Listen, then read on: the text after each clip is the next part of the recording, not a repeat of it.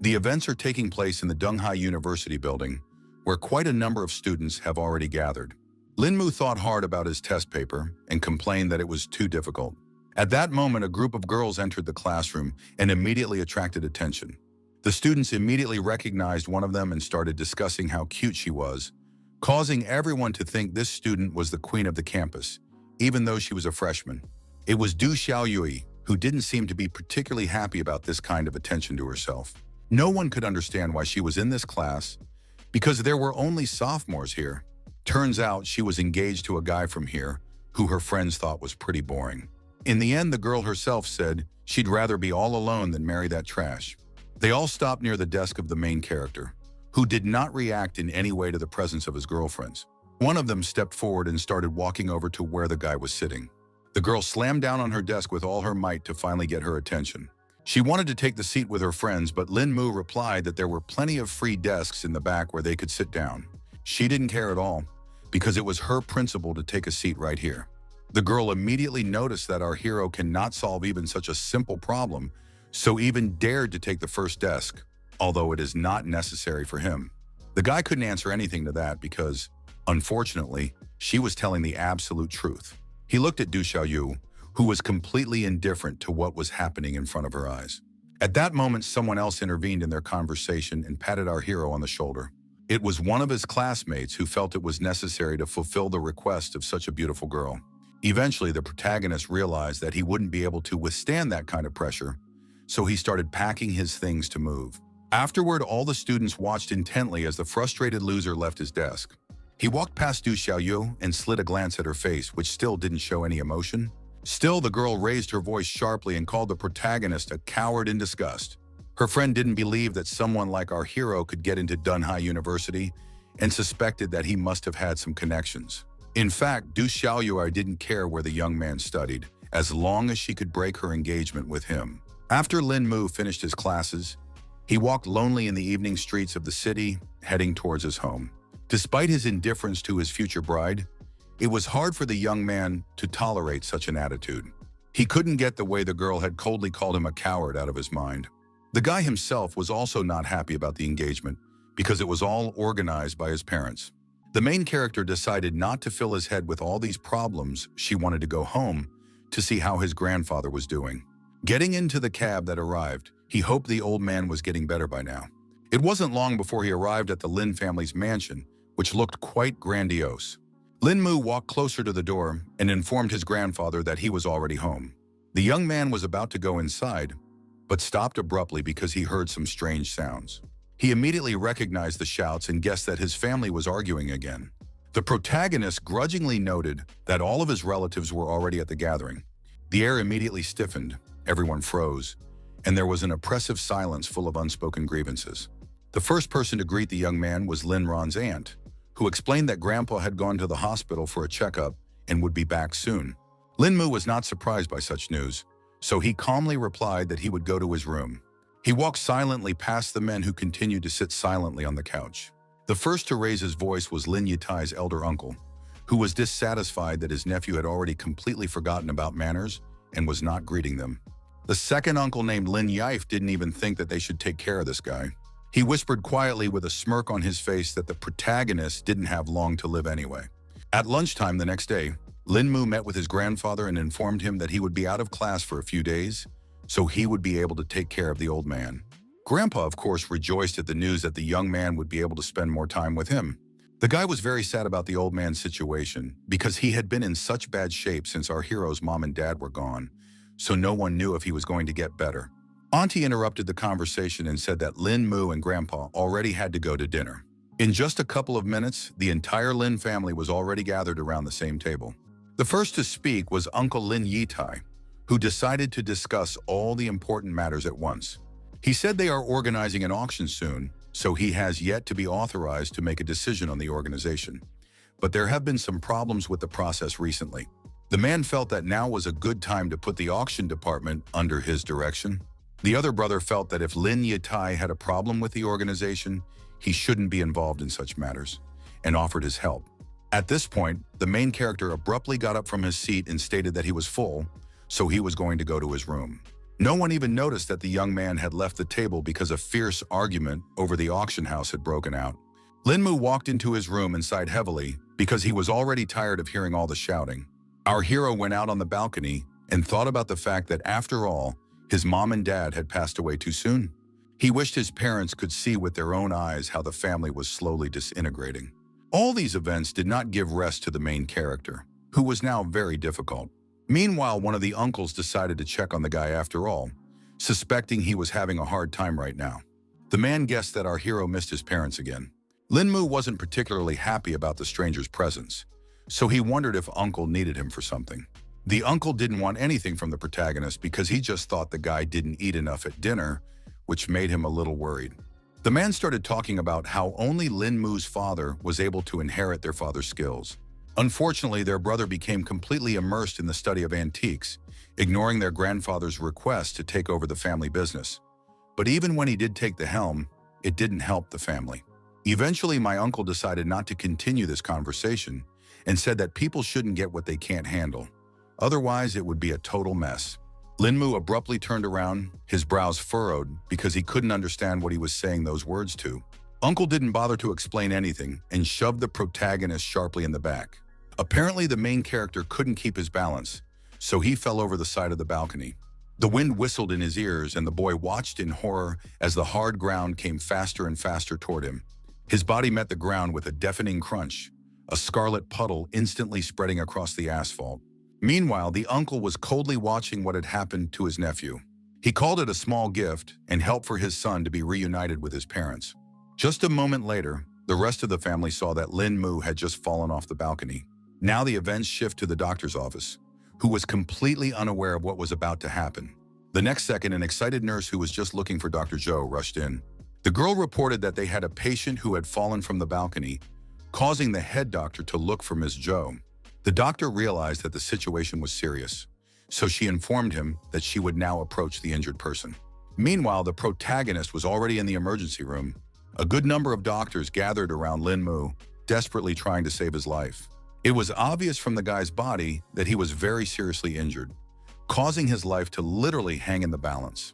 Dr. Zhou immediately inquired about the patient's condition. One of the doctors reported that the guy had fallen from the 4th floor with a lot of internal bleeding, and his colleague was very talented at acupuncture, which may have helped the victim. The girl knew one effective way, but it might be too risky. The chief physician understood the risks, but the patient needed to be saved right now. Miss Zhou obeyed her boss and immediately took up her needles. She gripped her instrument tightly and announced that she would start right away. In just a few seconds, several needles were sticking out of the protagonist's head, which was the last chance for salvation. The nurse immediately reported that the patient's condition had stabilized. Dr. Zhou reported that she used needles to stimulate a state of bay or run, but if this continued for a long time, the young man's brain would simply die, so she left the rest to her colleagues. The doctors were more likely to perform the surgery to seize the moment as soon as possible. Suddenly, they noticed that the patient's heart rate had risen sharply above normal. The head doctor immediately began to suspect that Dr. Zhou's technique didn't help after all. He too shouted for his assistants to get the defibrillator ready for emergencies. Metal plates pressed against his chest, and there was the sharp sound of a 200-watt discharge. The guy's body immediately shuddered violently from such an electrifying discharge. The doctor monitored the patient's vitals, but none of this was helping, so the doctors decided to increase the charge to 300 watts. The next second, the beeping of the apparatuses sounded, announcing that Linmu had lost his last signs of life, so the operation was a failure. Dr. Zhou was about to take off her mask and ask her colleagues to inform the patient's guardians of his death. The nurse agreed to honor the girl's request, but still couldn't take her eyes off the patient they couldn't save. Doctors covered our hero's breathless body to further transport it to the morgue. After that, they left the operating room to take care of the rest of the issues. All the hospital staff definitely didn't suspect that at this moment, some kind of dark sphere appeared above Linmu's body. The next moment, a glowing spark of light appeared in the room and seemed to be looking specifically for our hero. She flew around the guy's body for a while, then entered his chest sharply. The young man's body was already cooling down, and his soul had risen above him, leaving only a lifeless shell. The unknown force was not going to let the protagonist go so easily, so it abruptly grabbed his soul. The ghostly fist clenched hard and prepared to drive a spark of life back into Lin Mu's cooling flesh. When the arm completely disappeared, the main character's body slowly flew up and now began to literally float above the operating table. Little by little, all this unknown power began to merge with Lin Mu to definitely save his life. After that, a massive, mysterious ring appeared on the guy's index finger. Eventually, the fusion process ended, so for a few seconds, the young man froze in midair. The protagonist was still unaware of the mysterious and amazing events that happened to him that night. The next morning, Dr. Joe returned to her workplace and stood under the door of one of the offices. The girl's eyelids drooped heavily, her tired look betraying a sleepless night full of anxious thoughts about her patient's death. A scream pierced the air and the doctor flinched, and her eyes cleared momentarily. She immediately scrambled from her seat and ran in the direction of the screams to see what was going on. It wasn't long before Miss Joe was already running into one of the wards where she met the frightened nurses and wondered what had happened here.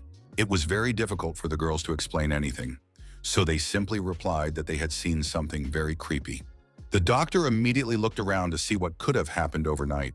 She walked closer to the body of the main character, who was still lying unconscious. It turns out that the entire hospital staff was shocked that the patient had somehow grown overnight. At that time, Dr. Joe decided to do a detailed examination of the body because it all looked too strange. Only now did she feel that the patient's body was still warm, which raised even more questions. The girl decided to check our hero's breathing with her finger to be sure of her guesses. In the end, Lin Mu finally woke up from his rather long sleep that might never end. Dr. Joe didn't know how to react to such a situation, so Hal was too shocked. Meanwhile, the nurses, who were now scared to death, thought the living dead had already come for them. The doctor asked her colleagues to be quiet because they shouldn't be surprised by such things, because the patient may have experienced clinical death. The protagonist was already seated on the operating table and wondered who all these people around were. The young man looked around, his gaze sliding over unfamiliar walls as his mind desperately clung to scraps of memories. He was desperate with his head to find any information about the events that had happened. In the end, the dazed Lin Mu realized that he didn't even remember who he was. After the guy regained consciousness, he was transferred to ICU room number 303. Dr. Joe was so shocked at the whole situation that she now did not move away from this amazing patient. The girl began to suspect that all this might have happened because the needles had damaged that point responsible for memory. She speculated that the damage done might have been so severe that they had literally forgotten their own name. The doctor asked our hero not to worry, because she was sure that sooner or later his memories would return. The girl informed him that Lin Mu could press a button and a nurse would come to him if he needed anything. Eventually, she left the protagonist alone because there were some other things she needed to take care of. Now the boy was left in complete silence, and he could rest after such a hard night. He finally woke up and thought about the fact that he couldn't feel any spiritual chi in this place, and his body itself was weaker than ever. It turns out that there was already someone else in the body who had used the last bit of chi to escape and create a new body for himself. Otherwise, he would have just died. He never even thought that the greatest cultivator in the world would end things like this. The guy was very angry at the Xuan Tian and Yugui sects who were too bold, so he was going to return to the cultivation world to cultivate every last one of them. Meanwhile, the Lin family mansion had already heard the latest news from the hospital as well. One of the uncles behind the incident was incredibly angry that his nephew was still not dead. His subordinate reported that the guy was alive, but didn't remember anything, which reassured the man a bit, so he asked him to take care of everything, promising to pay well. Auntie couldn't understand what was going on either, because earlier it was said that Lin Mu couldn't live after all. Apparently, the brother did not know the answers to these questions because he only had the information that the young man had survived but lost his memory. The woman, upon hearing this news, immediately began to hope that their nephew was now a common vegetable. Her uncle laughed a little at the fact that for her, memory loss and complete paralysis were one and the same. Auntie wondered what would become of them now and assumed they needed to change plans. The man understood that the sister was the closest person to Lin Mu, so he asked her to go and check on the guy because they shouldn't reveal themselves without finding out the whole situation. He emphasized that the woman would just check on him and see if their nephew's memory loss was true. Meanwhile, Lin Mu sat quietly in his chamber and did not suspect that any plans were being made against him.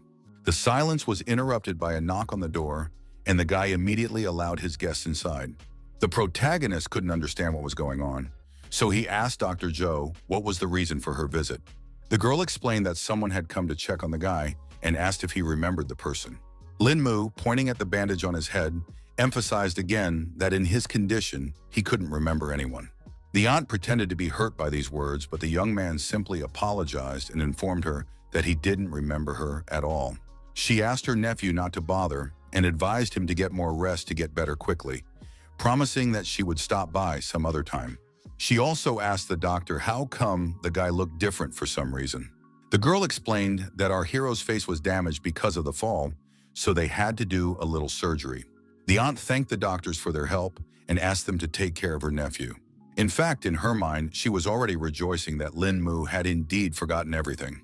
A few days later, the guy was still sitting in his room trying to find some information about this world. Our hero learned that in this world, the human race had only existed for 5,000 years, but somehow its spiritual chi was too weak. Thanks to the book he had found, he was finally starting to figure out little by little what this place was all about. Also, Dr. Joe reported that the protagonist is almost cured, so he can already be discharged. Lin Mu then sincerely thanked the doctor for the care and support she had shown him throughout these days. The girl laughed at the fact that the young man acted as if he came from some ancient time. The young man was embarrassed because she now knew his secret that he liked martial arts stories. The doctor asked our hero to finally go to discharge to spend more time with family and friends and get his memory back. After following the doctor's instructions, Lin Mu headed towards the exit of the hospital grounds. A cab was already waiting for the young man on the road to take him to the right place. The guy was actually very surprised that there wasn't much spiritual chi in this world, but humanity had evolved a lot without it. It wasn't long before the car pulled up outside the main entrance to the high school.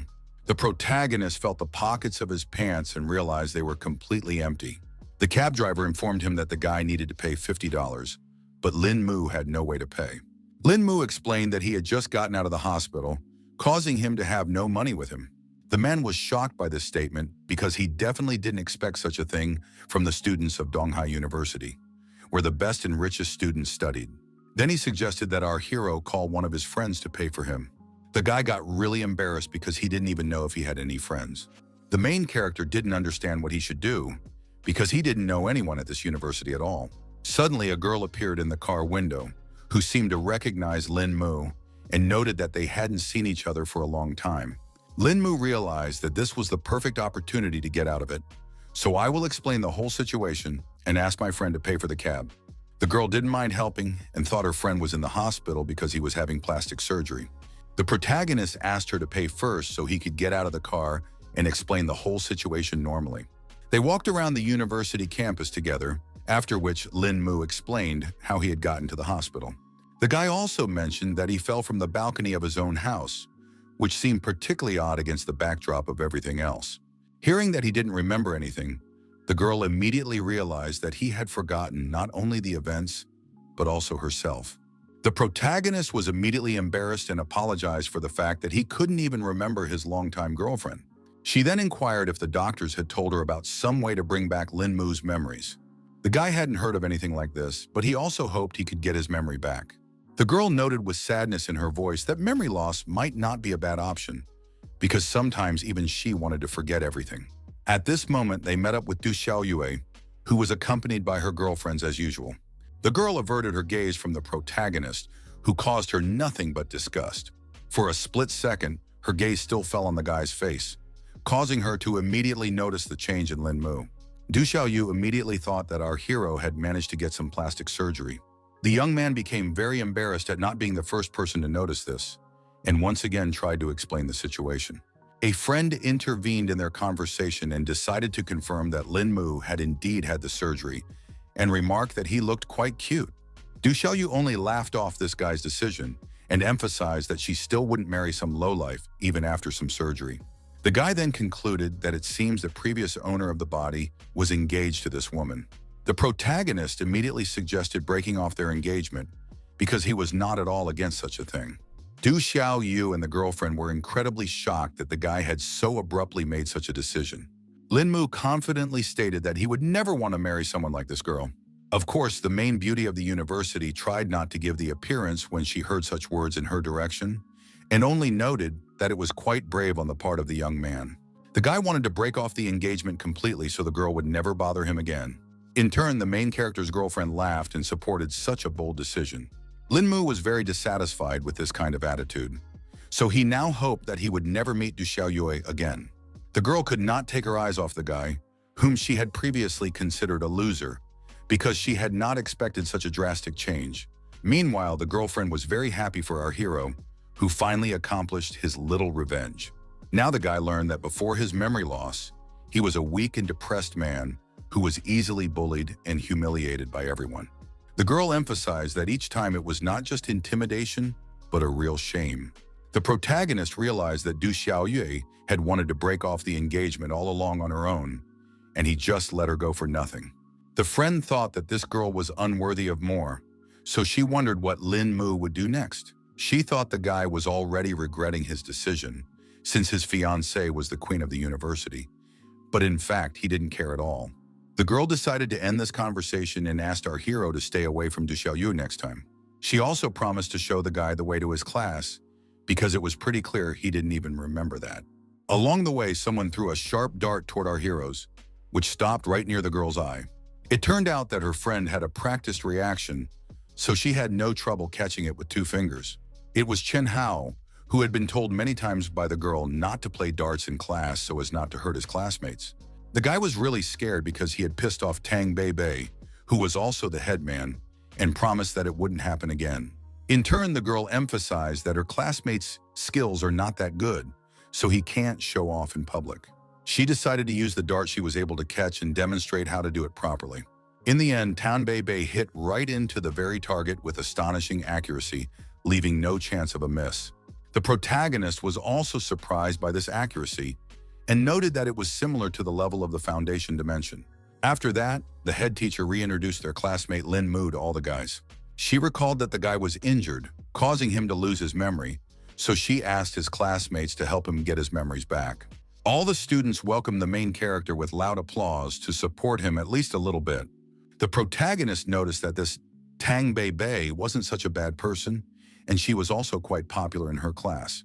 Lin Mu's introduction was suddenly interrupted by a knock on the study door. In just a second, the teacher who was just about to teach a lesson to the students walked into the classroom. The woman with a smile on her face asked her students if she had missed anything important. Lin Mu immediately thought that it was also their classmate, who was a little late. Tang Bei immediately laughed because of her friend mistaking instructor Song Liangju for a student. The protagonist was surprised by this turn of events, and meanwhile the teacher asked the student to go with her, since he had already returned to the university. The head teacher wasn't happy that her classmate wasn't obeying the teacher, so she shouted for him to hurry up and go with Ms. Song. Song Lingro had already heard about what had happened to the guy, so she inquired if he was all right. Lin Mu thanked the teacher for her concern and replied that he was already fully healthy. She was pleased to hear such news from the guy, so she also added that if he needed help, he could always go to her office. The young man was grateful for the opportunity, but their conversation was interrupted by a knock on the door. It was Tan Bei who came to see if they had finished their conversation because she wanted to have lunch with our hero. Mrs. Sohn reported that they were finished so the students could go to lunch, and she also thanked Bei for her help. The girl was happy at the praise from her teacher and felt that she should help because she was Lin Mu's classmate. Meanwhile, the protagonist, without saying a word, got up from his seat and headed for the exit. Song Liangrao looked at the disciples after them and thought about the fact that it seemed that not only the guy's appearance, but also his personality had changed. On the way to the cafeteria, our hero decided to talk about how his friend threw that dart so well. She must be working out a lot. Tang Bei explained that given her training at home, this simple trick came quite easily to her and asked if the young man wanted to practice. The guy, excited by such an offer of his out of loss, replied that it would be good for him to practice. The friend decided to examine the protagonist a little more closely and immediately noted that his body was stronger than before. The changes were actually quite significant, as if Lin Mu had practiced long and hard. The girl didn't know that falling from the balcony could do such good, but the young man himself wasn't particularly happy because he actually almost died. In the end, she agreed that it certainly wouldn't be worth the death of the main character. The guy saw that his friend got really upset thinking about it, so he asked her not to take it so seriously. Then Tan Bei had an interest in finding out what our hero was going to do next after all. Lin Mu calmly replied that he had no plans due to the fact that he couldn't even remember anything from the past. The girl tried to find some silver lining in that, so she asked with a smirk if the guy had ever wanted to live his life any other way. The protagonist instantly froze in confusion, realizing that he had never attempted to answer such a deep and complex question before. Tang Bei revealed that the past Lin Mu was an introverted weakling who couldn't stand up for himself, and people like Du Xiao constantly bullied him. In turn, the current Lin Mu not only looked different, but also had a completely different personality. The girl believed that this accident was given to him by God as a chance to change himself and start his life. She suggested that the young man take the opportunity after all, since he had been blessed with such a superpowered body. The guy asked his friend in surprise what he needed to do to change his life in some way. A slight smile immediately appeared on Tang Bei's face because it seemed like she already had a clear plan lined up. She wondered if he was even once familiar with the rumor of a mysterious organization called the Dragon Protectors. The protagonist was surprised to hear such a strange name for this organization. The girl explained that she had to say something about the martial arts world before she could talk about them. She directly asked if Lin Mu believed that there were people who could kill with mere leaves. The guy immediately assumed that these warriors were using spiritual chi filling, so he immediately replied that he believed that. The girl at once earnestly warned her friend that these people were not easy to find. She said that the legends said that some masters had reached the Xiantian dimension, and even her grandfather had once gotten quite close to the place. Unfortunately, the old man was defeated by his inner demons and lost all of his cultivation, though to the joy of the entire family, he still survived. The main character asked Bei not to be sad because Grandpa was still alive, which was the most important thing. The girl listened to Lin Mu and told him that there were a lot of talented people in their Tang sect, so she hoped that someone would reach the Xiantian dimension. The cultivator was surprised to hear of a familiar organization and immediately thought that his girlfriend was a member of Sichuan. Tang Bei immediately laughed and poked the guy in the forehead because it was like what the protagonist thought of the Tang sect from a martial arts novel. She confirmed that their sect of poison and hidden weapon masters existed beyond the novels. At the peak of the organization, they had quite a few Xiantian experts who were quite strong warriors. Lin Mu clearly didn't expect to hear something like this, so he immediately asked a question about how powerful these people were. The girl knew everything from her grandfather, who said that all the techniques were created by these particular fighters. Our hero had already assumed that these Yin experts were equal in strength to the foundation measurement level and asked if there were any such masters in their sect. His friend immediately emphasized that the Dragon Protectors were created by the Huaxia government for special occasions. That's why some sects send their disciples to the team to break through faster, and even Tang Bei herself coaches such a team. The protagonist started to have a bit of hesitation because he wasn't sure if he could join the team if he wasn't in a cult. The girl reassured him that the young man's potential, combined with good training, would allow him to be no weaker than their recruits, and asked if he wanted to join the Dragon Defenders. For a while, Lin Mu wondered if he should make such a spontaneous decision. In the end, the brave man firmly stated that he wanted to live another life after all. That was the end of their conversation, and the events continued deep into the night. The protagonist had already found himself outside the large building of Tenglong Corporation. In fact, the young man was surprised that the organization's bazaar was right in the middle of the city. Tan Bei didn't see it as a problem because it's the right place to house an important agency for the government.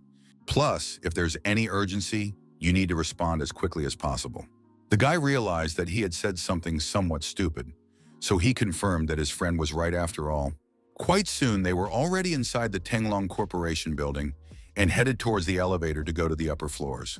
Our hero, having seen the enormous scale, ascertained that this was the base of the organization. Meanwhile, the girl pulled out her card to confirm her identity. She swiped the document across the elevator panel, as it could only be used with special identification. After a second, a notification appeared on the screen that the download of the required files had started. Tang Bei began to input the necessary information while simultaneously explaining that the Tenglong Corporation was just a disguise. She asked the protagonist to just wait a bit to see the true extent of it. The cultivator was not yet familiar with such technology, so he was startled when the elevator began to plummet downward. A second later, the bell rang to let them know that they had already arrived at the right floor. When the elevator doors opened, Tang Bei announced that they had arrived at the Dragon Protector's base.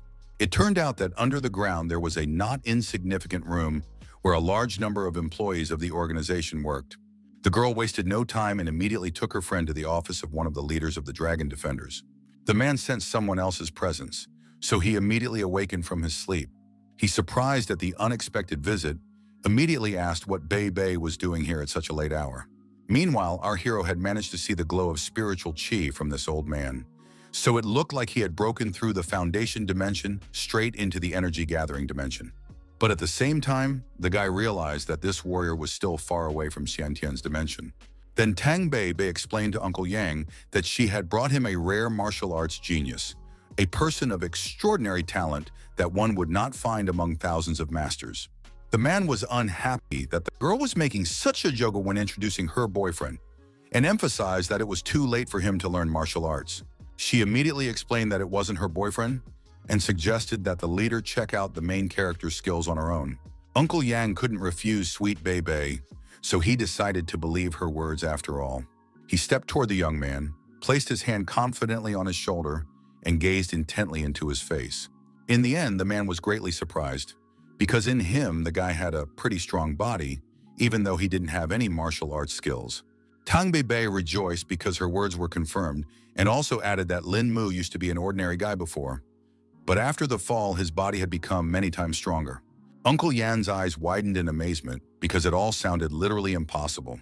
The guy himself didn't really understand much of anything either, because the hospital had tried everything, but never figured out the reasons for these changes. The leader of the organization understood that our hero already knew about the dragon protectors, so he immediately offered him to join the organization, and Lin Mu did not hesitate and agreed. The man said that the young man has to pass a test before becoming part of the team, and when he does join, it won't be so easy to leave them. The protagonist had already heard all this from his girlfriend before coming here, so he had already made up his mind long ago and wanted to join them. Uncle Yan was happy with this answer, so he immediately said that he would start preparing for the test, and was confident that with his talent, Lin Mu would be able to pass all the prepared tests. He handed the guy a book that described a breath-holding technique and asked the newcomer to burn it as soon as he read it, because leaking the information would not be tolerated. The man emphasized that our hero just needs to follow the instructions in the book, and then, after he has mastered the technique, find Uncle Yan himself. The young man also thanked the leader of the organization for the donated equipment and took the textbook firmly in his hands. Tang Bei Bei, after making sure that all the details were settled, suggested that Lin Mu's trial should begin, to which Uncle Yang gave his consent. When the boys left the office, the man laughed contentedly because he had gotten such a capable fighter. He made sure that the girl had brought him some kind of miracle, so the Dunhai branch would be getting a new expert very soon. After meeting with the leader of the Dragon Defenders, the protagonist went to the dormitory. Lin Mu sat and carefully studied the breath-holding technique so that he could join the organization as soon as possible. He was still clueless as to why Liu Xiaoyang's spiritual qi was such a strange comma, and speculated that it might be because the energy here was weak. At this moment, the mysterious ring reappeared on his index finger. In just a second, it completely materialized and absorbed all the energy. It appeared that this piece of jewelry was the only thing left from the cultivator's world, so he wondered when he would be able to reach the items from the storage in this ring. In the end, the guy decided to go look for information about it in the library world as soon as the sun came up. The protagonist followed his plan, and from the very morning he was already in the right place. With a heavy stack of books in his hands, he sank down at the nearest vacant table and began flipping through the pages, searching the text for the information he needed. The silence was suddenly broken by an extraneous sound, causing the young man to flinch and tear himself away from the book. It turns out it was Du Xiaoyue who was unhappy because some other guy was hitting on her.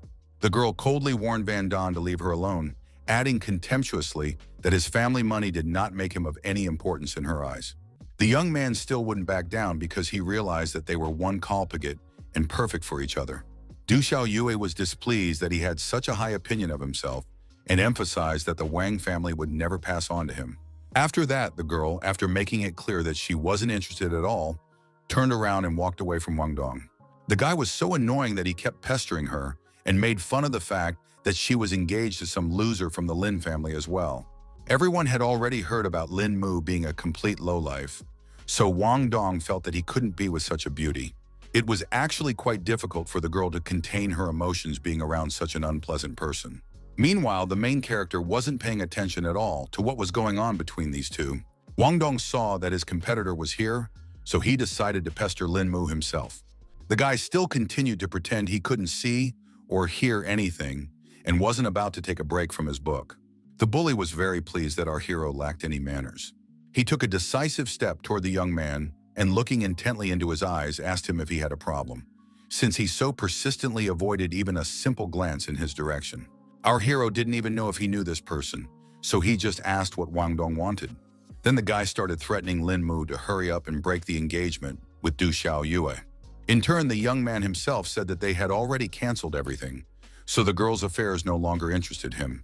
The bully turned around in surprise and asked Du Xiaoyue herself if it was true.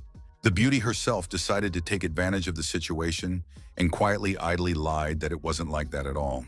The guy couldn't stand the fact that the protagonist seemed to have lied to him, so he snatched the book from his hands with anger. From surprise, the young man let the textbook out of his hands and it crashed to the floor with a clatter. Wang Dong was very angry that the young man dared to cheat him and promised that he would definitely pay for it.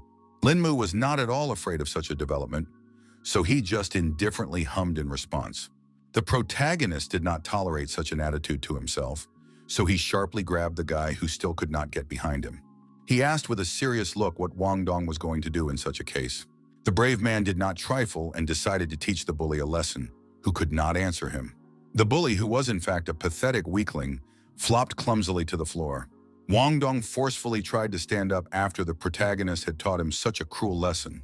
Lin Mu, not satisfied with the humiliation he had already inflicted, kicked him with cold cruelty and then roughly stepped on his chest. The protagonist, after disarming his opponent, turned around to talk to Du Xiaoyue. Ono directly asked if the girl still really needed this engagement. The girl emphasized again that it was absolutely not her wish, but it was too difficult to go against the will of the old men of their families. In fact, Lin Mu hadn't even thought about the fact that Du Xiaoyue would annoy him so much before. The guy then turned to Van Don, who seemed to hear everything perfectly, and explained that technically they were engaged, so the guy had better stay away. Meanwhile, the bully raised his voice and asked if the main character knew who he was. The guy didn't care about this at all, so he pressed down on Wang Dong with even more force. Daredevil immediately howled in pain and now begged our hero to let him go, promising to just walk away. In the end, Lin Mu still let the kid go and immediately ordered him to disappear from his sight. The self-confident guy certainly did not tolerate such humiliation before, so silently left the library without responding to our hero in any way. That resentment had sunk too deep, so he was already making plans on how to get back at the brave man who had acted so inappropriately. Meanwhile, there was a loud clamor around because no one expected to see such a fight in the university library. One of the students was very unhappy that someone allowed himself to make noise and fight in such a place.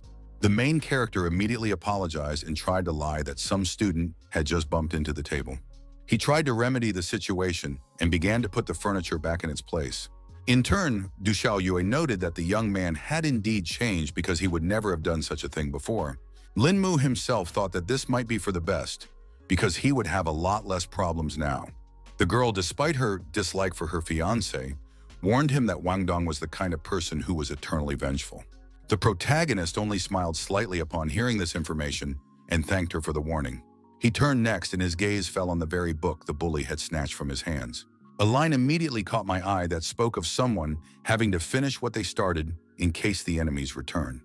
The guy thought about the fact that he had already learned the technique, so now it would be worth it to find Lu Shouyang and get something new. It is evening and the events are transferred to the Wang family home, where another scandal is already brewing. His father was unhappy that none of his subordinates were able to bring him useful information, even though he was paying well and had already been waiting for a whole week. All the staff members were saying that Lin Mu was only a weakling and a coward, but the problem was that he was somehow able to break the young master's arm. They universally reported seeing the guy like this before, when he was a completely different person. The head of the family was interested when he heard about the sudden change in their purpose. One of the subordinates said that they bribed someone from the servants at the Lin family's house, who said that after the incident, the young man lost his memory and became like this, and even stopped showing up at home. Mr. Wang was going to act decisively, so he ordered his fighters to bring this guy in no matter what. All the guards lined up in a row and unanimously accepted the order. The old man wasn't going to be afraid of some loser Lin Mu just because of his family, because he had personally wronged him. The next morning, the protagonist, not suspecting that the hunt for him had already begun, came to the university as usual. Lin Mu still began to feel the tense atmosphere around him, which suggested that something was wrong after all. Suddenly, his path was blocked by some small van that looked rather suspicious. The next moment, a group of hooligans came out of there, specifically looking for our hero. Their ringleader announced with a smirk on his face that their boss would like to invite Lin Mu over for a cup of tea. The young man didn't expect this turn of events at all, because he certainly wasn't familiar with their boss. The bandits didn't like that he kept wasting their time, so they ordered him to go with them if the guy didn't want to get beaten up. In the end, our hero agreed to the stranger's terms because he didn't want to get into a conflict again. Now he was convinced that the Wang family really did enjoy revenge quite a bit. In fact, Lin Mu wasn't afraid at all and thought that it was even for the best because he didn't mind participating in something like this. It wasn't long before Mr. Wang was informed that the man he needed had arrived on the scene. The man, exhaling smoke from his cigar, ordered his subordinates to bring the young man to him. The guards silently turned on the spot and headed out to do their boss's bidding. A few minutes passed and there was a knock on the door, whereupon the gentleman asked the guest to enter. It was obviously Lin Mu, accompanied by quite a number of guards.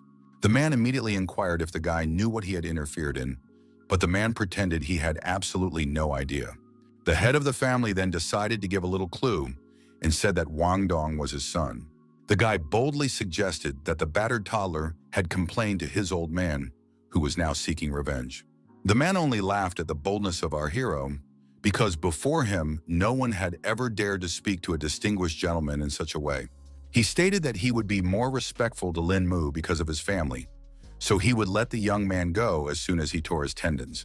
The protagonist continued to stand his ground and wondered what would happen if he didn't.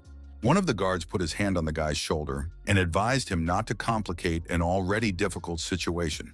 Lin Mu didn't appreciate being treated this way, so he elbowed this Wang family subordinate.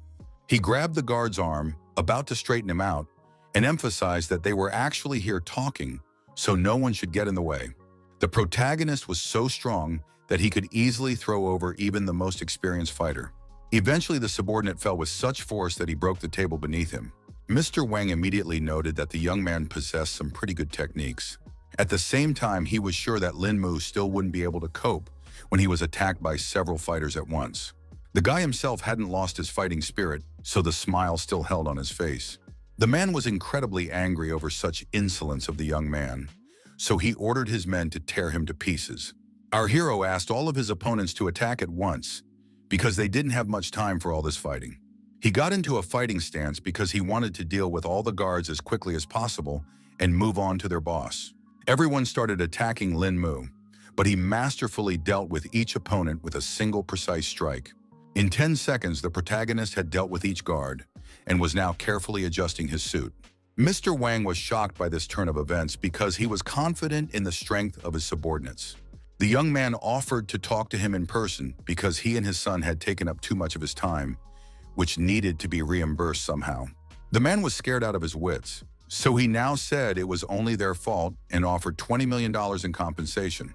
Lin Mu didn't really want to receive any money that was definitely obtained through unfair means. The frightened old man was desperate to prove that it had all been earned in a completely clean way. The protagonist decided to believe Mr. Wang and reached into his jacket pocket. He handed the man his credit card and asked him to transfer the amount he needed there. The old man didn't mind keeping his promise, but he needed a computer to do it. Lin Mu let him walk over to the work table, so Mr. Wang quickly entered the necessary information and reported that everything was ready.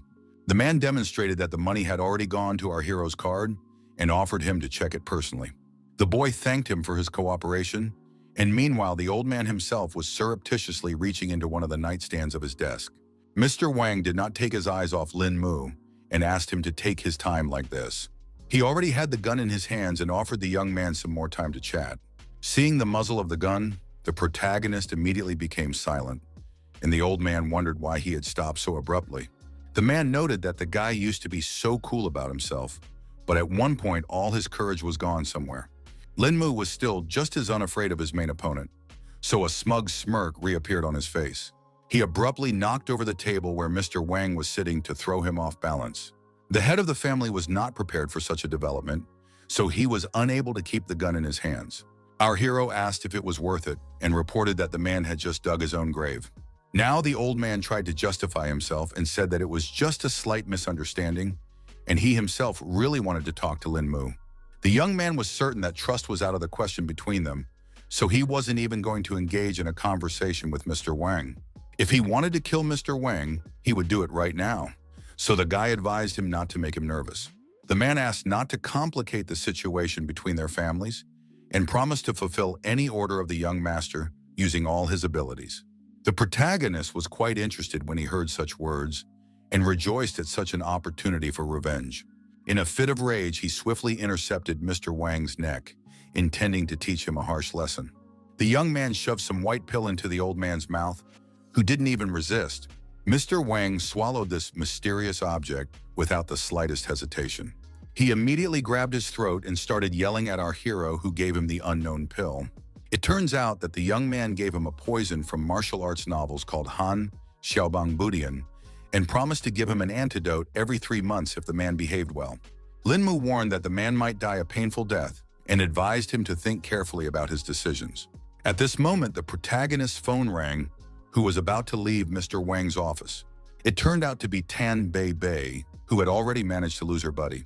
She asked the young man to come to the base as soon as possible because there was already an assignment for him. It wasn't long before Lin Mu reached the Tanglong Corporation building, where his girlfriend was waiting for him. Most of the staff had already gathered in the hall and were whispering amongst themselves because something important seemed to have happened. The protagonist, upon meeting his acquaintance, immediately worriedly inquired about what had happened. The girl reported that their organization had recently caught the leader of a mercenary group. Because of this, his subordinates took 20 people hostage, demanding the release of their leader, but he eventually lost control of the situation. It turns out that not only have the mercenaries taken hostages, but they want to attack the Pearl Tower, so they need to be stopped immediately. Lin Mu asked if they had a plan, and the girl told him that their main objective was to rescue the hostages and help the other units. The young man immediately thought that just the two of them would only go to rescue the victims of these villains. Bei Bei explained that if they had enough people, the organization wouldn't call for recruits. She explained that our hero only needed to locate the hostages and then notify his elders of the location. Meanwhile, the leader of the Dragon Protectors finally turned to his subordinates to inform their next steps. With the utmost seriousness in his voice, he emphasized that this assignment was very important, so they should waste no time. Finally, he firmly ordered all the fighters to immediately move out to their missions. After that, our hero, following the order, immediately went to the West District of Donghai City. He had to jump across rooftops so no one could reveal his location. The guy started to suspect something because he felt that there were a lot of people in this place, but all the rooms were empty for some reason. Eventually, he did decide to jump off the building to get a better look at the area. Lin Mu hid near one of the windows to get a better look at what was going on inside. He could see that there were lights on inside the building, but he still couldn't make out any people. Only now did the protagonist realize what the whole problem was. The boy walked over to the hatch that was quite nearby to get a better look at this entrance. He sensed that this was where the enemies had been hiding all this time, underground. With some effort, Lin Mu lifted the heavy hatch to enter the base. Brave immediately saw the glow and found confirmation of his hunches. Beneath these trapdoors was a large staircase that led somewhere underground. All this time, a guard was standing near the entrance, looking around carefully to make sure no stranger was missed. Suddenly, the fighter heard someone's footsteps behind them, though they weren't expecting any visitors. As a result, all he saw was a pair of legs that was rapidly flying straight at his head. Lin Mu managed to masterfully produce a grab of his first opponent using his legs. The guard tried to call for someone to help him, but the guy squeezed his neck so hard it was pretty hard to do. The opponent helplessly wheezed, unable to even move as Lin Mu's iron grip tightened on his throat. The enemy helplessly collapsed to the ground like a hamstring, and Lin Mu gracefully stepped off him, landing softly beside him. The protagonist began to quickly remove the uniforms from his defeated opponent, unbuckling multiple straps and latches with honed dexterity. He quickly changed his clothes, and now he was no different from the guards here, because his uniform fit him like a uniform, and his mask concealed his face. Lin Mu didn't waste any time, and went to the boss room to report that they had something going on at the base and lure out the main target. A pumped-up giant immediately appeared from behind the door and inquired as to what had happened. Our hero watched the actions of the boss closely and tried to think of something to answer one of the bandits.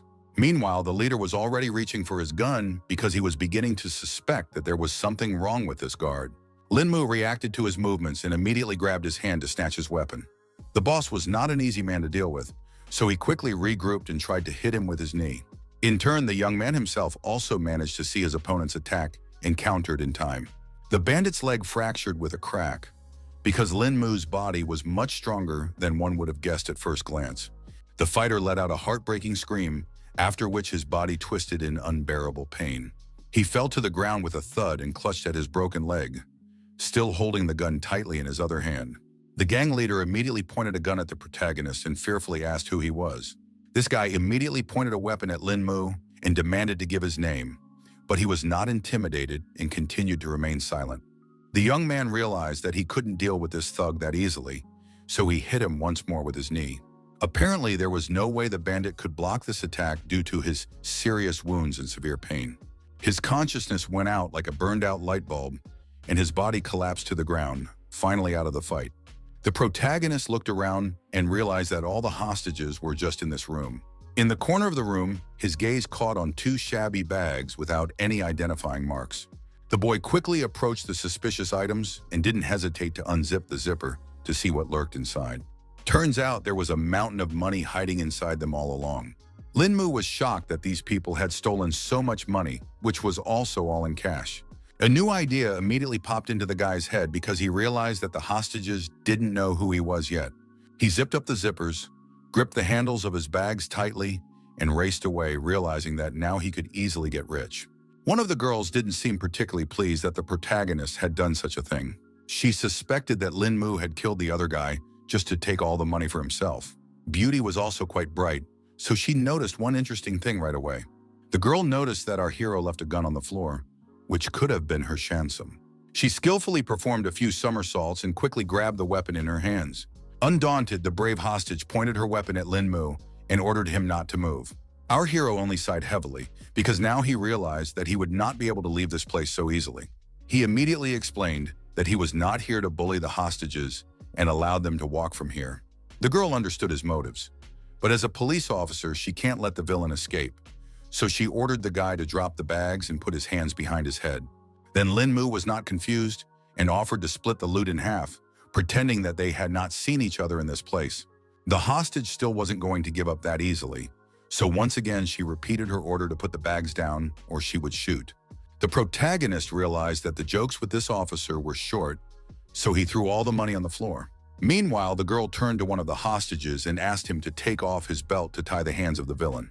At the same time, the young man sat down on the floor and already pretended to be resigned to his fate. Obviously, our hero had already come up with a new plan, so he was just waiting for the right moment to attack. It only took one precise movement for him to stop the man who was about to tie him up. In just a second, Lin Mu had already turned around in such a way that he was able to use the hostage as a live account. Eventually, the guy managed to knock him over in a way that knocked the officer off his feet. Without wasting a second, the experienced fighter ran up to the girl to snatch the gun from her hands. He emphasized that the hostage did not need to do that and asked her to go back to the corner and sit still. The officer realized that she had no other choice, so she complied with Lin Mu's order, who only grudgingly hummed. The protagonist realized that he had solved all the problems, so he headed for the exit again with 2 bags of money in his hands. Before finally leaving the enemy base, he decided to strip off all his uniforms. At the same time, the guard's body was still lying breathlessly at the entrance of this huge basement. A satisfied smile immediately appeared on the guy's face because he was able to successfully complete his first mission. He decided to search the territory of the base and find a suitable place to hide the found baggage. Lin Mu didn't hesitate to throw the bags into the well, which turned out to be a pretty good storage area.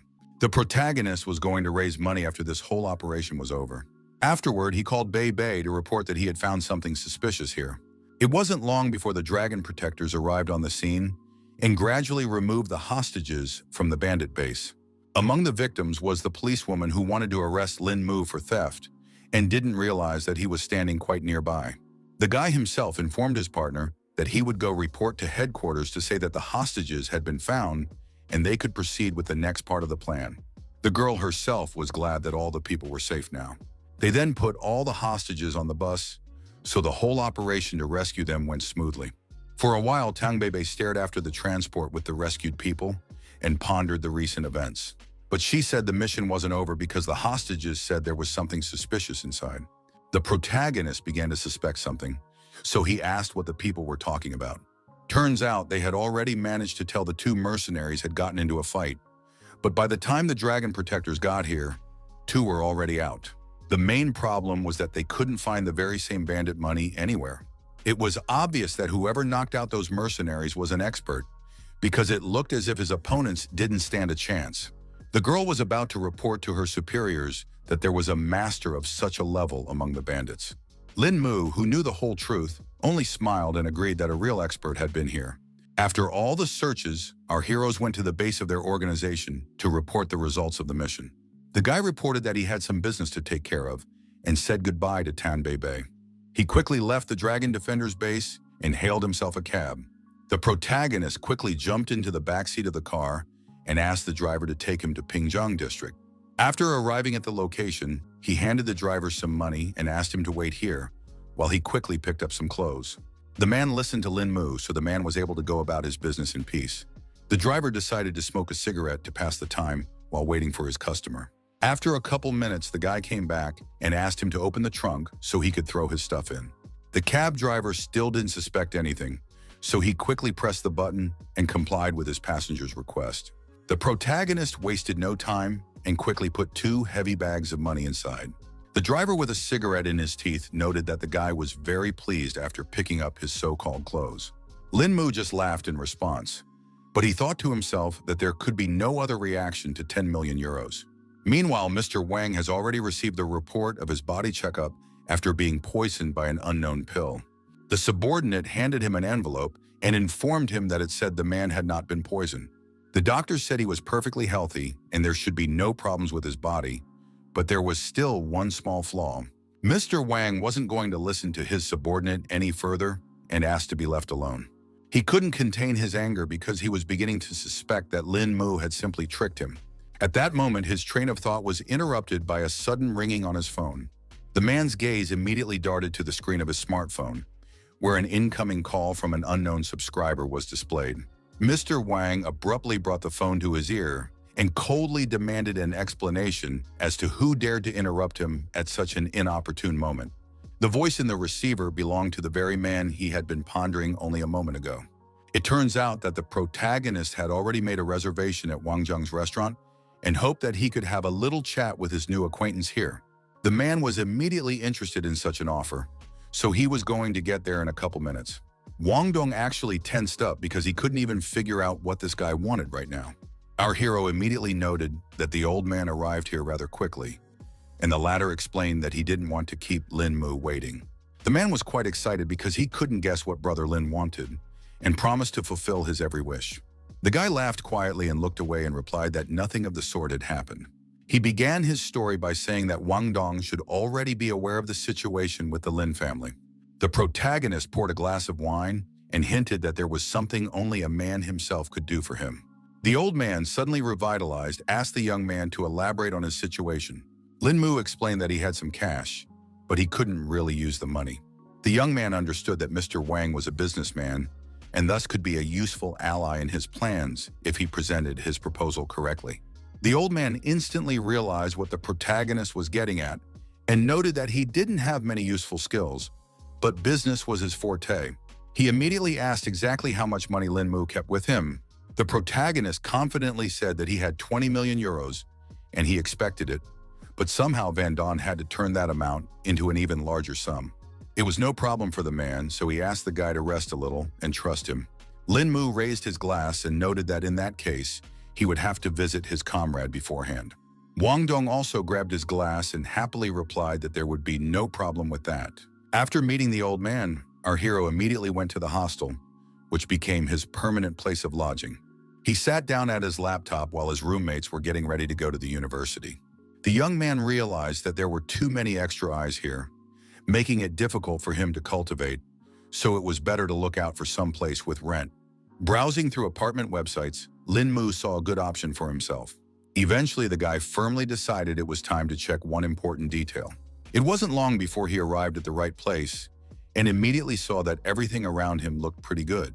The protagonist stopped in front of the door and thought that it would be nice if the owner of this house turned out to be a nice person. Forgetting any excitement, the guy pressed the right button and a loud ringing sounded. Somewhere from the back of the house came the voice of the landlord, asking him to wait a little while. After a few seconds, a very young boy appeared out of the door and inquired about who Lin Mu was looking for. Our hero was a little surprised, but explained that he had seen on the internet that this house was for rent. Now the young man understood the reason for this unexpected guest visit. Lin Mu in turn nodded to confirm his intentions and immediately inquired about the monthly fee. The owner decided not to discuss all the details on the street and offered the guy to go inside and look around and then talk about the price. The protagonist did not object, so he silently put on his guest slippers and followed the master of the house. Only now did the young man realize that they hadn't introduced themselves to each other, so he said that his name was Mengshuan. The guy calmly and uncluttered replied that his name was Lin Mu. Mengshuan had immediately warned him that there were 2 other people upstairs living here, so there was only 1 room left vacant. He showed him a place that was rented out and told him that its cost was $1,200 a month, but that he would have to pay for the whole year at once. Our hero was in no hurry to agree to such conditions because he thought that the price for 1 small room was too high. The owner didn't really stick with his client and immediately hinted that there were rooms nearby that only cost a few $100s a month. Someone's voice was heard outside the door, immediately noting that another jellyman had come, although Mengshuan didn't really need money. In the end, it turned out to be a teacher from the university who recognized her student immediately.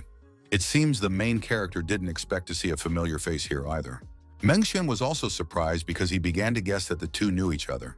Song Lengju confirmed his guess with a smile on her face and explained that this guy was her student. For his part, Lin Mu began to hesitate because he realized that it would be difficult to do anything next to Miss Song. He decided to say the price was too high for him after all, and he was going to look for other places. Also, the guy didn't apologize for wasting his time, and meanwhile, Song Liangju was surprised that he, with his family's wealth, couldn't afford rent. The woman began to suspect that something had happened to her student's family. In the end, the protagonist still managed to find a new home for himself. Although Western style was not his preference, he didn't waste time thinking about it and simply made a decision, choosing this option as the most practical in this situation. It was quite a nice and quiet place here, which was perfect for cultivation. Lin Mu took a closer look around and noticed that the kitchen was also not bad. The young man thought about the fact that he hadn't cooked for himself in a while, so this was a good opportunity. Within a couple of minutes, he had already started cooking a rather appetizing dinner for himself, the aromas of which filled the entire room. Our hero thought that his skills are good, but the ingredients are so bad, so it's better to order new products online. He quickly pulled out his phone and decided to look up some herbs that might help with the cooking. Immediately, he noticed some merchandise that interested him more than the condiments. Lin Mu definitely didn't expect to encounter a spiritual ginseng amongst the vastness of the internet.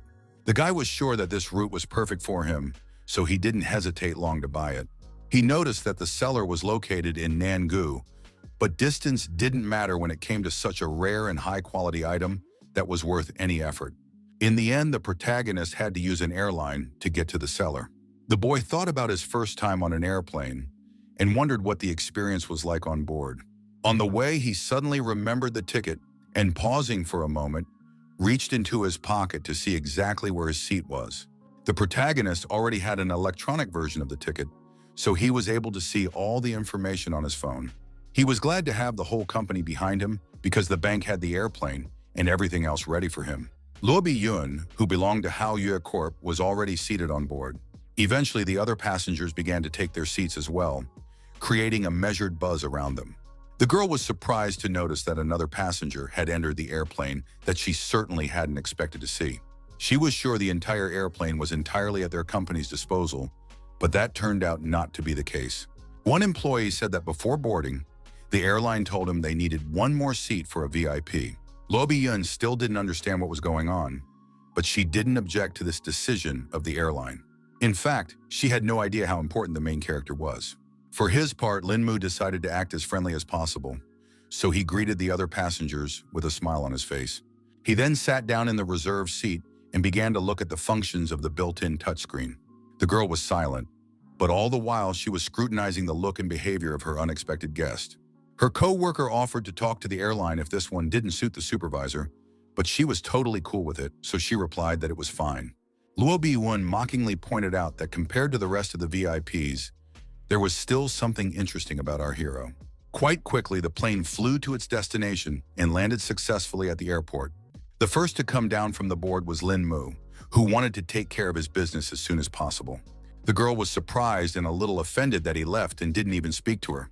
The employee wanted to give Ms. Lo some advice, but ended up not having time to finish his sentence. The boss quickly replied that there was no need for that because this kind of situation was not new to her.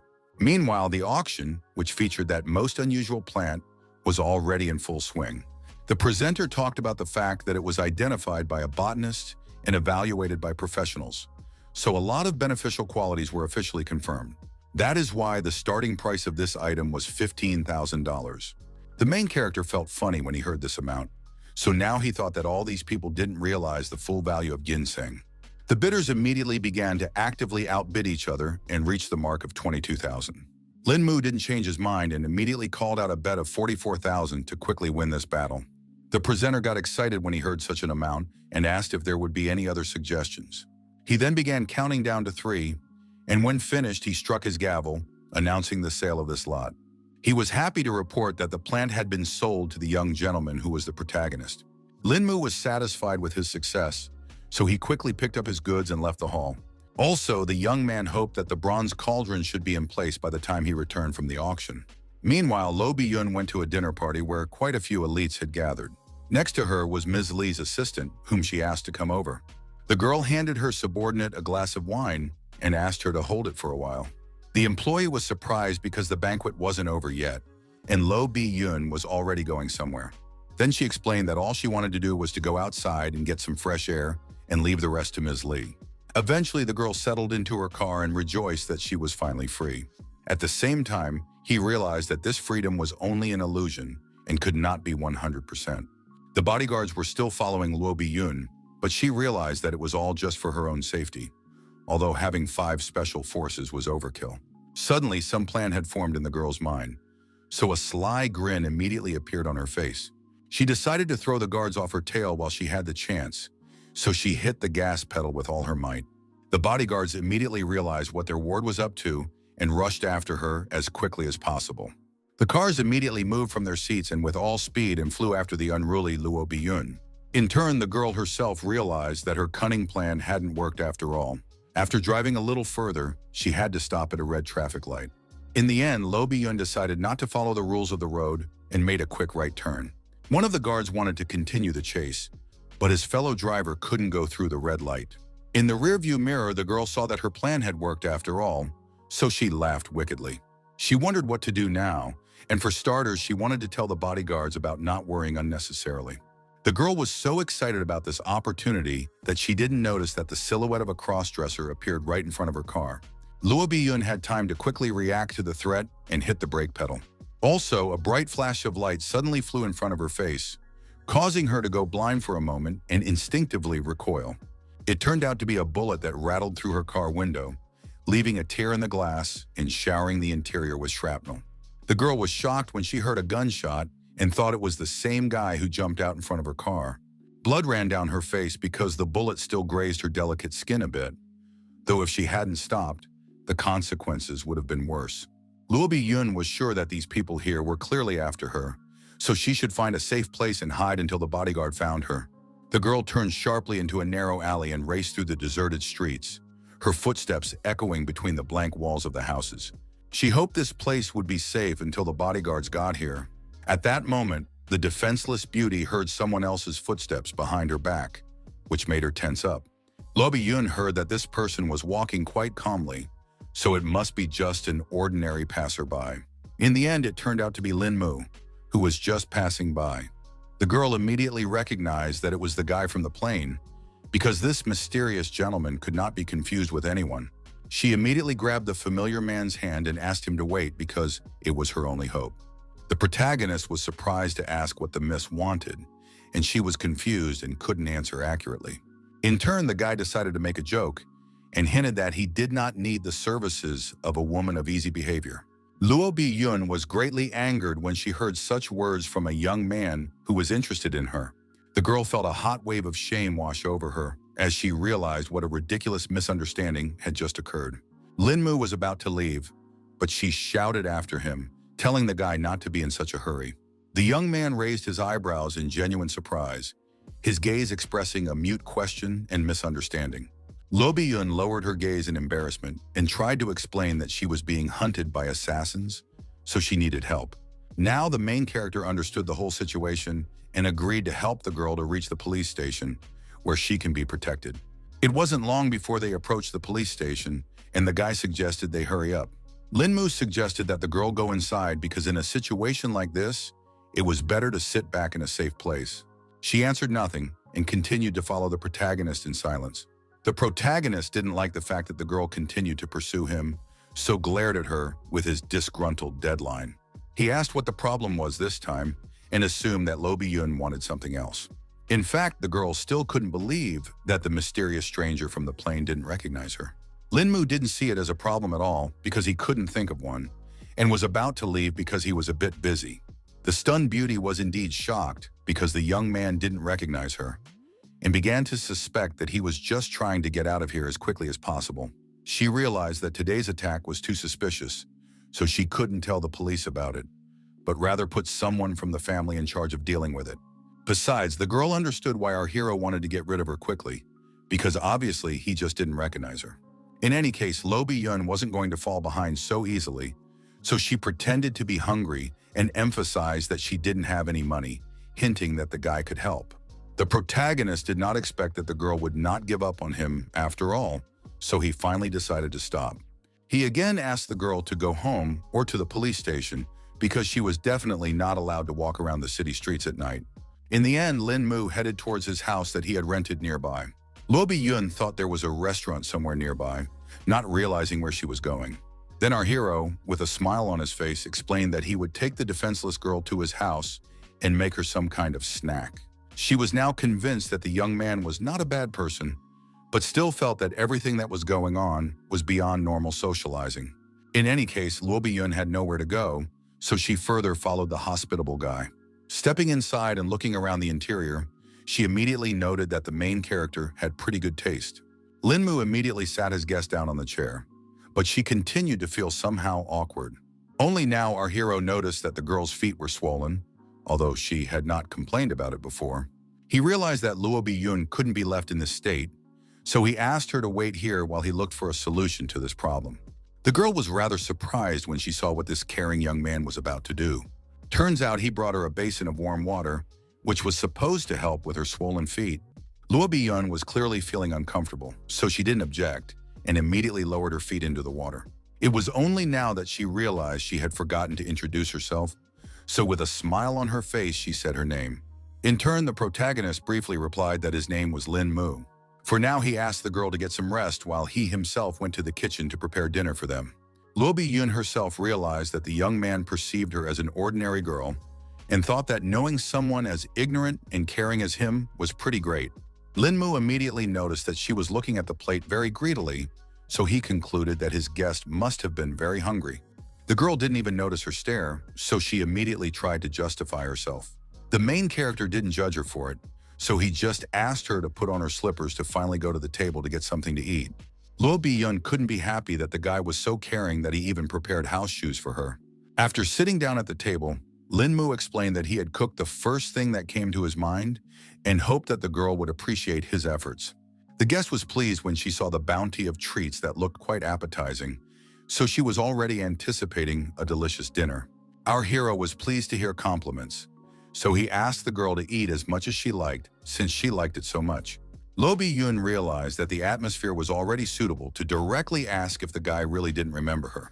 The young man sighed heavily and admitted that he really couldn't remember where they might have met. Then the girl decided to give a little hint and told him that it happened in Nangu City on an airplane. The image of one of the female passengers, who happened to be Luo Bi-yun, immediately popped up in the guy's mind. She immediately laughed off the fact that Lin Mu was rather forgetful because she hadn't changed much since then. The protagonist didn't mind and decided to wonder why the girl was being stalked by someone. She suspected it was all because of some work conflicts, but she was used to that kind of meanness by now. The guy had enough of this information to fully understand the whole situation, so he decided not to question Luo Biyun anymore and suggested that she finish her meal quickly so they could deal with her leg. After that, the girl herself also decided to end this conversation and continued her meal. After eating dinner, they went straight to examining the leg, and the main character immediately warned that they would need to be a little patient because it might hurt a little. Linmu was rubbing the place where his leg had been kicked, where by then a rather large bruise had already appeared. Lo Biyun became very embarrassed because it all seemed rather strange since they almost didn't know each other. Fortunately, the girl earned just a sprain, so her health was not in any danger. But it was still complicated by the fact that it was on the girl's leg. If not taken care of in time, the wound might affect Luo Biyun's walking, so our hero was willing to help, but it would all be too painful. The victim had already prepared herself to endure this pain, and the guy set about treating her. She was greatly surprised because she didn't feel any pain in the end, and thought that the main character was a professional doctor. The young man was obviously only a student, but the girl was still impressed with his skills. After that, she asked if she could use Lin Mu's bathroom because she couldn't go back to her home like this. The protagonist didn't mind helping Lo Biyun and asked her to wait for a while. He even decided to bring clean clothes for his guests, so he retreated to another room. The guy brought his belongings and explained that he lived alone, so there were no women's clothes here. But in any case, Luo Biyun had little use for what was available. The girl had not expected such hospitality at all and thanked Lin Mu for all this help. After that, she went to the bathroom, and the main character also brought her slippers and left them by the door so she wouldn't slip. After making sure the guest had everything they needed, the guy was finally able to mind his own business for a bit. The protagonist sat down on the couch and began to consider the spiritual ginseng that he had managed to snatch at the auction. He came to the conclusion that it was about time he figured out how to use this artifact. His musings were abruptly cut short when there was a persistent knock at the door. It was Luo Biyun, who had already finished all the water procedures and changed her clothes, so she was feeling quite fresh. The guy was a little stunned because he didn't expect the girl to be so suited to his clothes. The girl gave an embarrassed laugh and wondered what it was that was on the table. The protagonist briefly explained that it was just a medicinal herb that he was going to make a cure with. Luo Biyun was greatly surprised because she couldn't understand why such a young and healthy guy needed some medicinal herbs. Lin Mu pretended as if he had a weak body since childhood, so he had been using different medicines all his life. The girl immediately wanted to help because she knew some pretty good doctors and suggested that the young man consult them. Apparently, he refused and explained that Chinese medicine would only worsen the situation and Western doctors would definitely not help. The guy noticed that it was already quite late, so he suggested that Luo Biyun stay at his house because it was quite unsafe to get home alone. She did not refuse such an offer and immediately went to the guest room, advising the protagonist to go to bed soon too to get a good night's rest. Finally, the young man turned toward the door and said goodnight to her in a quiet, calm voice. The next day, everyone woke up early in the morning to go about their business. The protagonist quickly got up from his bed and got ready to leave the house, but noticed that there were already 2 pairs of slippers near the door. He remained standing there, slightly puzzled, not expecting the girl to leave him so suddenly and even at such an early hour. At that moment, he smelled something pleasant, so he immediately went inside to see what it was. On the table in front of him, he saw a freshly cooked breakfast and immediately noted that all this was not a cheap treat. Taking a closer look, Lin Mu noticed that there was a small note under one of the plates. It turned out that it was Lo Biyun, who left her number and explained that she had some business that caused her to have to leave so early, but she still wanted to thank her for her help and made a small breakfast. The protagonist quickly sat down at the table to appreciate the girl's efforts and thanked her aloud for all of this, despite the fact that he was here all alone. Cutting off a small piece, the guy stabbed it on his fork and put the food in his mouth. In fact, Lin Mu hadn't even expected that this entire breakfast would turn out to be so delicious. He had no idea at all that his new acquaintance had such good cooking skills. Finished with his morning snack, the protagonist decided to start making the medicine. In one of the lockers was a special cauldron that was meant for just such things. After throwing the ingredients inside, Lin Mu put the pot on the stove and the water in it boiled quite quickly. After that, he put ginseng root in it, which was the final ingredient. Meanwhile, events shift to Manhattan, where they have already learned about the recent incident with Lo Biyun. Her father was incredibly angry that the useless staff couldn't protect his daughter. The bodyguards understood everything perfectly well, so they apologized to their boss and emphasized that it was all their fault. It turns out that the subordinates had already managed to find the killer and the man behind it all, so one of them had already reached into the envelope to have a peek at this on his own. In fact, the man was more interested in who helped Luo Biyun evade her pursuers. The bodyguards had already prepared information about this guy too, so they started looking for an envelope with suitable data. The man was not in the least bit surprised when he read that it was Lin Mu from the Donghai Lin family. What shocked him even more was that this young man had died but was eventually able to come back to life. The guards explained that they received this information from the hospital, which suggested that it was probably just the body's response to the temporary organ shutdown. But it was also known that after the patient woke up, he became taller and his appearance changed, though more surprising was that his personality became completely different. The guard added that the hospital believes it is a miracle, and the first time such a thing has happened in the history of medicine. He allowed that such changes in the boy's appearance and character could have been due to memory loss. The man began to wonder about the main character's personality, so he inquired about the encounter with his daughter. The bodyguard said that they met 5 days ago when they were on the same plane to Nanhai City, and they also met on the day the girl was attacked, so it can already be said that they are friends. In the end, father calmed down a bit because he realized that Luo Biyun was fine, but he also firmly added that from now on, he no longer wanted to hear that she was in danger. Hearing their boss's order, the guards turned around and headed towards the exit. For a while, the old man continued to sit with sheets of information about our hero and think about who he was. Meanwhile, the evening shadows lingered on the walls of Lin Mu's house, where events now continued to unfold. The preparation of the medicine was still going on, and the guy once again opened the lid to see how the process was going. He finally saw that the recipe had worked and everything was ready. Our hero quickly poured the medicine into another container, where it immediately solidified. After that, Lin Mu would twist small balls from this substance, although he could have done it with chi energy, but it was not enough even for such easy tasks. Of all this amount of medicine, the young man had quite a few medicinal pills.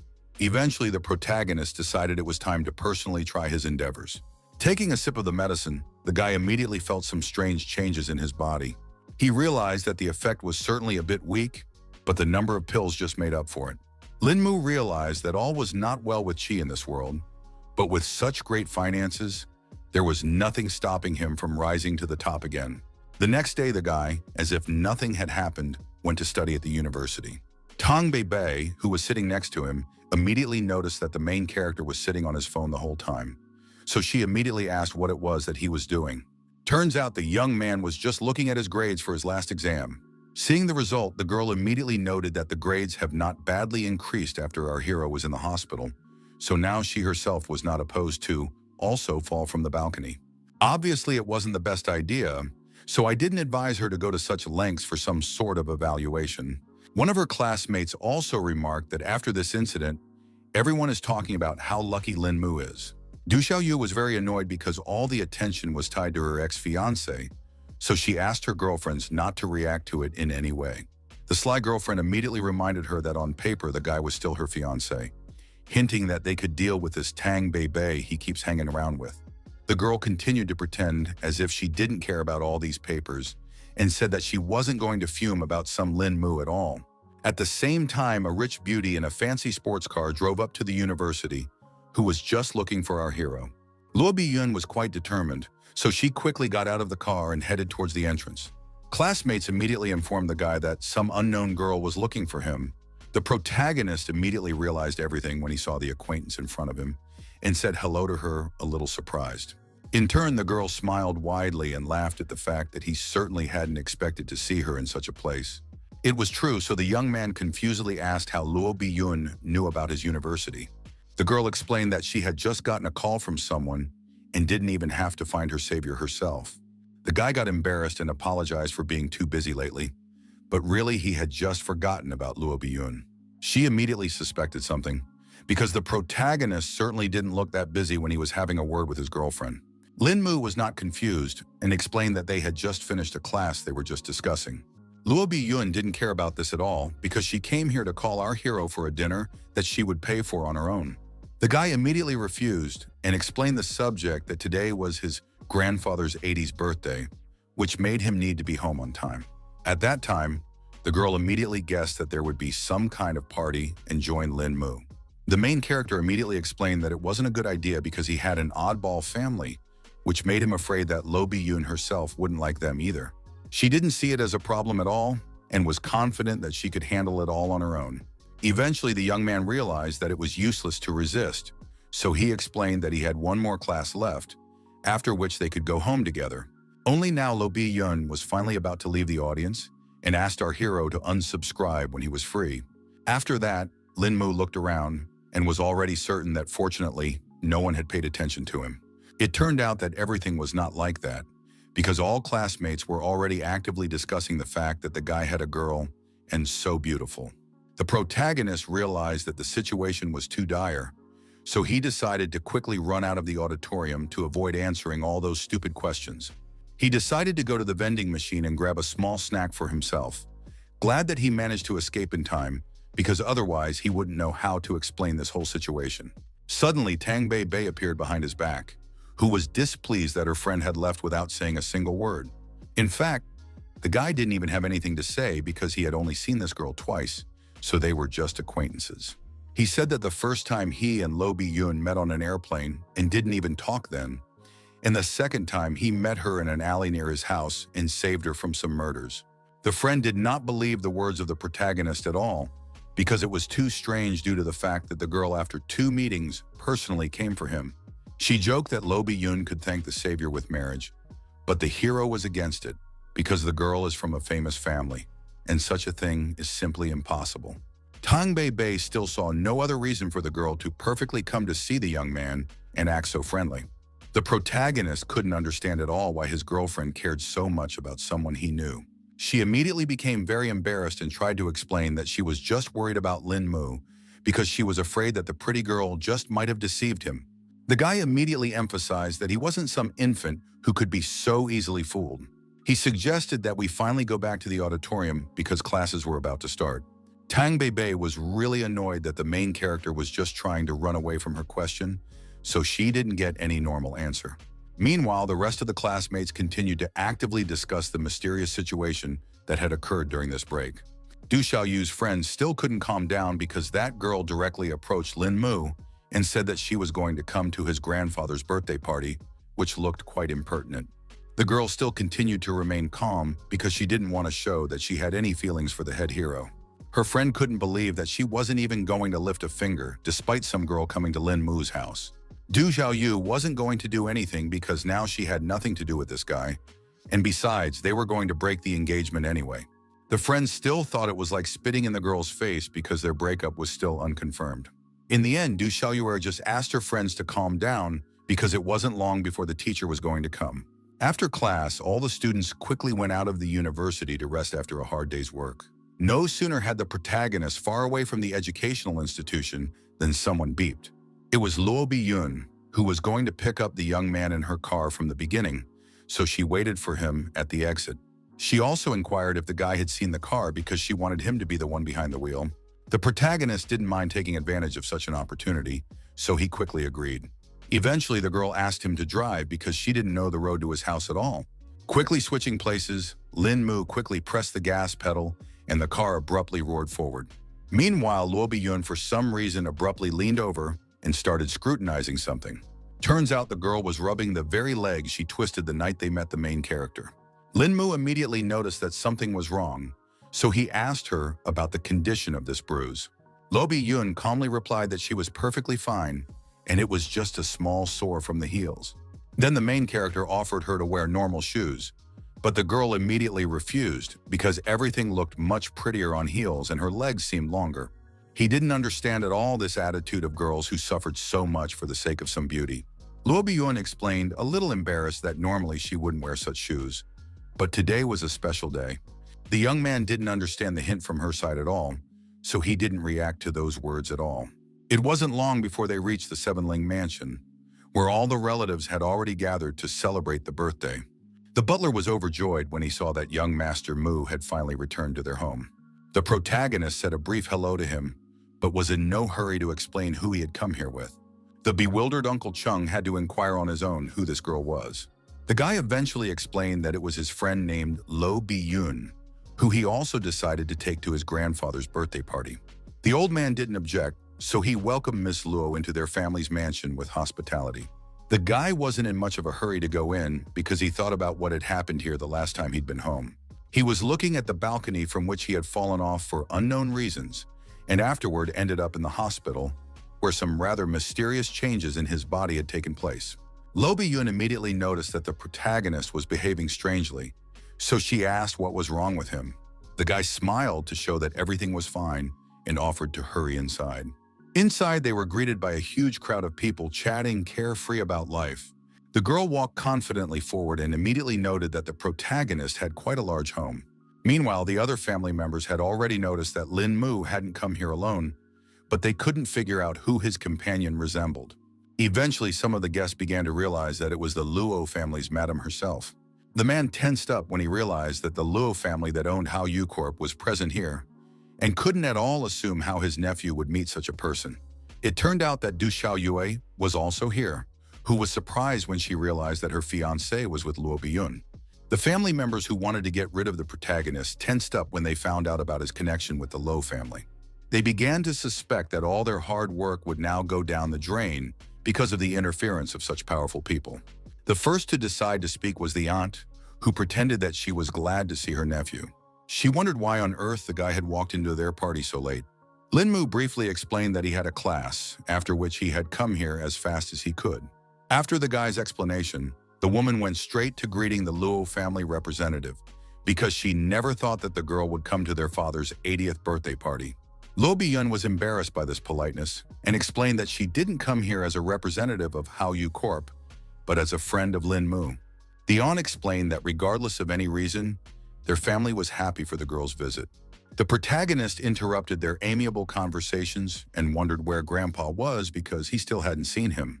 The woman suspected that after the incident, he had forgotten that his grandfather had been diagnosed with Alzheimer's disease, so the head of the family was no longer able to attend such events.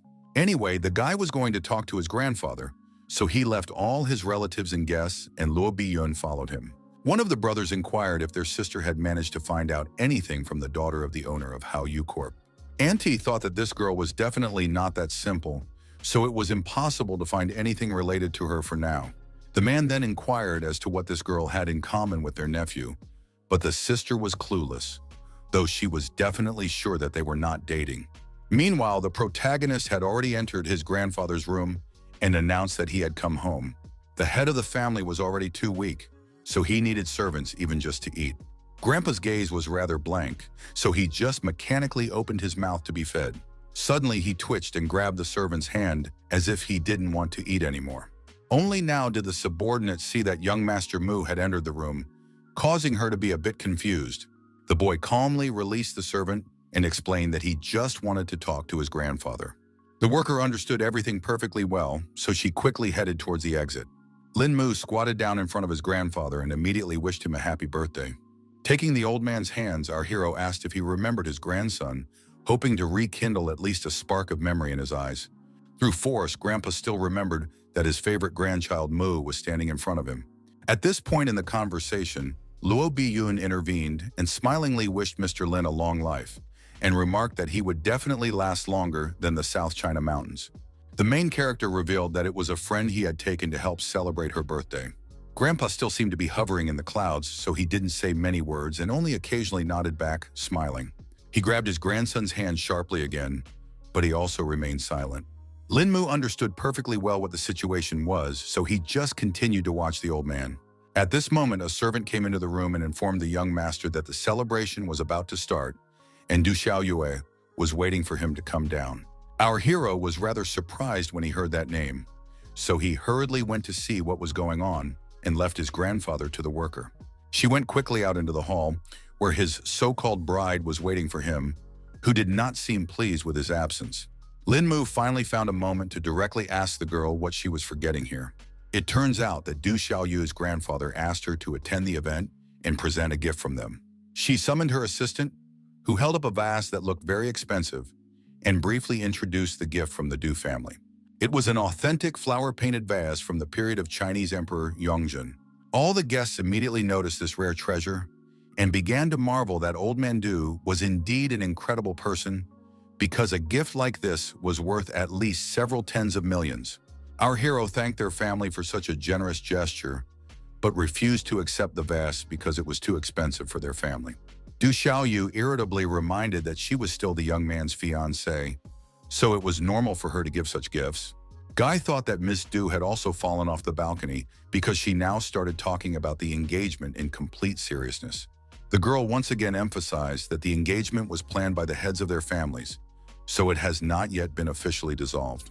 Now the protagonist realized that he had made a serious mistake. He realized that if only he had broken off the engagement earlier, then Miss Du could have taken it easy and not come to the party. The guests were visibly shocked by such news and immediately started discussing who could have broken off the engagement, suspecting that it was definitely not Old Man Lin, who had Alzheimer's. Then the aunt intervened in this conversation and inquired what was going on here and why the young man wanted to dissolve this union. Our hero explained without any nerves that Miss Du thinks he's too bad for her, which is why she's asked him many times to break off the engagement. Of course, Du Xiaoyu's grandfather didn't want to talk about it either, but that wasn't a problem because Lin Mu was going to personally talk to him. The girl was quite tense, but replied that it would be as her fiancé wished. At the same time, Lo Bi-yun announced that she had also prepared a gift for her grandfather, hoping that he would like it. The protagonist immediately said that the girl definitely shouldn't have spent any money on it. He carefully picked up the mysterious box, which gave no hint of what was inside. The guest was eagerly watching the young man because she was eager to see the reaction to what she had prepared for the birthday boy. In the end, Lin Mu still opened the wooden box and saw a ring in front of him that was made of a green gemstone. The guy's eye was trained on this sort of thing, so he immediately recognized it for what it was. The girl still decided to explain on her own and revealed that it was a ring made from the best jade called Shiyue Yang. Du Xiaoyu noted that the stone was pretty good, but in any case, they couldn't be sure that the ring was real. Lo Bi-yun realized that she had a keen eye that could determine the quality of the jade so easily. The girl still thought that the ring must be real, because it was unlikely that anyone would dare to deceive the Luo family. Du Xiaoyu decided to finally leave her rival alone and congratulated Grandpa Lin on such an incredible gift. The protagonist, despite the tense situation, smiled and thanked the guest for being so generous. He eventually accepted the gift from Du's family on behalf of his grandfather, but warned that next time he would come to discuss breaking off the engagement and she shouldn't waste any more time on such events. Du Xiaoyu was clearly irritated by the situation, her lips tightly pressed together, and she only nodded briefly in response, showing that she had no intention of continuing this conversation. The aunt finally intervened, who couldn't understand how her nephew could make such decisions on his own. The guy explained that nothing would work out between them, even if you do it through force, so it was easier to break the engagement to avoid wasting their nerves and time. Aunt Ron realized that the protagonist was serious, so she backed off and didn't bother to change his mind. After the party, Lin Mu was back in his acquaintance's car and had already driven away from his family's house. The girl decided to talk about how this Du Xiaoyue is quite beautiful, so the guy should think about whether he will regret breaking the engagement. The protagonist didn't see this as a problem because his fiancée doesn't want to waste time on him, so her beauty and intelligence no longer matter. Lo Bi-yun still suggested that he stay with the girl longer to find out her feelings, and maybe then his feelings wouldn't change. But in any case, Lin Mu wasn't burning with the desire to marry her specifically, so he refused. Also, the lad, glancing at his companion, added that he was not the kind of man who would pursue something that did not belong to him, leaving behind what was at his fingertips. The girl laughed and noted that Lin Mu had a boneless tongue since he spoke of such things so easily. It wasn't long before she informed young Master Mu that they had arrived at the right place. Our hero quickly jumped out of the car and started actively typing something into his phone. The next second, there was a ringing notification sound from Lo Bi-yun's phone. Lin Mu handed her his phone number and asked her to call if the girl needed help again. Lo Bi-yun said goodbye to the protagonist with a smile on her face, showing with all her appearance how much she appreciated this meeting and how happy she was about the circumstances. She then quickly drove off in the direction of her home, so the young man didn't even have time to respond. Lin Mu was in no hurry to go inside and began to actively dig through the pocket of his jacket. Turns out his grandfather handed him a note telling him not to worry about him because the old man was only pretending to have Alzheimer's so he wouldn't have to mess around with all the family members fighting over the inheritance. The protagonist did not expect that the head of their family had come up with such a cunning plan for himself. The next day, the guy immediately went to the Du family's resort to solve his main problem. He was met at the entrance to the liner by two guards who were in no particular hurry to let the stranger into their master's territory. The guy explained that he was from the Lin family, asking to be let through so he could talk to Grandpa Du. The guard immediately informed his other colleagues that the young man was alone. Eventually, they allowed our hero to pass and informed him that an elderly master was already waiting for him inside. Smiling, Lin Mu thanked the guards for the opportunity to talk to their inflammation. He quickly walked up the steps that led to the Du family's huge liner. There were already quite a few people resting by the pool. Among them was Grandpa Du himself, whom the guy was looking for. The old man, who was lounging on a chaise longue and sunbathing, said hello to the protagonist and wondered why he was looking for him. Lin Mu was going to state everything briefly, so he immediately asked if the master was close to his granddaughter, Du Xiaoyue. Grandpa immediately tensed up because he thought something had happened to the girl. The young man tried to calm him down because nothing much was going on, and told him directly that she just wasn't very happy with the engagement. Mr. Du accounts that it was quite normal for children to quarrel, so he asked Lin Mu not to take it all seriously. The protagonist still thought that they were simple people, so if Du Xiaoyue didn't want it, he wasn't going to waste her time anymore. One of the Du family was displeased with the kid's audacity since he decided to make such a cocky decision on his own. Grandfather immediately intervened in this conflict and ordered the man to shut up and not speak to Lin Mu in such a tone. All the guests on the liner immediately fell silent because they did not expect the head of the family to be so tough. In the end, the old man once again questioned whether the boy had really come here specifically to break off the engagement. The protagonist confidently confirmed his intentions and emphasized that after this, he and Du Xiaoyu would become mere strangers. Mr. Du, realizing the futility of further resistance, sighed heavily and finally agreed to dissolve the alliance. The guy thanked him for the opportunity and promised to take all the blame, so he was about to leave so as not to take up any more of the old man's time. He quickly turned around and dryly said goodbye to the entire Du family, who definitely didn't expect this turn of events. No one could understand why the master had let this breakup happen so quietly, and they were afraid that rumors about it would spread quickly. Was unhappy that someone was trying to oppose his decision because it definitely didn't concern the ordinary family members, and besides, he would know about all their dealings with the Luo family. The man believed that the Luo family was much stronger than the Lin family, so if Xiao Yue married any of them, it would help their family quite a bit. Mr. Du himself also understood all of this, so when the engagement had already been broken off, there was no point in hiding anything. Meanwhile, the protagonist went downtown after meeting his former father-in-law. In the middle of a busy street, Lin Mu was lucky enough to meet his teacher, Miss Song.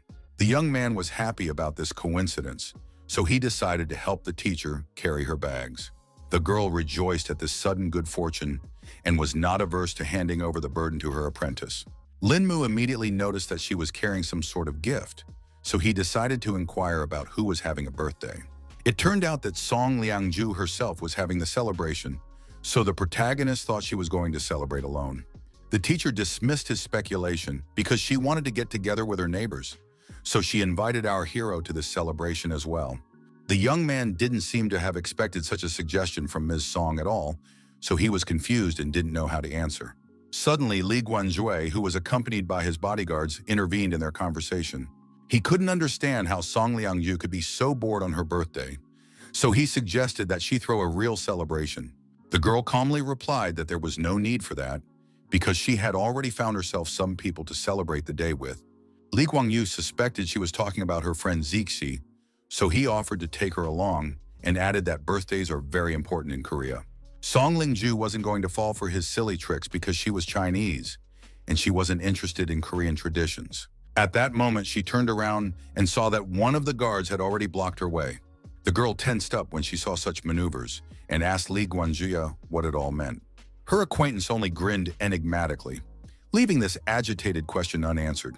He had been searching for Song Liangru for a very long time and had put a lot of effort into it, so now he couldn't understand why she wouldn't give him any chance. It was hard for the guy to believe that she was going to choose some weakling over him. The protagonist was outraged that he was also involved in this fight, even though it didn't concern him in any way, and Song Liangru herself said that compared to Lin Mu, Li Guangju was just trash. The cocky suitor wasn't going to give up anyway, because the only reason he was putting up with all this was because he liked the girl.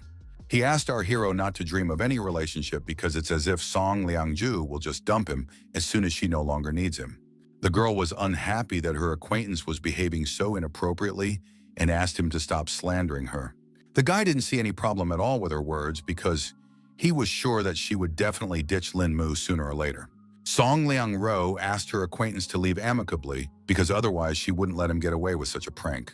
Li Guangzhu stood with an arrogant grin because he was sure that the girl definitely couldn't beat him. The girl could not stand it and tried to hit her acquaintance, but he managed to dodge in time. The young man liked that kind of fervor, so he suggested that the beauty try again so he could give her a couple tips. Now the main character realized that it's not so easy to be a good guy because he just helped to carry things. And in the end, he already got into some trouble. One of the bodyguards decided that they didn't need to waste any more time on some weakling and attack Lin Mu. The protagonist expected such a development, so he carefully watched the movements of his opponent. Eventually, the guy managed to react in time, so he successfully punched his opponent right in the face. Even such an experienced fighter could not resist the strength of our hero, so he fell to the floor without strength. His comrade flew after him as well, whom Lin Mu also neutralized with one precise strike. In the end, the young man remained unharmed while all his opponents were lying helplessly on the ground. Song Liang-rao didn't expect to see such a turn of events, so she fearfully asked if our hero was fine.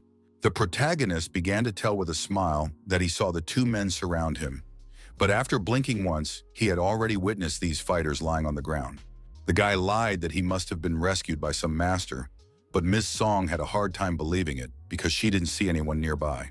In any case, she was happy for Lin Mu being fine, so any details didn't bother her. At this moment, the bald bodyguard tried to stand up and report that the person who beat them up was definitely the young man himself. Our hero did not want to reveal his skills, so with all his might he stepped on the hand of the defeated opponent so that he did not say too much. Meanwhile, Song Liangju asked the guy to hurry up and leave this place because her mood had gotten really bad because of all these people. In turn, Li Guangzhu wasn't going to let them go so easily because Lin Mu dared to injure his men. The girl was sure that his bodyguards were injured through no fault of their own, so she suggested that her acquaintance look for the master who had done all this to them. The guy despised professionals because they only knew how to hide like rats and wanted to see if he could find someone to save them again. The protagonist felt that the situation was starting to heat up, so he tensely looked at Li Guangzhu, who was in no way able to keep up with them.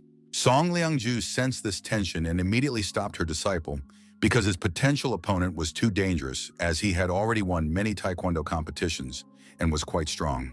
Meanwhile, Li Guangzhu kept trying to hurt our hero, calling him a lowlife who can only hide behind his skirt. The protagonist couldn't afford to stand on the sidelines because that way he would lose his dignity, so he was going to play a little game with his opponent. He turned to Li Guangyu with confidence in his voice and offered to see what he was capable of. The guy himself was glad that Lin Mu had the courage to accept such a challenge. Lin Mu wanted to get this whole conflict over with quickly and see if his opponent's words matched his real abilities.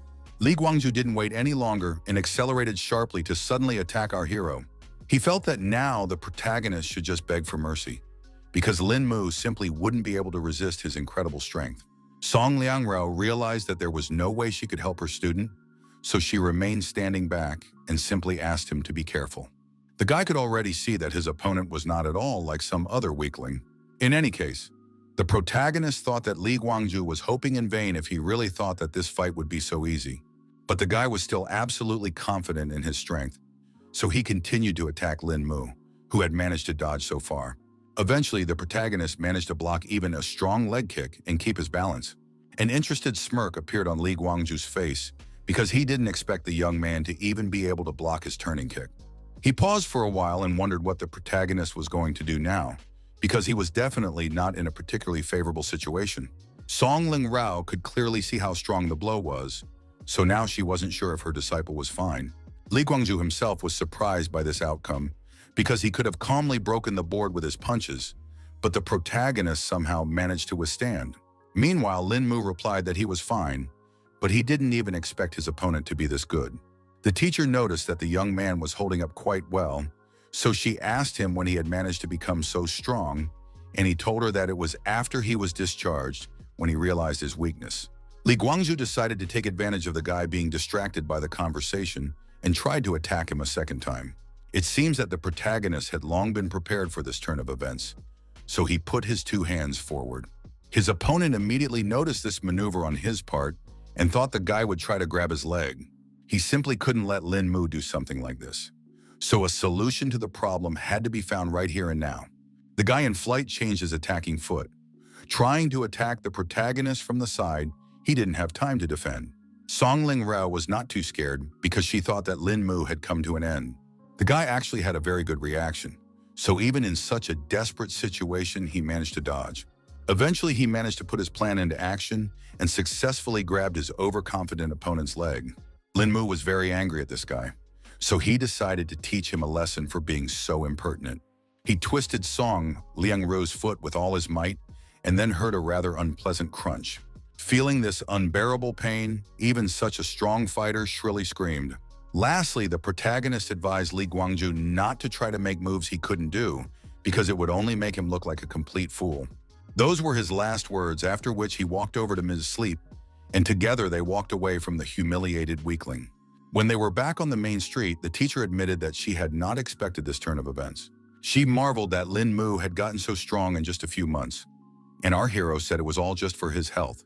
Song Ling Ru had been haunted by the feeling that she was talking to a completely different person the entire time, adding that the guy had only gotten better.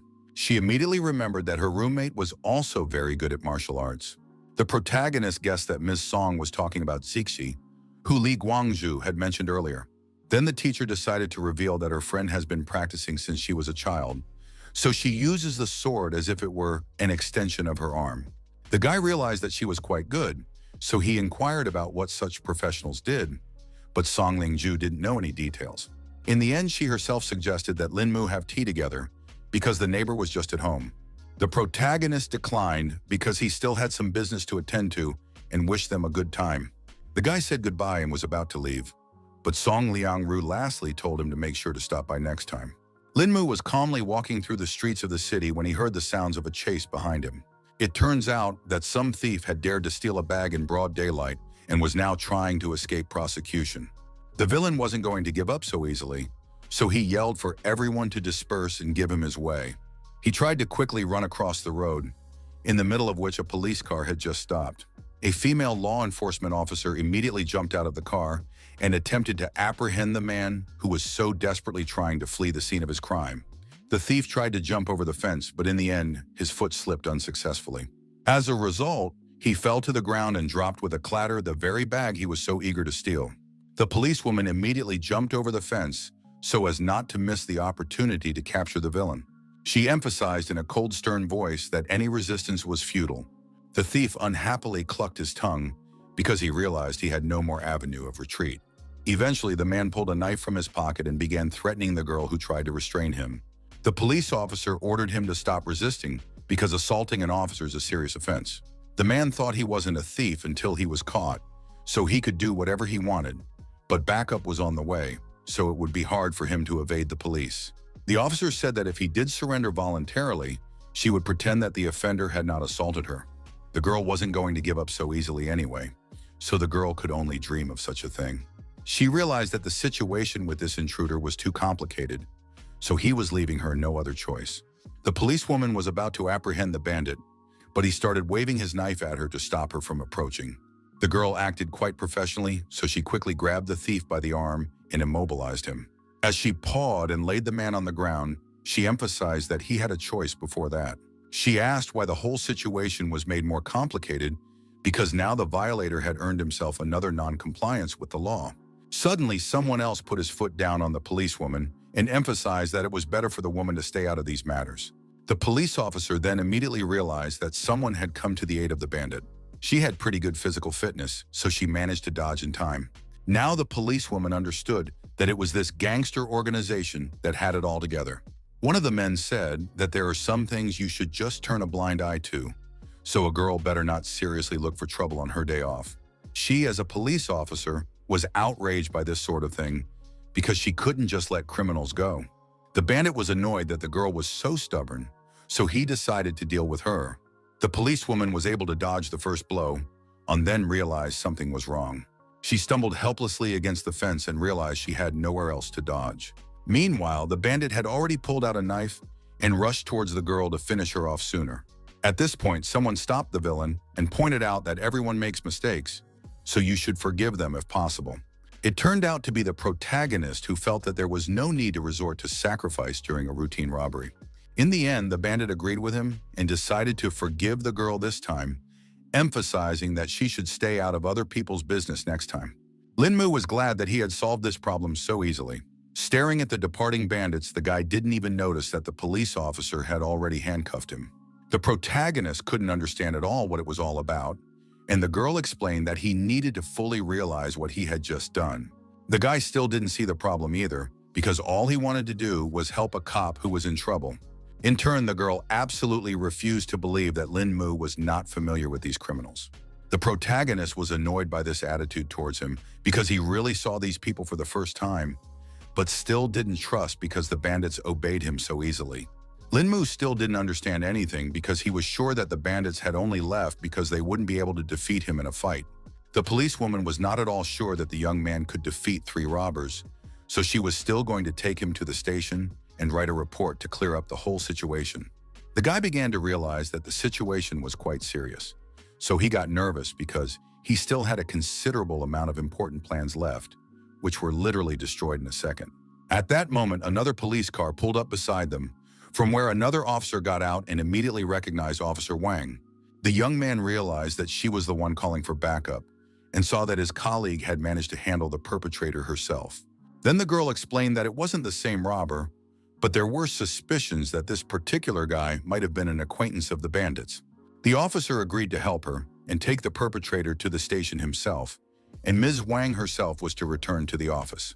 At this point, the policewoman was a little embarrassed because she still needed help getting into the car because she had managed to twist her ankle during the contraction. Putting our hero in the car, the guy quickly rushed to help his co-worker. He immediately noted that the girl was rather clumsy, tried to explain that things had accidentally gotten out of hand. Suddenly, Ms. Wang froze in place because she saw something shocking. It turned out that Lin Mu had managed to get out of the handcuffs, so he was no longer in the car. Now the police officers began to doubt that the protagonist was an ordinary man. In turn, the guy himself was thinking that he shouldn't have been prying after all when he heard someone call out to him. The protagonist was greatly surprised because he saw that it was Ms. Sleep, who should have been home a long time ago. The girl explained that she had forgotten to buy some condiments, so she went out to get them and suggested that Lin Mu take a walk together and then come over to visit with her friend. In the end, he agreed because it was the best choice for hiding from the police. Pretty soon, they had already gone to the store and returned home, where Zixi was already waiting for them, surprised that they had managed so easily. One of the girls remarked that Song Liangju had found such a cool seasoning and asked what the name of this beautiful young man was. Another friend asked Zixi not to be so persistent because she might scare away such a handsome man. The main character said hello and said with a smile that he was glad to have this meeting. The girls couldn't wait any longer, so they asked their friend to introduce them as soon as possible before she finally introduced Lin Mu, briefly calling him her disciple. Zixi guessed that this young man was the teacher's favorite since she had invited him home. Song Liangru then revealed that this guy had helped her teach Li Guangyu a lesson, so she called him over to thank him for such a favor. One of the girls was surprised by this fact because she still didn't know that Lin Guanzhui had taken up again. Zixi asked if she could call our hero Mu and said that their acquaintance, although he was a scoundrel, but in battle he knew no equal. The protagonist took a seat next to him and noted that his abilities were definitely not comparable to the very girl he had already heard a lot about. Zixi guessed that her friend had already told her about her powers, because otherwise the guy himself hadn't guessed about her powers. She also hinted that an acquaintance of theirs named Mengguan was currently abroad, so they had a spare room in the house. Lin Mu definitely didn't expect to be asked to move so quickly, but he had already found a place to live, so there was no need for him to do so. The girl still offered to let our hero take the room downstairs and help all the others move things upstairs if needed. Song Lingju agreed with her friends and asked the guy to stay here to live and help each other. Since the girlfriends were so insistent, the protagonist decided to accept their sudden offer. He had been warned right away that the second floor was for girls only, so it was forbidden to enter without permission. Also, the guy should clean up after himself and always wash the dishes if they eat together. Lin Mu was starting to get tense with so many rules, but Zixi explained that there weren't that many and asked her new neighbor to listen carefully to all the details. Eventually, the girl finished listing all the rules and suggested we finally get to the celebration. Everyone remembered that they had gathered at this place to celebrate Song Liangju's birthday. 2 days later, the guy had already realized that it was pretty difficult with girls, and going shopping already seemed like a hassle. After a while, the protagonist was finally able to pack all the packages into the trunk of his car. At this moment, someone behind his back rejoiced at such an unexpected encounter, so Lin Mu turned around in surprise. Turns out it was the same policewoman who was already jingling the handcuffs in her hands. The young man noted confusedly that he really hadn't expected to meet the officer. At this point, the protagonist found a way to get away from the police officer and pretended that there was something amazing behind her back. The policewoman was very inattentive and fell for such a stupid ploy from Lin Mu. It turned out that the guy had already disappeared somewhere, so the girl shouted indignantly to the whole street. At the last second, she noticed the protagonist trying to flee the scene on his bike. The policewoman quickly sat down in her squad car and set off in pursuit of Lin Mu, who was driving quite fast. For her part, Song Liangro couldn't understand where Lin Mu had disappeared to so suddenly. At that moment, a cute couple was walking down the sidewalk, completely unaware of what was in store for them. A girl was walking with her lover and carelessly telling some life story when someone whizzed by nearby. She couldn't figure out what it was, and then she noticed that her ice cream had gone somewhere. They further witnessed a police car chasing this unknown object at full speed. The guy couldn't understand at all what was going on, because he had never witnessed a bicycle being chased by the police before. Meanwhile, the protagonist was highly annoyed that this female police officer was so stubborn and restless. He also realized that at this rate, the tires on his vehicle wouldn't last long. Lin Mu realized that he needed to look for alternative ways to retreat and saw an inconspicuous alley nearby that was suitable for this. It turned out that the policewoman was closely following the young man's actions, so she reacted in time and swerved. A smirk immediately appeared on the girl's face because she was sure that the guy would definitely not be able to hide from her.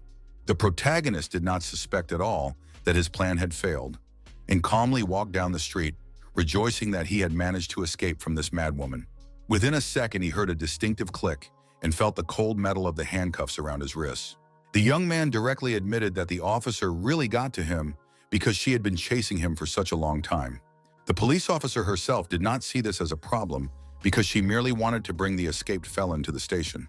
Our hero was still trying to prove that he hadn't done anything illegal and yelled that there was a robbery going on right behind the officer's back. The girl wasn't going to fall for Lin Mu's tricks a second time, but he spoke in complete seriousness. She promised that the young man would be a corpse if he fooled her again, but she still believed it because she heard a noise and shouting nearby. The police officer asked the protagonist to wait here while she checked to see what was going on. Obviously, the protagonist was not going to obey the girl, so he immediately tried to get out of the handcuffs. He was about to leave but heard that the criminal had already taken a hostage.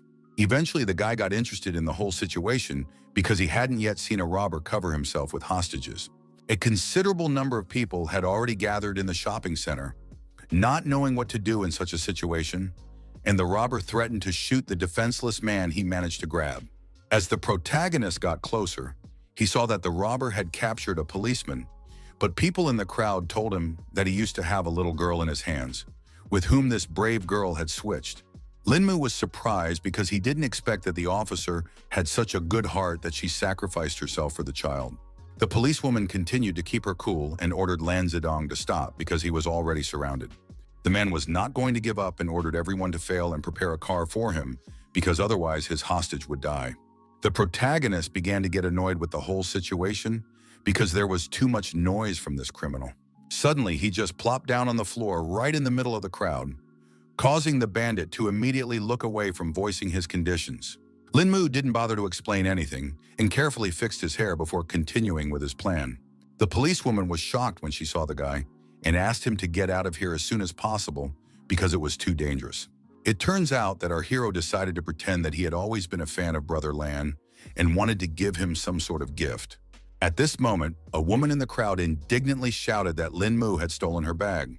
The young man paid no attention to her and continued to talk about how the bandit was his idol, and ever since he was a kid, he wanted to be like him. The officer was incredibly angry at the fact that the protagonist was behaving in such a manner, and now she was sure that nothing good could be expected from him. Linmu roughly gagged the girl and emphasized that he was now talking to Brother Lan, so she had no right to interfere in the conversation.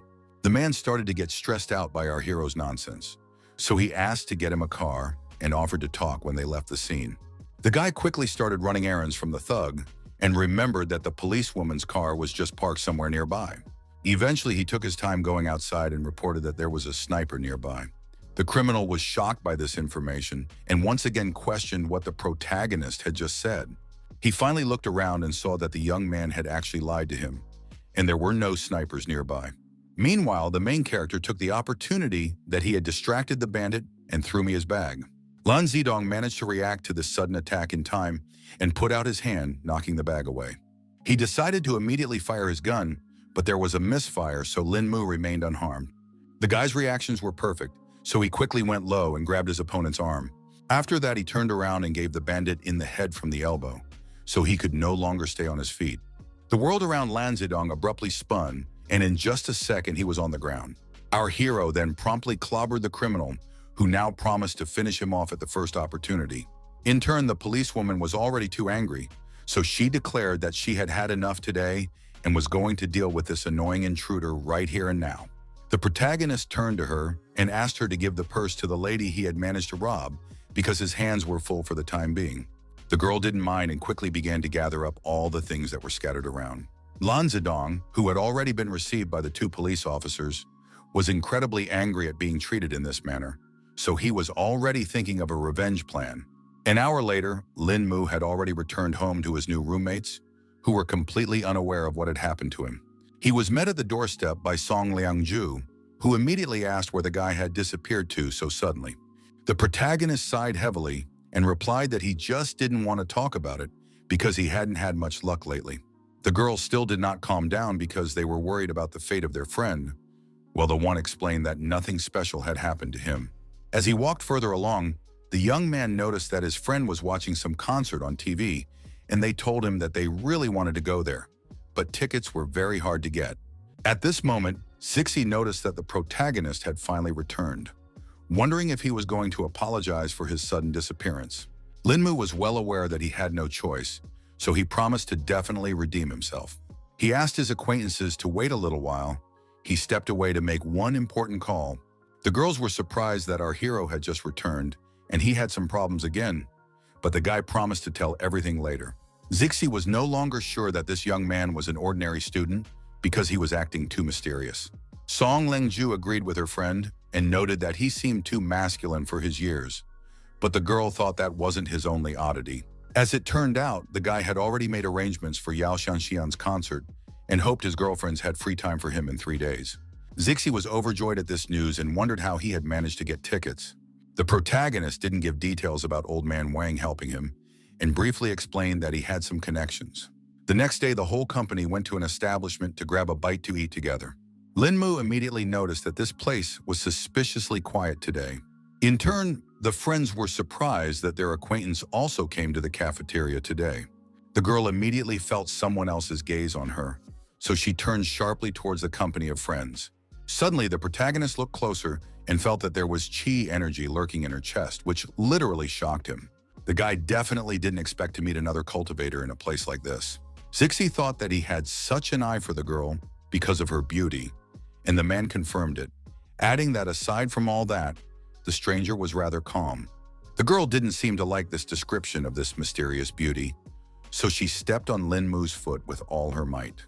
The young man did not expect to feel such a sharp pain at all, so he asked fearfully why he deserved such a punishment. Zixi irritably explained that it was as if our hero's eyes were already starting to pop out, and asked him to hurry up and get them something to eat. Linmu began to guess that this girl had somehow hurt his friend, but she didn't want to say anything. Song Lingju also said that she didn't know anything about this stranger, so our hero was only left to get lost in his speculation. In fact, the teacher thought that the young man had managed to fall in love with her at first sight. Linmu then explained that this girl just seemed somehow familiar to him, and there was also some special aura around her. Miss Song was not impressed by all these words at all, so she only sighed unhappily. The protagonist realized that the situation was heating up, so he quickly took out the front row seat tickets for Yao Xianxian's concert tonight from his pocket. The girls quickly grabbed their gift and forgave the young man this time after all. A smile immediately appeared on Song Liangju's face, and she promised to take all her friends to the concert after class. It wasn't long before they arrived at the venue, where a good number of fans had gathered. The girls didn't expect Lin Mu to get such fancy places for them at all. They all admired Yao Xianxian because it felt like there were only more than 1,000 police officers patrolling the concert here. To Zixi, this fact was obvious because this singer was a real star. Of the entire crowd, only our hero had no idea whose concert they were attending. At that second, the very girl whose exit everyone had been waiting for appeared on the stage. She greeted all her fans with a smile and said that she was very happy to perform here in Dunhai. At the same time, everyone in the audience was actively supporting their idol and shouting their love for her. The girl went on to say that it was only because of her fans that she was here today and wanted to dedicate the first song to everyone who supports her. She asked everyone to enjoy a song called To the Descendants of True Love. 3 hours later, the concert was still going on, so the singer looked pretty tired already, but the next part of the performance promised to be even more fun. Yao Xianxian announced that she wanted to invite someone from the audience to help with the performance. She asked the organizers to point the spotlight at someone she could call on stage. Of course, Zixi began to actively wave her hands to dedicate just to their company. She saw that the light was gradually heading in their direction, and she was already glad that this person little turned out to be it. After a second, Yao Xianxian asked for the spotlight to stop because she saw the right person.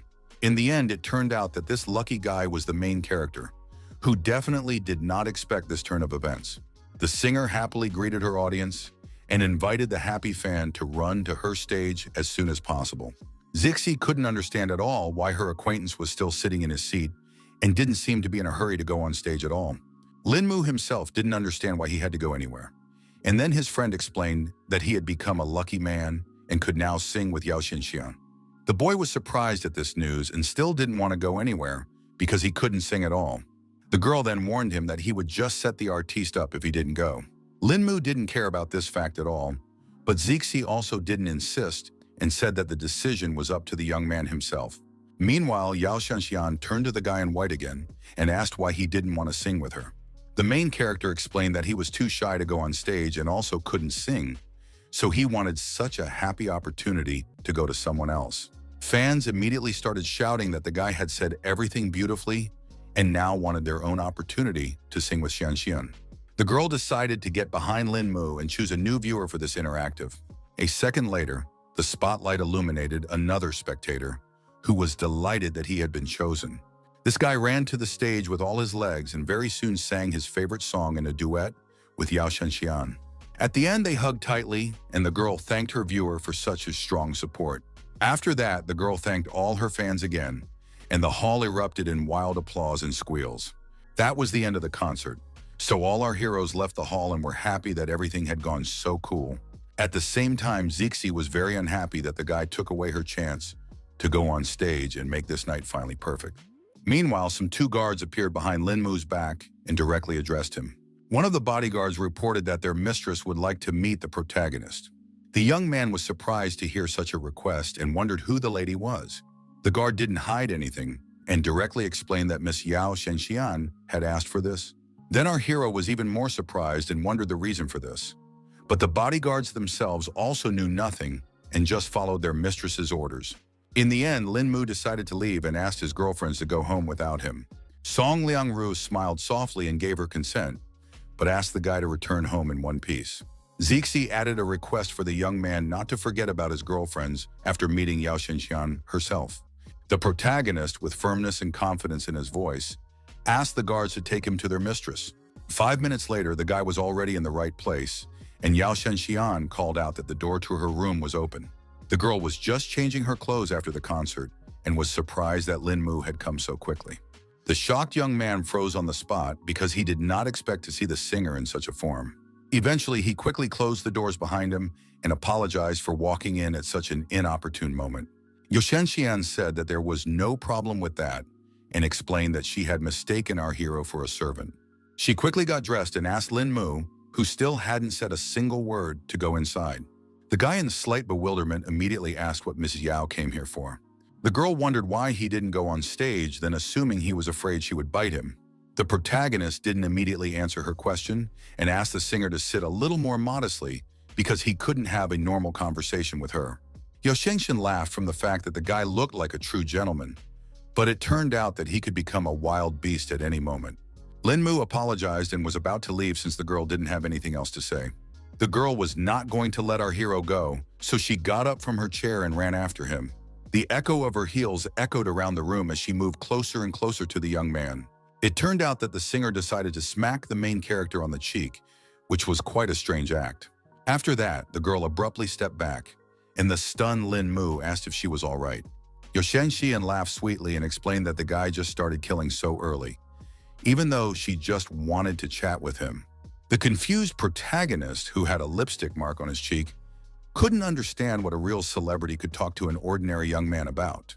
The girl explained that he was the first man to turn her down, which made him an interesting person to her. Lin Mu actually admitted that she was very attractive, but emphasized that not every man fell for it. This unusual behavior of the guy greatly hurt Yao Shanshan's self-esteem, who showed interest in him because of this. The protagonist was sorry if he had hurt the girl's feelings in any way and apologized for all his words. In any case, Lin Mu had no intention of lingering here and quickly headed towards the exit. The girl did not delay our hero any longer and was glad even that she had at least managed to get his name. Meanwhile, the young man quickly went to the restroom to wash off the lipstick residue that could have raised quite a few questions. He realized that there was no way he would have been able to explain what had happened anyway if someone he knew had caught him. The guy wanted to get home as soon as possible because his roommates would get angry again because of his long absence, so he decided to call himself a cab. The protagonist calmly left the room and headed towards the exit to meet his driver. At that moment, he heard some suspicious rustling behind his back and immediately felt that someone was following him. The mysterious stranger didn't bother to explain anything and asked Lin Mu to turn around quietly so that everything would go smoothly. The young man was well aware that he'd better not take any chances, so he raised his hands and offered to talk peacefully and not to turn to forceful methods. The mercenary immediately said that he usually tells the whole truth to a man who is about to die. But now it was different because he had lost that desire after seeing the face of the protagonist. In just a moment, the fighter had already bare his sharp blades that were hidden in his palm. Sufficiently accelerated, he threw them towards Lin Mu, who still continued to stand with his hands raised. The young man himself didn't expect at all that throwing knives would be used against him. At the same time, he didn't panic because his skills were enough to dodge such an attack. Lin Mu finally managed to catch these knives without any problems, so he asked who had sent this mercenary over. The mysterious stranger immediately picked up on the fact that the guy wasn't that bad, so he decided to back off for now and take his life a little later. The protagonist wasn't going to let him go without even finding out some information. He quickly made the decision to use those very same throwing knives and made one crisp throw. In the end, all the blades simply hit the ground because the mercenary was able to react to this attack in time. The stranger ordered our hero to keep standing still, because otherwise he would definitely show how confident he was in his abilities. Lin Mu was also not one to be timid, so he suggested that his opponent come when he was fully confident in his success. The mercenary silently left, and the guy thought about the fact that this fighter was no weaker than him, so the man who hired him must have forked out a fortune for such an assassin. In addition to that, the young man noticed that this man didn't even put in his full strength, so it would be very difficult to deal with him alone. Our hero decided not to dwell on this, because his main goal was to become stronger, which will definitely help him cope with such a problem. For now, he came to the conclusion that he should just head home and meet his roommates. Lin Mu thought that he had acted very cautiously before, so now he didn't understand why he had attracted the attention of the assassins. Suddenly, the guy felt some unusual sensation, as if there was something strange somewhere in the crowd. He looked around and saw the same girl he had met in the cafeteria the other day, and realized that this aura was coming from her. In turn, the beauty herself also recognized the protagonist and immediately remembered where they managed to see each other. At this moment, she too felt some strong energy flow through her body. The girl couldn't understand why her frosty chi was so excited and suspected that it had something to do with Lin Mu. The protagonist immediately noticed that there was something wrong with her, so he wondered if the stranger was okay because she didn't look very healthy. The guy gently held her back and immediately thought that now was the right moment to take a chance and ask the girl about chi energy. The beauty herself strongly disliked the fact that Lin Mu allowed himself to touch her, So she abruptly yanked his hand away and asked what he wanted. She abruptly turned around and began to clean up, and the young man couldn't figure out what he had done wrong. The guy also didn't want to let this mysterious stranger go so easily because he wanted to get to the bottom of it. He quickly chased after the girl, who had already managed to run into some alleyway, and tried to explain that he only wanted to ask a few questions. The stranger did not stop and made several sharp jumps upward to precisely break away from our hero. Linmu was shocked when he saw such abilities because he had yet to encounter such a thing in this world. He realized that this mysterious lady was perfectly proficient in the Qingkun technique. In just a few seconds, the girl had already made a few more leaps between the walls of the building and was somewhere on the roof, and Linmu was mesmerized by her honed and graceful movements. The protagonist immediately sped up because he realized that he couldn't fall behind his goal. Eventually, the guy realized that it was unfortunate that he had missed out on such a nimble girl. It was only now that the guy stopped to catch his breath and saw that he was in some unfamiliar place. His first clue was given to him by the ringing of the bells of a temple that stood nearby. Linmu turned around and saw the huge shrine behind his back from which this sound was coming from. He realized there was nothing left to lose, so he moved closer to examine the place. There were quite a number of parishioners standing around praying for some benefits. At this moment, the guy felt a huge amount of strong qi energy emanating from within this temple.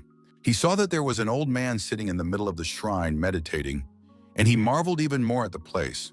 The protagonist instantly felt the Buddhist golden aura that filled the entire space around him. It was quite hard for the young man to believe what was happening, so he even began to doubt his eyes that saw that glowing aura. The first to speak was the old man himself, who explained that this was the site of the Buddha's temple. The protagonist could not understand at all what happened because this man literally instantly appeared in front of him. The old man noted that the guy had been standing there for an hour, which made him decide to ask what he could do to help a visitor to their temple. Linmu greeted the great monk in their reply and explained that he was just a little lost in thought. At the same time, the guy was thinking about the fact that this kind old man had the aura of a non-mortal and was surprised that this was the energy that would attract him. The monk, sensing that our hero had a good heart, asked him not to worry and to follow him. The young man realized that this was the perfect opportunity to learn new details, so he didn't resist and followed the old man. He decided to ask the monk what this place was, and the monk told him that this was where he meditated for Buddhist enlightenment. The protagonist was surprised that he was able to get to a place like this, so everything around him felt like some kind of dream. The guy even managed to see the real appearance of the legendary Buddha, which was definitely not possible for an ordinary person. Meanwhile, the saint decided to approach Linmu and directly told him that the latter had heavy sins lying on his soul, but there was some set of techniques that could help in his cultivation. Linmu was very happy to have this opportunity, so he thanked the Buddha. A second later, a bright flash appeared in Amitabh's fingers that held his immensely powerful energy. The next moment, that clot of holy power crashed right into the forehead of the protagonist. The great monarch himself did not expect at all that the Buddha would decide to bestow his great power on this young man. Of course, the old man did not question the deeds of the great Buddha Amitabha, so he continued to pray to him. Now the events are brought a day forward and continue in the same powerful temple. It turned out that the protagonist fell asleep right within the walls of this shrine and is now terrified to wake up from a strange dream. Linmu thought that all these events had just woken him up and was now even more stunned. At the same time, he felt a fierce headache and realized that it definitely arose from cognition and spiritual energy. Stepping outside, the young man realized that it was already morning and concluded that he had been in this place all night. The great monarch immediately appeared behind him and greeted his guest. Linmu immediately bowed low and thanked the master for such a generous gift. The old man explained that kindness has no limits and hoped the young man would treasure the knowledge he had received from the Buddha. The protagonist recognized that he has learned a lot, so he will definitely use the skills he has learned. At noon, he was at Dunhai University, where the class in which students were to study derivatives had already begun. The guy himself was very distracted because he couldn't stop thinking about the fact that the temple he had been to yesterday was known for its seals that ward off bad luck. He also now agreed that kindness and respect for everyone, it turns out, is not gratuitous. However, unfortunately, the technique obtained was still too powerful for the young man because he didn't have enough spiritual chi energy for it yet. At the same time, our hero was sure that this knowledge would still definitely be useful to him. He had already managed to reach the spirit accumulation stage, and it was much faster than he had expected, because it was expected to take a year or more. Thanks to the chi that the young man had when he was reborn, he didn't have to exert any effort to pass the foundation formation realm. Now, after obtaining this technique, Lin Mu immediately jumped to the spirit accumulation stage, causing everything to go as normal. Moving to the spirit gathering stage, a warrior would already become several times stronger than he was at the peak of the foundation formation realm, so the guy was already excited. The protagonist was so pleased with his good fortune that he couldn't contain his emotions and chuckled quietly. It was only now that the young man realized that he was actually sitting on a steam, so he should at least restrain himself a little. The teacher noticed the fact that Lin Mu was laughing from his subject for some reason, but the guy didn't bother to explain anything and just apologized for his behavior. After class, the guy went outside and hit the wall with all his might to blow off some steam. Our hero was angry with himself because he was now happy about even some small thing, which definitely didn't match the name of the strongest cultivator. At this moment, some strange feeling that was already familiar to him came over Lin Mu again. The young man immediately guessed that it must have been the same girl. Eventually, he started looking for her among the crowd and saw a familiar silhouette on the busy street. The protagonist concluded that after reaching the spirit gathering stage, he could easily sense her presence from such a distance, and was certain that there was definitely something wrong with this beauty. The girl herself was unhappy about this encounter because she thought that Lin Mu was purposely pursuing her. The guy decided to explain everything peacefully and to start by getting to know the mysterious stranger he was interested in. Our hero said that for some unknown reason, when he and the girl got close, their gua reacted strangely to each other and asked if she wanted to find out the cause of this phenomenon herself. The beauty was in no hurry to introduce herself and noted that the young man was as ignorant as she was, but she also realized that it was no good if things continued like this. She asked Lin Mu to follow her to a quiet place where they could check what was causing their chi to react like this. They had to walk through the woods for half an hour, and then the girl reported that they were already there. The protagonist stopped as if on cue and asked what they were going to do now, but his companion had no ideas either. The guy decided to crouch down on the ground and try to connect their chi to see what could come out of it. The beauty herself had no other plans, so she agreed to the young man's proposal. She crouched down next to her and began to meditate, focusing on her breath to connect her energy with the main character's aura. Lin Mu instantly felt their chi interacting much more strongly than expected. The girl also noted this oddity because her ice chi was now much purer than usual. In turn, our hero felt that not only her partner's aura was being cleansed, but his own as well. At the same time, the guy couldn't figure out what technique the girl was practicing because there was something cool about it. After a while, they stopped meditating, feeling that their chi had indeed become purer. The girl with a smile on her face immediately noted that her frosty chi now seemed so strong. Only now did Lin Mu realize why her aura felt so cold, and he assumed that something more awaited them, because this kind of fusion practice could help them both. The partner suggested trying it again and asked the guy to release more chi energy this time. Their hands came into contact again, and a familiar, pleasant wave of energy immediately ran between them. This time, our heroes tried even harder and actively passed chi to each other. They sat in this position for an hour without taking their palms off each other. Eventually, they merged so strongly that they began the process of moving. The stars aligned so that Lin Mu and Ji Qinglan moved to another realm. The protagonist felt that the chi in this place was so dense, causing him to sense absolutely everything that was happening around him. At this point, he decided to open his eyes and saw that their view had changed quite a bit. The girl still had no idea what had happened, and only wondered at some refreshing feeling.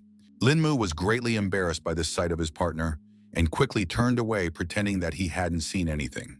Ji Qinglan finally felt that something was wrong after all, and looked at the form in which they continued to meditate with surprise.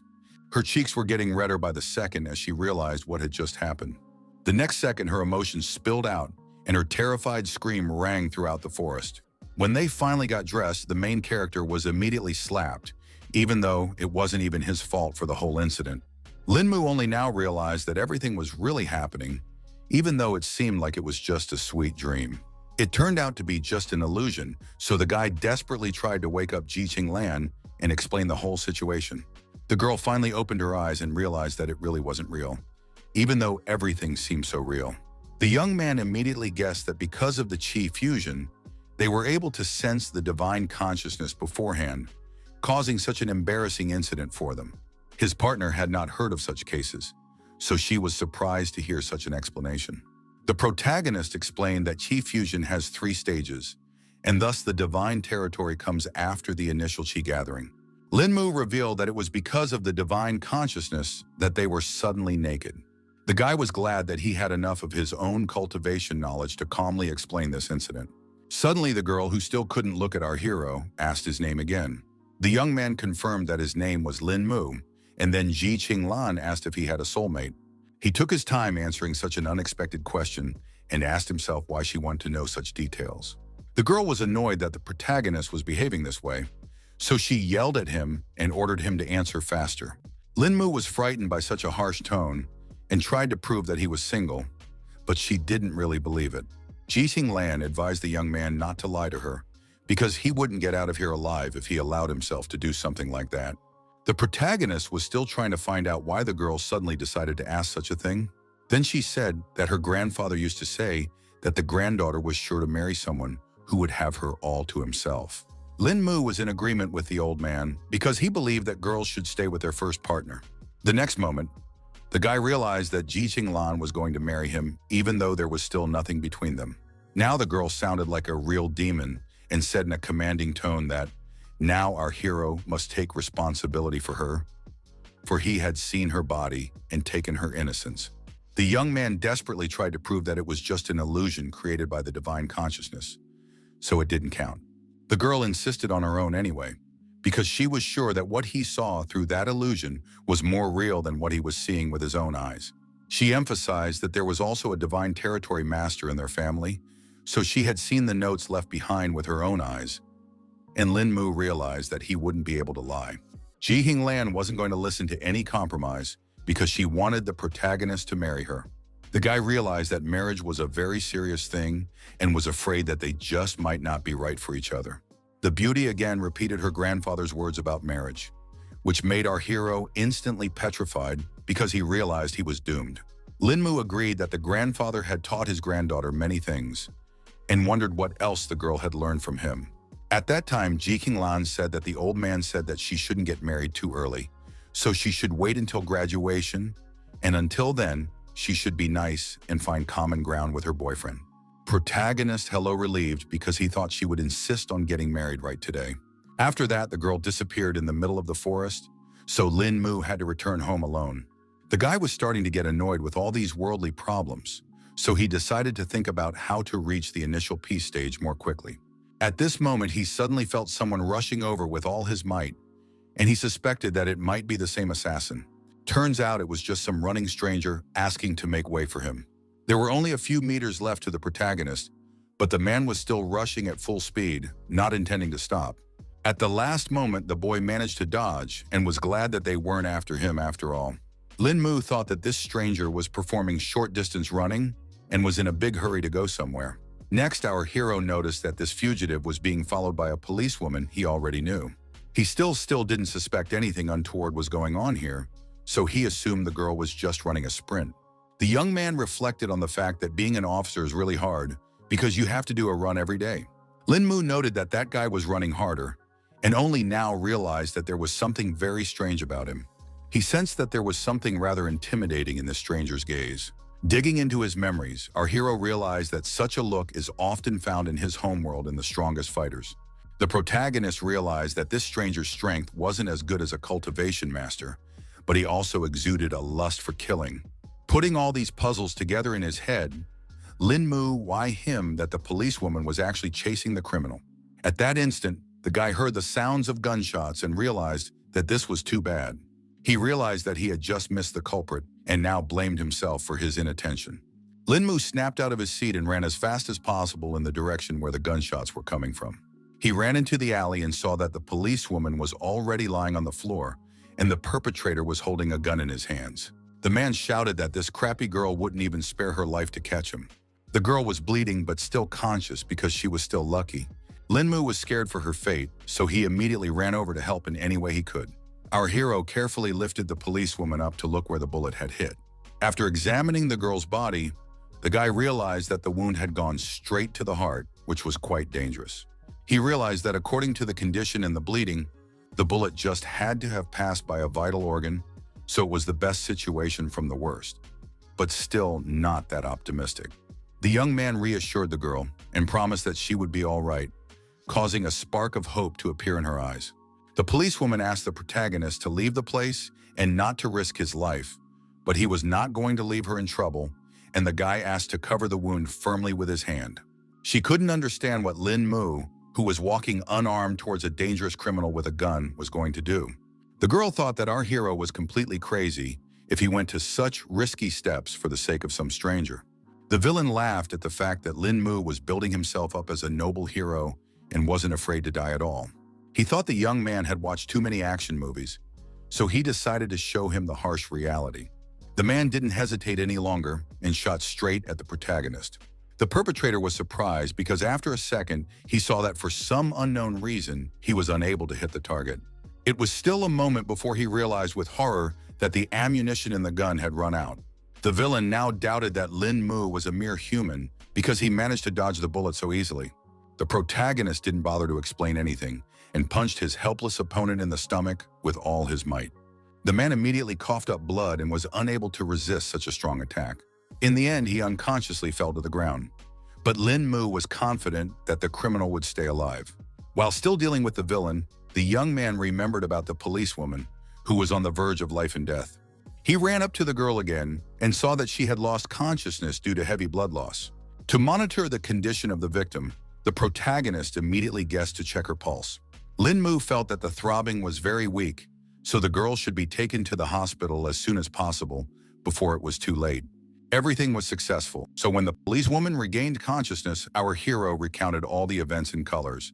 The guy didn't want to tell about his abilities, so he lied that a man in his underwear came to their rescue and hit the criminal in the chest with all his might and saved their lives. The injured girl laughed when she heard the description of their rescuer and asked if he had a red cape. She wasn't going to believe this obvious lie because it all sounded like a superhero movie. The policewoman already wanted to threaten Lin Mu for daring to lie, but she felt pain and coughed, so the guy asked her not to speak anymore so as not to worsen her condition. In fact, the protagonist did not expect that in this world there are also so-called superheroes and thought that the girl had already burned him. He rejoiced that he had managed to bring one good thing after all and took out the prepared pills from his pocket. The guy held out his medicine to Miss Wang and asked her to hurry up and eat it.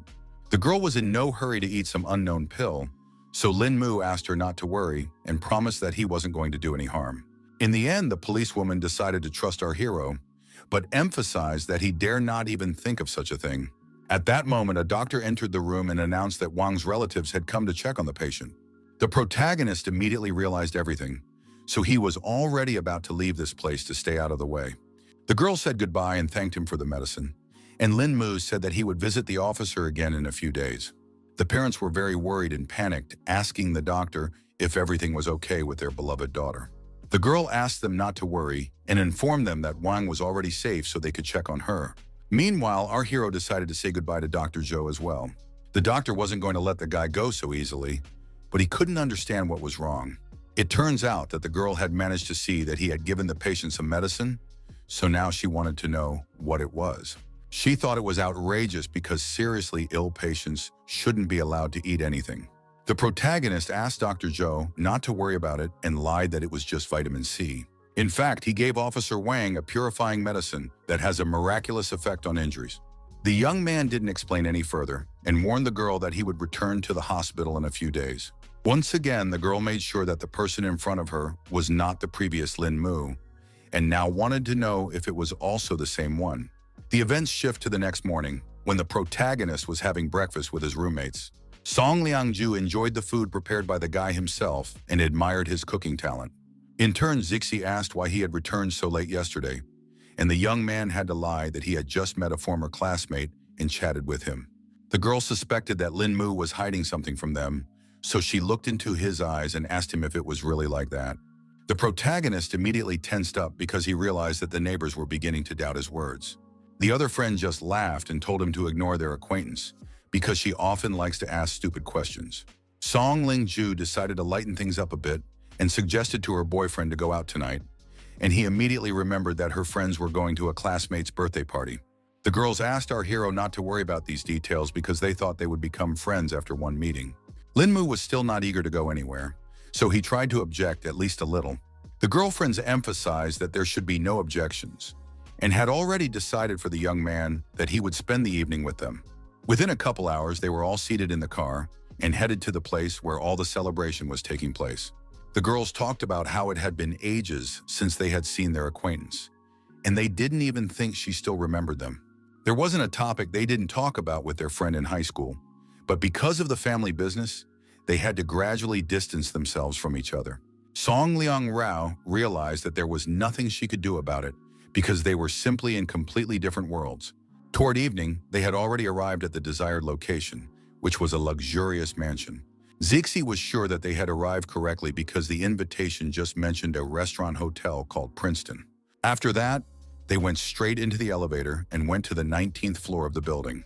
The protagonist was surprised that their classmate, Situ Xiu, was so rich that she could afford such a celebration. At that time, the girls said that the Saitu family had been passing down inheritance from generation to generation for 500 to 600 years, making it quite easy for her to get rich. At that moment, a bell sounded, which notified the company of friends that they had arrived at the right floor. It was quite lively inside, and the guests were actively discussing various topics, creating a noisy environment around them. Now the protagonist agreed that this was indeed a noble family, because just for the birthday party, so many people came. At this moment, Song Liangju's suitor had already announced from the crowd, excited that she had also come to Miss Seitu's birthday party. The girl didn't want to talk to him, so she pretended not to know the young man. The protagonist did not pay attention at all to what was happening near him, because once again he had some strange sensation. At this moment, he sensed the true king's aura, and couldn't believe that there really was a person here who could exude such a strong energy. Eventually, the guy looked around, and among the crowd he found the very girl who was emitting that aura. Linmu was surprised and couldn't understand why this woman was exuding the aura of a true king. The girl looked at him, and at that moment her gentle voice came into the guy's head, noting that you can't stare at people so blatantly. The young man was greatly surprised that she had the skill of telepathy, because he didn't suspect that anyone in this world was able to master such a technique. He became more and more interested in this world because it turned out that there were so many high-level masters here. Song Liang-ro immediately noticed that the guy was distracted by something and asked him what had caught his attention, but he wouldn't tell her and decided to move away to find a place to sit down. Eventually, a group of buddies found a vacant table where they could be seated. Zixi immediately decided to talk about Lin Mu looking at some maiden and assumed that she must be very charming. At that moment, the very same beauty came on stage and her servant asked all the guests for silence. Only now did the girl realize that all this time, the main character had been looking at their acquaintance Sita Shu. In turn, the guy was glad that he was able to get information about this mysterious woman with the aura of a true king. He certainly didn't expect the source of that energy to be Ms. Situ herself, the culprit of this celebration. Meanwhile, the girl herself tensed up because she realized that the young man was beginning to guess about her hidden talents. She began to fear that someone might actually be able to unravel her family's secret. In the end, the birthday girl pulled herself together to thank her guests for taking the time to congratulate her. The girl wished everyone present a good time and used her powers to charm everyone around her even more. The guests were happy to hear such words from everyone's favorite Miss Situ and once again wished her a happy birthday. The protagonist realized that, as it turned out, the birthday girl was also a master of charm, judging by the strong reactions of all present. Meanwhile, the servant asked all the guests to line up to present the gifts they had prepared. As if on cue, everyone left their seats at the tables and wanted to give their present as quickly as possible. Everyone was talking about how Miss Situ was simply irresistible, but the girl only said that they had too high an opinion of her. There were even representatives of successful companies who hoped the birthday girl would appreciate their gift. She couldn't stop thanking everyone in attendance for their time and giving such wonderful gifts. The protagonist asked his girlfriends where their presents were and why they were still sitting in their seats. Song Liangju explained that only valuable gifts will be personally handed over to the owner, and ordinary gifts do not need to be taken on stage, they can just be handed over to the administrator. Lin Mu never thought that there could be so much fuss just to give an ordinary birthday present. In the end, he asked his girlfriends to wait here, while he too gave a prepared present for Miss Situ. The girls were shocked by this turn of events, because it is perfectly visible that the young man came here empty-handed. Zixi asked our hero not to do nonsense, because she was sure he hadn't brought anything with him. The guy was going to agree that it was all nonsense, but he wanted to personally turn his gift for Situ Shu anyway. The girl saw Lin Mu as a serious threat, so she wanted to see what he was all about. The guards immediately stopped the young man because they could not let the stranger near their mistress. The protagonist didn't panic and explained that he wanted to dedicate a few words for Miss Saida, emphasizing that she could really use it. All the guests started laughing at the fact that he was going to give the birthday girl such a pathetic gift. Zixi had had a hard time watching all of this, and now she made sure that their friend was overreacting. The girl intervened in this conflict and stated that she was extremely grateful to the gentleman, so she was willing to listen to him. In fact, she just wanted to see what this strange guy could pull off. Lin Mu himself was not at all afraid of judgment and ridicule from others because he was absolutely confident in his actions. He finally said that this conversation was not for prying ears because Ms. Situ needed to hear the words in person. The servant began to be annoyed by this impertinent behavior of the young man because he was already able to get the attention of the birthday girl. In turn, Situ Shu noticed that our hero was far from being a beginner, so she couldn't figure out what he was trying to accomplish. The girl asked her subordinates to let the guy get up on stage to talk in person after all. The old man couldn't go against his mistress's orders, so he let Lin Mu pass, who briefly thanked him for the opportunity. The main character quickly made his way to the stage, while the birthday girl waited silently for her unusual gift. The guy was so reluctant for anyone to hear his words that he quietly whispered the intended message in his ear. All the guests were incredibly displeased that the scoundrel was so brazen that he dared to get so close to Miss Saida. Meanwhile, there was a look of surprise on the girl's face as our hero came to the end of his message. In the end, Lin Mu explained that this was the pair of words he wanted to give to Miss for her birthday and hoped that she would really benefit from them. After a second, a smile appeared on the birthday girl's face, and she happily thanked the guy for his enlightenment and for this show. None of the guests had yet gotten such a violent reaction from the girl, so everyone was wondering what there was to say. Afterward, our hero returned to his girlfriends and immediately noticed that they had suspiciously disgruntled faces. A flustered Song Liangju explained that the guy scared them to death, causing them to become very worried about him. Zixi was already thinking that he was going to put on some kind of show here, which definitely wouldn't end well. Lin Mu immediately apologized to the girls for making them worry. At this point, the birthday girl herself came up to them and said hello to all her friends. Situ Shu immediately noted that this guy who was able to surprise her with his present was their buddy, so she immediately asked to introduce our hero. Lin Mu immediately stood up from his seat to get to know the girl better. After that, they both folded their hands in a welcoming gesture and exchanged pleasantries. Zixi couldn't understand why they were doing this and joked that her friends were portraying martial artists from the movies. The main character didn't even know how to respond to that because it was literally true, so he blanched for a few seconds. The girl just laughed off the joke and noted that her friend remained just as funny. After saying goodbye to her friends, she went straight to the Situ family estate, where she met up with her father. The old man turned to his daughter and immediately asked if she had a good time at her holiday banquet. The girl replied briefly that all had gone well, and went straight to the subject she wished to discuss with the head of the family. She hugged her father and confessed that she no longer wanted to study in Kyoto, and asked him to bring her back to Dunhai because she wanted to go to the local university. The old man couldn't understand what had happened, because earlier the daughter herself had insisted on going to university in Kyoto. Situ Shu looked at him and replied that she just wanted to stay with her dad in Dunhai. This answer touched the father, so he no longer doubted his daughter's decision. He hugged the girl tightly and laughed out loud because she really made him happy with those words. It turns out that Shu was doing all this just to meet Lin Mu, who was the only one I could point out her 4 flaws. Meanwhile, events shift to the karate gym where the training was just taking place. A man named Liushin Xiaojiro informed his partners that he was going to assault them. He gave a martial shout and swung around to deliver his first crushing blow. Even though the other guys were in full defense, it was still hard for them to hold back such a strong attack. The man's partners were flying in different directions because they simply couldn't stay on their feet. In the next second, Lucien Xiaojiro swung his leg and declared that he wasn't done with this fight yet. The guys didn't expect things to turn out this way, so they didn't even react in time to their president's actions.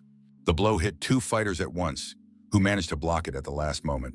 The man was not at all pleased that they had come down from so slight a blow. The guys had nothing else to do but simply apologize to the president for their weakness. Lucien Xiaojiro didn't stand aside and helped the disciples stand up to continue their training. All the guys didn't mind and got ready for the next exercise. The man also announced in the most serious tone possible that it was already time to visit one person. Meanwhile, the main character did not suspect anything at all and continued to live his usual student life. At one of the breaks, the guy had already met his new acquaintance and was very surprised to see her at his university.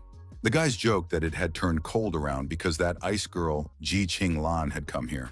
It turned out that she was just looking for Lin Mu and wanted to talk to him about some important topic. The guy couldn't understand what had happened and why his acquaintance wanted to step away somewhere. Ji Ching Lan was annoyed that the young man kept asking some stupid questions, so she just took him under her arm and pulled him aside. She emphasized that she was not going to eat our hero, so she asked him to go quietly with her. Meanwhile, the other disciples thought that the ice lady knew how to love after all, and couldn't believe that Lin Mu was able to win another beauty. Eventually, the guys accepted the fact that he was born so cool he could do whatever he wanted. Parallel to the students' conversation, the protagonist was already trying to find out from his acquaintance what it was about this case that required so much caution. The girl explained that her father wanted to meet Lin Mu, so he would go to their house tonight. The young man tensed when he heard such unexpected news and immediately wondered what it was all for. Ji Ching Lan embarrassedly explained that she told her dad about the incident, after which he said that he wanted to meet his future son-in-law. The protagonist was not happy that she was so quick to tell her relatives about the incident, because they had agreed to wait. The girl immediately started yelling at him because she thought that Lin Mu had already changed his mind about marrying her.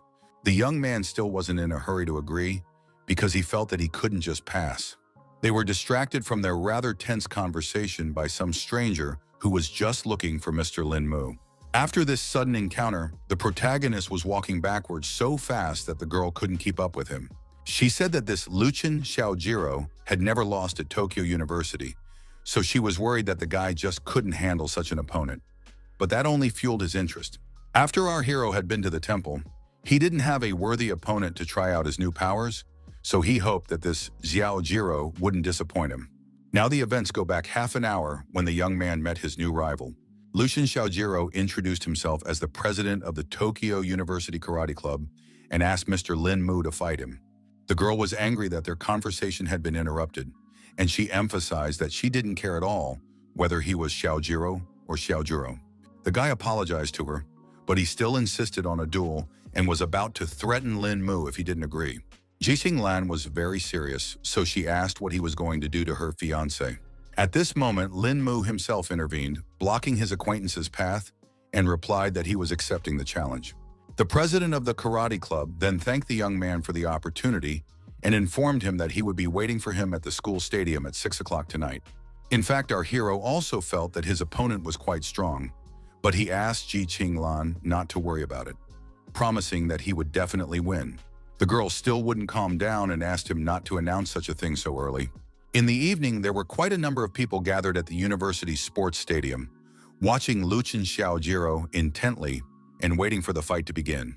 The fighter himself sat quietly and meditated to gather his strength before the fight. The karateka had heard that the man their president challenged today was very strong, but were still confident that he was no match for their leader. The girls immediately took notice when the main character walked into the hall and noted that he was a real looker. The guy walked in accompanied by Ji Ching Lan, who was very worried about him, so she didn't want to leave him alone. Lin Mu felt uncomfortable because he couldn't understand why everyone around him was staring at him so intently. Karate club members were disappointed when they saw their president's opponent, because by the looks of it, he was a real wimp. Before the duel began, the guy asked one question to Xiaojiro and inquired why he had decided to make this sparring so urgent. The club president became even more serious when he was about to talk about the reasons for his decision.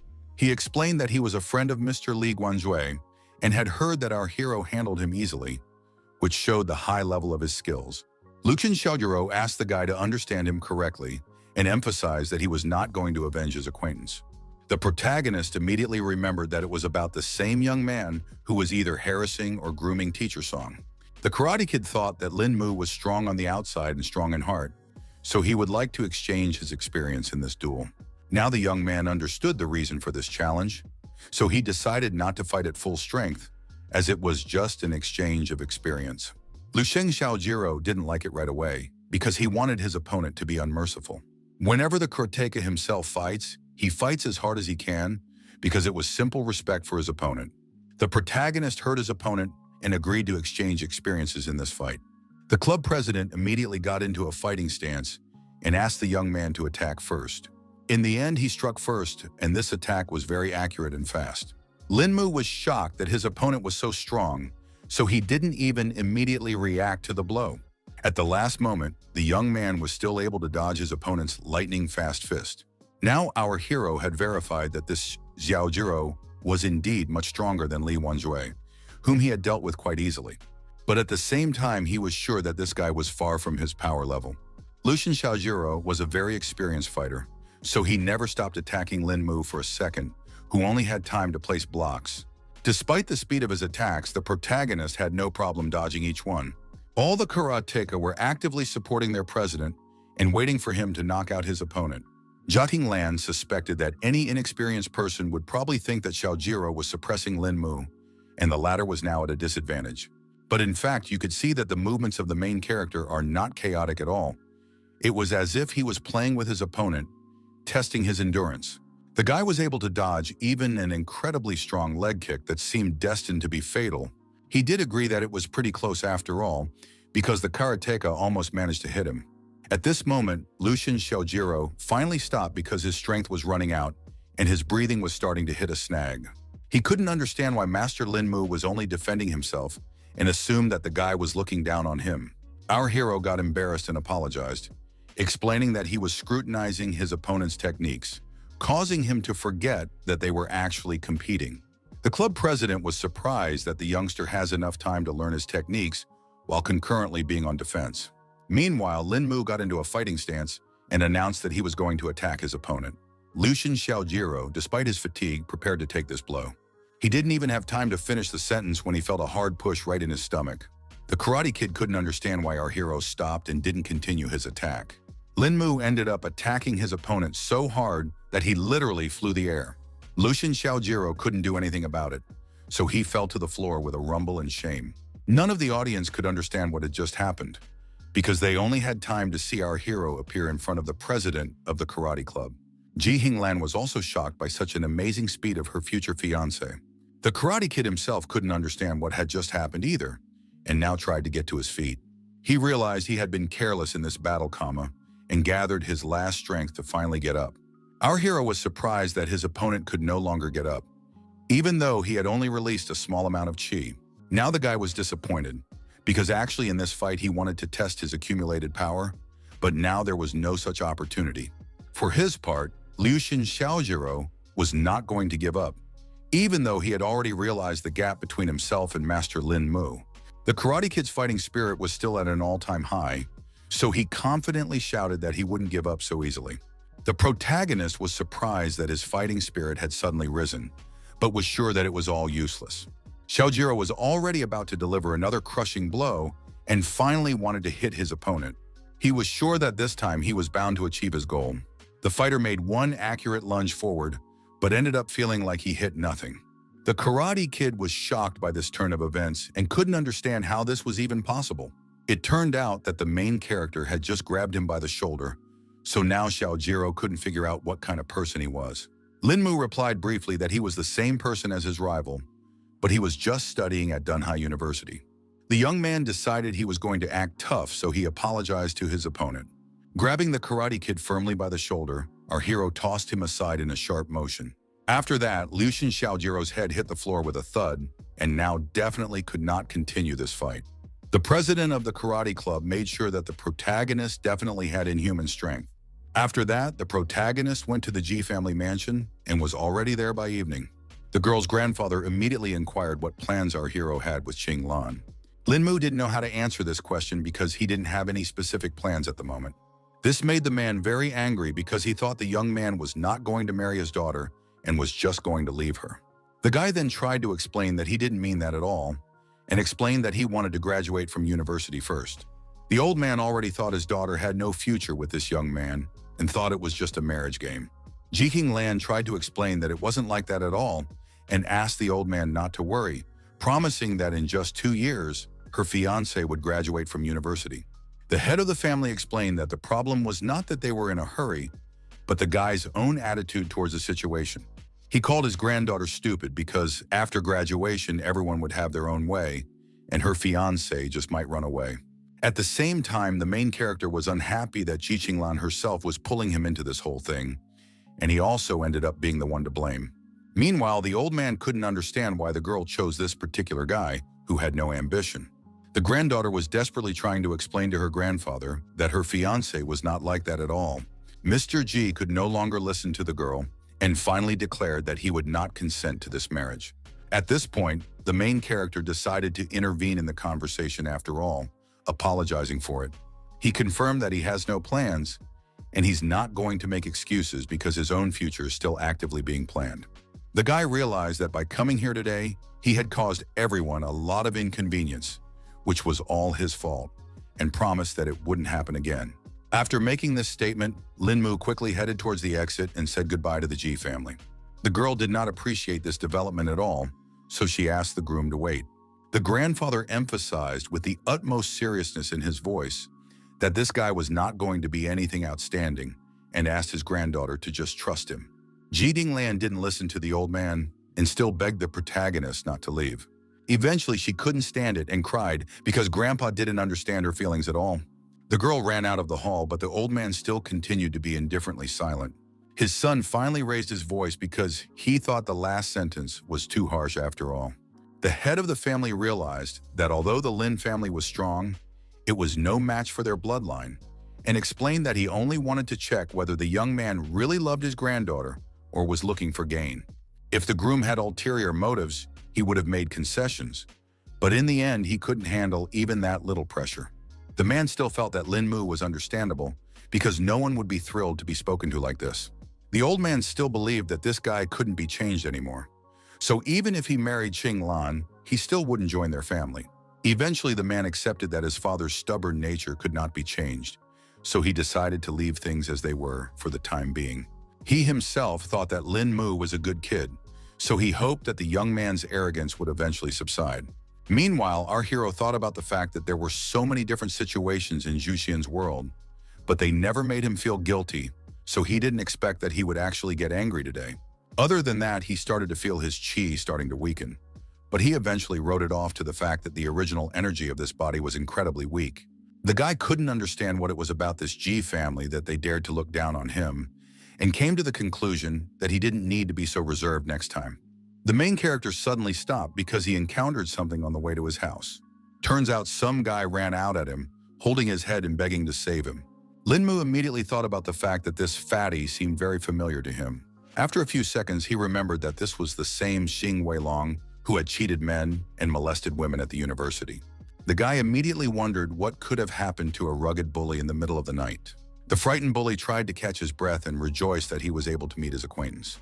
It turned out that he was being chased by a horde of angry bandits who wanted to take his life right here and now. The protagonist was even more surprised when he learned the details of the situation. Jing Weilong panicked a lot and begged his classmate to save him, because otherwise he would definitely die this night at the hands of bandits. The bandits said they only want the fat man, so the protagonist must get out of their way if he doesn't want to die with him. The classmate had already heard that our hero was able to defeat Lu Shen. This gangster gang was definitely not a problem for him.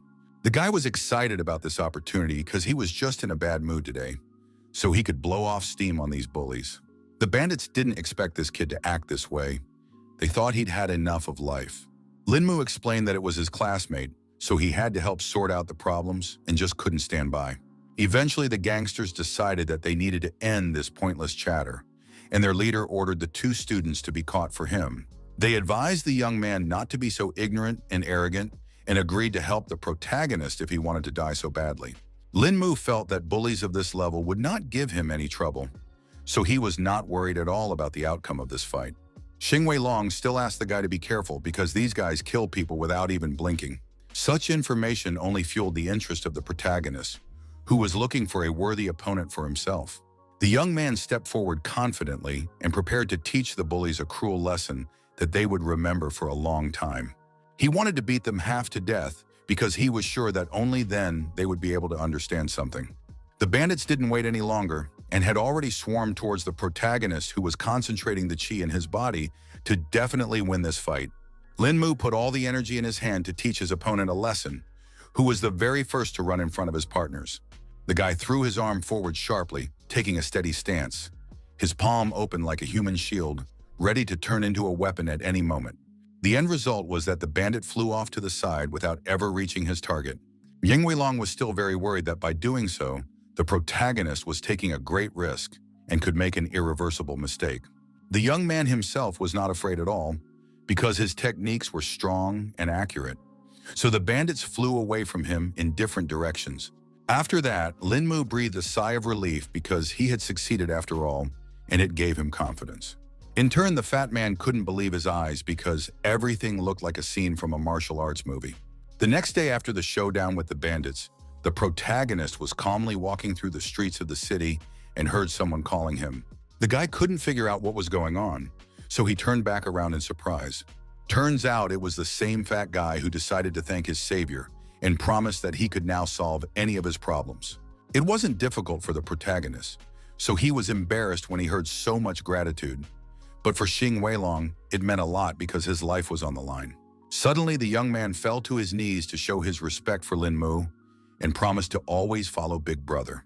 The guy asked his classmate to stand up because it was too much and asked why those people were chasing him that night.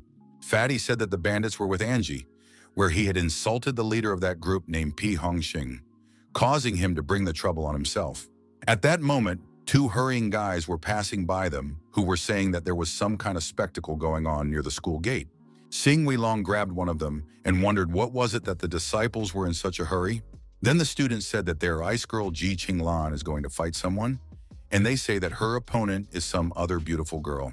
The protagonist was surprised to hear this because he would never have thought his acquaintance could pick a fight with someone.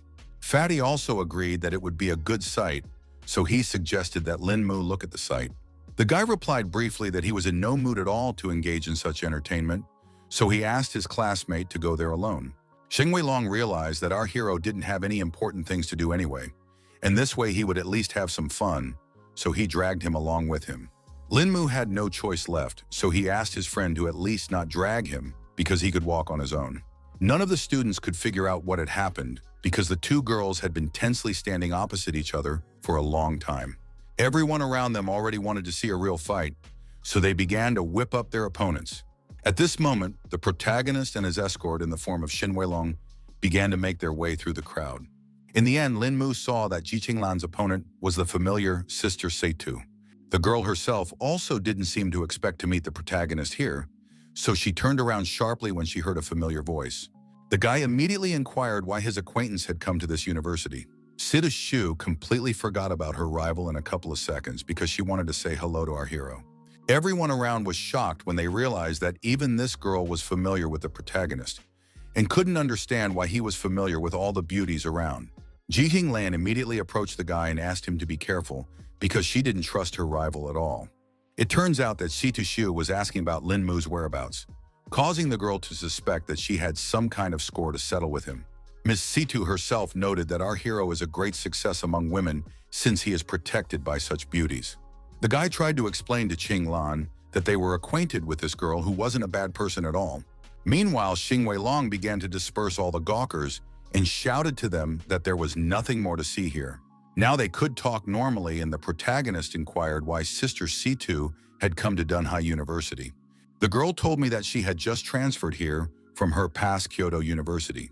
Ji Qinglan had heard that Kyoto University was the best university in China, so she couldn't understand why she would turn down such a prestigious institution and enroll here. Situ Shu bluntly replied that she wanted to become classmates with Lin Mu and ask him for some advice. The next day, all the guys at the university have already learned about the new beauty who recently transferred to them. They were looking at Situ Shu's photo and speculated that their university beauty's position could easily change because she had a worthy rival. Meanwhile, all of our hero's neighbors, having met their old acquaintance, gathered in the dining room and discussed where that strange girl could have come from. Song Liangru told them that Situ Shu's rival was Ji Qinglan, who was known as the Snow Queen at the university. Hearing such a nickname, the girl immediately assumed that this beauty, apparently very arrogant and indifferent. Maybe that was true, but for the main character, Ji Qinglan tried to be nice and even brought a bento for him to eat together. Lin Mu thanked her for taking such care, but informed her that he wouldn't be able to eat that much food. Zixi pointed out that the girl only treated her lover like this, and she would have frozen the others on the spot. Now Sidu Shu realized that this beauty was her friend's rival in love with Lin Mu. The girl was greatly embarrassed when she heard such an assumption and asked not to say such nonsense. The other girlfriends also started convincing that there was no reason why they could like the main character, but it all didn't sound particularly convincing. Sidu Shu laughed with this reaction from the girls and told them not to worry because she was just kidding. Meanwhile, Lin Mu was approached again by some stranger who was looking for him. Ji Lan immediately became angry because someone dared to interrupt their conversation. The man apologized for the interruption in their meal and explained that their master wanted to discuss something with Mr. Lin. The guy immediately noticed that the stranger was big, but didn't look like someone looking for a fight, so he calmly asked who their boss was. Ji Lan wondered why master didn't come here himself to talk to Lin Mu. The protagonist tried to calm her down and asked her not to bother people, and if there was really something serious there, he would deal with all the problems quickly. The guards nodded politely, thanking him for his cooperation, and invited him to follow them in. The girl asked Lin Mu to be more careful, and he couldn't believe that she still didn't trust his skills.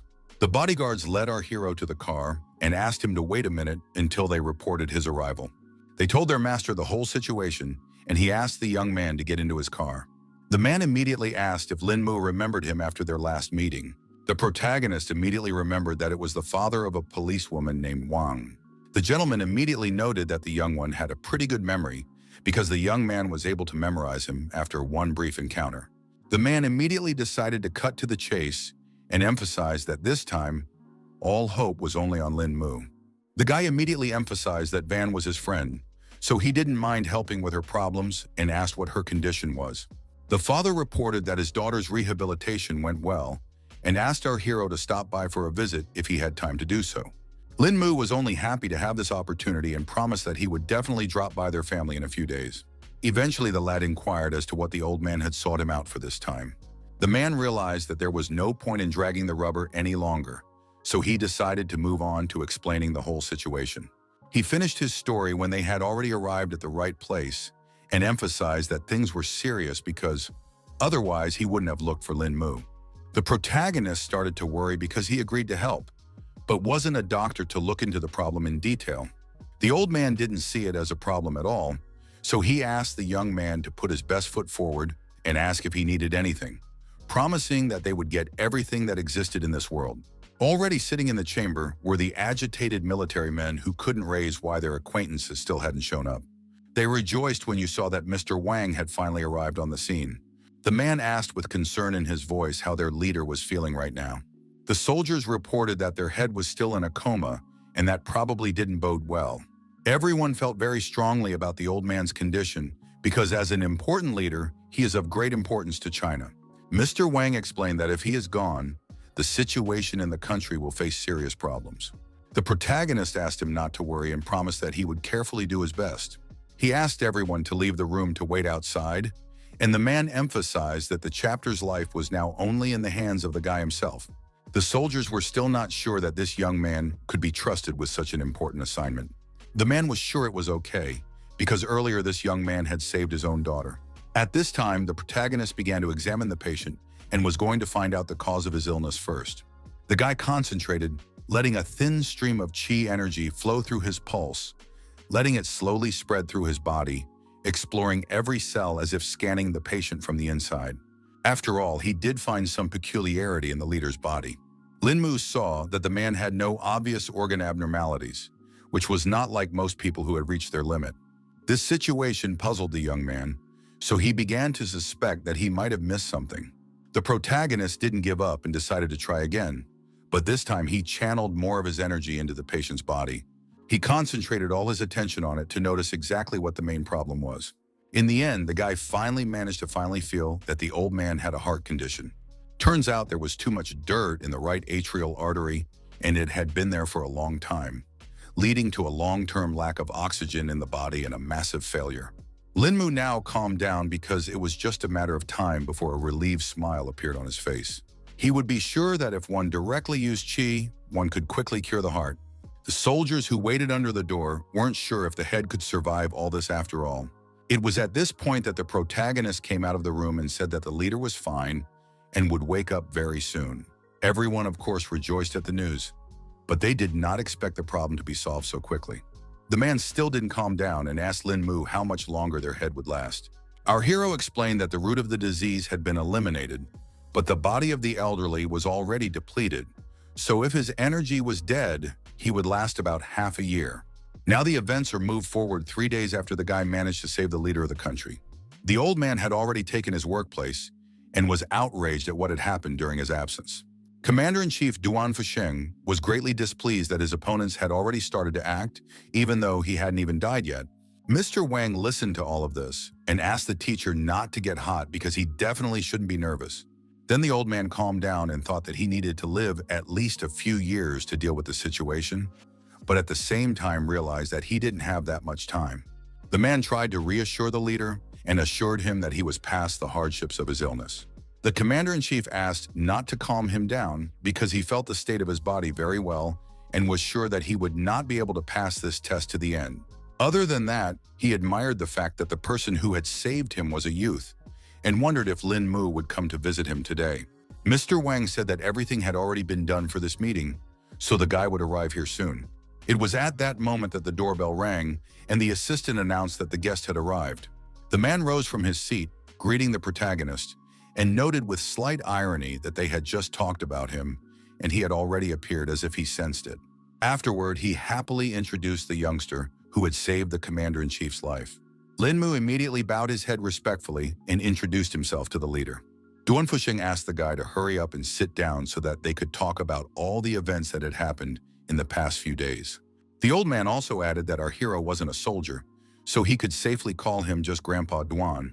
The commander-in-chief joked that if it wasn't for Lin Mu's help, that old bag of bones would definitely not have lived to see today. The young man was embarrassed because he thought that Grandpa Duan was exaggerating since the treatment was not difficult for him, and moreover, he was still unable to eliminate the hearth. In turn, Duan Fusheng thought that our hero was too humble because he had literally managed to save his life, which was already very good. He explained that at that age, you don't take some things seriously anymore. So for him, death is no longer scary. The protagonist looked at the old man with sincere respect, admiring his innate wisdom and ability to perceive life so broadly that even the thought of death caused him neither fear nor excitement.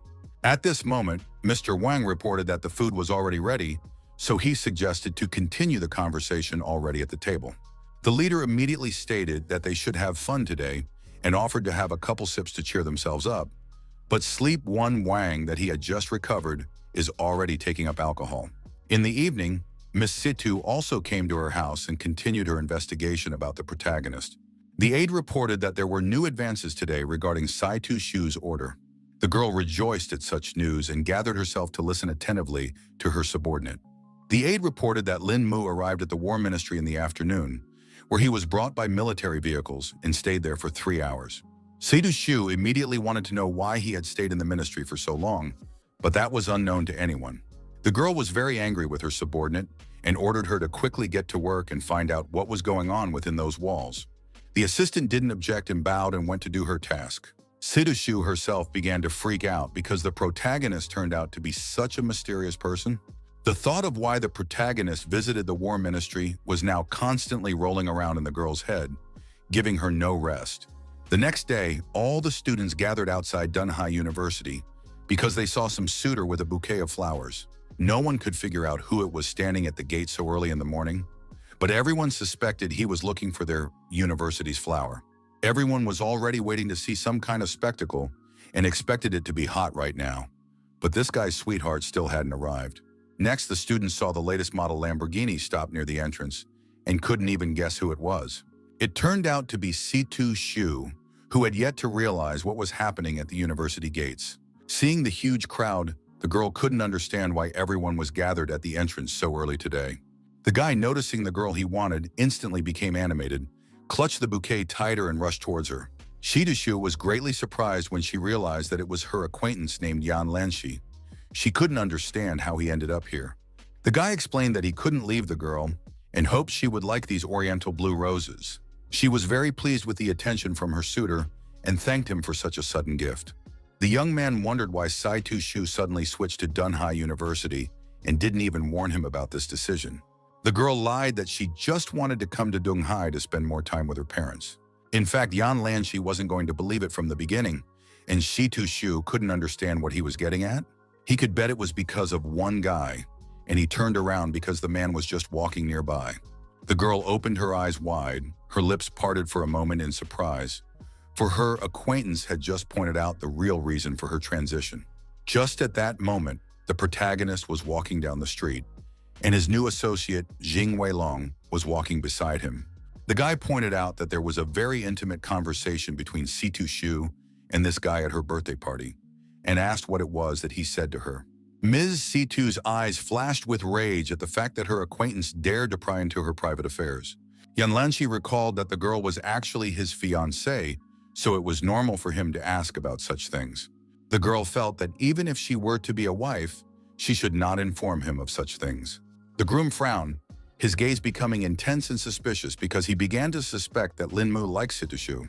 Eventually, the girl herself confirmed it, so she asked the guy not to hit on her anymore to make everyone feel comfortable. Yan Lanshi froze in place. His eyes widened in shock and his voice trembled as he questioned whether she realized the full weight of the words she had just spoken. Situshu could no longer tolerate her former fiancé and eventually directly replied that she wasn't joking at all. At the same time, the protagonist and Xing Weilong came closer and saw that something strange was happening near the gate. Lin Mu was surprised to see such feminine qi emanating from this guy because this was the first time he had seen something like this. Fatty immediately noticed the sudden change of mood of his comrade because he suddenly became cheerful for some reason. The protagonist didn't bother to explain the reason for his joy and wanted to leave this place, but Xing Weilong didn't want to go because the fun wasn't over yet. Yan Lanshi was incredibly angry that this guy dared to even look at his woman. He wasn't going to give Lin Mu any chance because he dared to fight for his fiancée. In the evening of the same day, the protagonist couldn't figure out where the fatty had brought him because it all looked rather mysterious. Xing Weilong asked his comrade to calm down because it wouldn't be long before he would find out all the details. At the entrance of the place, they were met by two guards who opened in sync and kindly greeted their guests. The guy eventually assumed that a friend had decided to bring him to some charity dinner. Lin Mu would never have guessed that his comrade was interested in charity projects. The fat man proudly announced that this was not just a charity dinner and said that it wouldn't be long before our hero found out everything. They walked a little further, and at that moment the protagonist felt some strange sensation on his hand. The main character couldn't understand what was happening because a ring from the past world suddenly appeared on his hand. Xing Weilong immediately noticed that something strange was happening because his comrade had turned pale for no reason. The young man tried to hide his hand and asked if there was a restroom, lying that he must have eaten something wrong. The fatty replied that the restroom was in front, and then Lin Mu asked him to wait here for a few minutes. The protagonist quickly ran into one of the available booths and tried to somehow solve the problem with the ring that had suddenly appeared. The guy examined his hand carefully and tried to figure out what could have triggered it. Lin Mu realized that the ring wanted to break free, and if he didn't suppress it, the consequences could be unimaginable. To obtain this talisman, he almost died in the cultivation world, so there shouldn't be any more mistakes here. Suddenly, the protagonist heard some familiar female voice directly addressing him. It turned out that it was Situ Shu who had unknownly appeared here. Our hero nervously clutched the hand with the ring and emphasized that it was actually the men's room. The girl didn't see it as a problem because there was no one here, and was also surprised that Lin Mu had decided to take an interest in charity. Lin Mu in turn explained that the fatty had brought him here, and also asked if Miss Situ had any important business here. She did not explain the reason for her visit for this evening, and immediately said that that man in the morning misunderstood their relationship with our hero, but the girl was going to deal with the situation. The guy immediately assumed that the guy outside the university gate was asking for his acquaintance's love. Situ Shu could no longer stand the fact that he was so blatantly pretending, because she was sure that he had also noticed Yan Lanshi's murderous aura.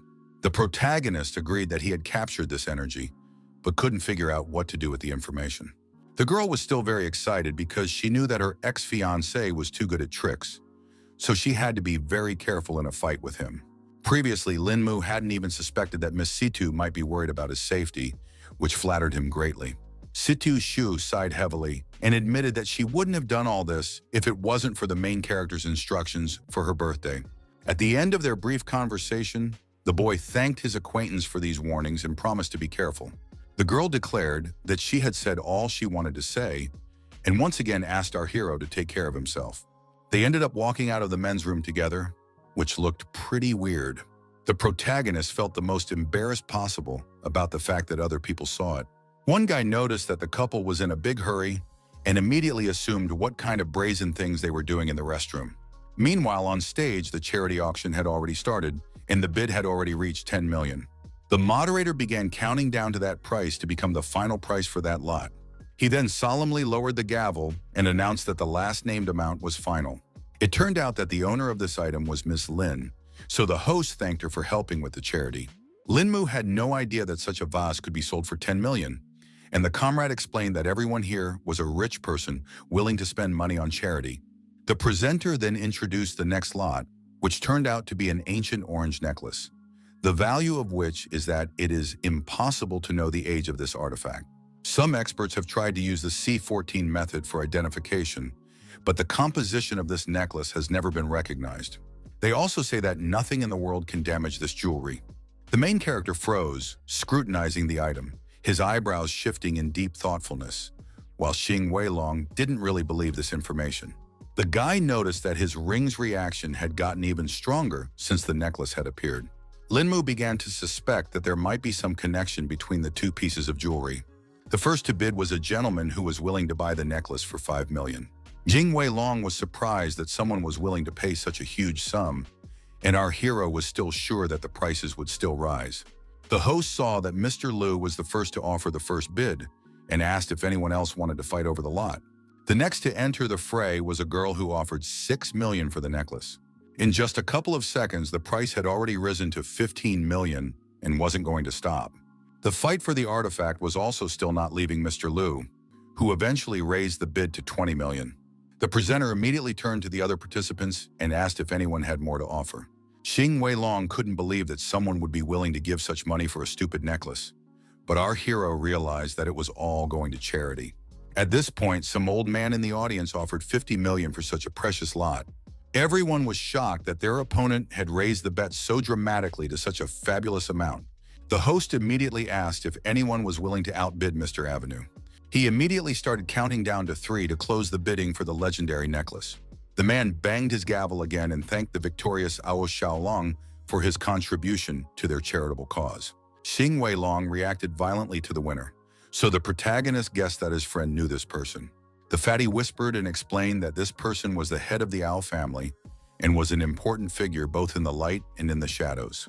He realized that if their family placed so much importance on this necklace, apparently it was far from ordinary.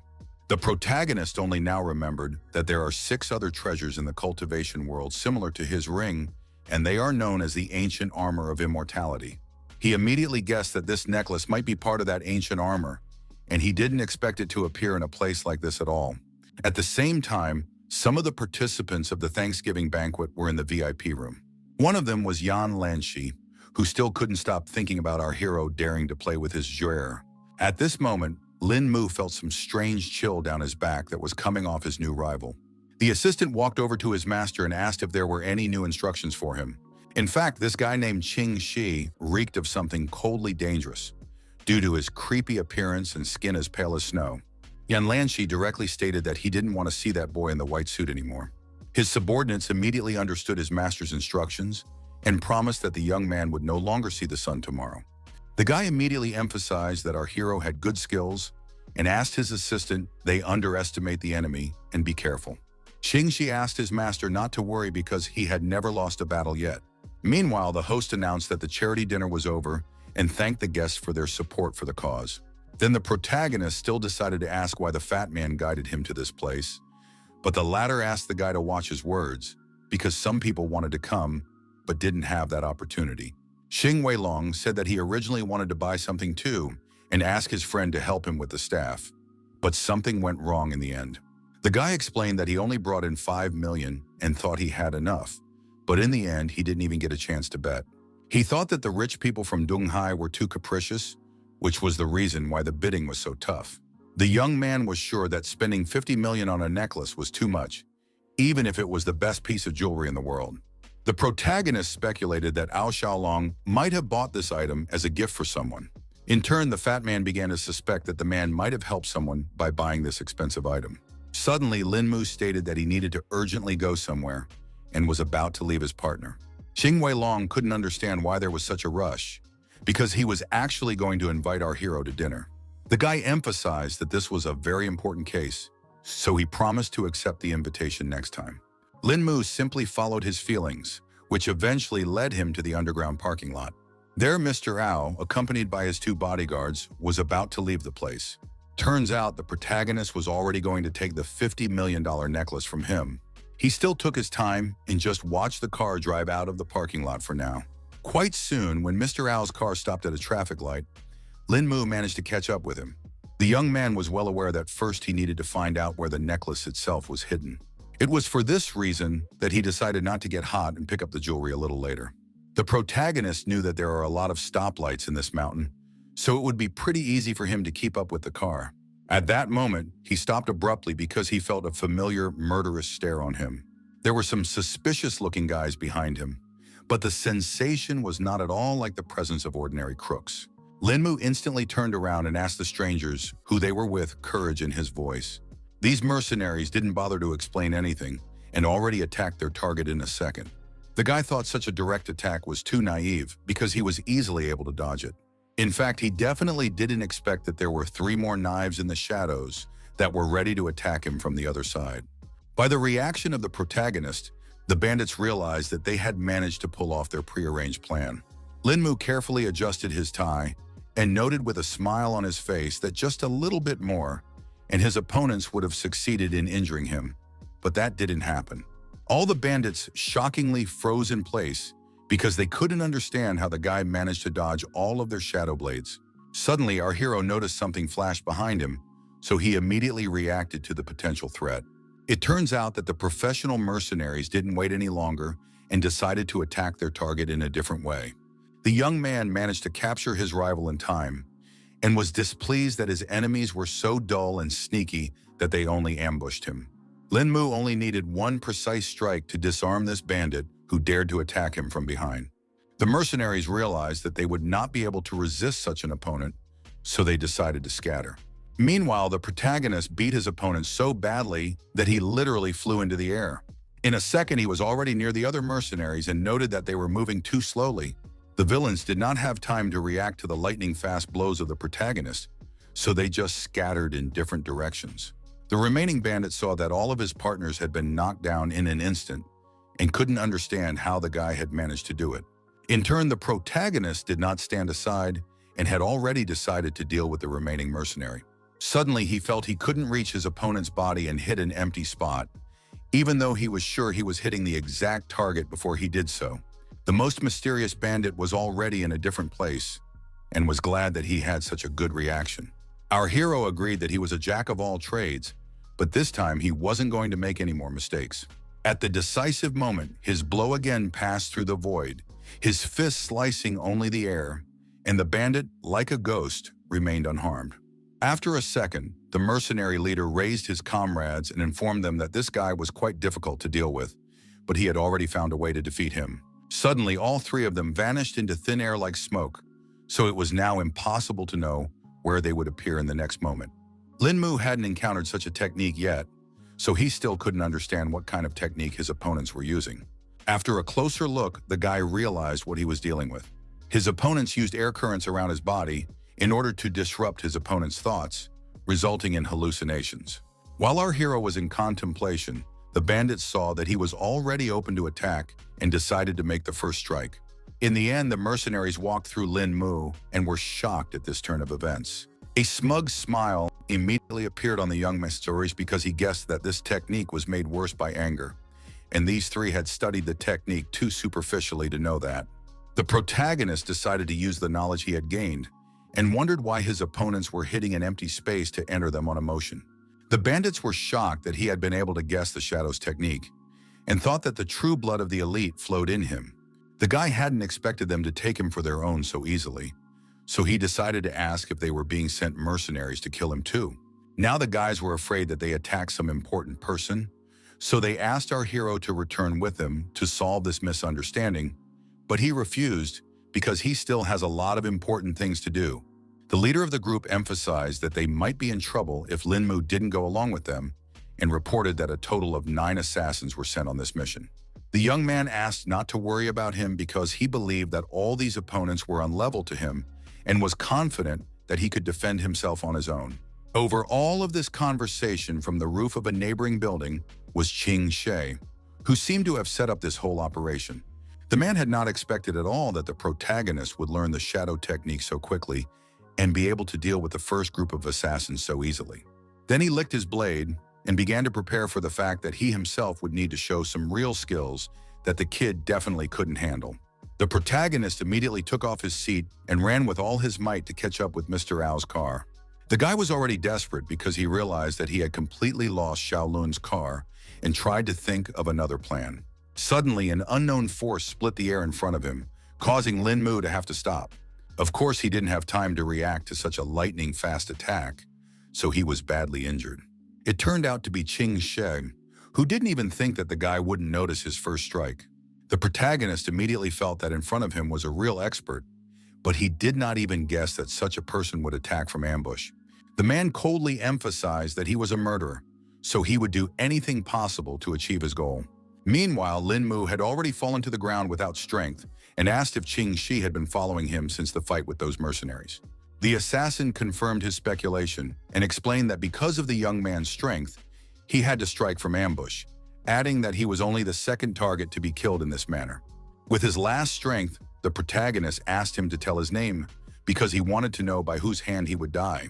Ching She was indeed about to leave, but stopped for a second after hearing his victim's request.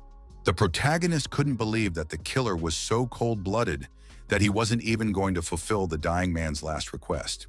Eventually, somewhere in the depths of the hitman found some humanity, so he gave his name. Lin Mu's strength was already running low, so he only said that he had memorized his assassin's name. After that, Ching She turned around and walked away, and the guy was left lying on the sidewalk in a pool of his own blood. Suddenly, he felt some movement behind his back and realized it wasn't that simple. It turned out that the protagonist was not going to die at all and found the strength to continue the fierce fight. Lin Mu was surprised that the assassin managed to dodge his blow, even though this turn of events was literally unpredictable. He was sure that the attack was as stealthy as possible, and because of that, he couldn't figure out how he could sense it and react in time. In turn, Ching She was shocked that our hero was only pretending to be dead, even though he had received an accurate stabbing. Meanwhile, the guy wasted no time and re-attacked his opponent, who again managed to dodge. Lin Mu now began to feel that the mercenary had also perfected in the spiritual realm and was a master who had opened the middle and lower dantian. Despite this level of strength, the protagonist was not afraid and decided that he would definitely not lose in this fight. Our hero shouted at the top of his voice that the only person who should die here and now was Ching She himself. The assassin even started to panic a bit because the guy was injured so badly, but his punches were still very strong. In the next instant, Lin Mu still managed to break through his opponent's defense and shorten the distance as much as possible. He concentrated all the chi energy in his hand to make the strike fatal to the assassin. Ching She was unable to resist such precision and speed, so he only cried out in pain. The protagonist put all of his power into the blow, so his opponent simply bent in half, scarlet spatters splashed from his mouth, and his eyes widened in shock. In the end, Ching She collapsed to the ground without strength because even such a master could not resist Lin Mu. He was still able to talk for a while, so he asked the guy who he really was. The brave warrior himself was also holding on with his last strength, so with a trembling voice, he asked his defeated opponent to remember that he had been killed by Lin Mu. Ching She still couldn't understand how things had turned out this way, because he was definitely sure that his knife had hit our hero. As he stepped away from the killer, the young man began to feel that the poison that was on the knife had already penetrated his heart and lungs. He couldn't believe that after going through such a fight, he would end up right here in the middle of the street. Eventually, the strength left Lin Mu's body, and he slumped to the ground without strength, regretting that he was not prepared for such a serious fight. His eyelids grew heavy and began to slowly close, but at the last moment, the guy managed to see someone's feet right in front of his face. The events continue into the night of the same day. Only now Lin Mu has entered the temple. Someone still managed to save Lin Mu, who had now regained consciousness but was still not feeling particularly well. At that moment, the girl who saved him was just praying for her late master. 10 years ago, when Yunar was very young, she accidentally injured an old man, causing him to pass away. Before his death, the old man said that saving the terminally ill was the main task of a healer. So if there was a chance to save the girl, he was ready to die without regrets. He asked his student to go on living and save more people who would need her help. The girl tearfully recalled how the master had adopted her, after which she had contracted a strange disease from which the old man himself had saved her. Each time after the operation, the master had aged little by little and sacrificed himself for Yunar's life. Now she was going to use a technique that would take a lot of work to master because it was quite difficult to control.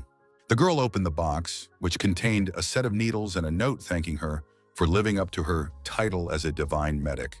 Yunar continued to live her vocation, so she couldn't let our hero have any problems. She methodically inserted needles into his body, her fingers moving with surgical precision, and asked the guy not to give up and hold on to his life.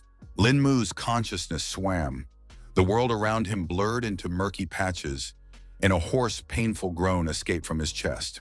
The girl was very nervous because this secret technique consumes a lot of energy, and if things continued like this, she might not even survive.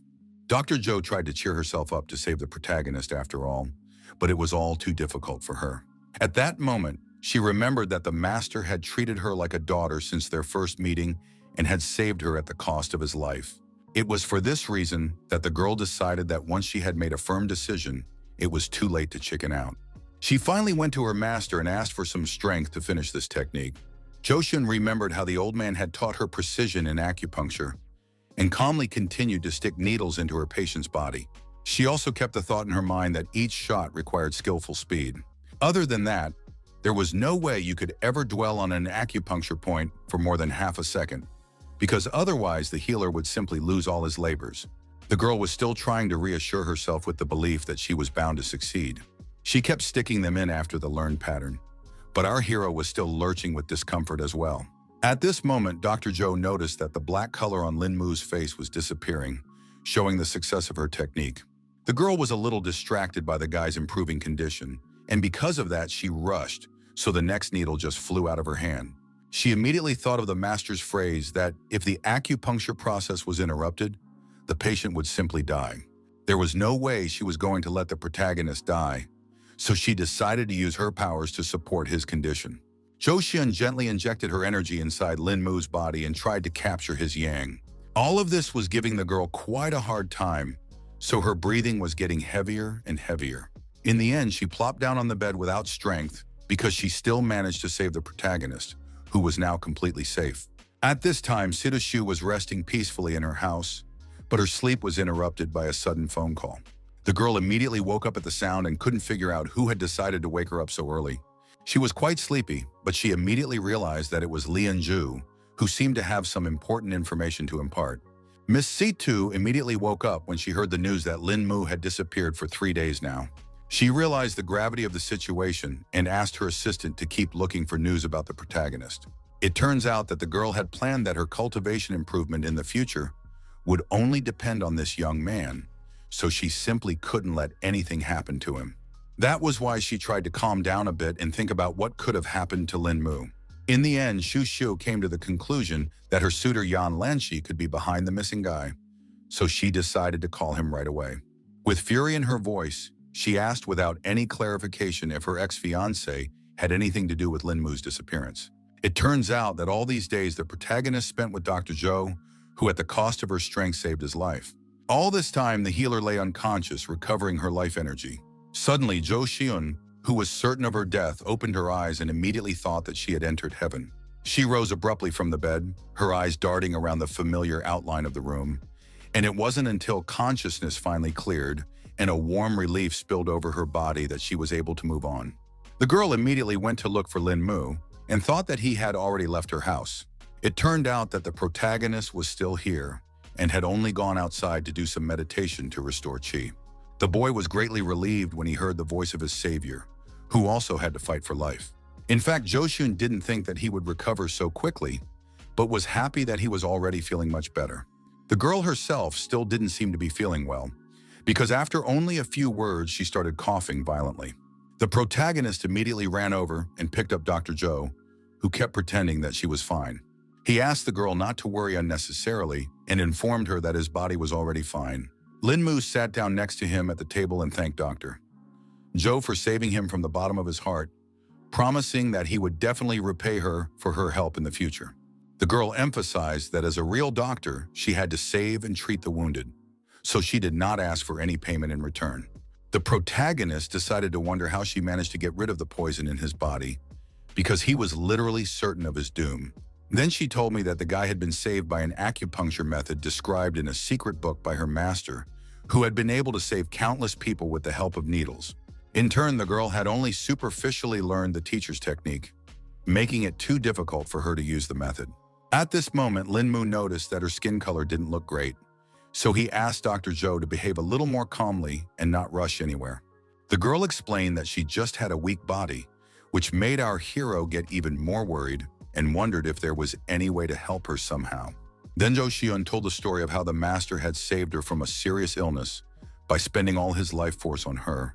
The protagonist couldn't understand what disease could make her teacher so helpless, if even the girl herself with superficial knowledge was able to use the secret technique.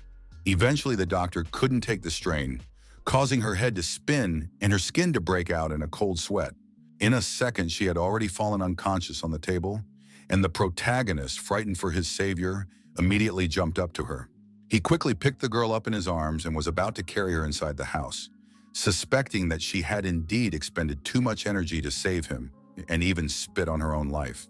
After putting Jo Xion on the bed, the protagonist decided to look around a bit. The protagonist noticed that the room was very clean, which demonstrated the cleanliness of his acquaintance. The next moment, he noticed that there were some strange bricks on one of the walls that stood out from the main interior. The guy immediately thought someone had done it on purpose because the bricks were not reinforced. Linmu carefully pushed back one of the blocks and saw that there was something hidden between the walls. The young man was greatly surprised to see that there were some papers hidden in this strange hiding place. Eventually, he guessed that they were letters from the master for his apprentice. The old man wrote that his real name was Mu Zhenqing, and all this time he was trying to teach the girl his family's secret acupuncture technique that balanced yin and yang in the patient's body.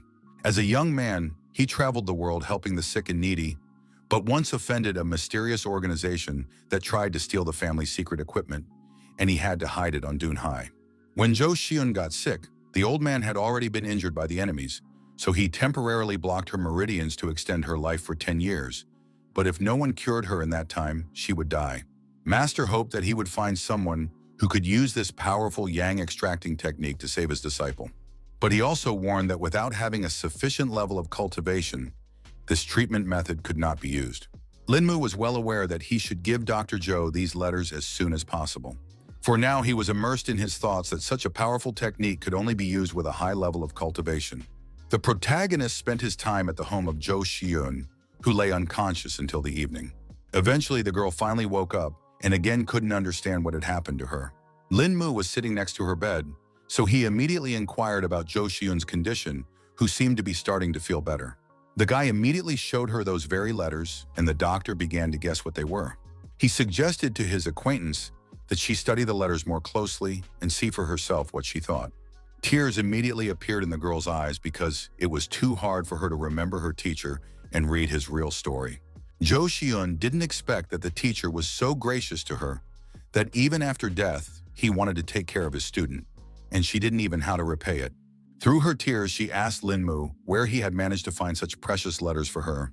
The young man then explained that he had found this hiding place in the wall during his little cleaning session. The girl now understood everything and began to regret that she hadn't met someone gifted enough to learn the technique. Our hero hinted that he himself might have been the man the old man wrote about in the letter. Jo Xion asked not to be fooled because she believed that despite the guy's talents, he definitely couldn't cultivate directly and didn't have a good foundation for this technique. The young man was confident in his abilities, so he asked the girl not to worry, but Ta couldn't understand what he meant. He was sure that the doctor knew a bit about cultivation, so he demonstrated his skills so she could see his power level. The girl was shocked because not every master could concentrate chi energy in their fingertips. After successfully using the technique, they went outside and Jo Xion couldn't stop talking about how our hero was quite secretive, so she didn't believe that he would be able to save her. In turn, the guy suggested that there was a chance of curing the disease could be cured even without reaching the highest level of cultivation. The protagonist was certain that as long as there was hope for survival, no one would give up so easily, and the master's letters made them realize how precious life was. Meanwhile, the girl thought about the fact that earlier she was going to save a couple more people and then consider completely fulfill her mission, but the unexpected news about her illness changed all plans. Linmu emphasized that all good things were sure to return and reminded him that she had saved his life this time, so he responded in kind. After that, Jo Shiyun remembered the old man's words that saving one's life was saving oneself. Memories of her teacher's warm hand stroking her head and his voice telling her about the vocation of a doctor immediately popped into her mind. Anyway, our hero thanked his savior and was now going to go home because apparently everyone had lost sight of him. The girl understood everything perfectly well because she herself had to return to the hospital, so she offered to say goodbye right here and now. Half an hour later, Lin Mu had already crossed the bridge that led to his house. The guy pondered that there were such powerful techniques in this world and guessed that the creator of yang extraction had a deep understanding of the human body, so no one could surpass this master.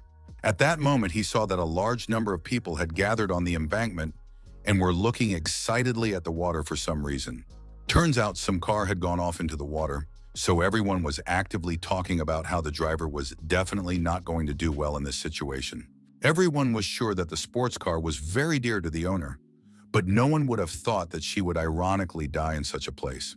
The guy started to get a little worried because the victim could be his acquaintance, so he asked those standing nearby what had happened here. A man who had already swam to try to help explained that some girl had flown off the bridge, but underwater it was too difficult for him to break the windows. The protagonist realized that he couldn't stand by, so he confidently headed towards the water. Everyone warned Lin Mu that it was useless and it was better to wait for the rescuers, but he couldn't waste time. The guy was going to go down and try it anyway, because if you wait for the rescuers to arrive, only the car would be saved in the end. He didn't even bother to undress and quickly jumped into the water, despite all the risks to his own life. In an instant, he felt the coolness of the water and plunged to the bottom to find the victim. Our hero was glad that it was fairly shallow here and looked carefully around to find the car. Eventually, he did manage to locate a red sports car, which immediately gave him hope. Mentally, Lin Mu asked the girl to hold on a little longer while he swam to her. It turned out that the young man's fears were justified and his acquaintance was behind the wheel. Lo Bi-yun was already unconscious after such a long time underwater, so she didn't even fight for her life. The main character was very strong, so he still had enough strength to break the car window. The guy agreed that the glass was very strong, suggesting that it might have been bulletproof, so it was no surprise that the average person couldn't break it. For Lin Mu, such an obstacle was nothing, so in a second, the window shards flew in different directions. In this way, the young man managed to pull Lo Bi-yun out of the car and give her a chance to be rescued. Our hero realized that his acquaintance was about to die, so he needed to transfer some energy to her as quickly as possible. The brave hero bent down and his lips touched the girl's pale lips to keep her from dying. The events are moved to a couple of minutes ago, when Lo Bi-yun fell into the water and began to think about what people live for out of hopelessness. She supposed everyone had different goals and many wanted to glorify their family or create a profitable business. The water increasingly filled the interior of the car, and the girl realized that she had no chance of rescue, so she could not hold back the tears in her eyes. Bit by bit, she began to choke, but she still couldn't accept that she was going to die in such a ridiculous way. The next moment, she saw Lin Mu's image in front of her and couldn't believe that she had been thinking of this person in the last moments of her life. The girl woke up already on the shore when the main character managed to pull her out of the water in time. Our hero was very happy when his acquaintance finally woke up, and all the people around with a sigh of relief because they were also very worried about the victim.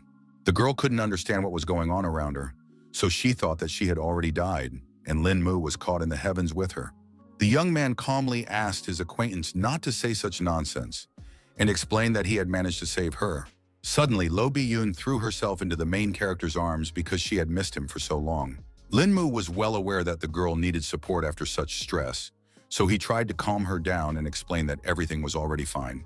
Clinging to the guy even tighter, she decided to ask how he had managed to find the car at the bottom of the river. Then our hero told the story of how he saw this crowd of people gathered around the drowned car and asked how his acquaintance had gone into the water. The girl herself couldn't understand the reasons why this incident happened, because her car was suddenly out of control, which sounded rather suspicious. Linmu decided to take Luo Biyu to change her wet clothes and asked her to take her time if she still hadn't recovered. People accompanied them with raucous applause and compliments for the brave hero who was able to save a defenseless girl who was in such a dangerous situation. Events continue on the morning of the same day as students slowly began to gather at Dunhai University. Joshun was trying to find our hero and was very worried because not long ago his phone was working. Now it was out of range.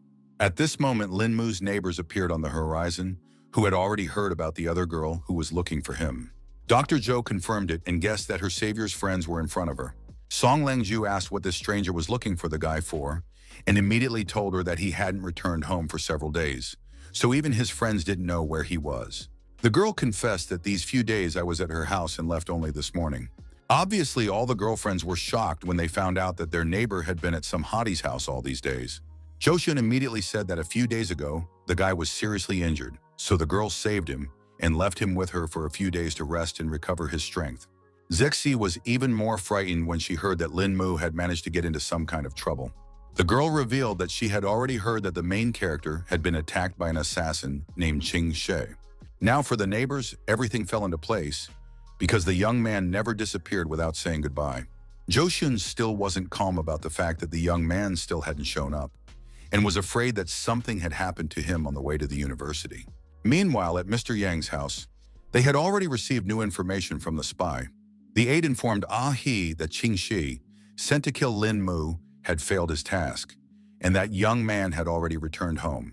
The man thought that it was all a complete outrage because this assassin was too strong a cultivator. The servant asked Yan Zhongqing not to be angry because it was only some youngster. The old man agreed that it was easy to say such a thing, so he suggested to his subordinate to go actually eliminate this Lin Mu. The aide immediately panicked, emphasizing that he didn't dare perform such a task, so it was better to assign it to an assassin. In the end, the Lord ordered that only Pai should go this time, who definitely shouldn't relax since it was now known that their opponent was an unusual child. Meanwhile, the guy stepped over the threshold of the house, and the girls immediately froze when they saw their mysteriously missing neighbor. Lin Mu, of course, apologized to the girls and explained that he had a few things going on these days. Zixi was very unhappy that our hero had returned home and didn't even say a word about it, and said that they were all very worried about him. The girls also confirmed that they had been looking for the guy the whole time while he quietly returned home in the meantime. Song Liangru immediately stood up for her disciple and reminded her friend that his wounds had just healed. Lin Mu was immediately very surprised because he couldn't understand how the girls knew about his injuries. At that time, the neighbors said that they had already met Sister Zhou, who told them about the whole situation. Zixi got really pissed off and couldn't hold her emotions in anymore because she couldn't understand what kind of relationship the guy had with this girl. The protagonist quickly tried to explain the situation and revealed that Dr. Zhou was his savior the last time he fell off the balcony. The girl was still reluctant to believe that Lin Mu had lived with her for so many days and nothing had happened between them in the end. Their conversation was abruptly cut short when the protagonist's phone buzzed in his pants pocket. The guy asked his girlfriend not to say things like that about him and apologized for having to take that call. It turned out to be Dr. Zhou, who was finally able to reach Lin Mu, who appeared to have gotten his phone wet, after which it was simply repaired. The girls couldn't watch this because they were very jealous of the guy for this mysterious stranger, so they started parodying their conversation. Suddenly, the protagonist heard that something strange was happening to his acquaintance, because only her screams could be heard in the tube. An unfamiliar voice informed him that the guy needed to immediately come to the third floor of Yinghuang Kaogi if he didn't want something to happen to Zhou Xiun. The protagonist was scared for Dr. Zhao and tried to find out who he was talking to, but it was too late because the call ended. After such a strange call, the guy stared silently at his phone and now couldn't figure out what he should do next. Song Liangru saw that he was very agitated and inquired about what had happened to Zhou Xiun. Lin Mu assumed that Dr. Zhou had been kidnapped, so there was an urgent need to rush out to rescue her. The girls were in no hurry to let our hero go because they were afraid that it was all a set-up trap, so first it was better to report the incident to the police. The young man stopped his roommates because there was no way they could report this to anyone else, as then the kidnappers would not be ceremonious with Dr. Zhou. After only half an hour, the protagonist arrived at the place where a guard was already waiting for him. Lin Mu looked around and verified that Ying Chuhan Kaoge was here. The guard at the entrance was in no hurry to let some young man through and first asked if he had an appointment here. The young man was in a great hurry, which made him angry at this bodyguard, and informed him that he had come here to meet their boss. The man still didn't miss the cocky young man and asked who he even was, because not everyone could just barge in on their boss. Then our hero decided to demonstrate his strength and grabbed the guard by the arm, explaining that the boss himself asked to come here. Eventually, the bodyguard had to take our hero to his boss, not understanding where this strange guy even came from. He knocked gently on the boss's office door and announced that he had a visitor.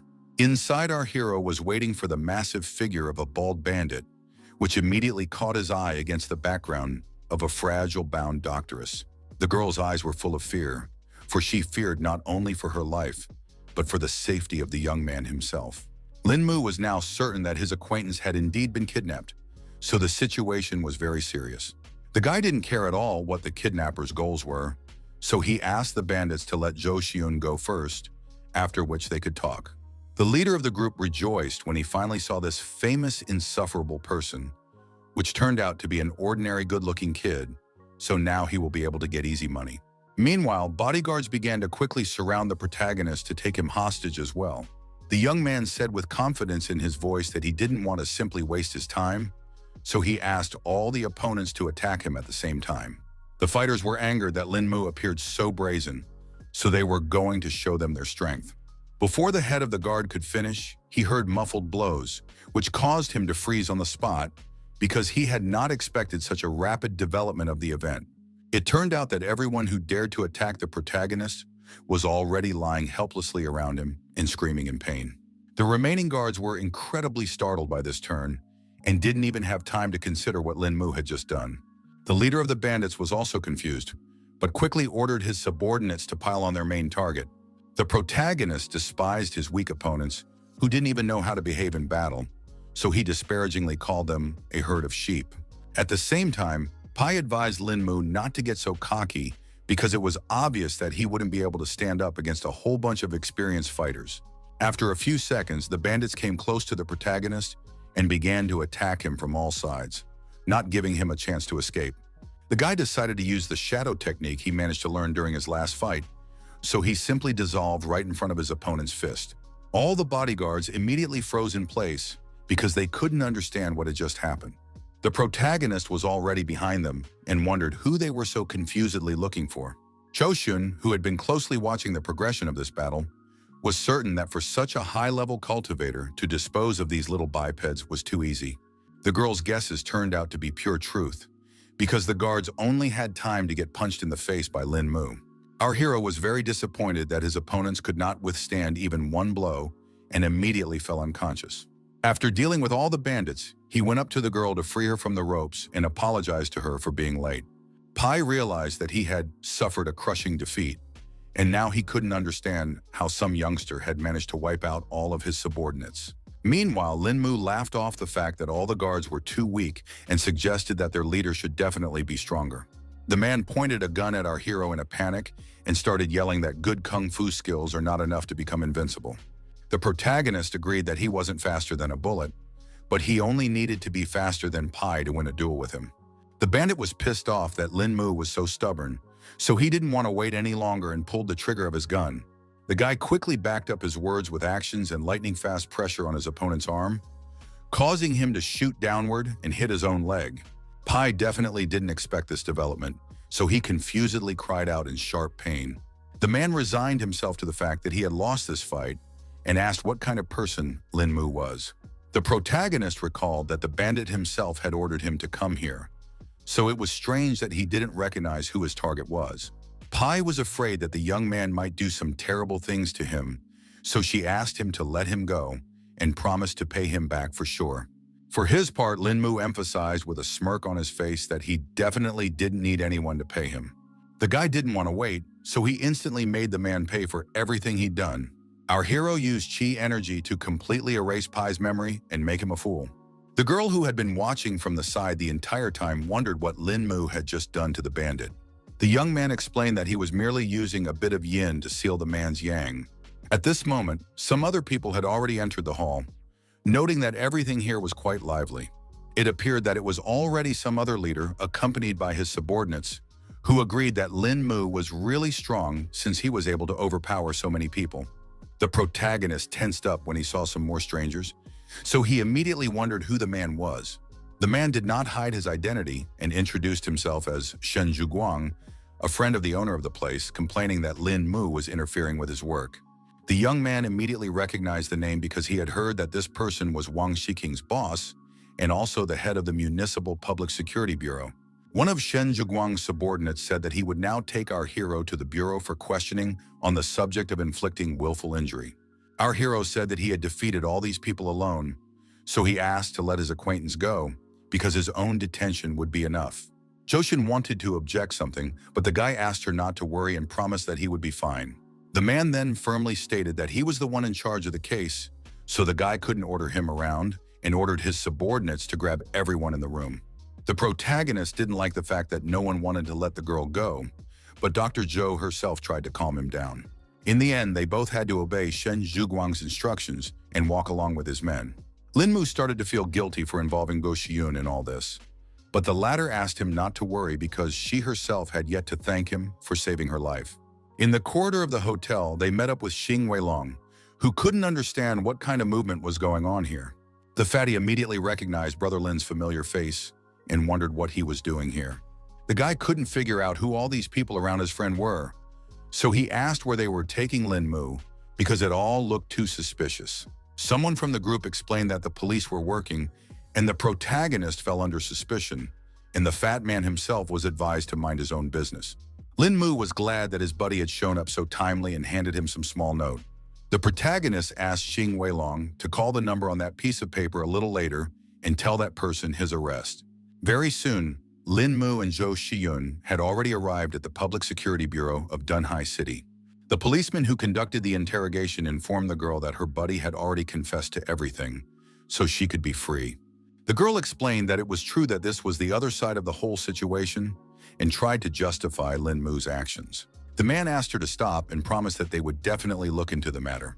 Zhou Xun was very excited and asked where the detained guy was now and what would happen to him next. At the same time, our hero was placed in a detention center where he had already managed to enter into a conflict.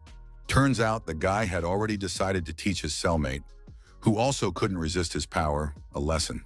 The second prisoner could not keep his feet from such a powerful blow and fell to the cold floor of the cell. The protagonist emphasized that he wanted some rest and asked his neighbor not to disturb him. The battered fellow was dissatisfied with the fact that his partners had become as stooped and didn't attack Lin Mu. Eventually, the other prisoners mustered up the courage to teach the arrogant newcomer a lesson. Lin Mu decided to play a bit with his new opponents, so he let them hit him once. The guy threw himself forward to make it easier on his opponent and warned him that he might regret it. It turns out that our hero had a cunning plan, so he concentrated all the energy in his head, causing it to become literally iron. This was followed by an unpleasant crunching of the fingers of the overly brave lad, who now realized his mistake. After only a second, he screamed hard from the incredible pain and grabbed his broken arm. Everyone around him began to realize that this guy was not easy because he was obviously a good fighter. It was then that the strongest prisoner decided to enter the fray and teach the overconfident newcomer a lesson. Lin Mu was carefully observing the situation around him, so he instantly noticed that someone was about to attack him. The man shouted belligerently and swung around to deal with the protagonist quickly. The young man realized that he was about to make a surprise lunge to the chest and a kick to the stomach, which showed his good martial arts skills. In the end, the protagonist simply tossed his opponent aside and noted that he was still too bad to measure his strength. The man gave up and still agreed that Lin Mu was indeed a strong fighter. The other inmates were shocked by this development because Brother Huan, who fights the best, only to be defeated by some boy. Meanwhile, Shen Zhuguang, who was sitting quietly in his office, was already being told off for grabbing Lin Mu. The man was confused because he was sure he was acting according to all the rules and regulations because this guy hurt people. The boss couldn't understand the officialdom and informed his subordinate that the man was someone they could touch. The policeman started to worry that the Yan family might get angry if they let this guy go, and the chief realized that it was all this family's shenanigans. In the end, the boss informed him that if anything even happened to Lin Mu, not even the 10 Yan families would save his subordinate's head. The police chief didn't even know how to respond to these threats because he realized that the matter was serious. He finally found the strength to reach out to Mr. Lee, but all he heard in response was a humming tone. The man realized that Central Bureau Chief Lee himself had called him to let this person go, and now he was afraid to imagine what kind of power Lin Mu finally possessed. He quickly jumped up from his seat and ordered Xiao Lu to quickly go to the detention center. The subordinate tried to find out what was so serious, but the boss wouldn't explain the whole situation and said that this time, the Yan family had seriously screwed them over. At the same time, the assistant informed Mr. Yan that he had already completed his assignment. He said that the Central Bureau Chief called Shen Zhiguang, after which Li Yaozhong released the protagonist from detention. The old man didn't expect at all that Li Yaozhong might be familiar with her target, which ruined all plans. The man explained that they were strangers to each other because they had only had one phone conversation before Shen Zhiguang was ordered released. The master had not expected at all that someone was capable of giving orders to Li Yaozhong, and now wanted to know who was trying to protect Lin Mu. The aide was unable to get any data because their conversation was encrypted, and if they tried to decrypt that information, they might be detected. The man didn't care about that at all, because they can't back down anymore and must finally deal with the protagonist. He's ordered to contact the Black Spikes and place an order to kill the guy, because they sure can't let him get away this time. The events moved to the Dunhai Public Security Bureau, where Lin Mu had already come out, and the police officers tried to explain that it was all just a misunderstanding. Shen Zhiguang was more than a little frightened, so now parsed the guy to not take it all to heart. The protagonist once again asked if he could go, and the policeman, bowing his head, confirmed it. At that moment, the young man heard that someone was already waiting for him outside the detention center and rejoiced at his release. It turned out to be Xing Weilong, who had already heard that his buddy was doing well, so he came to get him.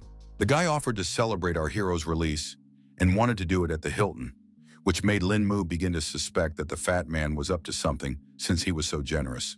Xing Weilong admitted that it was only his pleasure to do something nice for Brother Lin. 30 minutes later, they had already arrived at the Hilton Hotel where the fat man wanted to come. They were greeted by several staff members at once, who escorted guests to their table.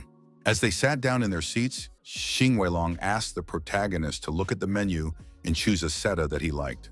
The young man explained that he wasn't very good at picking out food, so he entrusted this task to his buddy. The fat man chuckled and warned our hero that he had only himself to blame if he didn't like something. When he opened the menu, his appetite whetted even more, so his order consisted of foie gras with caviar, crab and curry sauce, and steamed lobster. Meanwhile, Lin Mu asked where the restroom was here, and the waitress agreed to take him there. Our hero thanked the hotel employee for such a high level of service and followed her. The girl stopped in the hallway and explained that the restroom was up ahead on the left side.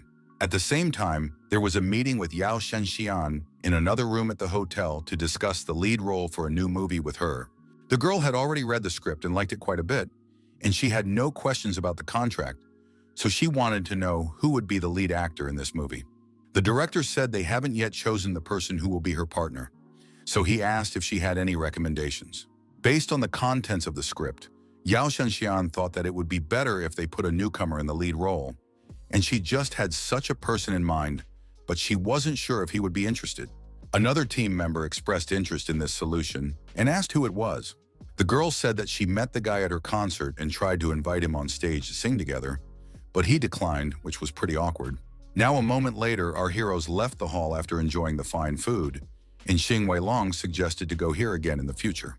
On the way, they met up with Yao Shenxian, who was shocked that she had met Lin Mu here.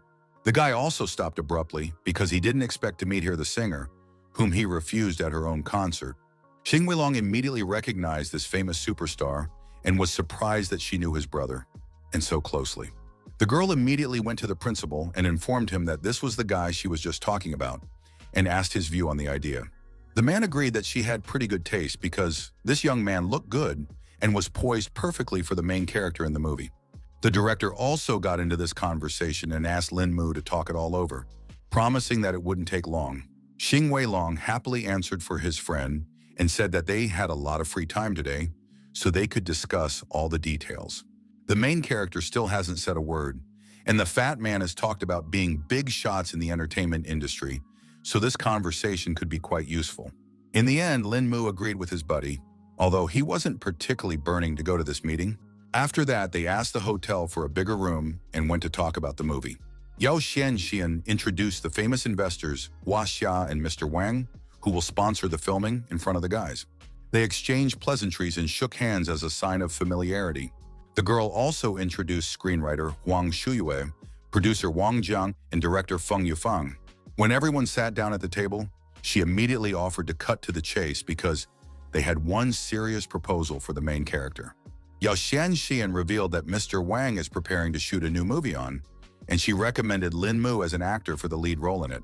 Xing Weilong couldn't believe his ears when he heard that his friend was being offered to star in a movie, even as a lead actor. The director confirmed that in terms of our hero's looks and character, he is perfect for the role, as if it was tailor-made for him.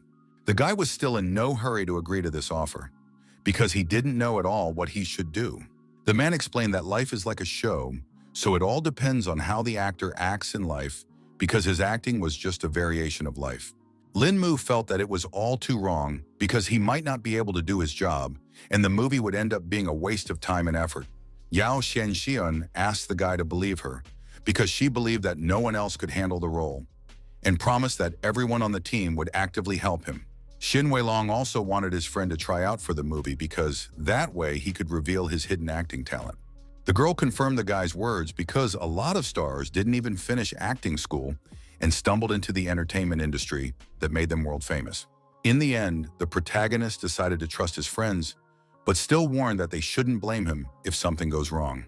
The director was happy that he finally agreed to be filmed and promised that there would definitely be no problems with their movie. Meanwhile, the director asked if Lin Mu was free tomorrow because he wanted to sign a contract with him right away. The protagonist wasn't against it yet, so he asked what time it was convenient for them to meet. The director handed him his business card and asked him to come to the given address at about 10 o'clock in the afternoon. Lin Mu thanked the movie team for believing in him and promised tomorrow he would be in the right place at the right time. Events continue the next morning when the protagonist does fulfill his promise. The director asked the guy to look at the contract and, if he was happy with everything, sign the document. Our hero confirmed that there were no problems with the contract because the terms were quite reasonable and confidently signed.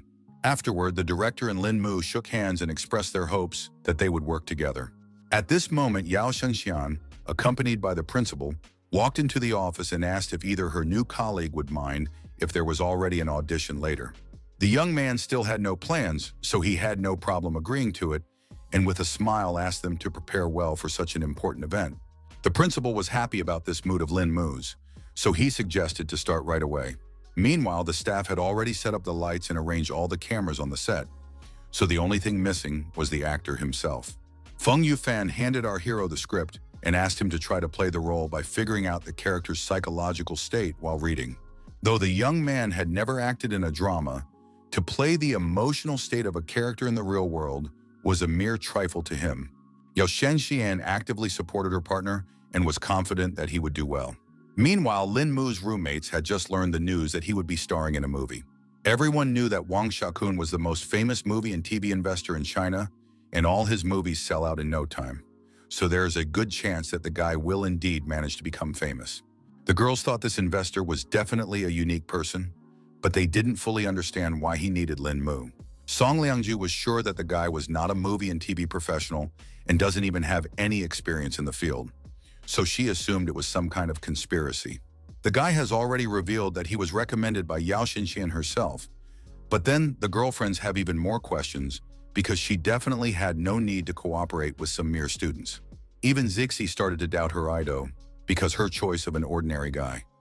When there are many decent-looking guys in the entertainment industry, it looked too strange. The girl promised to give Lin Mu a good lesson if he dared to betray their entire company. Meanwhile, the protagonist, who only had half an hour to prepare, had already begun his drying off. The guy masterfully got into character, his voice trembling just enough to elicit sympathy, and his eyes reflecting just the right amount of pain. The director didn't expect to see such a game from an ordinary youngster with no professional experience, so he watched the process in mute shock. In turn, our hero's performance so moved Yao Xianxian that she even wept. Afterward, the protagonist returned to his team with a smile on his face and asked how he had just played. Feng Yufan recognized that he was a deserved genius and said that it was simply magnificent. The guy also asked what Yao Xianxian thought about his audition and if she would be willing to pair up with such an actor. The girl stated that he was literally born to be an actor, so now he can play with anyone. On the evening of the same day, they met to have dinner together, and our hero's co-worker emphasized that it was just dinner, so there was no need for any pleasantries. Yao Xianxian couldn't wait to find out what the guy's secret was, because his performance this morning was simply amazing, but the guy thought that everything was all about experience. She still guessed that it wasn't just Lin Mu's rich experience. The girl asked the protagonist not to be modest, because she already knew very well that he was a martial arts master. The young man certainly hadn't expected her to reveal his biggest secret so quickly, and asked how she knew this information. Yao Xianxian didn't hide anything and revealed that her family has a bit of connections, so it's pretty easy to find what she's interested in. She also said that the young man is now quite famous because that case involving the Central Security Bureau has already put him on the radar of many influential families. The main character didn't even expect such attention to himself, so he was really flattered. At the same time, he wondered if it was only because he had only asked Xing Weilong to call Bao Luntan, not expecting that his influence seemed so strong. The girl continued to talk about their currently powerful families were in confusion, guessing who was actually behind Lin Mu's back. The guy tried to pretend that these people were really making a lot of things up, and emphasized that he was just a student with no one behind him. Yao Xianxian still suspected that it was all lies, because otherwise the young man wouldn't have forced Yao Jun to obey the order and let the people go. The main character was surprised because he had never heard the name Li Yaozhong and immediately asked the girl who it was. Then she jumped up from her seat because this man was literally everyone again. The young man was surprised at this violent reaction and asked if he really should know this individual. His colleague explained to him that a person of such a level as Li Yaozhong could easily relieve his underlings of any responsibility. She emphasized that this man was quite challenging and was actually the head of the Central Public Security Bureau, so he controlled the national public security system. Listening to his acquaintance, the protagonist concluded that it was Yao's family who had started all those rumors. She confirmed the guy's speculation and said that according to the information she had received, the person who had almost killed Lin Mu last time was an elite cultivator who had been secretly raised by the Yan family. Now the young man had confirmed Shitushu's words that it was better to watch out for that guy from the Yan family because it was obvious where this professional assassin came from. Meanwhile, the girl added in a whisper that after the previous failed assassination, this family had invited a stronger master from Shuezi. In the end, Lin Mu finally wanted to ask how Yao Xianxian had managed to find out such confidential information. Obviously, the girl didn't answer this question because she didn't want to put our hero in even more danger. So he wanted to know what reason she was helping. The actress replied that the guy now had the lead male role in the movie, so if he died, she would have no one to play with. Lin Mu was still afraid that it wasn't really like what his acquaintance had said, because her family might have also noticed his real strength and was now trying to convert him to their side. Events continue the next day at the Inhuangkaoga Hotel, where a fight between Zhou Xiun's kidnappers and the protagonist has only recently taken place. Since the assassins are still arriving, the guy certainly needs to shun them, but he can't leave his business to the common people. The two guards at the entrance immediately told him that they were not accepting anyone today, so under no circumstances would they open the door. The protagonist did not expect such a turn of events, but it was only to his advantage because the fewer people, the fewer witnesses there will be. The security personnel were displeased that Lin Mu continued to stand beside them as if he hadn't heard their warning at all. At that moment, Leader Min came out of the hotel and apologized to the guy because his subordinates don't really know what they're doing. Wu Tianming couldn't believe that his bodyguards had the guts to stop Mr. Lin himself, so he ordered them to apologize to their esteemed guest. Then the guards bowed their heads to our hero and explained that they just didn't recognize Lin Mu, but the latter didn't hold a grudge against them because it was just following the rules. Once inside, the man asked if the reason the young man had stopped by was because he finally had some free time. Meanwhile, the guards still couldn't figure out who this Mr. Lin was because they hadn't even met him before. Wu Tianming said that they were a little unlucky today because some brothers right now were discussing the redistribution of territory again. The main character thought it was just great because he just had an idea. A man stopped near one of the doors and said that the brothers were here, but he was very uncomfortable going in during their meeting. Lin Mu didn't object, so he confidently pushed open the door and agreed to go in by himself. The guy was acting pretty cultured, so from the very doorstep he apologized for the disturbance.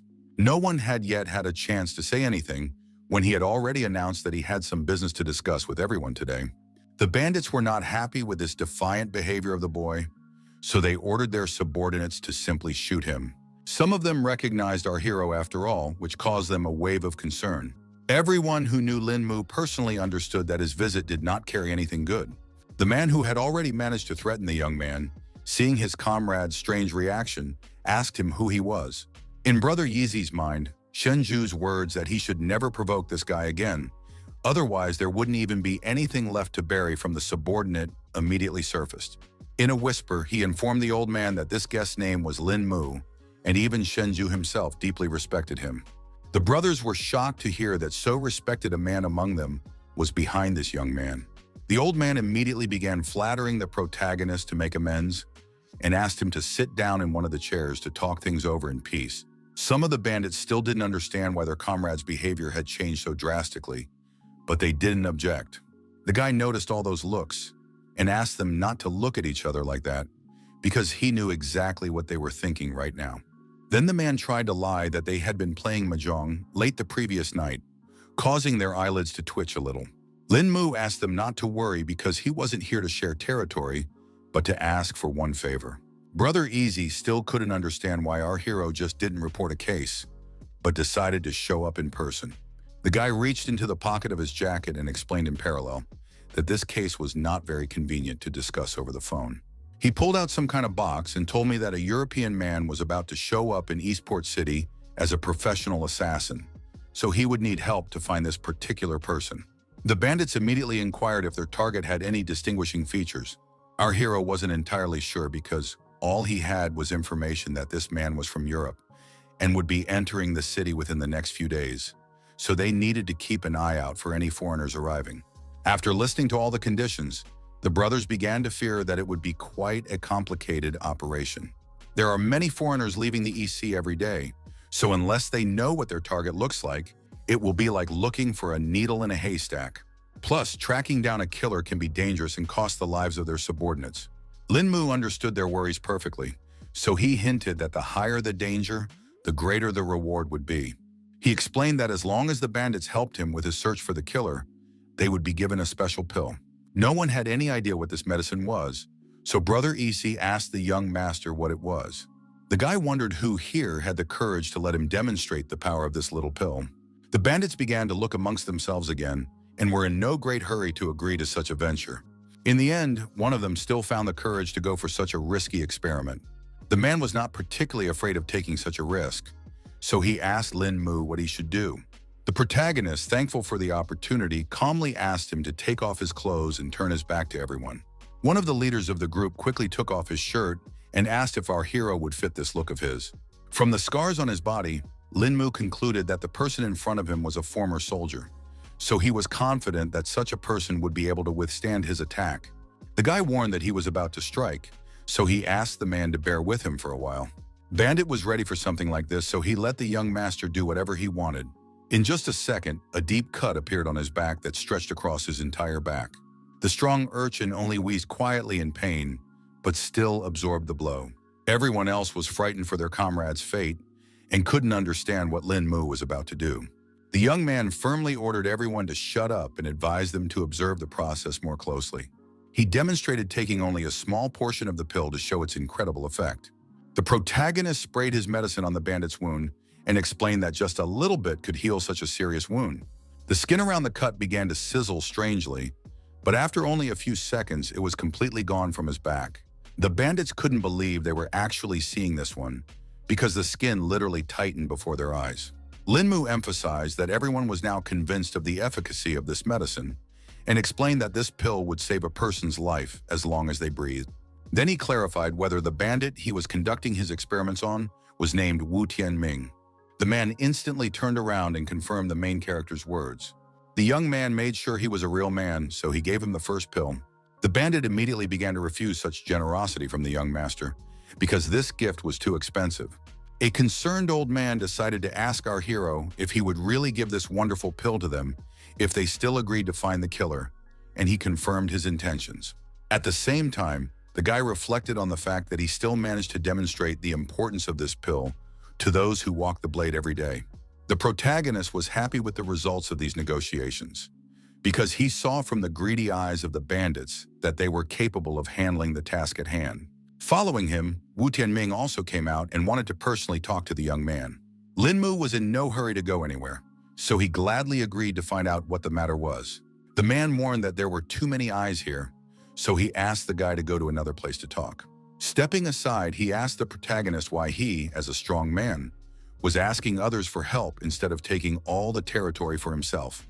Lin Mu honestly replied that he was not at all interested in such things and simply did not want to get involved in these conflicts. Wu Tianming understood that the young master had a low opinion of all of them, but since he had already approached their faction, it meant that the guy had no other people to help. The protagonist was starting to get tense about this conversation, so he asked the bandit to finally cut to the chase and stop beating around the bush. The man heard Lin Mu, so he began his story about being part of the underworld for many years and not wanting to work for anyone else. His brothers have been working with him for a long time, but they have ultimately failed to reach any heights. The arrival of the young master could be a great chance to change that. Lin Mu began to guess that the bandit wanted to ask for his help to start his own gang. Wu Tianming confirmed his intentions and hoped that Mr. Lin would support their team from behind the scenes during the leadership battle. But the guy reiterated again that he didn't want to get involved in all of this. The bandit still tried to explain that the guy was deluded because he wouldn't have to do anything, and he himself wanted to deal with his rivals in his own way. Now our hero has guessed that he only wants to use his name to intimidate him, but until he clarifies it himself, no one will know the truth. In the end, the young man recognized that Wu Tianming had earned his respect, and since he didn't need to do anything to help, he wouldn't mind. Of course, the man rejoiced at such news and thanked the young gentleman for his help. The guy was about to leave, but before he did, he emphasized that he still had to stay clean and asked to only look for him if there was an important reason. Wu Tianming did not object to such conditions, and once again thanked our hero for helping him with his case. Lin Mu had already returned home deep into the night when all of his female neighbors were already home as well. At the entrance, he immediately changed into his house slippers and informed the girls that he was finally back. The girlfriends were sitting in the living room, so they immediately wondered why the protagonist came home so late. Lin Mu quickly oriented himself and lied that he went to see his friends after the audition, and when he came to his senses, it was already so late. Zishi forgot about all the worries after hearing this, because she guessed that the young man had managed to get his part after all. Our hero confirmed her speculation and explained that all he had to do was wait for a call from the company. The girl immediately hugged him tightly and started yelling about how she believed in his strength from the beginning, happy that her idol had great taste. The others were not happy that their friend had changed so quickly because she had said completely different things this afternoon. Zixi asked the guy not to listen to Xuanrong and promised that she would teach Yao Xianxian a lesson if she just wanted to play around with Lin Mu. The main character reassured the girl and emphasized that her favorite singer just wants to do her job well. Her friend didn't expect that after just one day of acquaintance, Lin Mu would already side with her college and defend her. She was very upset because the young man's heart had already been stolen, so they no longer had any chance in front of the real idol. The plot then develops on Green Lotus Mountain, which was completely covered by a dense forest. Yan Lanxi arrived here, excited to have a long-awaited meeting with Ling Sheng, who had long since arrived at the place. The longtime acquaintances hugged each other tightly because it had been quite a while since they had seen each other. Hong Ling Sheng even began to doubt his orientation because he didn't expect that he would miss his buddy so much. Yan Lanxi suspected that the guy might not have missed him, but the one good thing he had. In the end, the young man decided to introduce Lin Tiannan, with whom he had come here from the capital to rest for a while. He called his acquaintance an incredible guy, which made him shy and asked him not to flatter him. Yan Lanxi emphasized that there was no need to be modest here, because he knew at a glance that this guy was someone important. Ling Sheng wanted to end all this talk and climb up the mountain, because he had wanted to try the fragrant abode's charl for a long time. The young man realized that the guests were tired from the road, so he offered to follow him. In just a few minutes, they were already at the top of the Green Lotus Mountain, where the fragrant abode was located. Lingxing talked about how the teas of the fragrant abode had been heard by everyone in the East Sea, so brother Tiannan was very lucky today. On the way, they were met by a beautiful girl in national dress and asked if the guests were here to taste their famous tea. The guys confirmed their intentions, and then the girl asked to follow her. Almost all the tables in the hall were occupied because the place was quite popular. Everyone around enjoyed drinking this drink, marveling at its wonderful flavor. Tiannan, seeing the happy faces of the visitors, was even more eager to try this tea. After that, they sat down at one of the tables, and the waitress asked what kind of tea the guests wanted to try today. At this moment, another female employee came over to their table and immediately recognized young Master Hong and Ling Sheng. It turned out to be the owner of the fragrant abode named Xu Yu, who was also overjoyed by the unexpected encounter. Ling Sheng noted that it had already been a while since their last meeting, and the girl was still young and beautiful. The owner said her acquaintances were very nice conversationalists, so she wanted to have a little chat with them while they brought tea. When they finished their visit to the abode and went outside, Tiannan immediately noted that he had seen something interesting while they were sitting in this establishment. The guy agreed that the tea at this establishment was good, but not as good as its owner. Yan Lanshi didn't expect that their new friend had such a sharp mind, because he was quickly able to understand the cunning workings of this establishment. Now Tiannan couldn't forget the curves of her attractive body and the queen's demeanor, which was a rarity now. Lingxing definitely didn't expect his buddy to fall for Sister Yu's beauty so easily. The young man didn't hide anything and admitted that he couldn't stop thinking about Tiannan's stunning figure. Lingxing decided to change the topic because it was quite rare for them to meet like this, so he suggested finding another place to sit, and Yan Lanshi immediately came up with some idea in his mind. At that moment, a car passed near them at full speed, which obviously caught their attention. The car then whizzed into a vacant parking space, and the driver rejoiced at such good fortune. Turns out it was Zixi, who this time set a record and reached her destination in 10 minutes and 43 seconds. With her was the main character, who was dizzy from such a ferocious driving style of his girlfriend. Yan Lanshi stopped abruptly, his gaze instantly becoming icy cold, frozen on the figure of his #1 enemy. The guy couldn't understand how Lin Mu was able to survive if he sent his best assassin after him. Lingxing noticed the beautiful girl who was driving that car and asked if she was Yan Lanshi's friend. He replied that he was not familiar with this girl and suggested that he should hurry up and get out of here. For now, the guy had decided not to continue their conflict, but she was still going to see how long our hero's luck would last. Lin Mu also recognized the young master who wished him dead and remembered that he should be made to pay for it sooner or later. Meanwhile, the girl noticed that he was thinking about something and asked her buddy to hurry up a bit. It turns out that they also came to Fragrant Abode because Zixi had been talking about this place for a long time. The protagonist was not surprised by this place because other than the serenity around, there was nothing unusual here. Zixi explained that a lot of people came here because the abode was the best place for tea drinking in the entire East Sea. This story interested the guy, so already he couldn't wait to see everything with his own eyes. The same girl at the entrance recognized Miss E immediately and greeted the guests to seat them at a free table. Zixi noted that it had been a while since they had seen Xiao Fan and asked if the supervisor was in attendance. The employee said guests had to go straight to the second floor if they wanted to meet the boss. The protagonist realized that his friend frequented the place if even the staff knew her well, and the girl explained that the owner of the fragrant abode was her best friend. Meanwhile, the boss had already left because she heard a familiar voice and asked why the girl had decided to visit her today, and she said that she wanted to introduce her friend. Lin Mu immediately sensed that Sister Yu was also a cultivator, but from her pale face and weak steps, he assumed that she had used too much qi recently. Zixi also noticed her friend's unhealthy appearance, so she began to worry about her condition. Boss didn't want to talk about it because she used all her energy to help cure Shiren's illness. At this moment, the main character joined their conversation and wanted to personally introduce himself to Sister Yu. The beauty immediately appreciated the young man and said that he looked quite extraordinary, so she called Zixi very lucky. The girl immediately began to justify herself and emphasize that they were just friends, and Lin Mu had brought her to try the flower tea she had created. Sister Yu jokingly called her a bad girl because she always only has eyes for tea, but it couldn't be any other way because this drink was the best in the world. Eventually, she went to make tea and invited her guests to sit down at the table. Our hero immediately started talking about how the owner was an unusual person, so he couldn't understand why she was stuck here in Fragrant Abode. Zixi wasn't sure of the reason because at the time of meeting, Sister Yu was already the boss of the establishment.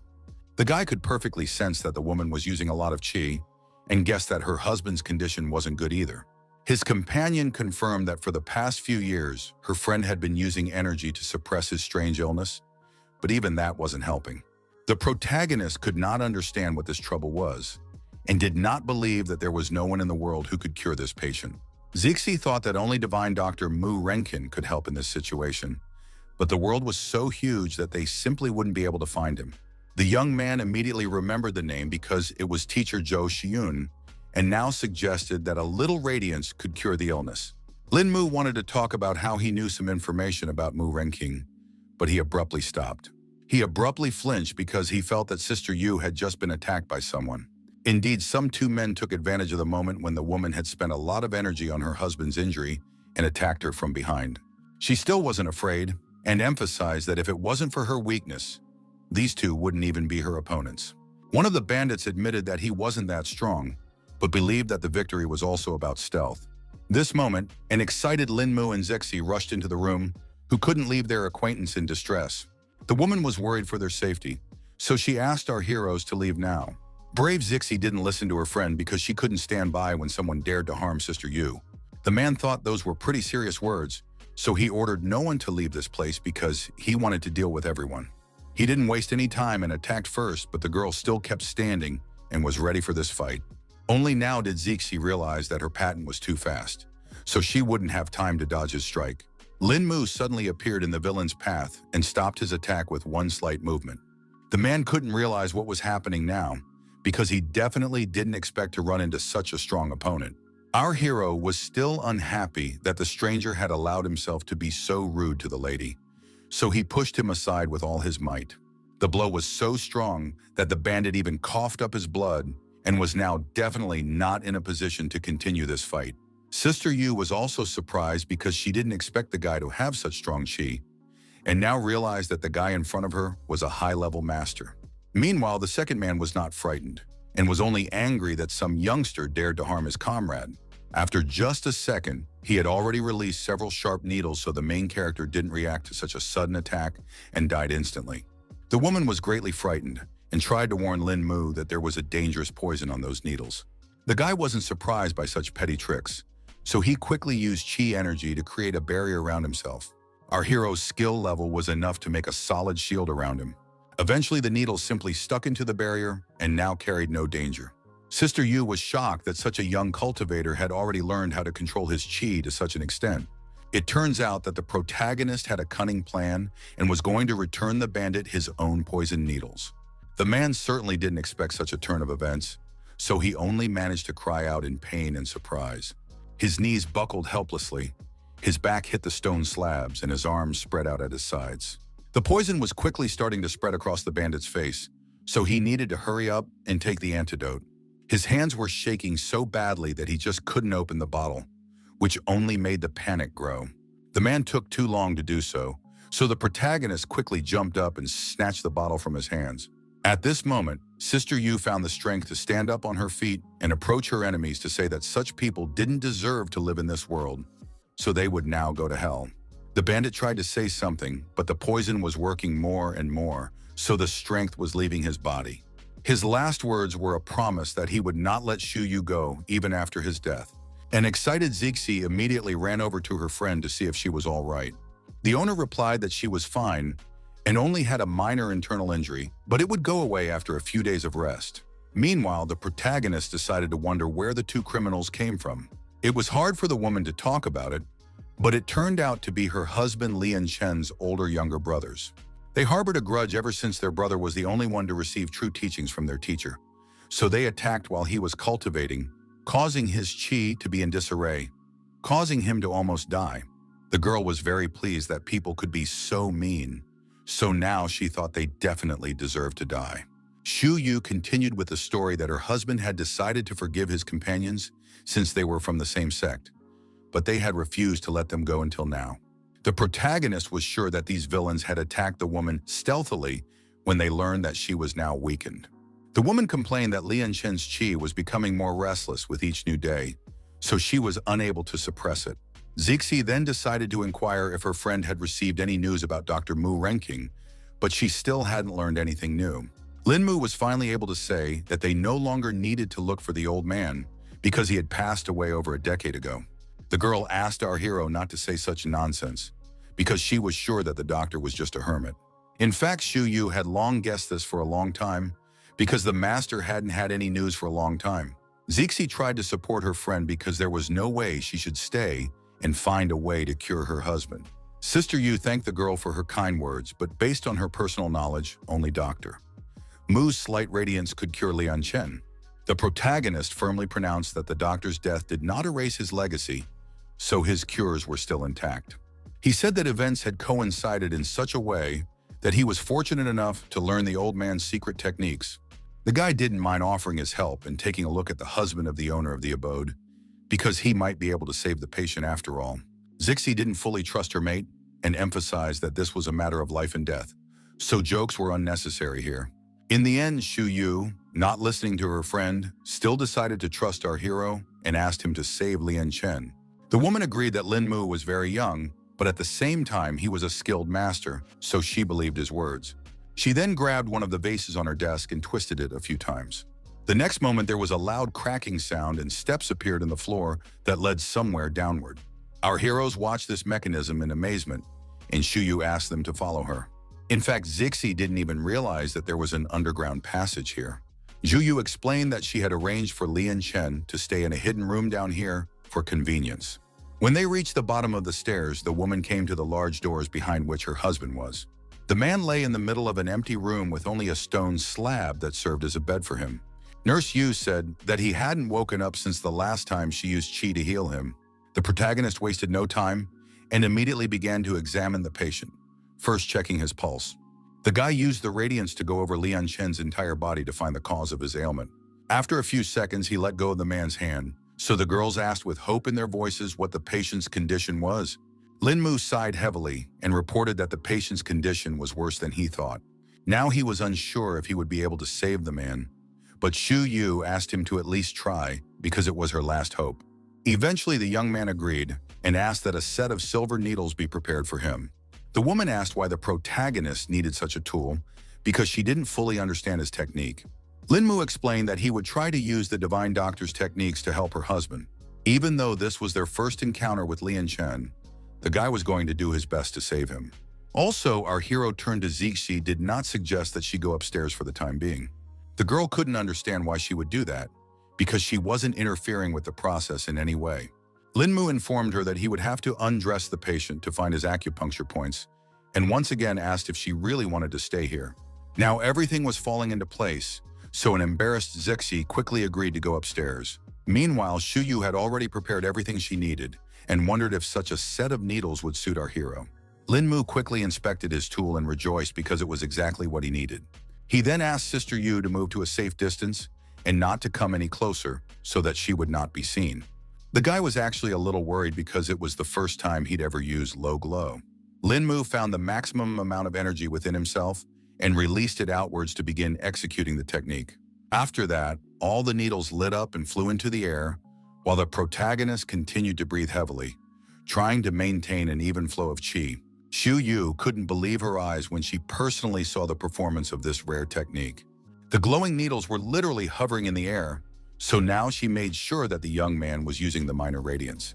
After successfully executing the technique, the protagonist and Zixi, despite having spent too much qi, went home. The girl was very worried about Lin Mu because he had used up too much qi by curing Sister Yu's husband. The young man did look unwell, but he still said he was fine because, to him, this help was a good deed for which it was not a pity to try for. Then Zixi thanked our hero again for this invaluable help, which had cost him his health. Lin Mu wanted to say something else, but he didn't have time because something terrible happened. Nothing foreshadowed trouble when a bullet hit our hero in the chest, and the guy and the girl did not even see where the threat came from. There was no way the protagonist could react to such a sudden attack, so he fell to his knees and began to bleed. The young man guessed that his enemies realized that this was the perfect time to attack him. Zixi didn't expect them to meet such sneaky bastards and started looking around to see where they were hiding. She analyzed the situation and immediately realized that there was a sniper sitting somewhere that was able to hit Lin Mu from such a distance. The girl was well aware that she needed to check on her mate's condition sooner rather than later and get him out of here as quickly as possible. She finally began to panic because she saw that the bullet had gone through near her shoulder blade and exited through her chest, a millimeter from her heart. Zixi concentrated all her energy, her palms emitting a warm golden glow, and lay on the guy's wound. She's managed to stop the bleeding through acupuncture points, so our hero only needs to hold out a little while they make it to the nearest hospitals. Quite soon they had already reached the first city hospital of East Sea City. Linmu was immediately sent to intensive care and hooked up to life support machines. Doctors were trying to start surgery as soon as possible because the patient was losing too much blood. The girl tearfully watched all of this and begged the doctors to save the injured Linmu. Choshun, who had already prepared for the operation, promised that she would do her best that you once again save the protagonist. The guy had been operated on for 5 hours, but it still didn't work, so the doctors kept trying. Finally, Dr. Zhou saw that the patient's blood pressure heartbeat had returned to normal. Other doctors also reported that the surgery was successful and they did a great job. Everyone started praising Zhou Xiun, but the girl herself thought that all of this only happened because of teamwork. She informed her co-workers that she wanted to follow up on the patient's condition some more, and the rest of us could rest for now. The girl saw that our hero was already awake and immediately asked why he was so careless. The young man said that it was an accident because he had spent a lot of qi when he was practicing acupuncture to save someone, and that was when he lost his guard and was attacked. The doctor was surprised to hear that Lin Mu had time to learn acupuncture techniques. The protagonist explained that Zixi's friend was such a he during cultivation, causing his qi to become unstable. Joshun then inquired about the technique he had used, and the guy admitted that he had applied the celestial star cloud from the minor radiance. The girl recognized it as high-level acupuncture, and it looked like our hero's mastery of the small glow would surprise even her. Lin Mu noted that it was all thanks to his acquaintance's instructions, which was why he was able to master the technique so quickly. Dr. Zhou asked him not to be modest because the guy could use this technique and help many more people, continuing her teacher's work. Meanwhile, the Yan family had already learned the shocking news that the protagonist had managed to survive again. Yan Lanchi had just now returned home and would not stay while his father was so evil. The old man said that they had just received the news that Lin Mu had managed to be saved in the hospital after all. The guy couldn't believe that even the Black Throne assassins had failed their mission. The aide also revealed that the organization had indicated a desire to return 90% of the commission to abandon the mission. Mr. Yan couldn't understand what the reason for their refusal was because the target was still alive. The subordinate explained that the Black Throne has rules, and whether successful or not, they only attack their targets once. The old man could no longer hold his anger in because it all looked ridiculous since the powerful Yan family still couldn't handle some petty brat. Yan Lanchi then announced that he had another idea on how they could take care of this boy. Events once again returned to the first city hospital of the East Sea City, where the protagonist was stationed. The guy had already been visited by guests who wanted to know which ward Lin Mu was in. It turned out to be Xing Wei Long, who was surprised that his comrade was guarded by so many people. The bodyguards blamed themselves for young Master Lin being injured because they were too careless and didn't realize that the enemies would hire a sniper for him. The guy guessed that it was Yinghuang Chaoge, who had sent guards to protect Lin Mu. There were even paramilitary guards present who did not understand what kind of person this patient was, that the compressor himself had sent them to guard him. The captain couldn't understand why his subordinates cared about this issue, because they were supposed to be following orders, not quietly discussing them. The soldiers agreed with him and now proceeded to guard the protagonist without further ado. Xing Wei Long was even more surprised when he saw the special forces here, which made him worried. Now the fat man made sure that his buddy's circle of acquaintances had grown too large of late. It turns out that Lin Mu's roommates were already here, waiting for Xing Wei Long. Shenrong suggested that he hurry up and finally stop by to see their injured comrade. Fatty decided to ask her why a whole SWAT team was preserving Brother Lin. The girl explained that her godfather had sent this guard, employing the best soldiers on the East Sea. The young man certainly didn't expect her to have the troops for such things and wondered who her relative was. Obviously, Xuanrong was in no hurry to tell this information because it was classified. Zixi had already hinted to the protagonist about who had decided to come to visit him, and Lin Mu immediately guessed that it was the fat man. Xing Wei Long was overjoyed that his friend was fine and revealed that he had rushed here as soon as he received the call. The girl noted that they had told him the news 3 hours ago, but for some reason it still took him a long time to get here, even though his home was not far away. It seemed something had happened after all, because the guy was in no hurry to say the reason for his lateness. Jo Shun that everything was fine and asked her friends to let Lin Mu rest because it was already too late. Xing Weilong was unhappy about being chased away so early, and Xuanrong noted that it was a punishment for being late. Our hero thanked his friend for his concern, but he was really quite tired, so he wanted some alone time. Zixi began to nudge Xing Weilong towards the exit to hurry up and stay out of the way. In the end, he asked Brother Lin to get a good rest so he could visit him tomorrow. The guy agreed to everything and asked the guys to finally leave him alone and remember to turn out the lights before leaving. The girls had no problem complying with his request and left, turning off the lights in the room. Finally, the main character was able to breathe easy and rest after all those guests. In fact, he had been waiting for this moment so that he could engage in treating his wounds with key energy. At the same moment, the hospital building was being closely watched by one of the main character's enemies, who had already come up with a new plan to eliminate him. This mysterious hooded guy was sure he finally had a chance at success. He was certain that this time, Lin Mu would definitely not be able to escape his fate. Meanwhile, the protagonist began to meditate and pondered the fact that he needed to hurry up and advance to the level of absolute defense to protect himself from stealthy attacks. Suddenly, he felt that right now, someone was going to attack him. At the last moment, he managed to duck in time for the throwing knife to crash into the headboard of his bed. In just a second, other knives whistled in the air and were also aimed at Lin Mu.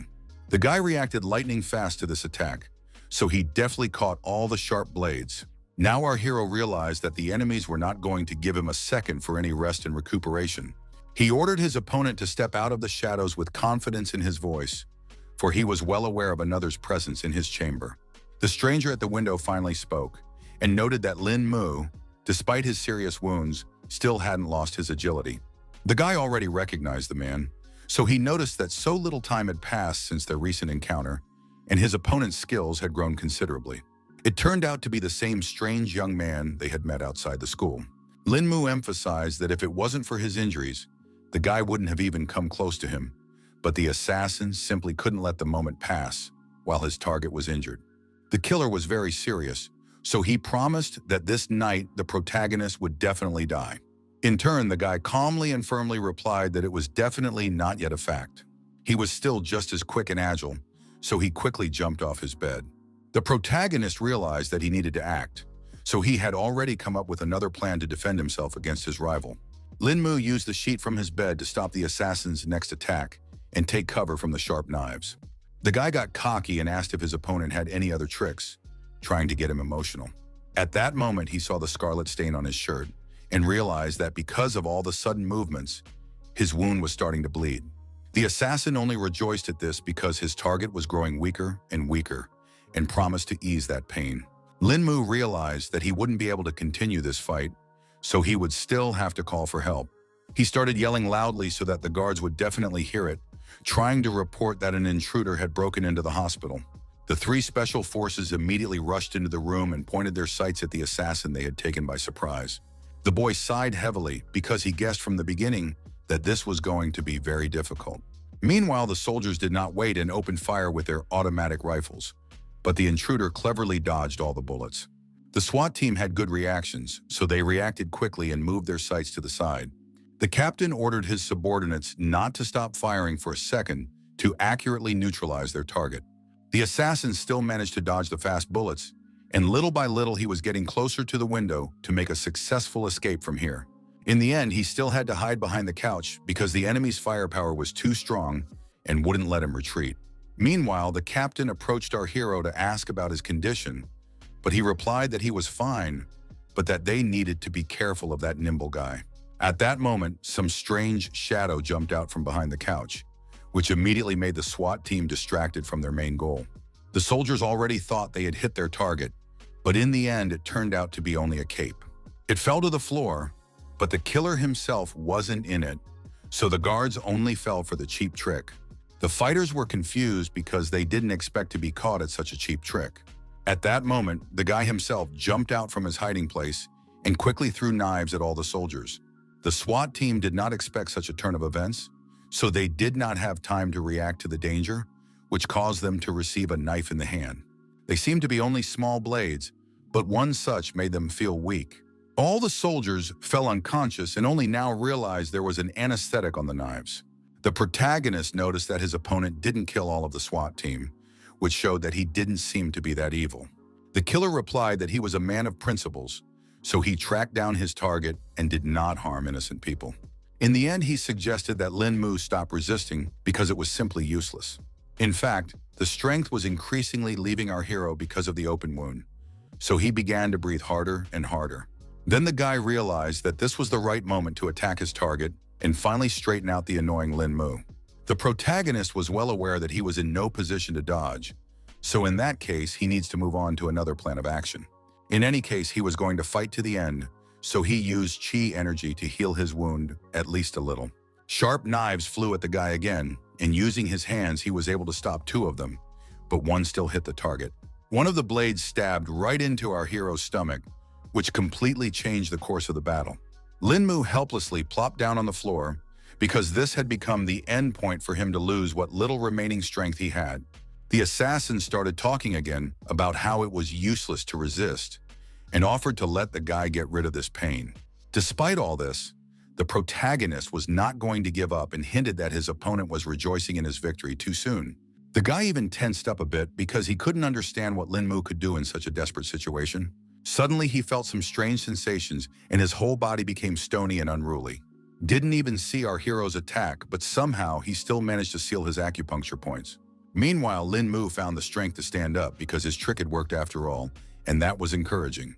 With a smirk on his face, the protagonist admitted that he had used the small radiance technique before and channeled the last drops of chi into a single needle, which hit his opponent. By hitting the main acupuncture point in the killer's chest with it, the guy managed to seal all of his meridians. Meanwhile, a SWAT team had already arrived in the ward, and the fighters were about to finish off the intruder. Lin Mu stopped the soldier because he wanted to ask a few more questions of the assassin. Meanwhile, the guy was trying to break free from those shackles, and he seemed to be succeeding little by little. Eventually, he successfully pulled out and now confidently said it wasn't enough to stop him. The SWAT officer realized that the situation was too dangerous, so he stood in front of Lin Mu to protect him from the enemy. The killer realized that he had no chance of taking our hero's life this time, but he promised to do so during the next encounter. He made a promise to take the young men's lives and just jumped out the window, wasting no time. The protagonist decided to let this guy go and ordered the SWAT team not to pursue him. Then the soldier decided to check on his comrades and realized that they were all breathing, which couldn't be helped. Lin Mu explained that they were only knocked out from the anesthesia, so they should hurry up and get a nurse. The guy lamented that his chi was too weak, causing him to only be able to seal the outer meridians, and the opponent was able to open them with his power.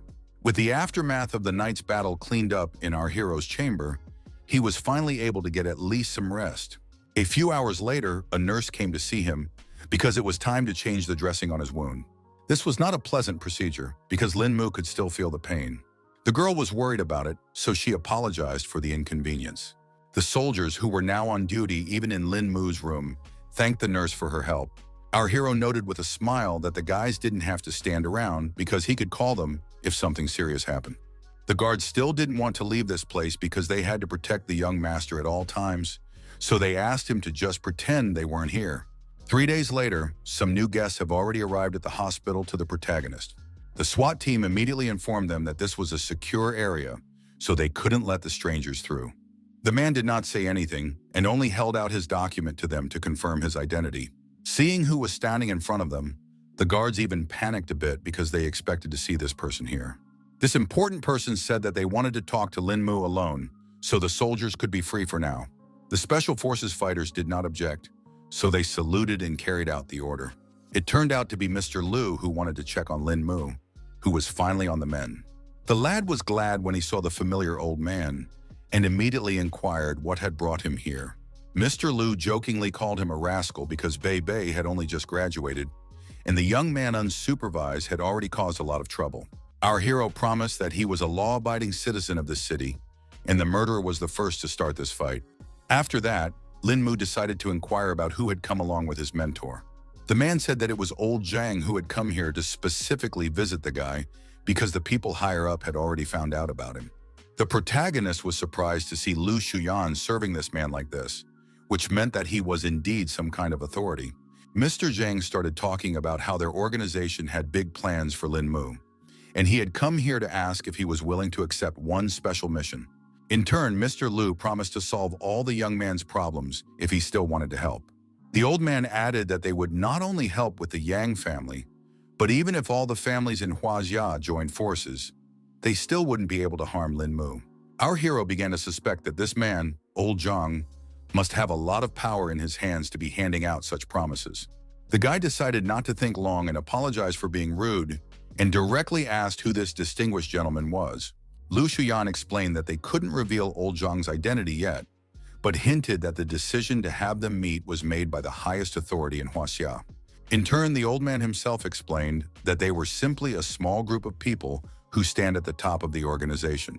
The young man couldn't understand why such strong people needed his help, because he thought he was just an ordinary person who knew a little bit of kung fu.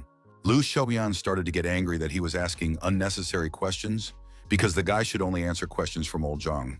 The old man himself saw nothing wrong in it because he thought that doubts were quite normal, because in his place, everyone would not be in a hurry to agree. He explained that all powers were complexly interconnected, and there was a great effect from that. But some matters were out of control, and even the power in his hands didn't help with that. It was still hard for the protagonist to understand why this person should be him, because there are many high-level masters, even in Baolong's group itself. The man explained that everyone in the group is not clean hands, so they can't fully trust them. In the end, the old man said that Lin Mu could contact Shuyan at any time after thinking over his decision. Mr. Liu was about to leave, so he asked our hero to seriously consider their offer. Also, before he left, he said that he had one kung fu teaching that the guy could learn. The protagonist thanked them for this opportunity and said goodbye to Old Zhang and Mr. Liu. Zhou also met these men on the way and immediately realized that they were here to visit Lin Mu. Upon entering the room, the girl immediately wondered who the two who had just left here were. The protagonist replied briefly that it was some of his friends who heard about the trouble and decided to visit him. The doctor then said that she had brought the patient's labs, and from the labs it appeared that his body was different from the others. Lin Mu tensed up when he heard such conclusions from his acquaintance and wanted to take a look at it himself. Zhou Xun thought that such rapid healing of bullet wounds was simply an amazing phenomenon. Our hero saw that a medical account had been opened in his name without his knowledge, and noted that it was somehow inappropriate. The girl apologized and explained that she was just being a nosy doctor, promising that she would take the remark into consideration. At this moment, an excited Zixi ran into the room, wanting to report some very bad news. It turns out that some trouble was going on in the fragrant abode because Sister Yu and her husband had disappeared somewhere. The protagonist asked his girlfriend to calm down and tell her again what happened. The girl explained that just this morning, she had decided to go to the establishment to see her acquaintance. Then she saw some kind of crush at the entrance, which didn't bode well. Zixi tried to walk through all these people because she began to feel that something terrible had happened. Eventually, she saw a frightened Xiao Fan who was being tried to calm down by some guy. The girl calmed down a bit and came to her senses when she saw the acquaintance as her superior. She was finally able to reveal that someone had broken into the fragrant abode and kidnapped Sister Yu and her husband. The protagonist, who is yet to be discharged from the hospital, certainly didn't expect trouble to return so soon. At that moment, a call came in on the ward phone that interrupted the conversation about the fragrant abode. The guy didn't know what to expect anymore, so he quickly picked up the phone and answered it. A second later, he cried out in shock because it seemed he had been given some not particularly good news again. Zhou Xun guessed that these were the same kidnappers, and Lin Mu briefly confirmed her guess. The guy reported that the voice was altered so he couldn't recognize who it was. Meanwhile, the kidnappers themselves have already arrived at some abandoned building to pull off all their dastardly plans. Turns out it was all pulled off by the very same killer who recently came for the protagonist's life. He even called his boss here to demonstrate the results of his work. Hidden behind the massive doors were the bound Shu Yu and Lian Qin, who could not defend themselves in any way. The mercenary asked his superior not to worry because they had just knocked out their hostages. The mysterious man asked the assassin not to hurt these people because he only needed Lin Mu's own life. The young man promised that this time there would be no failure and he would finally deal with the main character. The boss had a pretty tough attitude, so he emphasized that this was the last chance for the killer. The guy was also serious about this task, so he promised to cut his life short by his own hand if he failed to kill Lin Mu. The boss was pleased with this attitude, so now he waited for good news from his subordinate. The mercenary had been an assassin for over 20 years and had never failed, but now he had failed twice in killing our hero, so he was going to wash away that shame with his own blood. The assassin was sure that after today's encounter, only one of them would survive. Meanwhile, Lin Mu was telling his friends that the kidnapper had asked him to come to the appointed place alone. Zhou Xian was certain that it was a trap, so the guy should definitely not take such a risk. Zixi believed that the young man had not yet recovered from his wounds, so she asked for permission to go to this particular place. The protagonist asked her not to worry because he was already perfectly fine and could handle the task himself. Plus, he was sure that these kidnappers were probably a bunch of good-for-nothings, so they weren't an equal to him. The doctor was still worried because it would all be happening deep in the night, and the young man wouldn't even see if he was ambushed. The young man was well aware of all these facts, but all he could do was follow instructions because the priority was to save their friends. Zixi still wanted to go along with them to help because it all looked too dangerous. The protagonist didn't want to take that risk because if the kidnappers noticed someone else's presence, they would just kill Yu's sister and her husband. At that time, Zhou Xian offered to make some sort of plan to back up Lin Mu. The young man replied firmly that now was not the time for plans because he must hurry and rescue the hostages. The girls realized that they simply would not change the mind of the protagonist, who had already decided to take this risk himself. He apologized to his girlfriends for his temper anyway and reached out to grab the very technique from Mr. Liu. Lin Mu, with a reassuring smile on his face, asked him not to worry about him because he would definitely return safe and sound. Meanwhile, Yao Xianxian also did not sleep this night, as if she sensed some kind of trouble. Her butler saw that the young lady was awake, so he went out to the balcony to carefully offer her a rest because it was quite late. The girl replied that she didn't feel sleepy, so she asked Uncle Shu to go first. He noted that the night was quite chilly, so he suggested that he at least bring a cape for Yao Xianxian. The girl did not listen to her assistant because she saw Lin Mu, who had come to meet the kidnappers. She had no idea why the guy was in this place in the studio later in the day. The protagonist continued to stand quietly in place and thought about what he would spring into action as soon as the kidnappers showed up here. At this moment, an assassin surrounded by his men appeared and immediately turned to Lin Mu. The villain noted that he seemed to be a good friend since he had come alone for the safety of Xu Yu and Lian Chen. The guy was unhappy to see the man again, but he didn't give any sign and asked to let his friends go because he had kept his end of the bargain. The assassin asked him not to worry because he didn't intend to harm these people and reminded him that his main target was Lin Mu specifically. The next second, he kept his word and ordered his men to release the hostages. The subordinates approached the pair of abductees and gave them the antidote that was supposed to bring them back to consciousness. Xu Yu coughed violently after hearing such a pungent odor, but she finally woke up from her long sleep. Lin Chen immediately asked if his wife was all right, and meanwhile, the assassin reported that the two of them were now free because their target was already in place. Only now did the woman see that Lin Mu was here, who definitely shouldn't have taken such a risk, so she excitedly asked him to get out of here as quickly as possible. Her husband also emphasized that the bandits came prepared, so our hero will not be able to win against them, and the guy has already done a lot for them. The man couldn't understand what their savior was waiting for, who still wasn't going to leave. Lin Mu asked the couple to return home because it was only his personal feud that other people shouldn't suffer because of. Xu Yu couldn't hear all those words because there was no way they could leave the young man in such danger. The protagonist continued to remain calm and explained that they would only be a distraction for him. In the end, Lian Chen agreed with the guy's words because they were rather weak and would only be a nuisance if they stayed here. Before leaving, the man said with a smile and hope in his voice that they would definitely wait for the triumphant return of their savior in the fragrant abode. The guy asked me not to worry about him and to be sure to make a good cup of tea for him. The assassin chuckled at the fact that he was so naive, because it would still have to be seen if Lin Mu would be able to leave here tonight. The protagonist didn't lose confidence and offered to finally resolve their conflict that night. Lin Mu stood in a fighting stance and motioned for his opponent to attack first. In turn, the mercenary himself ordered his men to stand back, for he wished to deal with his target on his own. The guy emphasized that all the bystanders were gone, so now they could undeterred and have a duel to the death. The protagonist was in no hurry because he wanted to finally know his opponent's name before the fight. Meanwhile, the mercenary had already prepared his knives and explained that the assassin could not tell his victims.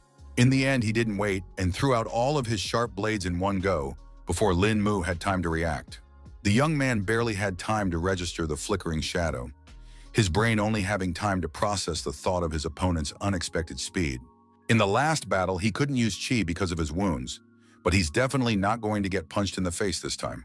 The protagonist was able to easily repel the attack with his sturdy shield, which knocked all the knives aside. The assassin hadn't expected to see such strong chi and was now excited to battle such a trained fighter.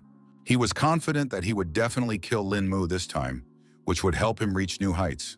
The boy was not at all afraid of this attitude of his opponent because he thought that he was a foolish dreamer since he was so confident in his abilities.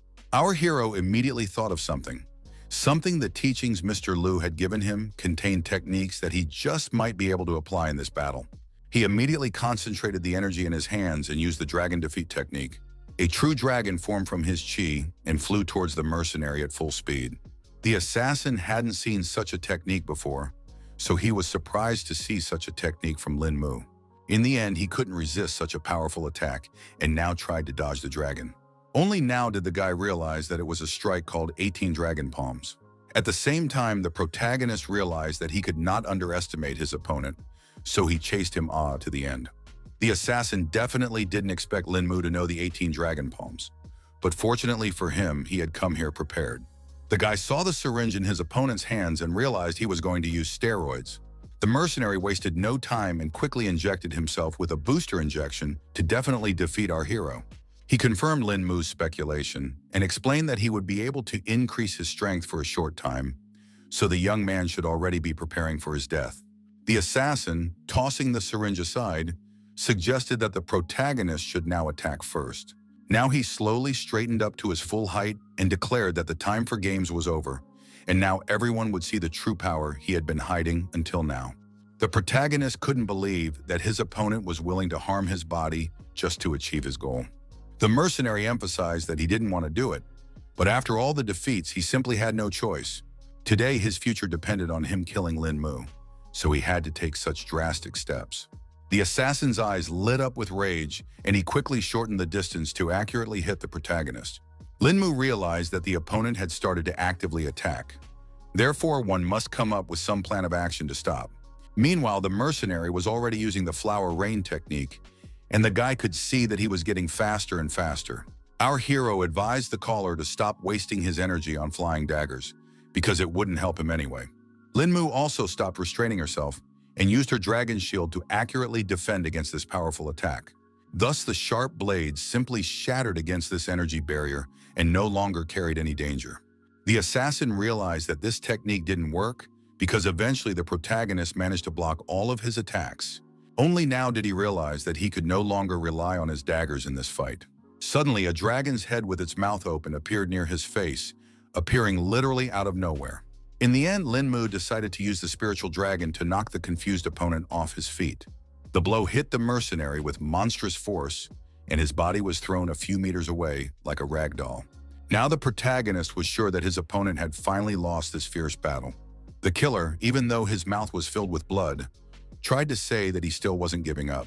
In the end, the guy couldn't even say a few words because of the pain, and Lin Mu suggested that he should finally give up because all his internal organs were damaged and it was impossible to continue fighting in such a condition.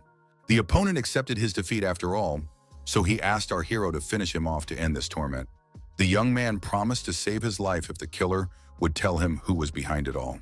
The mercenary didn't see the point of this because the boss wouldn't just let him go because of this failure, and thought that Lin Mu himself should have guessed who was hunting him.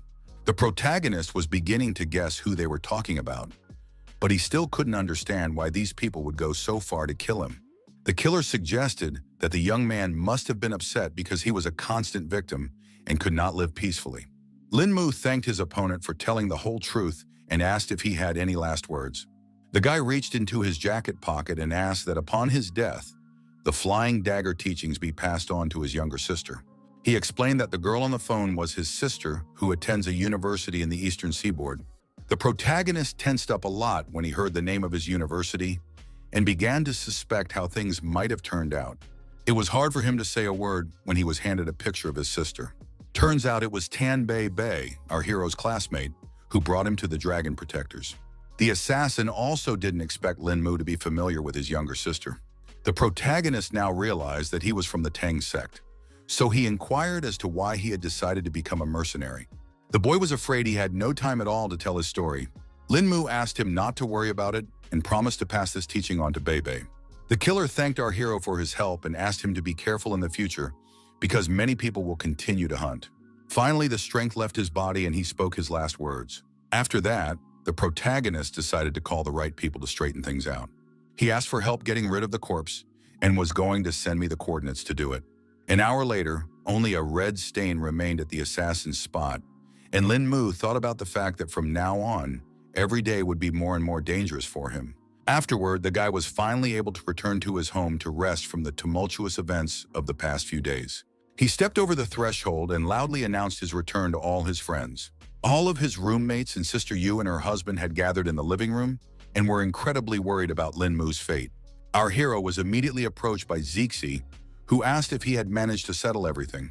Xu Yu and Liang Qin were very worried about the guy because they were the main reason why something could happen to him. Lin Mu asked them not to take all the blame because he was the reason for the kidnapping, so it was up to the young man to apologize.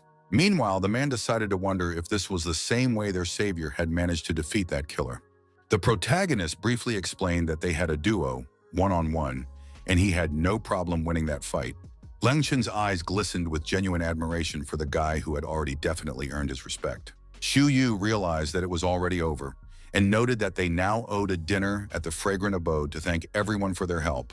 Afterward, all the girlfriends escorted their guests out and asked them to be careful on their way home. Song Liangru immediately noticed that the guy was very depressed for some reason and suggested that he tell him everything. Our hero told us that he was worried that life was too unpredictable and that killer turned out to be his girlfriend's brother. Zixi, hearing such terrible news, asked how things could have turned out this way. In fact, the young man began to guess that it was his family that was behind all these events. The girl couldn't believe it when she heard such shocking assumptions of the main character. The protagonist explained that he had already moved on from his family's internal conflicts, but they still wouldn't let him go, so now he had to forget about any mercy. He also believed that his relatives were to blame for his parents' deaths, so he needed to investigate the whole situation. At this moment, someone decided to call Lin Mu, which seemed rather strange because it was already deep in the night. The protagonist frowned, slowly bringing the phone to his ear, his voice sounding wary, for a call at this late hour clearly didn't bode well. It turned out to be Lo Biyun, who was in tears asking the young man to come to her. Lin Mu quickly arrived at the Luo family's house where his acquaintance was now. The guy rang the doorbell, but no one opened it for him, which made him tense up even more. A few minutes later, the girl appeared in the doorway, her eyes red with tears and her voice trembling with a rush of emotion. She immediately threw herself into the main character's arms and was glad that he had come to her after all. The guy tried to calm Lo Biyun down and offered to come inside to talk about what happened. It turns out that for the past few days, when she closes her eyes, she immediately remembers being trapped in that car. The protagonist hugged her gently, his voice sounding calm and confident as he reassured her that what had happened was just an unfortunate set of circumstances and not something sinister or deliberate. The girl still thought someone had purposely messed up her car to take her life. Lin Mu began to suspect that these were the people who had harassed the girl last time as well. Lo Biyun shook her head because she wasn't sure how it all happened. The young man promised that he would protect her because he now realized that the girl was in the same situation as himself. She asked the main character to stay the night because she was too scared to stay by herself. The guy didn't mind because he didn't want to go anywhere anyway and agreed to keep him company. After that, they laid down on the bed together and Lo Biyun started talking about how she felt safe around her boyfriend. The protagonist decided to find out some more information and asked the girl if it was true that Haoyuan Corporation started its rise during World War II. Lo Biyun said that when the war spread to Asia and China, her family produced and sold weapons to supply the military to expand their business. Their corporation bought up many large military companies to start developing weapons, which became the foundation for the Lo family. After years of research and development, their weapons have become recognizable around the world, and some are even labeled as must-have weapons for Americans. It can be said that the Lo family has penetrated the heart of America and supports their country's technological defense. Now the protagonists realized that not only were they rich, but they had strong military support. Now it was no surprise that the Luo family had so many enemies if they had such a big business. The girl also revealed that her father had hired a bunch of elite bodyguards to protect her, but it still wasn't enough. Linmu looked her straight in the eyes, his voice sounding firm and without a shadow of doubt as he made a promise that no danger would touch her as long as he was around. Luo Biyun knew very well what a noble hero he was, so she believed every word he said. Then the protagonist turned strangely to the girl, who was a little embarrassed by such intimacy with him. Suddenly, the young man drew her so close that there was not even a centimeter between them, and then his lips passionately merged with hers in a kiss full of surprise. The girl's mind immediately became chaotic, so she only had time to think about Linmu's soft lips. She immediately remembered the main character transferring energy to her in a similar way when he rescued her from the water. So they spent the whole night together until the next morning came, and the sunlight flooded the whole room with its light. Linmu woke up first and saw that the girl was still sleeping, so he had time to rest. Even in her sleep, Luo Biyun thought about the guy because her body refused to forget that ardent kiss. Meanwhile, the protagonist himself decided to try and make a great breakfast for her. Eventually, the girl also woke up and was startled when she didn't find Linmu beside her. She immediately smelled the pleasant aromas from the kitchen, which whetted her appetite. Linmu froze with the tray in his hands when he saw Luo Biyun because he expected her to wake up later. Luo Biyun thanked our hero, who made such an appetizing scrambled egg and vegetables for her. She quickly sat down at the table to eat, but the guy asked her to take her time because tomorrow still had time to get cold. In between, Linmu decided to inquire if the girl was going to go to the office today. She, after a quick glass of cool water, confirmed her plans to visit work. The girl explained that she works as a CEO, so she had a large number of important cases. Then the guy promised to walk Luo Biyun to the office because he was just free all day. She was very excited about this opportunity because due to recent events, it was good to have support in the form of Linmu. Our hero added that he could do it as long as the girl herself was willing. After breakfast, he sent the girl to wash up and get ready for work, asking her to let him know when she was ready. Quite soon, they arrived at Hallyu Company's tower, which looked quite grandiose. Luo Biyun offered our hero to stay in the office for a while, to which he agreed without any problems. Employees bowed their heads respectfully as the CEO walked through the hallways, and their gazes expressed genuine respect. Meanwhile, the girl herself introduced Linmu in front of her administrator and informed him that he could now visit Hallyu Tower at any time. Of course, the subordinate didn't object, so she had no problem considering Luo Biyun's clarification. After that, the girl and Linmu went to the glass elevator because she couldn't wait to show off her office. In just a few seconds, they were on the top floor of the tower, and the director announced that they had arrived at the site.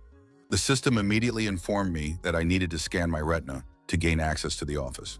The device immediately recognized Mrs. Luo Biyun's eye, so it immediately granted access to her office. In the end, the protagonists agreed that the office looked just fine.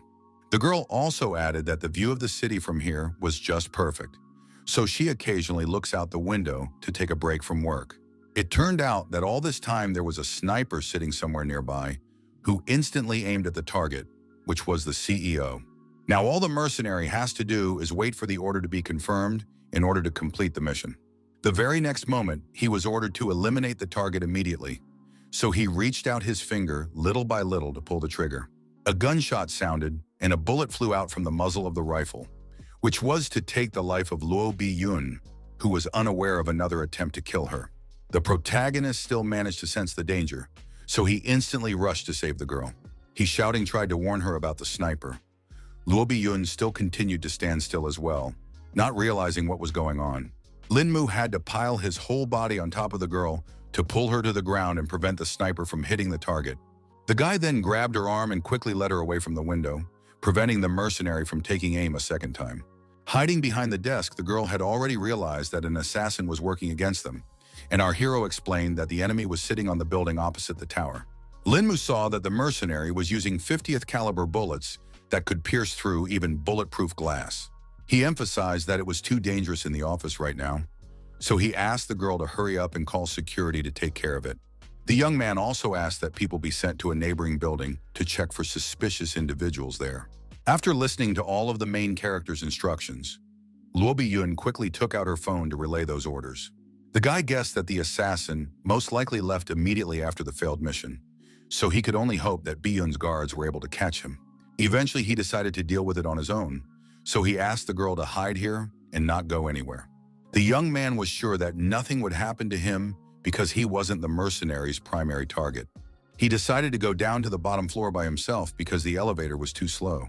The protagonist flew downward with all his might to be sure to catch the killer in time. Still, he had to speed up even more because there was no way a sniper could escape. It wasn't long before Lin Mu found the building from which Luo Bi-yun had been shot from. The young man was able to calculate the trajectory, so he was almost certain that the killer was right there. Lin Mu stopped abruptly because he realized that it would be easier to use the fire escape to climb up. It would also help him not get caught by the others, so the mercenary would definitely not have time to escape from here. Eventually, he met some man in glasses and a suit who looked rather suspicious. Turns out, it was indeed a killer who didn't expect to be found so quickly. The mercenary didn't wait and quickly pulled out a gun, pointing it at Lin Mu and firing a shot. After a second, the protagonist seemed to vaporize, so the killer was a bit confused. The next moment, something unknown shot through the leg of a man who had not expected such a sudden attack. The assassin shuddered and a heartbreaking scream escaped his throat as pain as sharp as a red-hot blade pierced his leg. Meanwhile, Lin Mu was behind the mercenary's back and turned him off with one precise strike. The guy immediately saw that the sniper hadn't brought his sniper weapon with him. He quickly went to the roof of the building because it was obvious the gear was left here. Our hero confirmed his hunch because there was a Barrett M82A1 sniper rifle standing there. Lin Mu immediately called his friend to inform her of the killer's capture and asked her to send her men. It wasn't long before the guy was already back in the office, which was already filled with security after such a serious incident. Luo Bi-yun had already released her subordinates and informed them that Lin Mu would now be here for her safety. The bodyguards still felt it wasn't a good idea to trust strangers so easily after everything that had been going on lately. The girl was very angry because they were treating Lin Mu like this, which was not the first time he had saved her life. The guards eventually admitted that they had seriously let their boss down this time. Lin Mu did not stand aside and suddenly appeared in front of the girl, as if he had teleported from one place to another. The bodyguards didn't even have time to blink when they already saw the figure of the young man in front of them. It turns out that the main character wanted to protect the bodyguards because he believed that all people can make mistakes. Everyone was shocked that Lin Mu was so fast and appeared in front of Miss before they noticed. The girl irritably asked what her delinquent subordinates were waiting for and ordered them to go check on the assassin immediately. The bodyguards immediately came to their senses and quickly accepted their superior's orders. They bowed their heads synchronously to Mr. Lin, their voices merging in a respectful statement, placing the young mistress under his responsibility as a jewel requiring special treatment. The protagonist understood everything perfectly and also allowed the guards to go back to their regular jobs. When Lin Mu and Luo Bi-yun were alone, the girl thanked him again for saving her life. The guy asked her not to worry about all that because the assassin was no match for him in close combat. He examined the bullet point and noted that a sniper would have no trouble aiming through the 3 panoramic full-length windows. The CEO explained that this design takes aesthetics, light, and more into account, though they took measures against such occurrences during development by putting in bulletproof glass windows. In fact, the protagonist was puzzled by what happened, because even bullets of .50 caliber cannot penetrate 2 layers of bulletproof glass. After taking a closer look at the hit spot, Lin Mu finally saw that there was something strange about it. The girl came closer because she was also curious about the details, and Lin Mu explained that the edges of the hole were too smooth, which was different from the normal action of a bullet. Luo Bi-yun also noticed that the edges looked like they had been burned through using high temperatures. The main character couldn't understand how this could happen, because it takes really intense heat to break through bulletproof glass. At that time, the girl said that there were such superpowers and wanted to know Lin Mu's thoughts on the situation. The young man pretended not to know what she was talking about and asked if she meant the very superhero movies. In reality, Luo Bi-yun believed that there were people in the world who could utilize such superpowers. She knew that most people are born with these skills, and when their powers are awakened, they gain incredible power. The protagonist noticed that the girl was talking about all this too confidently, as if she had met people like this. Turns out she'd seen something similar in Europe, where such craftsmen call themselves mutants. Lin Mu remarked that it all sounded quite interesting and asked if such people existed in Huaxia. The girl wasn't sure about it, but legends say that there are cultivators here who use qi to gain strength. In the end, Lin Mu made sure that this bullet hole was made by an assassin with superpowers. After learning such a serious fact, Luo Bi-yun decided that she should tell her father about this interesting street. The events are transferred to the police department of the East Sea City, where no one has yet suspected a serious incident. The chief of police was sitting in his office, humming something cheerful, until the sharp ringing of the office phone interrupted this carefree moment. The man was very unhappy that someone dared to call him at such a time. Commissioner Shen immediately calmed down when he heard the familiar voice of the esteemed Mr. Luo. He was surprised when he heard that something had happened in the village to the west and immediately agreed to investigate the incident. The policeman thought these guys were fearless if they dared to attack the Luo family in broad daylight. The man began to get angry because the miscreants had definitely decided to throw a challenge to the police with their daring attack. He called his subordinates and informed them that right now they would all meet in the assembly hall. Events once again returned to Haoyu Tower, where so far all was calm. The girl told Lin Mu that she had already informed the police about everything, so they would help the Luo family with the investigation. The protagonist was still worried that the police wouldn't be able to handle the mutants, so he offered to personally handle it. Luo Biyun wasn't against it, but asked the guy to be careful and come back immediately if anything went wrong. Lin Mu didn't want the girl to worry unnecessarily, so he promised to do as she said. Bai Yun herself was in no hurry to let our hero go, so she asked him to stay a little longer. She quickly ran up to her lover and lightly smacked his lips before leaving, and Lin Mu didn't expect the girl to be so passionate. Luo Biyun was embarrassed after such a gesture and said that she would now look forward to Lin Mu's return. The protagonist traveled to the western zone of East Sea City, where the very same Yemu village was located. He saw that it was just an ordinary village, so he didn't fully believe that mutants could be hiding here. The guy saw only children and old people in front of him, which didn't look suspicious at all. Nothing at all caught Lin Mu's eye, so he continued to look around carefully. Eventually, his gaze settled on one building that stood out among the others. The guy realized that there weren't many people in the village, but for some reason the diner was still open.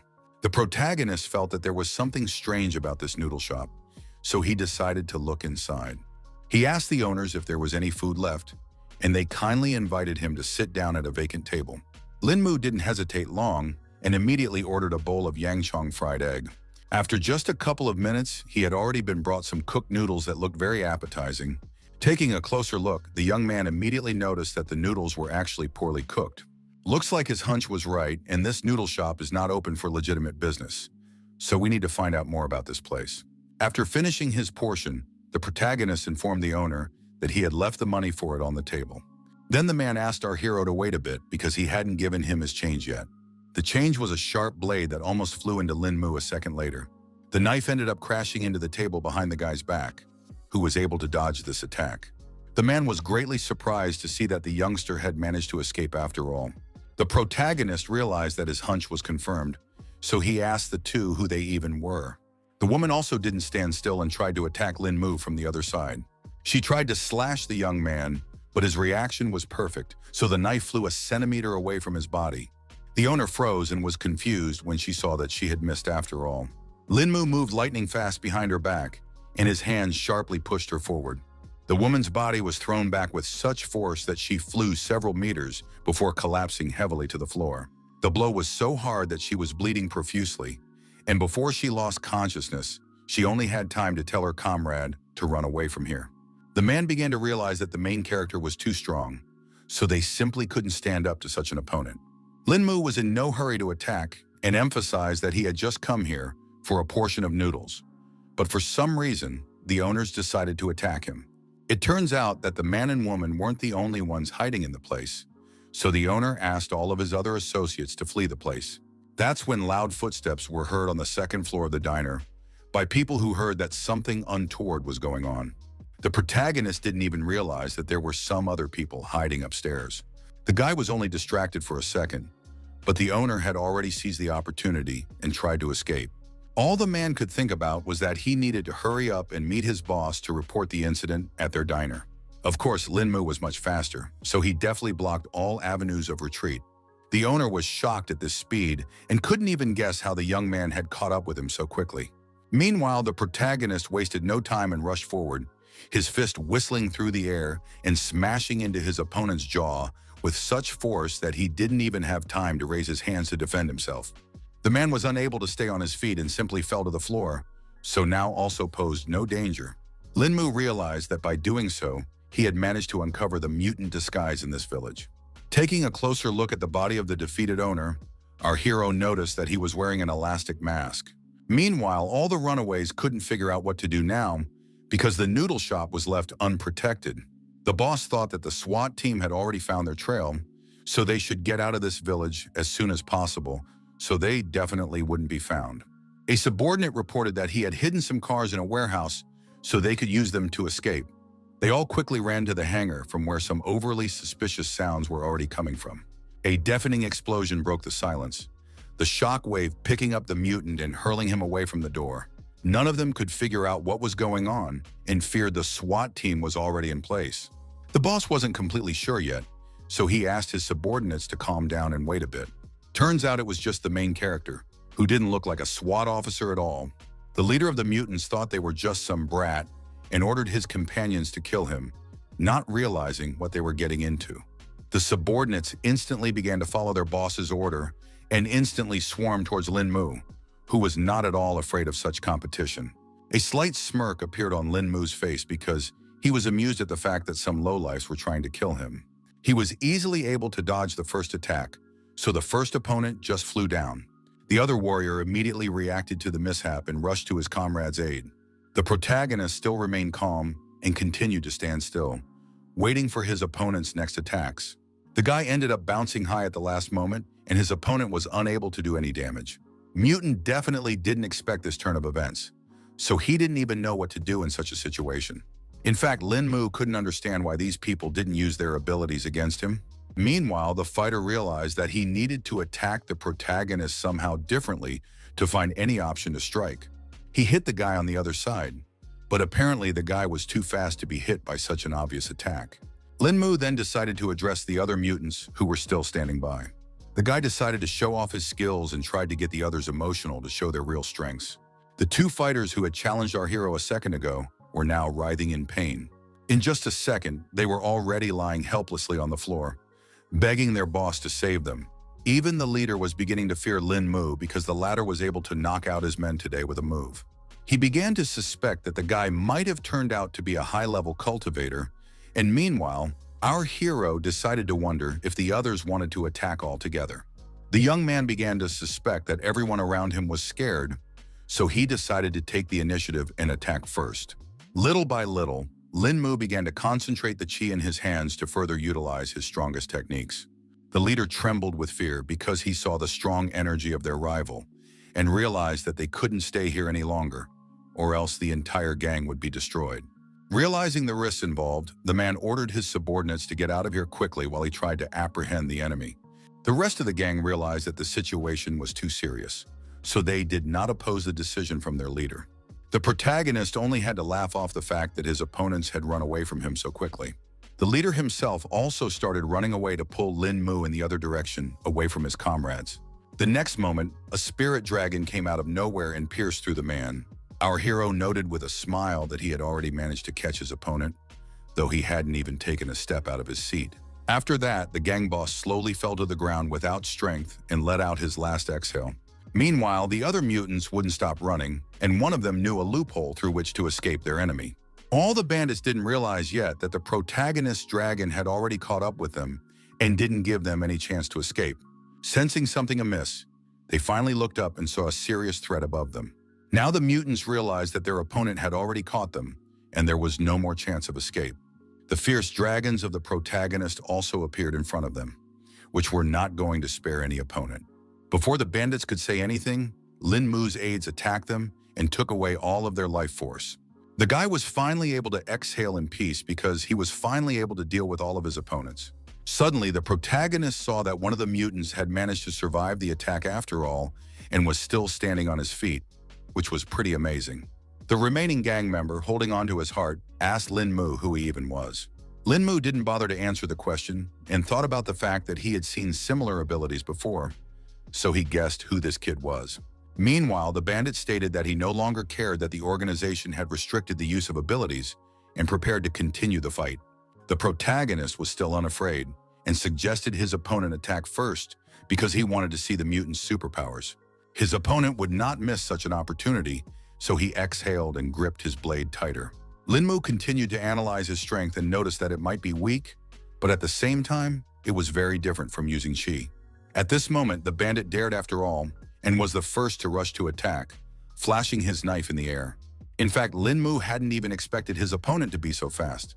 But at the same time, this guy's movements were too simple, so the protagonist could calculate everything. After his first attack, the gang member began to realize that he still couldn't get his hands on the cultivator. At the same time, Lin Mu continued to calmly dodge all the attacks because he wanted to better study the ability and realized that the mutant could even use its power through weapons. The guy tried one more time to strike at our hero, but it was literally impossible. At this moment, the young man noticed that his opponent's speed had increased again and wanted to see what the situation was with his strength. He made the decision to block the next attack with his hand to get a feel for how strong the bandit was. At that time, the protagonist only confirmed his speculation that his opponent's strength had also increased. At the same time, the remaining gang member was already rejoicing at the fact that his opponent didn't want to dodge in time. The boy froze for a moment, his eyes lighting up with determination, because now was the right chance to finally achieve his goal. The protagonist began to notice that his opponent's speed was no longer increasing, which meant that he had reached his limit. Bandit continued his futile attempts to hit his opponent, but the latter dodged each blow without any problem. Eventually, Lin Mu had had enough of all this because it was obvious that this kid couldn't get him, so he used his dragon to take his life force as well. The last mutant couldn't understand how this happened because he was sure of his success. Looking at his opponent's body, the young man immediately thought that it was all disappointing, but he finally had some understanding about these people with superpowers. Suddenly, he heard nearby commands for the soldiers who had already arrived for the sweep. Lin Mu realized that the special forces had already arrived on the scene and decided to leave the rest to them. Sirens sounded everywhere, and fighters detained everyone in their path, because now everyone in this village was a suspect. A little later, they saw that the whole gang was out, and now they couldn't figure out what had happened here. Commissioner Shen himself also arrived on the scene and immediately thought that someone had leaked their plans. Upon examining the bodies of the perpetrators, the man realized that they were still alive, but were lying unconscious for the time being. Then he ordered the SWAT team to tie up all these people and take them to the station for interrogation. Meanwhile, the protagonist returned to Biyun after his little mission. The girl was very happy when she saw that Lin Mu had returned safe and sound. She wondered if the young man was okay after the fight with the mutants after all. The guy didn't bother to answer his lover's question and quickly picked her up in his arms, playfully suggesting that she check his condition herself. While the protagonist and Lo Biyun were having fun, the SWAT team brought all the detained mutants to the police station. They started questioning the staunchest bandit first and tried to find out who sent him here. Obviously, the guy couldn't reveal all the information about his organization that easily. One of the police officers decided they couldn't waste time on this, so he asked his colleague to bring a negotiator. The bandit immediately thought about the fact that this could be a chance for escape if only one staff member remained here. Meanwhile, the police officer turned to him and advised him to start talking because no one knows if the negotiator will be so kind.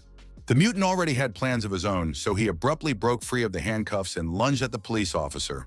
The officer definitely didn't expect this turn of events, so he couldn't do anything against this guy.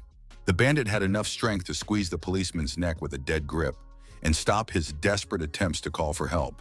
Eventually, the life force left the man's eyes and his body collapsed in the mutant's arms. The apprehended intruder only laughed off the fact that the police tried to resist his force. He was confident in his skills, so he thought that Huashu's police were simply useless against such skills. The guy believed that if the mutants didn't have the strength to protect themselves, they simply wouldn't be able to work for anyone else. He then began reading the cop's parameters so he could make himself an elastic mask with his face on it and get out of the station with no problem. 2 minutes later, the bandit had completely changed his clothes and completely finished his disguise. Now the path for his escape was completely free because no one would definitely suspect some sort of switch. At the same time, the protagonist was walking the streets of the city when he received a call from Biyun, who wanted to know if he would be having dinner with her tonight. The guy replied that he was a little busy right now, but promised to meet up after he was done with his business. Lo Biyun was still looking forward to his return because she wanted him to cook some delicious dish again. It turns out that Lin Mu couldn't come to his beloved for now because he had an important appointment with Mr. Lone. Our hero asked the man why they were looking for him again, and he already thought something serious had happened. Lu Shuyan had already heard that the young man was on close terms with Mrs. Luo, so he had one small request for the guy. In fact, Lin Mu had no idea what kind of favor the old man might have asked for. The mentor explained that he wanted the guy to protect Lo's family and assumed that the guy just couldn't say no. The protagonist didn't expect Mr. Lu to ask him for something like this at all. Then the man started to tell him that their company was helping the Americans, but Lin Mu himself had already heard about it. He didn't beat around the bush and got straight to the point, saying that Bao Lun's group had been given a mission to help the Luo family move their assets. Bringing their company back would be good for Huaxia's development, but obviously the Americans won't let that happen so easily. For this reason, Lu Shuyan wanted to immediately send Lin Mu to the Luo family's headquarters in America to make sure Director Luo Huachuan safely returned to Huaxia.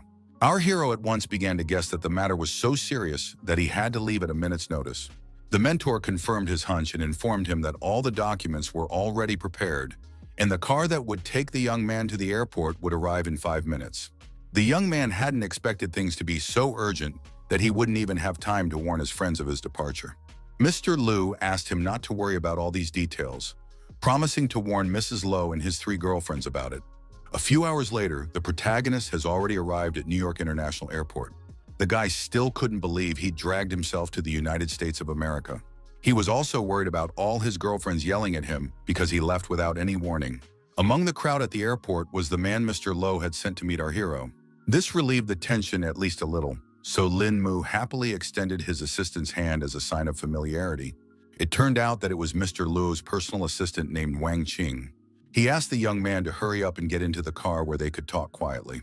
The man thanked the protagonist for agreeing to protect Mr. Lo for his return to the country, but he promised to explain the rest of the details of the case a little later. For his part, Lin Mu immediately promised that he would do his best to successfully protect Mr. Luo. So far, the assistant had only revealed that they were heading to Lo's estate, which was in Midtown Manhattan, so it would take about 30 minutes to get there. Upon arrival at the site, one could immediately appreciate the condition of the family that had such a gorgeous home. The assistant also introduced our hero to the butler, who was to escort him to his private room. The old man was respectful of Lin Mu, and after bowing, he invited him to come inside. Meanwhile, the assistant went to the boss to inform him of the new bodyguard's arrival, but the old man still didn't trust an ordinary student who was called in for such a demanding job. Wang Qing admitted that he hadn't checked our hero's background, but based on his first impression, it felt like he wasn't an easy guy. Zhang Chu from Baolin's group understood that this was a personal recommendation from Lu Shuyang, but he still wanted to see how strong this guy was. He offered to give the protagonist a little test as early as tomorrow morning. Wang Qing didn't really appreciate Captain Jack's idea, because he himself didn't even know how to fight, so it questioned the appropriateness of this operation. Zhang Chu asked him not to be such a whiner because the man had been protecting Mr. Lo for years and was the perfect person to check. The assistant wasn't particularly happy about this news, but he had no other choice. The next morning, they met at the gym when Lin Mu came in for a little morning exercise. Our hero didn't suspect anything yet, so he calmly said hello to Wang Qing. The man didn't give any sign at all and told me that he comes here every morning for a workout. The young man noted the serious scars on his assistant's body and immediately guessed that he was an experienced fighter. Wang Qing didn't see it as anything special, so he thought it was just ordinary scratches. The protagonist decided to talk about how the house was pretty well equipped, so he asked an assistant to give him a little tour. The man didn't mind honoring the boy's request, but he offered to spar first. Lin Mu was surprised at such a suggestion and immediately guessed that Brother Wang wanted to test his abilities. The protagonist did not trifle and immediately showed all his strength with just one precise blow. Wang Qing was a rather weak fighter, so he couldn't stay on his feet and fell to the floor with a clatter. The young man immediately reached out to his opponent and asked if he was okay. Lin Mu apologized to his opponent because he had overreacted a bit. The assistant agreed that Lin Mu was indeed gifted, which was quite impressive. He replied that he was fine and would fully recover after a good rest. Eventually, the protagonist decided to leave the man alone and decided to walk through the mansion himself. Wang Qing slowly rubbed his reddened cheek and thought about the fact that before, he couldn't even believe that the young man would make him with just one punch. At this moment, Zhang Chu walked into the hall and immediately noticed that his subordinates seemed to have already sparred. The assistant said that this young man was very strong, so he couldn't even counterattack. Even the captain hadn't expected the visiting student to be such an experienced fighter, which now inspired confidence. This was also the first time Wang Qing had met such a trained fighter, whose kung fu had transcended the limits of a normal person and reached an indefinable level. Zhang took note of these facts and handed his comrade the ointment for his bruise, apologizing for the inconvenience. Half an hour later, Lin Mu finished checking the entire area of the mansion, which turned out to be quite large. Now the guy realized that it would be hard to defend such a big place if someone attacked him. It turns out that all this time, he had been wanted by the butler, who had already circled the entire area, looking for Lin Mu. He informed us that our hero had to go to escort Mr. Lo, who would soon be leaving his office. The old man also said that the special costume for the young man was already in his room, so he had already rushed there to change. A few minutes later, Mr. Lo was informed that his entire team and vehicles were prepared for the trip. Captain Zhang Shu also confirmed that they could move out, so Mr. Lo had already gone to his car. The man looked around and noticed that his assistant wasn't around, so he asked where Wang Qing had gone. Lin Mu, watching all of this from the side, remembered that this was actually his lover's father. Meanwhile, the subordinates tried to hide the aftermath of the morning's sparring and said that Wang Qing just wasn't feeling well. So Tian Feng took over his duties. Lo Huachan didn't pay much attention to this, so he informed the others that he was ready to depart. Zhang Shu immediately said that the young man would also ride in the same car as Mr. Luo. After getting into the car, some kind of anxiety immediately came over Lin Mu, as if something bad was about to happen. In the meantime, the driver said that they had received the news of their huaxia, and all the necessary documents were already on confirmation, so we would have to wait a few months. The man sternly emphasized that the next 2 months would be critical, causing all agencies to be on high alert. At that moment, all the passengers of the car did not realize that right now, a truck was coming at them at full speed. It was simply impossible to dodge this collision, so the truck literally demolished the car in its path. The guards immediately jumped outside and prepared to fight because it was obvious that the enemies were somewhere nearby. The bandits, armed with assault rifles, also smartly jumped out of the truck and were about to grab their main target. The next moment, the bodyguards collapsed to the ground one by one because they couldn't withstand the barrage of bullets. Lo Hua Chan's driver was immediately given the information that one of the vehicles had encountered the enemy, so the others should protect the Lord and move away. He at once informed Mr. Lo that danger was coming upon them and began to turn around to drive to the estate. The deputy asked everyone to hold on tight because a garbage truck was already trying to run over them. The protagonist didn't expect at all that they would be ambushed on their first outing, and now realizes that the situation is worse than he thought. Only now the driver saw that the situation was irreversible and they were about to collide with the truck, which was very dangerous. The driver immediately hit the brake pedal with all his might and still managed to avoid the accident. A gasoline truck was already waiting for them on the other side, so there were no more ways to retreat. Lin Mu realized that a fight was unavoidable as the bandits surrounded them from all sides. He asked Mr. Lo to get out of the car as quickly as possible because it was too dangerous to stay here. The man obeyed his bodyguard, but the problem was that the belt was intentionally jammed. Lo Hua Chan started to panic a lot because he was now literally chained to the seat. Our hero remained calm even in such a situation and immediately thought of using his chi to cut the belt. In one crisp motion, he cut the seat belt, freeing the man. Lin Mu asked him to listen to him carefully because he would be trying to get the Lord out of this rotation. He quickly grabbed Mr. Luo and asked Tian Feng to also follow him to have some support. The guy noticed some strange movements overhead, so he immediately ordered everyone to stop and stay away from the car. The bandits had thought out every detail of their plan, so they threw heavy beams on the car to cut off any escape routes. For a while, our heroes were able to stop and regain their breath after all. Lo Hua Chan was a little disappointed because they had prepared for so long for this trip but were still attacked, and thanked Lin Mu for saving them. The protagonist felt threatened again and quickly managed to react in time, pushing Luo Hua Chan aside to avoid getting hit by bullets. He grabbed the gentleman's arm and ran forward as fast as he could, dodging every bullet. The man was very confused and still couldn't realize what kind of chaos was going on around him. At the same time, as many as 3 bandits were sitting on the roof of one of the buildings and wouldn't stop firing at their target. At that moment, they noticed that one person from the group had suddenly disappeared. It was Tian Feng who decided to leave Mr. Luo to the protagonist, while he himself went to deal with those guys on the roof. The guy asked his partner not to worry and promised to do his best to protect the Yi. The bodyguard did manage to sneak upstairs unnoticed, so he was able to take his enemies by surprise.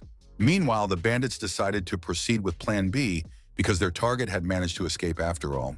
Tian Feng mockingly wondered if it was him they were looking for, and the opponents definitely didn't expect him to appear here. This guy was also a good fighter, so with his bare hands he was able to disarm the first opponent at this point. The rest of the gang only now saw what the opponent had done to their comrade. Meanwhile, Captain Zhang Chu had already rushed to the spot to help Lin Mu, who was left alone to guard Luo Huachan. He reported that the other faction had already dealt with the enemies at their place, so it was safe to take Mr. Luo and leave this place. Mr. Luo was still worried about the captain, but he asked him to hurry up to get to the manor quickly.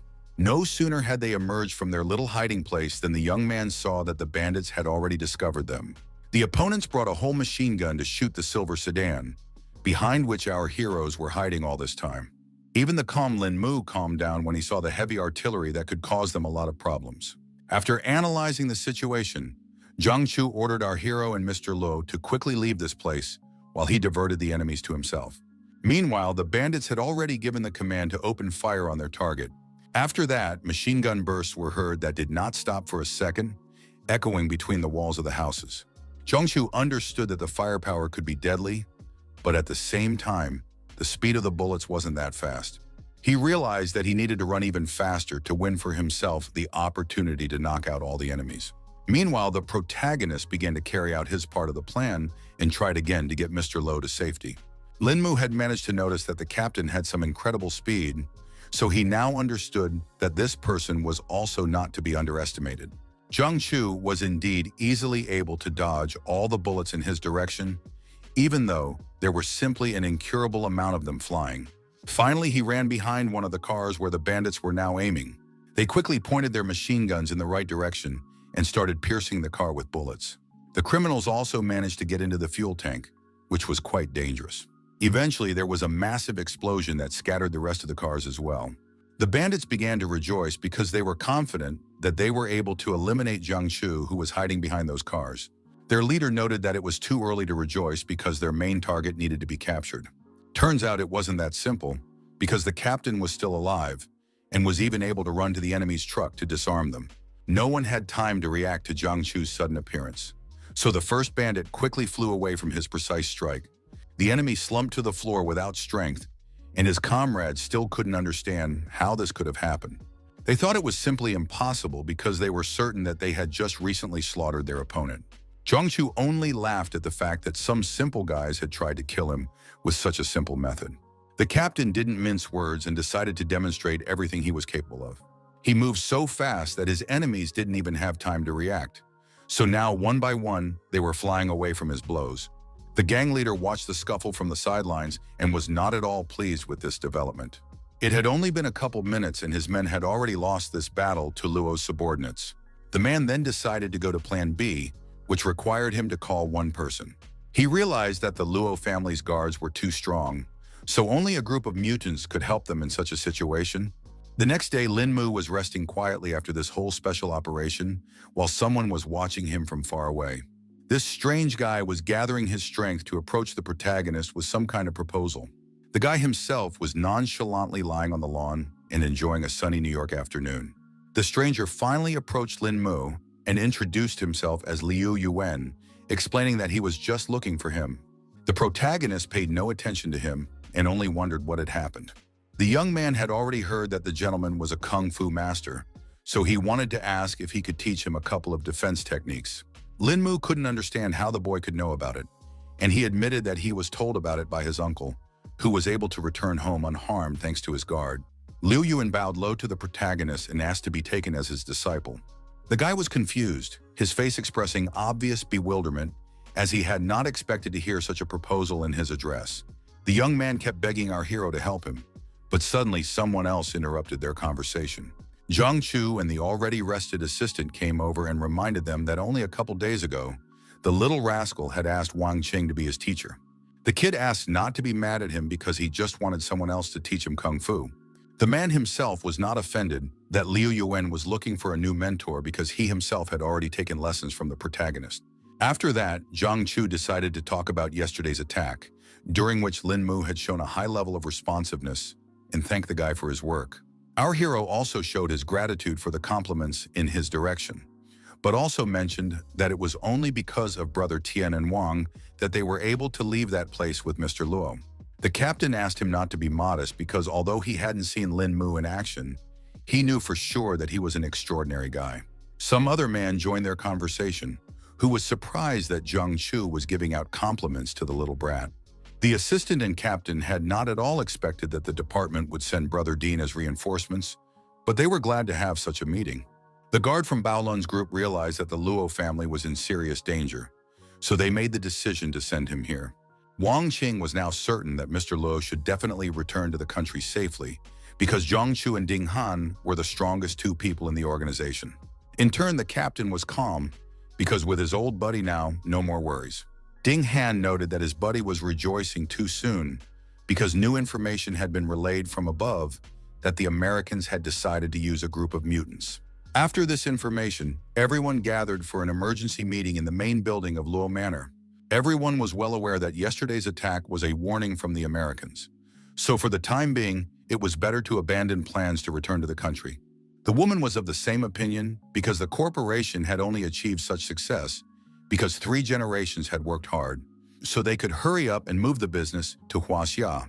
Luo Huachan emphasized that he was only doing this for the future of Haoyu Corporation, and if they stayed here, the business that the family had built over so many years would be swallowed up behind the local corporations. In any case, the owner felt they should return to their native country to escape control from the Americans over the development of their business. His assistants still thought that the Americans' offer was very attractive, and they could get money anywhere, but just because they were moving the business back to Huaxia, the whole family was in danger from it. Plus, they were walking on thin ice now, so the Americans had already engaged the shadow corporations.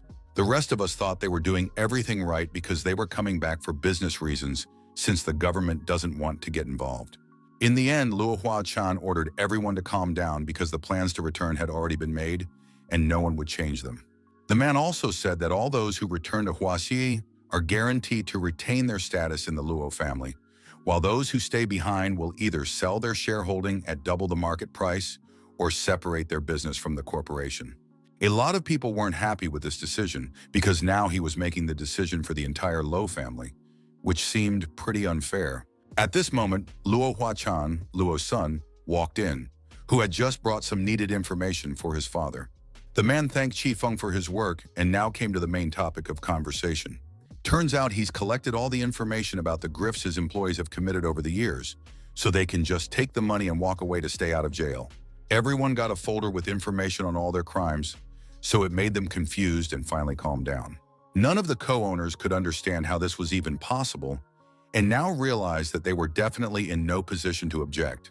Now they were disappointed even in each other because the other brother had dared to leak all the investment plans to the government. The man found no normal explanation and simply said he had no choice at that moment.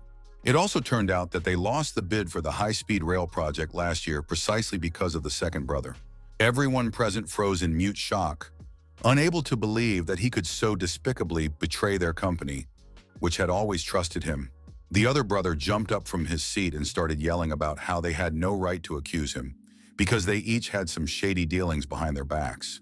The woman, after seeing all this information, decided that she would sell her shares, so her lawyers will send the contract tomorrow.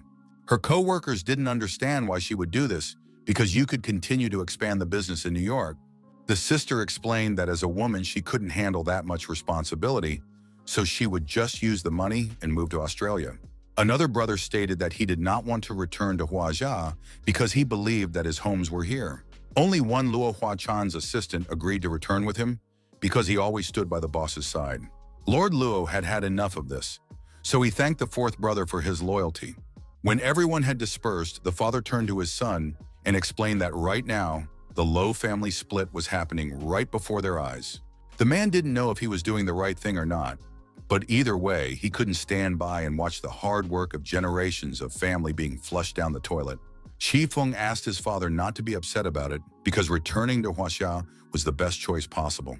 By the time the family had finished discussing everything, deep night had already fallen outside the window. Lin Mu had already reported the information that the security personnel were able to find out after checking out the attackers, who turned out to be from the New York Mafia. Wang Qing also gave the guy his car keys and bank card, which he could use for personal use. The assistant explained that their target was now the mob leader, But since our hero was new in town, they could only let him gather some information. The guy asked not to worry about him because he was going to act on the situation. After getting into his new car, Lin Mu quickly drove out of the parking lot and went on his first mission. Next to it on the seat was all the information on New York mob leader Higgins. The guy noticed that his target was just celebrating his 45th birthday today, which sounded pretty interesting. To start, he decided to pull into a nearly empty parking lot near an establishment. The protagonist has already now decided to use the card and withdraw some cash from there. He withdrew a couple $1,000s for himself, assuming that should be enough for all expenses. After that, Lin Mu went to the Red Lantern District, where the not-so-great members of society were gathered. Here were girls who immediately started pestering our hero and offering to spend this night together. The young man long considered all the beauties around, but decided to choose for himself the most attractive and charismatic. She spoke first, so the protagonist agreed without too much thought. Lin Mu handed her a thick wad of $100 bills, which was quite a generous payment. He immediately asked if his new companion knew where the coolest nightclub was. The girl had no problem agreeing to take the guy to this bar and promised that it would be the best night of his life. She called our hero cute and was happy that he had brought her to such a lovely place, offering to order some drinks to lift her spirits. The guy didn't react to all her flirtations because his main mission was to track down the head of the mafia. He kept looking around and couldn't figure out where the leader of the gang could be. Then behind the glass of the bar, Lin Mu saw some sort of establishment that was guarded by a large number of people and asked the girl what was there. Relenting to his curiosity, the beauty revealed the secret and explained that it was a Manhattan mafia club. She also added that the entire entertainment business in this county belongs to this particular group. Lin Mu pretended that he had only seen the mafia in movies and showed interest in this establishment. The girl called the young man very amusing for saying so, and unfortunately replied that she could not escort him into the establishment.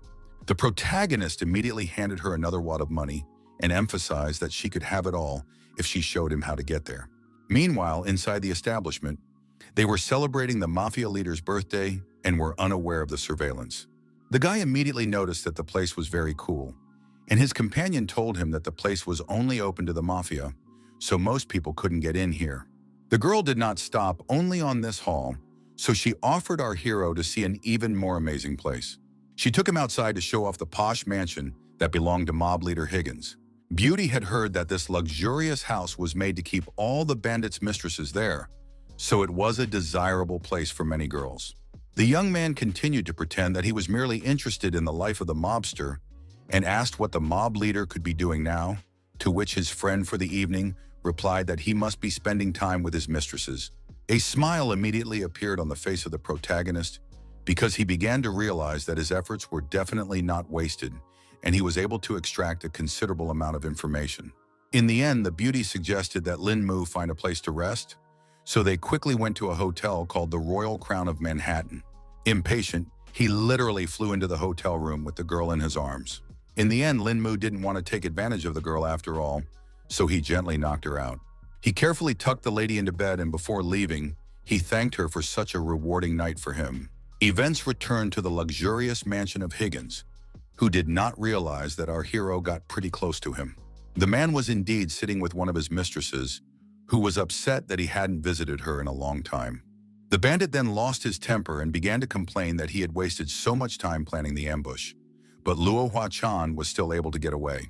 The girl asked him not to get angry and reminded him that destroying the Luo family was quite a difficult task that definitely shouldn't be rushed.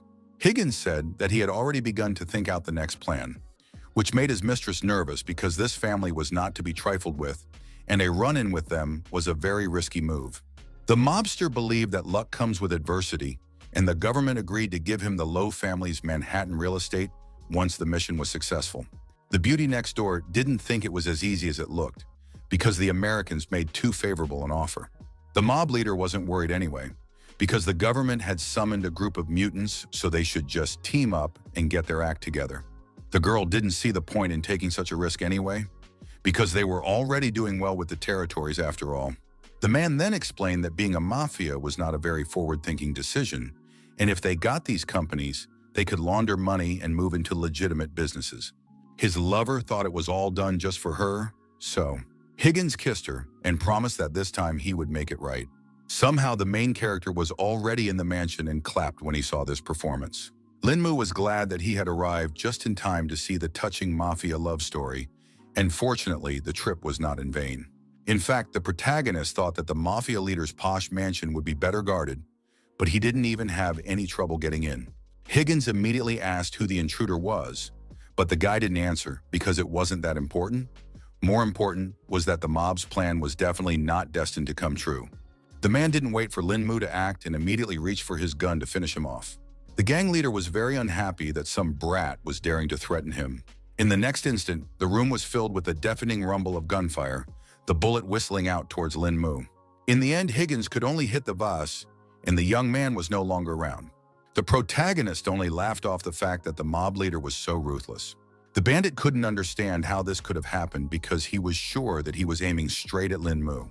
The guy explained with a smile that the mobster's accuracy wasn't bad, but he himself was faster. Higgins thought the protagonist was just kidding and quickly began reloading the gun to definitely finish him off this time. He just couldn't believe there was some person he couldn't shoot. In just a second, Linmu was already a step away from his opponent and firmly grabbed his gun. This caused the shot to head for the ceiling, and our hero emphasized that this way the mob leader would definitely not kill him. The man began to panic because he couldn't guess at all what the young man was going to do. Linmu didn't mince words and punched him in the stomach with all his might, explaining that he was going to beat him up, which seemed to be an obvious thing. From such an attack, Higgins couldn't stay on his feet and fell to the couch behind him, gasping in pain. He immediately asked his lover to run away from here, and the protagonist was surprised that the mobster was still thinking about his mistress at such and such a moment. The girl's heart clenched with anxiety, for she clearly realized that in this dangerous situation, her man could not cope alone, and he urgently needed help. In the end, she decided to deal with Higgins' enemy on her own and threw herself at Linmu with a knife.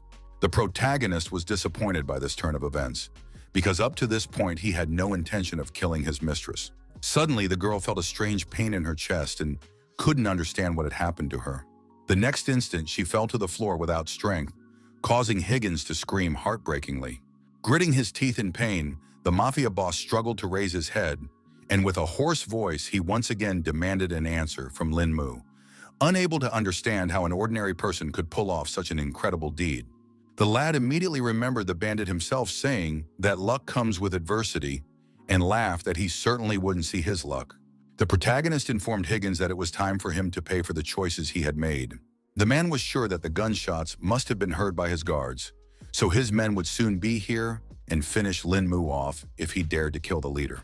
The young man called him too naive because he had already found a way to sneak in here, so getting out of the mansion wouldn't be difficult. He didn't talk pointlessly anymore and concentrated the chi in his finger. Our hero only needed one accurate shot to take the life of one of the main enemies of the Lowe family. The bodyguards only now came running into the room because they heard that something wrong was going on here. The boss and his mistress, who were sitting on the sofa as if nothing had happened, did not react in any way to the guards' treatment, which looked rather suspicious. Eventually, the subordinates saw that Higgins was dead and had a hard time realizing this shocking news. They immediately put Code Red into the plan and ordered all men up, requesting reinforcements to the mansion. For his part, Linmu didn't even think that everything would go so smoothly and he would be able to get rid of such a serious problem without any problems. Only about the group of mutants the guy still had doubts and suspected that they would not be so easy to kill. At that moment, the protagonist heard that there was some kind of conflict going on somewhere nearby. He immediately noticed someone's arrogant voice that seemed very familiar. It turned out to be Du Xiaoyue, who was accosted by some strange guys. One of them explained that their young master was sincerely inviting the girl to have fun with him, so she might as well just say yes. The lady thanked them for the invitation, but declined because she had a bunch of other things to do, after which she needed to get home right away. The guy started to get behind her anyway and offered to personally walk her home. The subordinates were ready to carry out any order of their master, so they immediately agreed to the idea. Du Xiaoyu irritatedly pointed out that she could reach it on her own and tried to break free again. Then the young gentleman laughed off the fact that the girl seemed to have it all wrong, because he wasn't exactly going to send her to her home. The girl asked confusedly what he meant and began to suspect that she was going to have a hard time getting out of this situation. The guards immediately started talking nonchalantly about how their master's bed was very comfortable to sleep in, and Du Xiaoyu started shouting to the entire street that this was pure kidnapping. Finally, the main character decided to intervene in this conflict, because of which all the bullies were surprised, because they did not expect that someone would dare to go against them. The guy immediately emphasized that he wasn't going to ask nicely unless security right now let this girl go. Du Xiaoyu herself was shocked by Lin Mu's sudden appearance and couldn't understand what he had forgotten in America. The young man only briefly noted that it had been a long time since they had seen his former fiancée. The guards were not going to give up so easily, so they advised our hero to get the hell out of here and mind his own business. The protagonist gave them another chance and repeatedly told them to finally let the girl go. The young master only laughed with Lin Mu, who was acting like a character from a movie, causing the guy's patience to run out, so he decided to forcefully deal with these rascals. The young man had just the right touch to teach the bullies a lesson and save his acquaintance. The bodyguard immediately crouched down in pain and started screaming, unable to resist Lin Mu. The cocky guy didn't expect our hero to deal with his subordinates so easily. Taking advantage of the moment, the young man quickly grabbed Du Xiaoyu's hand and pulled her away from those rude bullies. Still, the young gentleman was not going to let our heroes go so easily and ordered them to stop. He believed that the man who injured his subordinate could not leave the scene so easily. The protagonist gently placed his hand on his shoulder and asked with a note of menace if he really thought so. In the end, Lin Mu gave him some advice and told him to fuck off right now, or else the guy would end up in a more deplorable state than his comrade. The noble brave's words had a quick effect on the young lord, so he had no problem escaping the development of the conflict. The guy wasn't at all pleased that he hadn't managed to get Du Xiaoyu, and his henchmen asked what they should do in such a case. Eventually, he ordered his men to teach our hero a lesson, but not to kill him. The guard took out a silenced pistol from his jacket and thought that it would help him defeat Lin Mu, not realizing who he was about to mess with. He took careful aim and decided to take one of his target's legs to start with. The next moment, a rather quiet gunshot sounded, which was hard to notice in the busy street. Obviously, the protagonist was ready for such a development, so in a second, it was as if he vanished into thin air. The guard couldn't understand how the guy was literally able to disappear right before his eyes. After a second, he realized that Lin Mu was right in front of him and had already grabbed his neck in cold blood, so it was already too late to act. The main character got even more pissed off because it's not on video when others attack from the back. The young man emphasized that even in this way, it was impossible to injure him. Meanwhile, the bodyguard begged to be let go, but it was already too late because the lousy guys had managed to piss Lin Mu off badly and must now bear the consequences of their actions. From the powerful impact, the bodyguard flew several meters away and crashed into the side of a parked car with a thud. The collision caused an impressive dent in the car door. The young lord thought it was simply impossible because his guards were experienced fighters. The protagonist set a final warning for him and ordered him to stay away from his friends. The young man said that this was the end of the lesson, so he was going to leave with Du Xiaoyu. After that, they got into the car and Lin Mu asked where the girl was staying to take her to the hotel. She pointed to a map and explained that her neighborhood was 3 streets away. Our hero emphasized that the girl now needs to be more careful when he makes new friends, and Du Xiaoyu thanked him for saving her today. Finally, an acquaintance decided to inquire as to what the guy was doing here in New York. Lin Mu explained that a good friend of his had asked him to help with the trouble here. The girl noted that her ex-fiancé had changed so much, as if he had become a different person. She even had a moment when it seemed that the one standing in front of her was not Lin Mu. Our hero recalled that he almost died once, and after that he decided to let things go and start living a new life. Du Xiaoyu agreed with his words and sincerely wished him good luck with his new life. The next day at the Low family mansion, they had already learned about the big incident in Manhattan the previous night. Zhang Chu still couldn't believe that someone had actually finished off Higgins in his own mansion. The assistant was also shocked when he heard that the mob leader who attacked Mr. Low was now dead. Ding Han confirmed that it was all true, even though the Higginma mansion was well guarded.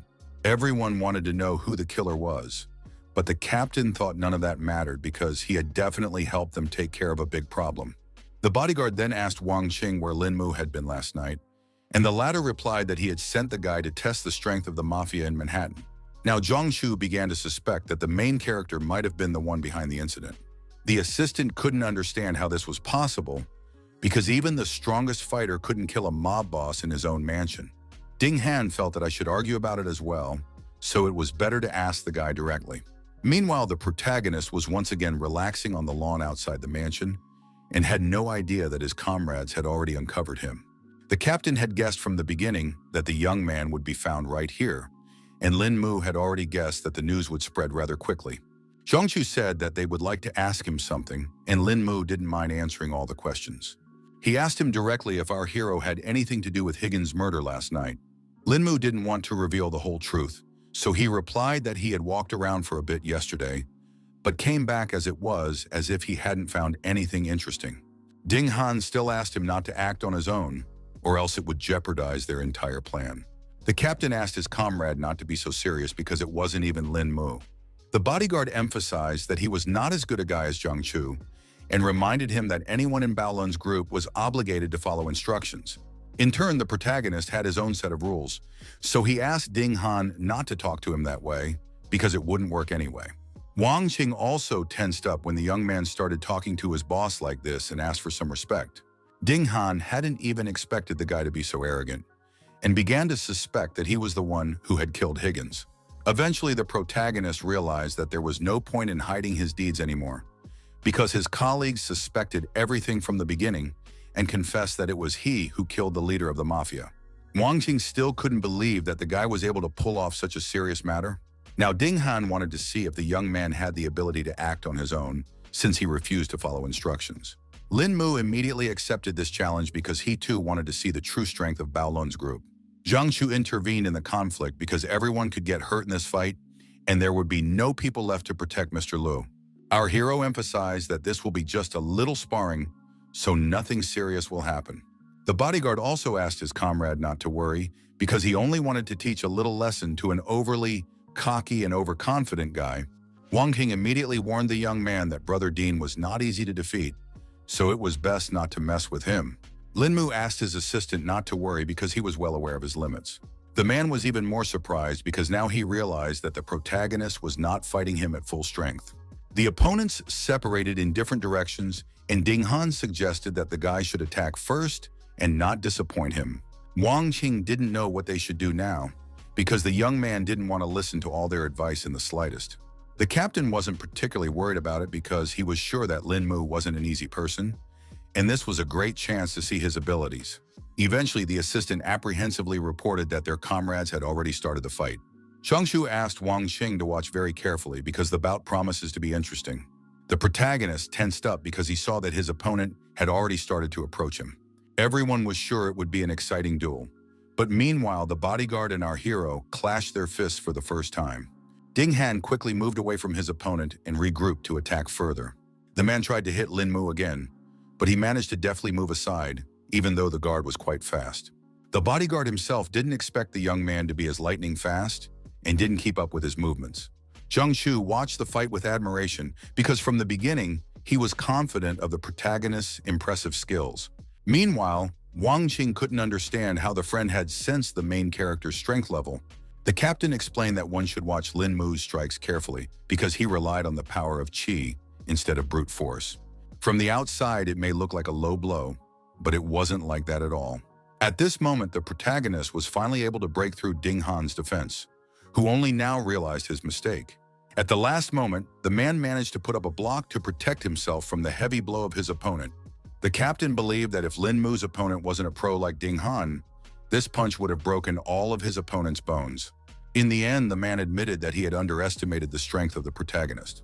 The guy smugly emphasized that this was just the beginning because he still had tricks to surprise the bodyguard. Ding Han became even more angry because of Lin Mu being so cocky and informed him that he would not hold back now either. The man got back into a fighting stance and swung around to teach the protagonist a lesson. The blow was so sharp that Lin Mu had to try his best to dodge it. This only fueled the protagonist's interest, so he decided to try hard to win this fight. Our hero took a few steps back to better prepare for his next action. He filled his entire body with qi energy to show everyone around him what he was really worth. Zhang Shu couldn't understand what kind of golden aura was flowing out from Lin Mu's body, and his partner was in mute shock. Now even Ding Han was surprised by the young man's training, because such fighters were rare even in Bao Lun's group. Meanwhile, our hero did not wait for something and was the first to attack his opponent without giving him a single chance. The bodyguard saw that Lin Mu was now even faster, which only made this fight more difficult. Eventually, the man was unable to dodge such a swift attack and received his first blow. Ding Han felt his legs go under, and he began to slowly settle on the ground, unable to resist the inevitable. He realized that if things continued like this, his defeat would come sooner or later, so he needed to act very quickly. The man quickly regrouped and noted that the guy's punch was great, so he wants to see his other abilities. The protagonist wasn't afraid at all, so he gladly agreed to continue their sparring. The opponents simultaneously attacked each other and eventually clashed fists a second time. A powerful explosion of energy arose between their hands, which lit up everything around them with a bright flash. Wang Qing covered himself with his hand from such a powerful light and noted that their comrades seemed to have become more serious about this battle. Just a second later, Ding Han attempted another strike, but the protagonist managed to dodge in time. Then the young man did not trifle and released even more ki energy outwards. Zhongshu couldn't believe his eyes because he and Ding Han had been considered kung fu talents before. They have worked hard for over a decade to get to the level they are at today. Except Lin Mu was only 20, so it was surprising that he had become such an advanced fighter at such a young age. The captain was certain that the young man's level must be exceptional, which was the reason he was able to reach such heights. At the same time, he realized that combat experience was the kind of thing that is gained by numerous encounters with death. Wang Qing began to suspect that their comrades had better stop because there was no telling how far this fight could go. Zhongshu didn't pay attention to his words and kept thinking that our hero's battle experience was also very frightening, because even Ding Han could no longer hold his own against such a strong opponent. He believed that there was only one possible explanation for such a strange phenomenon in the form of Lin Mu. The man began to suspect that the main character might be the reincarnation of a seasoned kung fu master. In this way, the young man was able to inherit the knowledge and experience of his past life that made him invincible. Meanwhile, Ding Han once again missed a very strong punch that came straight to his face. After that, the man fell to the ground without strength, and our hero advised to finally admit defeat and added that the bodyguard was indeed strong, but still could not defeat him. In the end, the opponent bitterly admitted that he had lost today after all, but at the same time, he wasn't going to admit defeat so easily, so he would use every bit of strength he had to continue fighting Lin Mu. Even Zhang Chu started to panic because he couldn't understand what his friend, who was already on the verge, was trying to prove. The man wouldn't listen to him and found the strength to steal himself from the ground because he hadn't had such a good fight in a long time.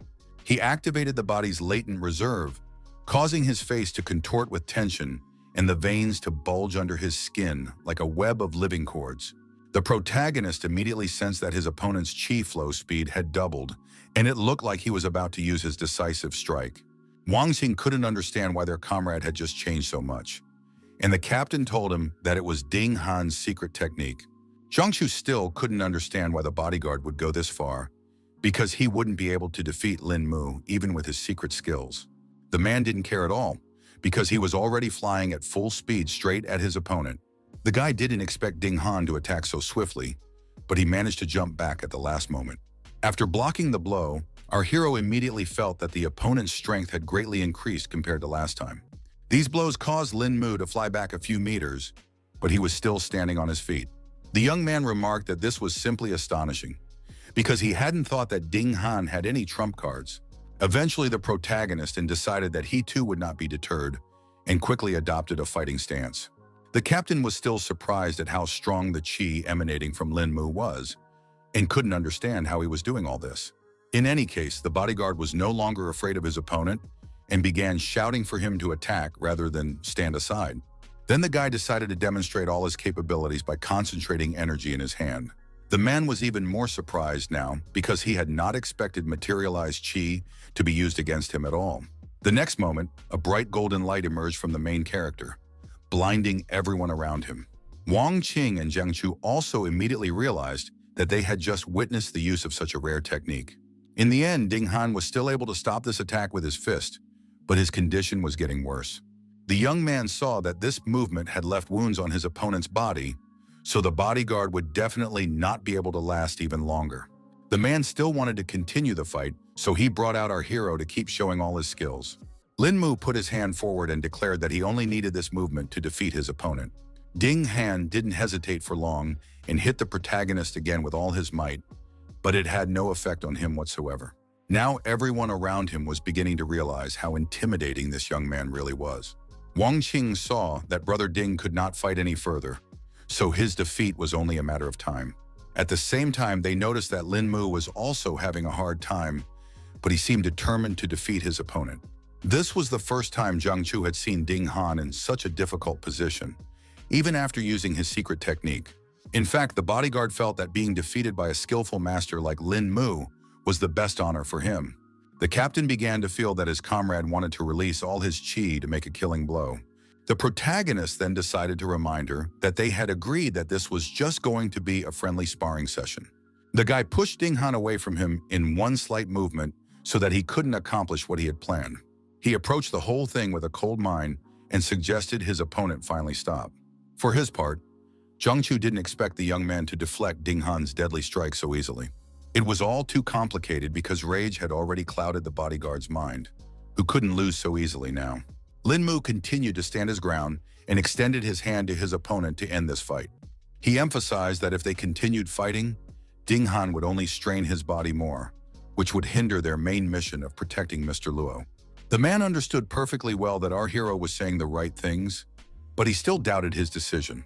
Jiang Chu couldn't understand what was going on, but he noticed that both of them had finally stopped. Eventually, the bodyguard finally bowed his head and acknowledged what he had lost in this fight. He collapsed to the ground without strength and began to grieve over his defeat in a fair fight. The protagonist tried to reassure his opponent and emphasize that he didn't lose at all. Ding Han couldn't understand why the guy was saying such strange things, because everything was already obvious. Lin Mu explained that his comrade had gained experience through this battle, which was already a small victory. The man agreed with our hero's words and accepted his helping hand to get up from the ground. The frightened Wang Qing asked the captain if there was now a winner in this fierce duel. Jiang Chu acknowledged that their friend had lost this battle, but praised Lin Mu for not using his full power to avoid disrupting the plans for their main mission. Meanwhile, that same night, the enemies of the Lo family decided to meet in a building in New York City. The boss was quietly sipping on expensive wine when he was informed that the professor and Ms. Picasso had already arrived on the scene. Without further ado, the man asked his subordinate to let the guests inside. Old Hamill immediately picked up on the fact that it had been quite some time since they had seen Lawrence. Picasso smiled genuinely, her eyes lighting up with joy at the long-awaited meeting with an old friend she hadn't seen in ages. The boss was also pleased that his longtime acquaintances had finally arrived in New York. The professor had already become thoroughly familiar with the entire situation because the government had informed them that Lawrence needed support to complete an important mission. The old man reported that he had taken 15 mutants with him, 3 of which were level 4. Lawrence had not expected his comrade to take such considerable help with him, and was confident that they should certainly succeed this time. Picasso realized that everything for their assignment was already ready, so they could move out right now. The man then informed them that they would begin the mission tomorrow at midnight. He also handed his associates a folder with information about their targets, who were from Huaxia. Professor Hamill tensed up a little when he saw that they were dealing with Baolun's group. Picasso immediately saw his violent reaction, so she asked him if he was familiar with the organization. At that time, the old man said that Baolun's group was the most mysterious organization in Huaxia, so it was also quite a dangerous opponent. An acquaintance of his named Gleb had encountered this organization 3 years ago, but after that battle, he and his men were almost completely wiped out. It turns out that Lawrence was already aware that Gleb's group of mutants couldn't stand up to such enemies. The girl then decided to wonder why the government decided to send a group of mutants against the Lo family. The man said that their rivals have secret research on the Americans, so they must stop them from returning to Huaxia. Among the professor's documents, there was a dossier on Lin Mu as well, so he immediately inquired why they had sent a rookie. He immediately had a feeling that this young man was not as easy as he seemed, so they should be careful on this mission. The man suddenly scattered all the documents to the sides because he believed that they had no need to fear Baolun's group.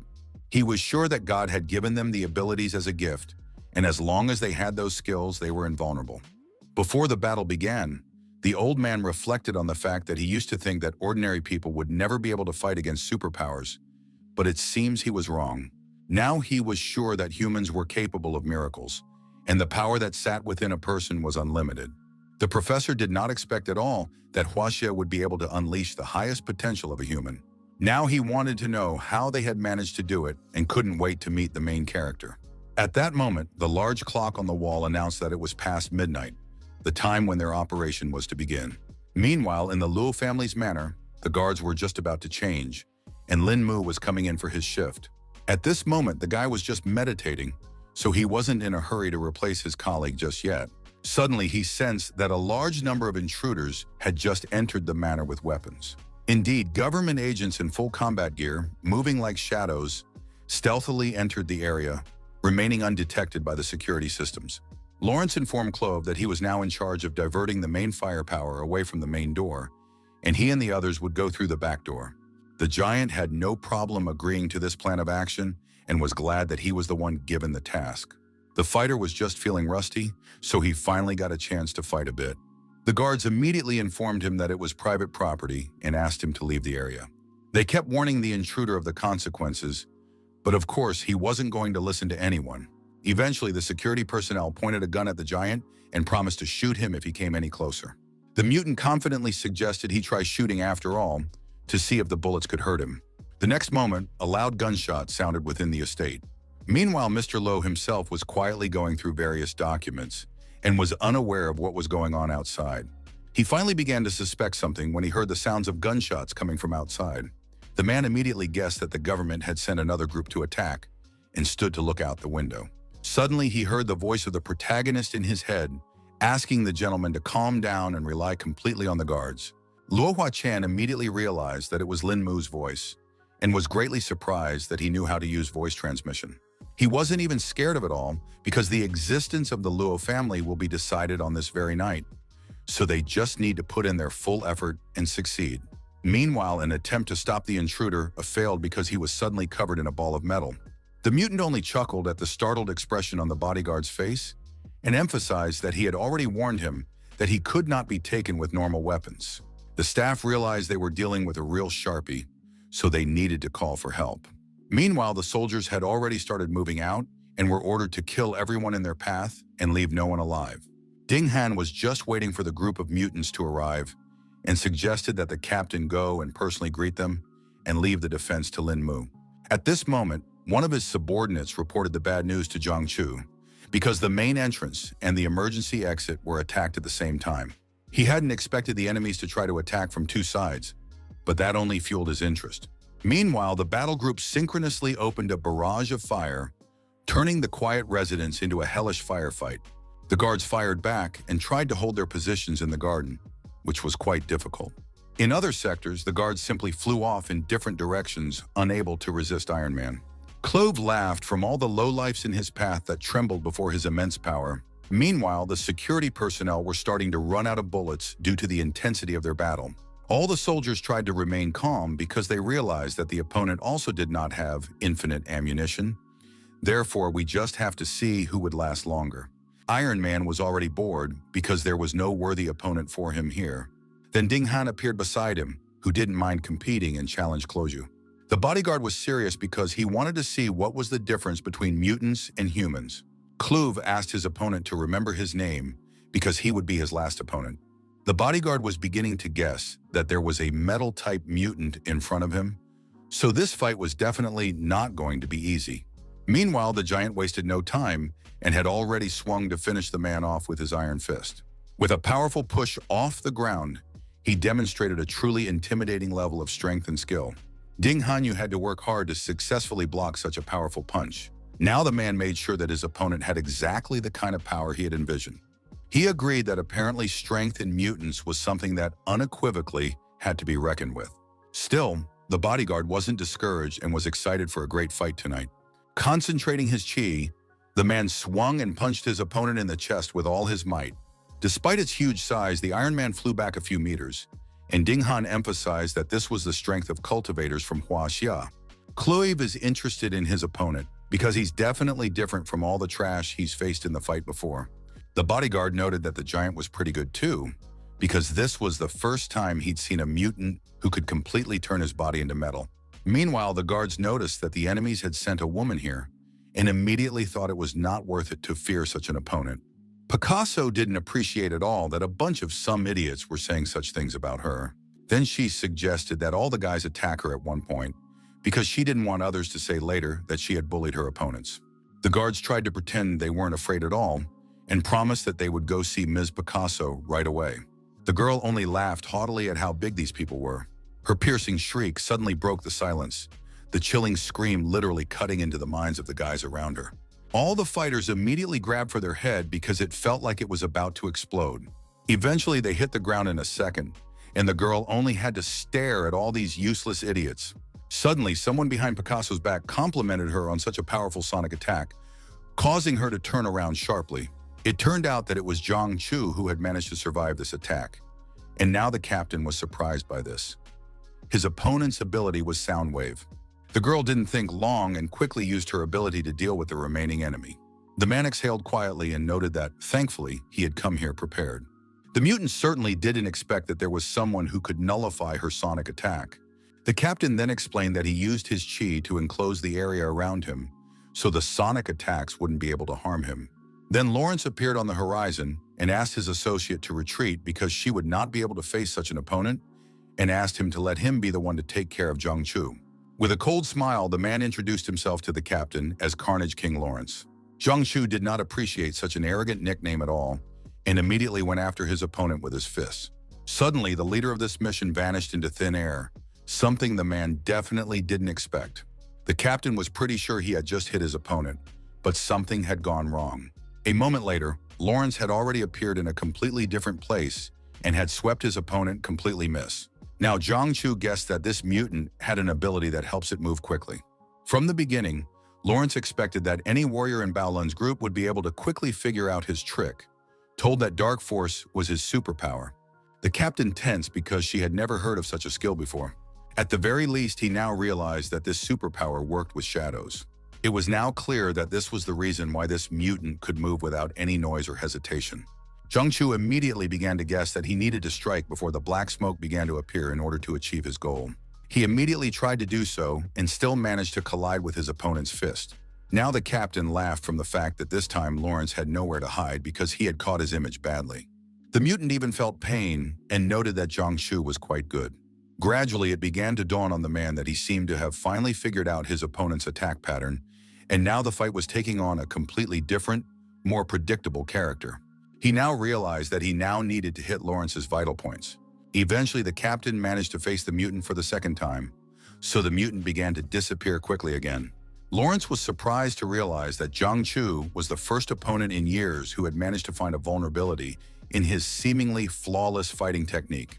The man then emphasized that the mutant had simply underestimated the strength of Baolun's group. Suddenly, he noticed that something wrong was going on because all the black smoke was moving towards him. Lawrence laughed quietly because he hadn't expected his opponent to fall for his silly trick so easily. Only now did the captain realize that his chi was slowly leaking out, which was too dangerous.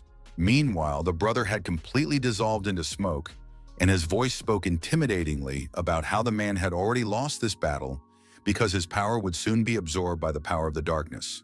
Zhang Chu was scared out of his wits because he didn't expect him to die like this at all. At the same time, Ding Han, who was fighting Iron Man, had also already used up almost all of his strength and was at his limit. Clove agreed that the bodyguard was pretty good, but he didn't want to give him any more indulgences. He was sure that a warrior's kung fu was useless when he met the true might of steel. Ding Han began to feel that the power emanating from the enemy had just changed drastically, causing him to panic.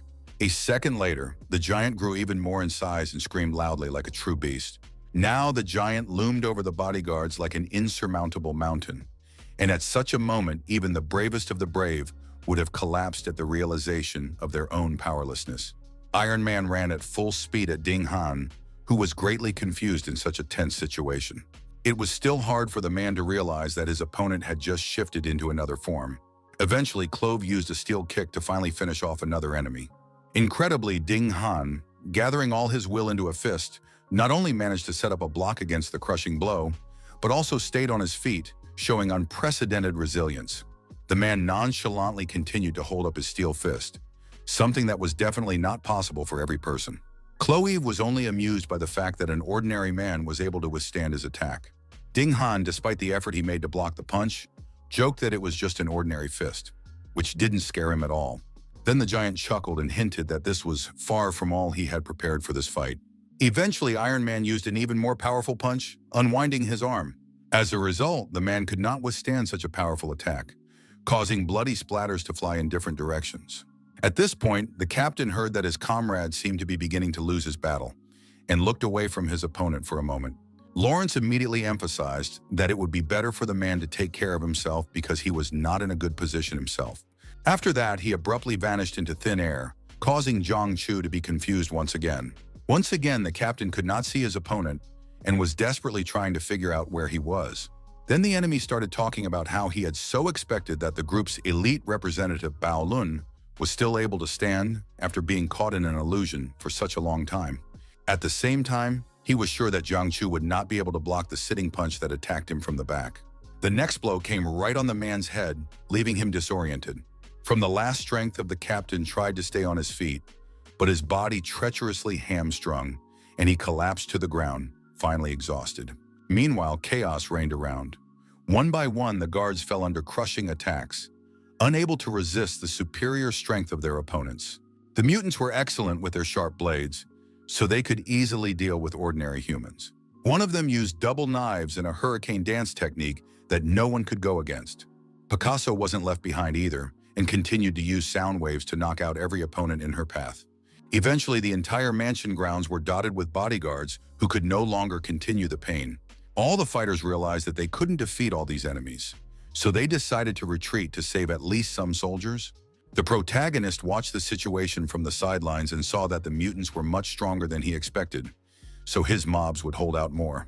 He decided it was already time for him to show up, so he quickly snapped out of his meditation seat.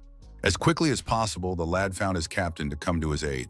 It turned out that both Ding Han and Zhang Chu were already here, and they immediately reported that the enemy unit was too strong.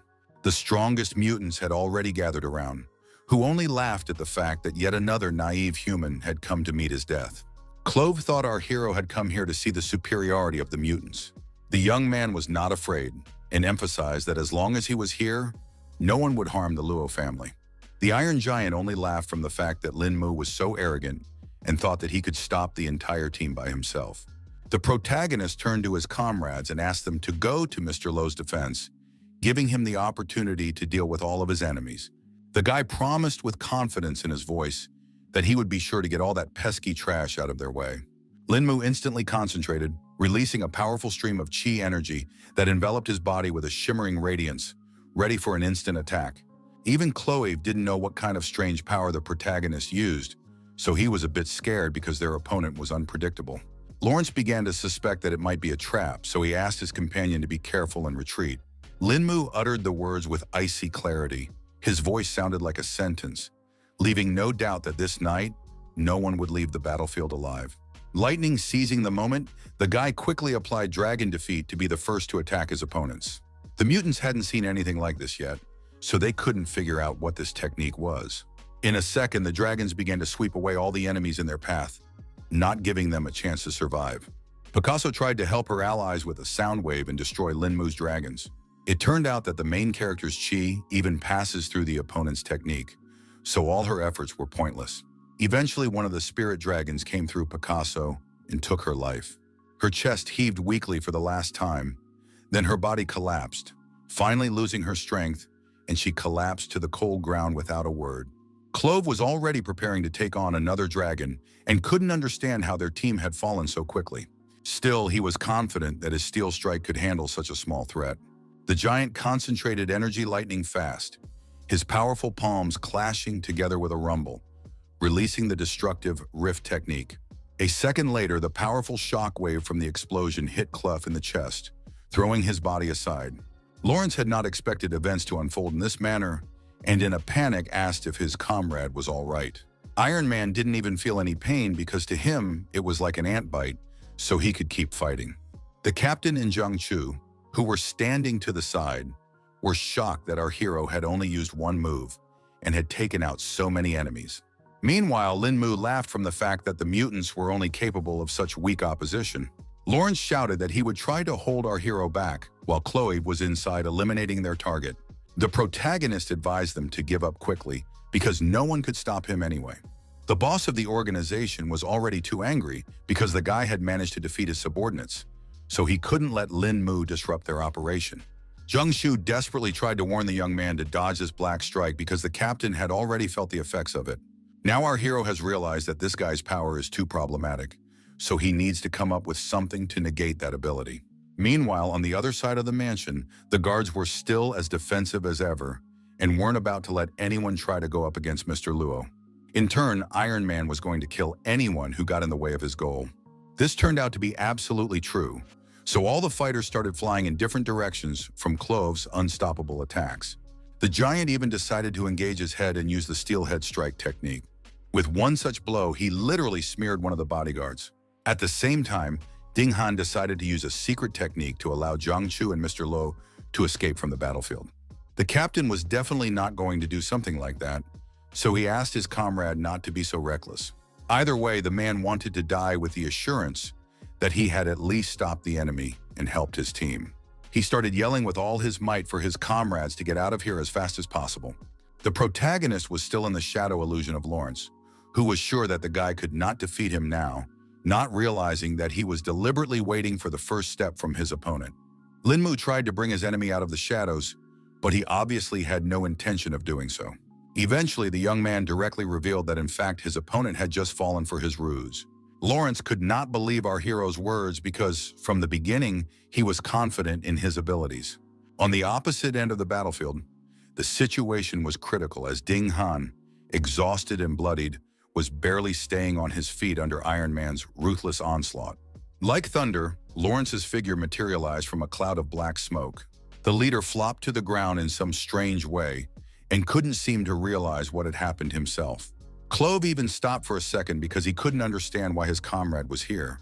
Iron Man was shocked that even Lawrence couldn't do anything to this strange guy. Stepping in surprise, he didn't have time to notice before Ding Han suddenly disappeared from his hands. It was the protagonist who tried to pull his comrade to a safe zone to save him from apparent death.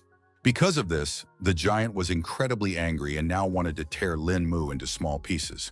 The guy had already started to concentrate the chi in his hand to quickly deal with this opponent. Clove, not wasting a second to think, brought his arm up sharply to strike, his muscles tensed, preparing to unleash all his fury on his opponent. The protagonist made one clear lunge and was able to stop this attack with one hand. The giant paused for a second because he couldn't understand what technique Lin Mu had just used. Almost immediately, he felt an incredibly intense pain in his bones and began twisting in different directions, not controlling his movements. Our hero explained that even Iron Man has his weaknesses, because his ability strengthens muscles but doesn't act that way on bones. Clove believed that this was simply impossible because this power was given to him by God. In the end, he decided to show the young man his latest transformation because there was no other choice. The giant's muscles began to ripple unnaturally and his skin stretched unnaturally under the mutations. The protagonist immediately guessed that his opponent was using his muscles to unleash a wave attack. It seems like the situation is now such that the guy can't win unless he uses his full power. Lin Mu concentrated the chi in his hand again and tried to attack the giant a second time. At the same time, he decided to open the 7 main acupuncture points in his body and focus all his energy. Chloe emphasized with confidence that the guy's kung fu was definitely not going to work for him now. He now used the invisible steel strike, but our hero counterattacked with the bone-dissolving strike. The giant let out a heartbreaking roar, his eyes widening in horror as he watched in horror as his own arm warped unnaturally. He felt as if his bone had been dissolved, and if this continued, the problem could spread throughout his body. The giant realized that he could have let something like this happen, so he simply ripped off his own arm. Clove struggled to catch his breath. Every movement was given to him through hellish pain, and his consciousness was clouded from being so badly wounded. He saw with his own eyes that all the bones in his right hand had literally turned to powder. The giant, who literally crumbled, asked our hero what he used to do such a trick. Lin Mu briefly explained that it was a special move from Huaxia called the bone-dissolving punch. Despite his pride, Clove admitted that he had no idea that Huaxia had such terrifying kung fu. The Iron Man began to melt little by little, and before he died, he said that he had underestimated the young man after all. Suddenly, behind the back of the protagonist appeared Lawrence, who was going to help his comrade to escape from here. In fact, the guy didn't even realize that the opponent's shadow power would recover so quickly. In the end, the leader took all of his subordinates away, and before leaving, he promised that he would definitely take revenge on Lin Mu. The protagonist wasn't particularly happy that their opponents were able to escape after all. The mansion grounds abruptly became quiet, so Zhang Chu was finally able to approach the guy and ask if he was fine after such a serious fight. Lin Mu, feeling completely fine, immediately requested the captain to check the condition of Brother Dean, who was much more injured. The bodyguard, who was sitting on the sidelines, asked his friends not to worry and promised that he would definitely see tomorrow. He first inquired where Mr. Luo was, and Zhang Chu assured him that they had taken him to a safe place. Ding Han remarked that it was a good thing because these mutants were so strong that he had almost parted with his life. He admitted that if it wasn't for the protagonist, their business would be really bad. The captain had heard that the dragon strike that Lin Mu used was a long-lost kung fu technique that required strong yang energy. It was known that anyone who mastered these long-lost techniques would surely become a legend. Ding Han went on to say that the other kung fu technique the guy used was also very strong, and he made that huge dumbass rip his arm off. The captain immediately recalled the legend that the bone-dissolving punch really does turn everything inside into powder using yin energy. The bodyguard couldn't even believe that such a kung fu technique actually existed in their world, and Zhang Chu told him that Huaxia had a long history of learning techniques, so all their knowledge was just the tip of the iceberg. In the end, the commander asked Ding Han to use his father to help the body recover until the medics arrived on the scene. Now the man decided to talk in complete seriousness, because he still couldn't understand how Lin Mu knew so much lost kung fu. The captain decided to remind his friend not to forget who recommended the guy for this mission. Ding Han immediately realized that it was about Lu Shuyan from the Eastern Sea, who looked like an ordinary person, so he couldn't understand what he was talking about. Zhang Chu noted that this man might not be as strong as them, but his family tree was no nonsense, because he was a descendant of the Lu family from Fengmeng village. Only now did the bodyguard realize that they were talking about the legendary ancient martial arts family. The captain confirmed his speculation and explained that in order to find a great master like Lin Mu, Mr. Lu had to be a descendant of legendary people. Meanwhile, a group of mutants had arrived at the American Research Institute, where they were now trying to rescue Cloev. The professor thought it was a miracle since their comrade was still alive, considering such serious wounds on his body. Lawrence told the old man that they were winning this fight until a young guy from Bao Lun's group came from somewhere and took them all down. Hamil refused to believe that the entire group of mutants had been defeated by one man, but the surviving Picasso confirmed the fact. Now the old man began to realize that they had indeed met a very strong opponent. Their conversation was interrupted by the fact that some strange things started happening to Iron Man. The professor immediately rushed to intervene in Cloev's treatment because things could have turned out disastrously. Lawrence began to panic because he couldn't understand at all what was happening to his friend. Hamel reported that the patient's condition was deteriorating rapidly, so they urgently needed to move him. Meanwhile, at Luolinmu Manor, he was finally able to meet with Miluo in peace and talk about the recent events. Guy wanted to know what went wrong with the family's return to Huaxia and why the process was taking so long.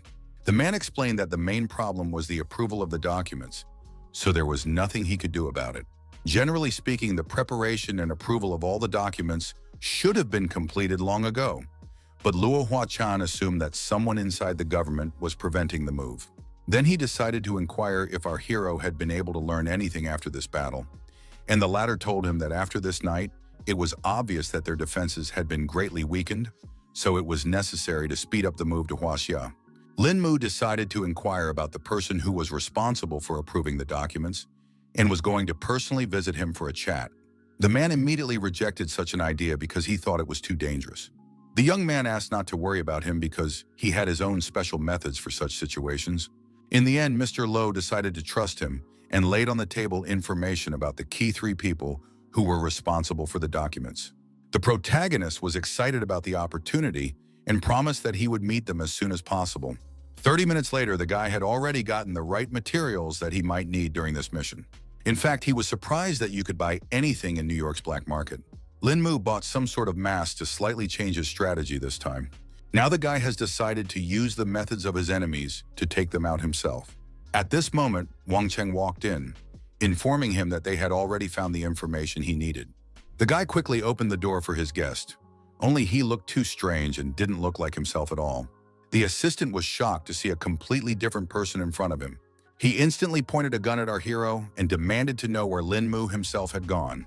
The young man laughed at this reaction from his comrade and explained that he was just testing a macromolecular mask. Wang Jing finally realized that the person in front of him was his colleague, and now asked how he managed to change his appearance to become like him. The protagonist realized that it was best not to raise suspicion on the Lo family, and found a solution by using a new face for the mission. The assistant had already looked up all the information he needed and handed the guy the phone she was on. Lin Mu thanked him for such substantial help because with this, it would be easier for him to accomplish his mission. Wang Xing still didn't like the fact that our hero was using someone else's face for this task, so he noted that with such strength, it wasn't necessary. Lin Mu only said that sometimes violence didn't solve anything at all, so he decided to change his tactics. After that, he quickly left the mansion grounds and promised that there would be good news very soon. Very soon, our hero arrived at the American embassy, where no one had yet suspected his plan. At this point, one of the employees named Mr. Bronk was upset that he hadn't been able to pick up a hottie for tonight. Inside the office, a guest was already waiting for him, who noted that, it turned out, the old man liked blondes. It was the main character who immediately explained that he had come here to talk to an embassy official regarding the Luo family's relocation documents to Huaxia. Mr. Bronk immediately emphasized that the documents were still under review and couldn't understand why there was such a rush. Lin Mu recalled that the family had once been kind to the old man and advised him to complete the paperwork today or soon.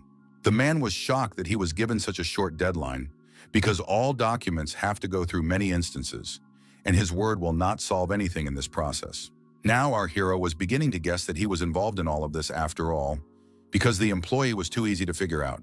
Hearing such a statement, Mr. Bronk became nervous and asked what the visitor meant by it. Lin Mu didn't bother to explain anything, and directly asked what the man would choose in the face of danger, himself or his country. The old man immediately realized that the guy had decided to threaten him, and became very angry because of such insolence. The protagonist only laughed and said that it was time for him to make a choice and say whether he wanted to die or survive. Demonstrating his strength, Lin Mu rolled a tight ball of some papers and suggested that the embassy official think hard about it all. Mr. Bronk began to talk about how he gets orders to hold the documents over and above and can't do anything about it. The main character immediately emphasized that he doesn't want to hear any excuses because the Lo family has been following the law all along and doesn't deserve to be treated like this. Lin Mu's final trump card was a picture of the old man's family, which he clearly showed him. Eventually, all of this got to Bronk, so he asked for some time to resolve the issue. The guy immediately asked how long it would take and noted that he wasn't a very patient man, so the old man quickly replied that it would be ready in 2 hours. The embassy employee kept his promise, so very soon the protagonist received a call that everything was ready. Before leaving, Lin Mu thanked Mr. Bronk for his cooperation and hoped they would never see each other again. In fact, the young man hadn't even expected things to be so easy with this man. After that, he took a close look at his phone to see who his next victim would be. Now, the protagonist's target is a New York City tax chief named Boris. According to intelligence, this gentleman should be at home celebrating his daughter's birthday. With one deft move, Lin Mu jumped over the fence and entered the mansion grounds without any trouble. The first second, the guy noticed that the security in the area was pretty lax. The protagonist walked closely to the window of the room where the whole family was to gather. The joyous voices of the relatives were coming from inside, and Lin Mu noticed some interesting detail at this moment. It turned out that among the guests was the familiar Du Xiaoyue, whom he had crossed paths with not long ago. The young man definitely didn't expect to see her here, so now he couldn't understand what she had forgotten at this celebration. He assumed that Boris's daughter, Vanessa, must be the one who was just standing behind his acquaintance's back. For a moment, our hero was distracted from following because he heard someone's footsteps.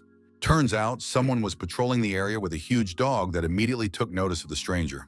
The owner, who saw nothing suspicious, tried to calm the dog and explain that the young mistresses already had all their guests inside.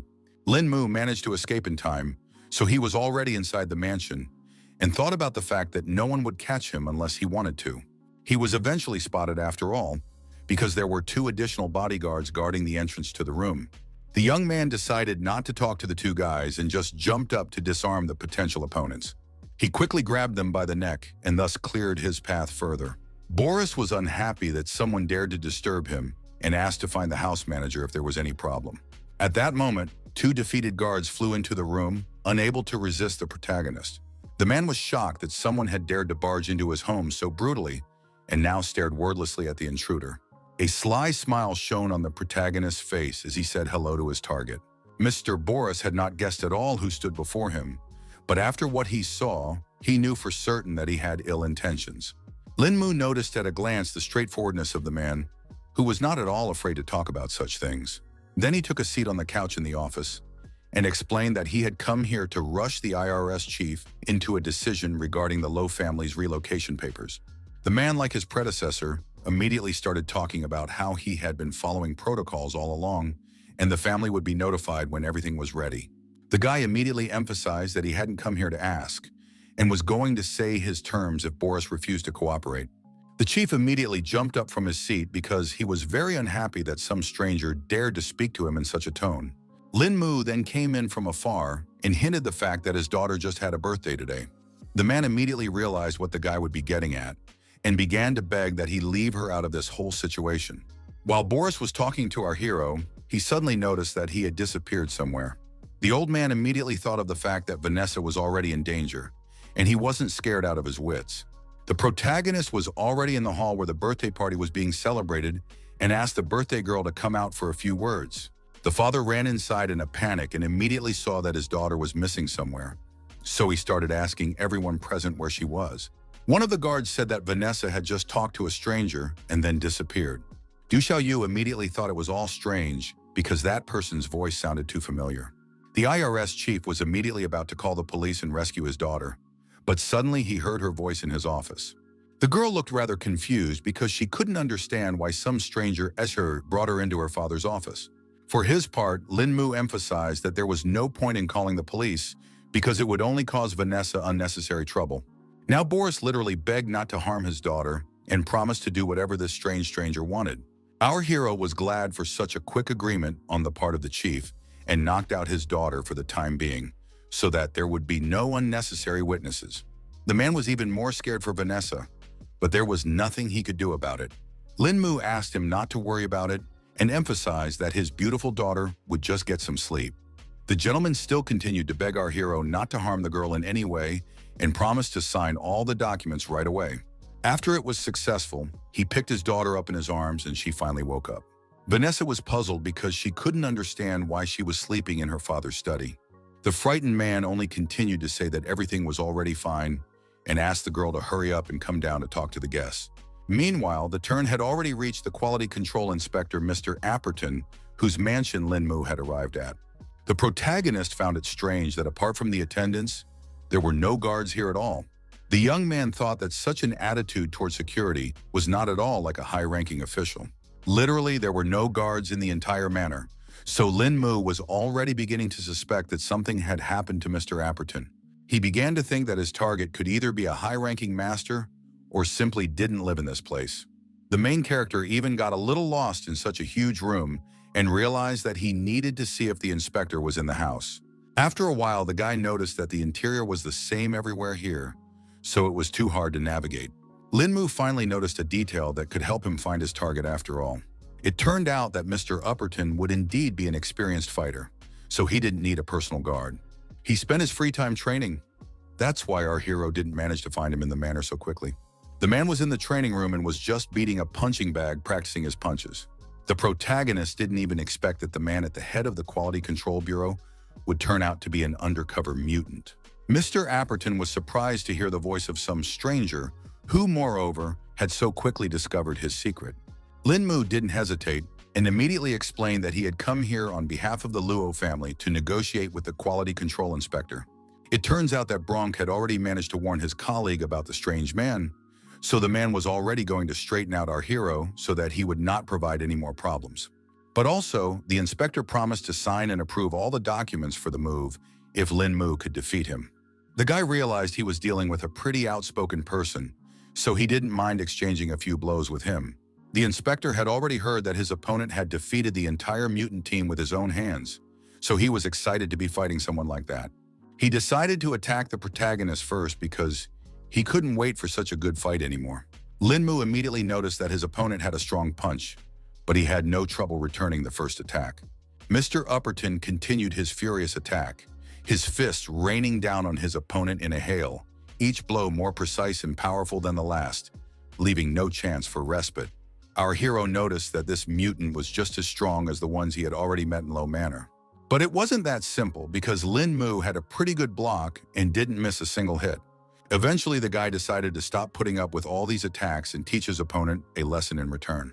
Their fists came together with a deafening rumble, generating an incredibly strong shockwave. As a result of the monstrous force of the collision, both fighters were thrown in opposite directions.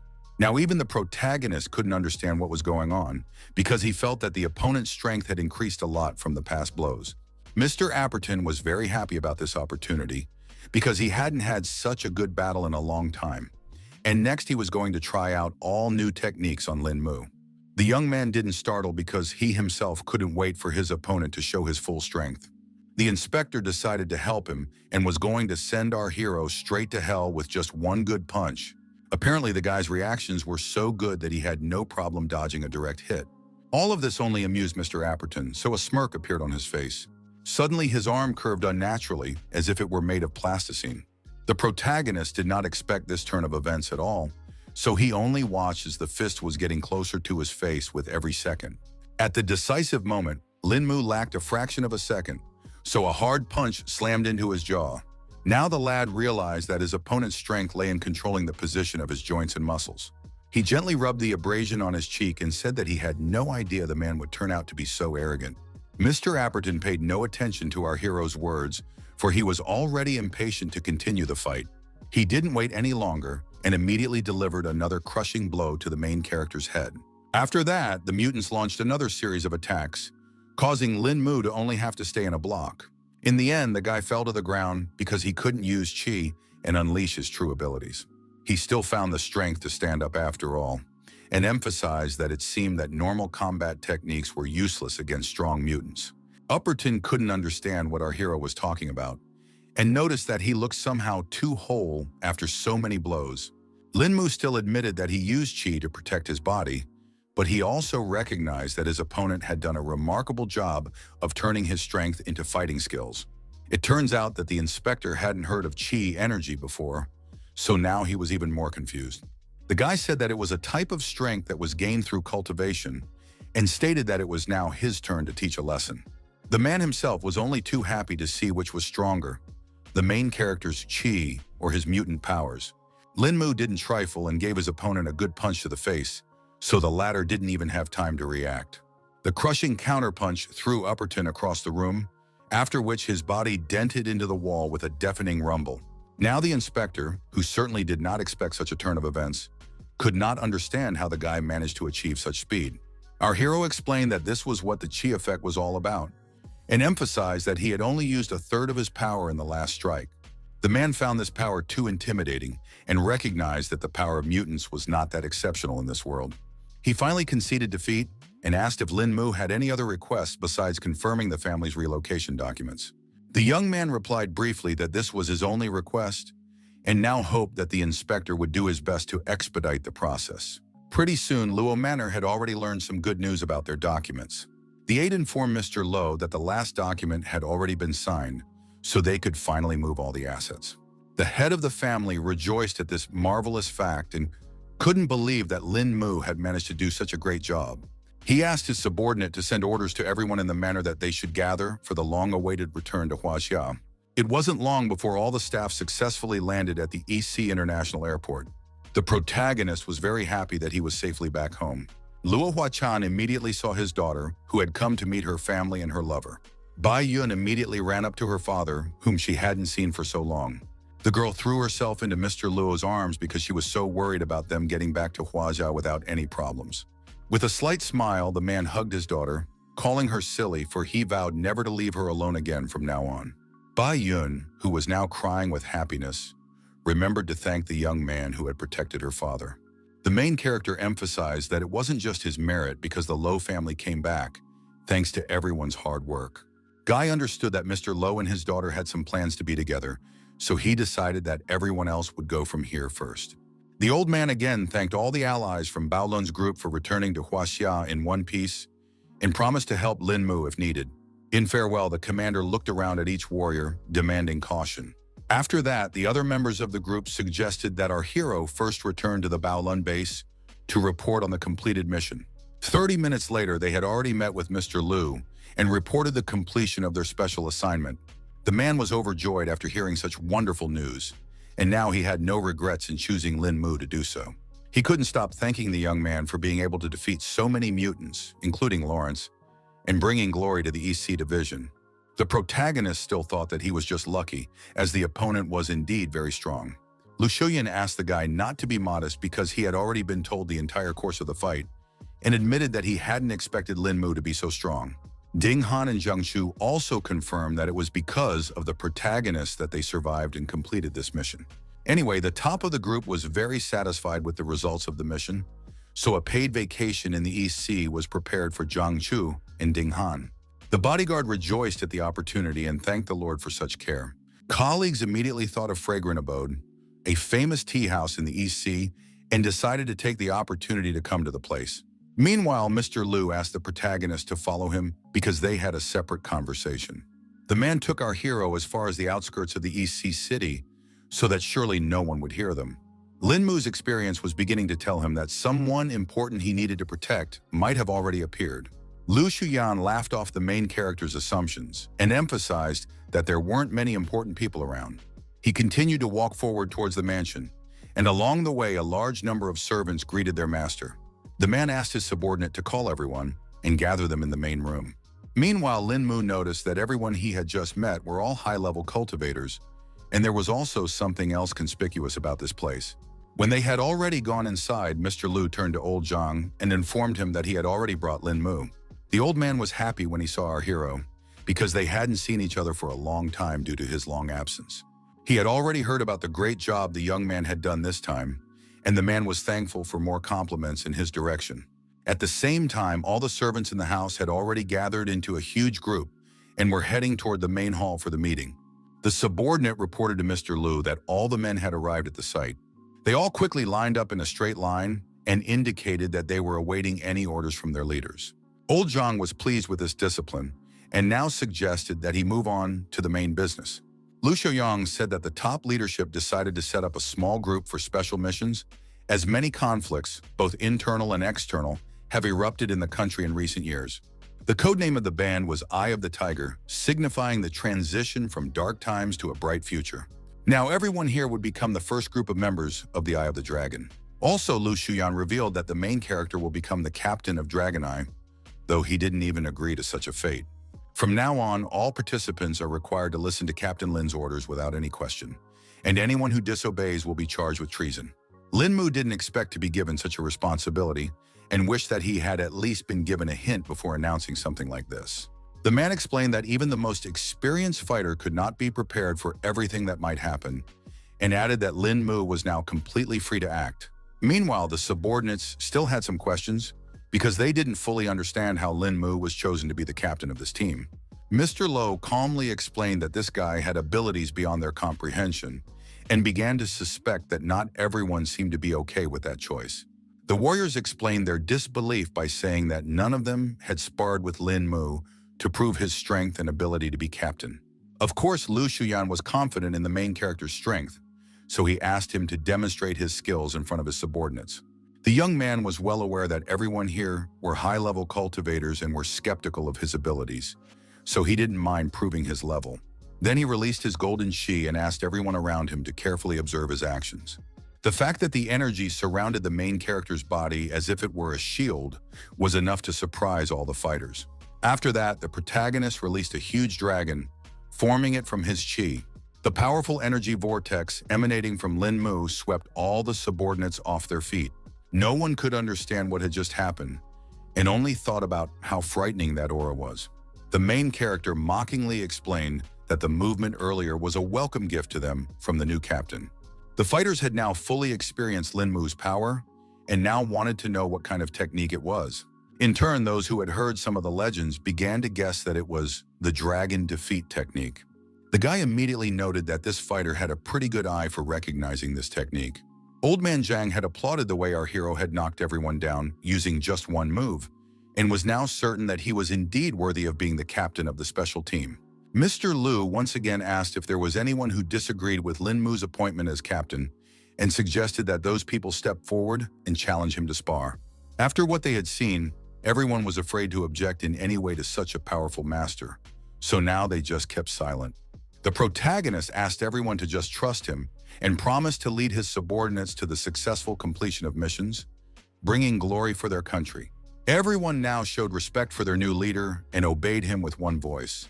In addition, Lin Mu promised to make an individualized plan to improve the cultivation of the soldiers and do his best to ensure that everyone could freely possess their qi and their bodies.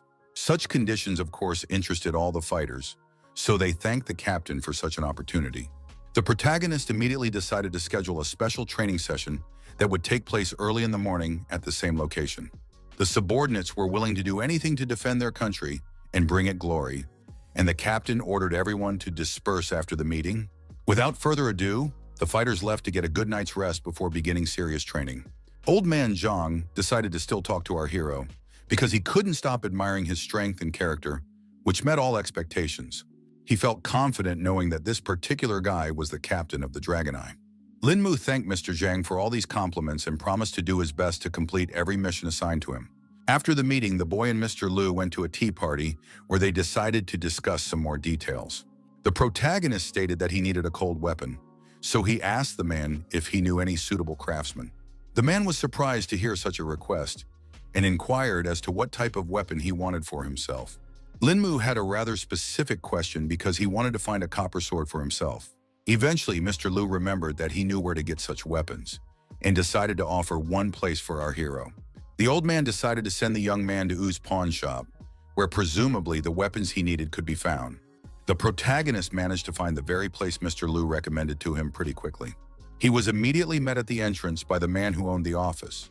The master immediately inquired if Lin Mu had passed through here to pawn or redeem something. The guy directly said that he was looking for someone, namely the boss of this pawn shop, U Xinghui. The man was surprised to hear his full name and asked our hero how he could help him. Lin Mu introduced himself and explained that Mr. Liu had recommended this place to him because a copper sword could be found here. The pawn shop owner confirmed that he has one that was a family heirloom, and his ancestor used everything he had to create this weapon. Their family were the descendants of U Zhi, who was the very person who made the copper sword, was the second master blacksmith of the U family. The protagonist didn't expect that he would meet the descendant of U Zhi, so he immediately asked to forgive him for some rudeness. The man immediately emphasized that the descendants were not as gifted as their ancestors, so the blacksmithing skill had long since been forgotten, and Mr. Wu himself had merely become a pawn shop owner. In the end, he asked to follow him if Lin Mu still wanted to see that very copper sword. U Xinghui said that his ancestors had left instructions regarding the sword, so there was no need to pay money for it, only one thing to do. The protagonist was interested in it because such a legend sounded quite interesting. The pawn shop owner explained that a person wishing to take the sword must first use it and carve 100 marks on this block of wood in one breath. You also need to make sure that these marks were the same length, width, depth, and even the distance between them should be the same.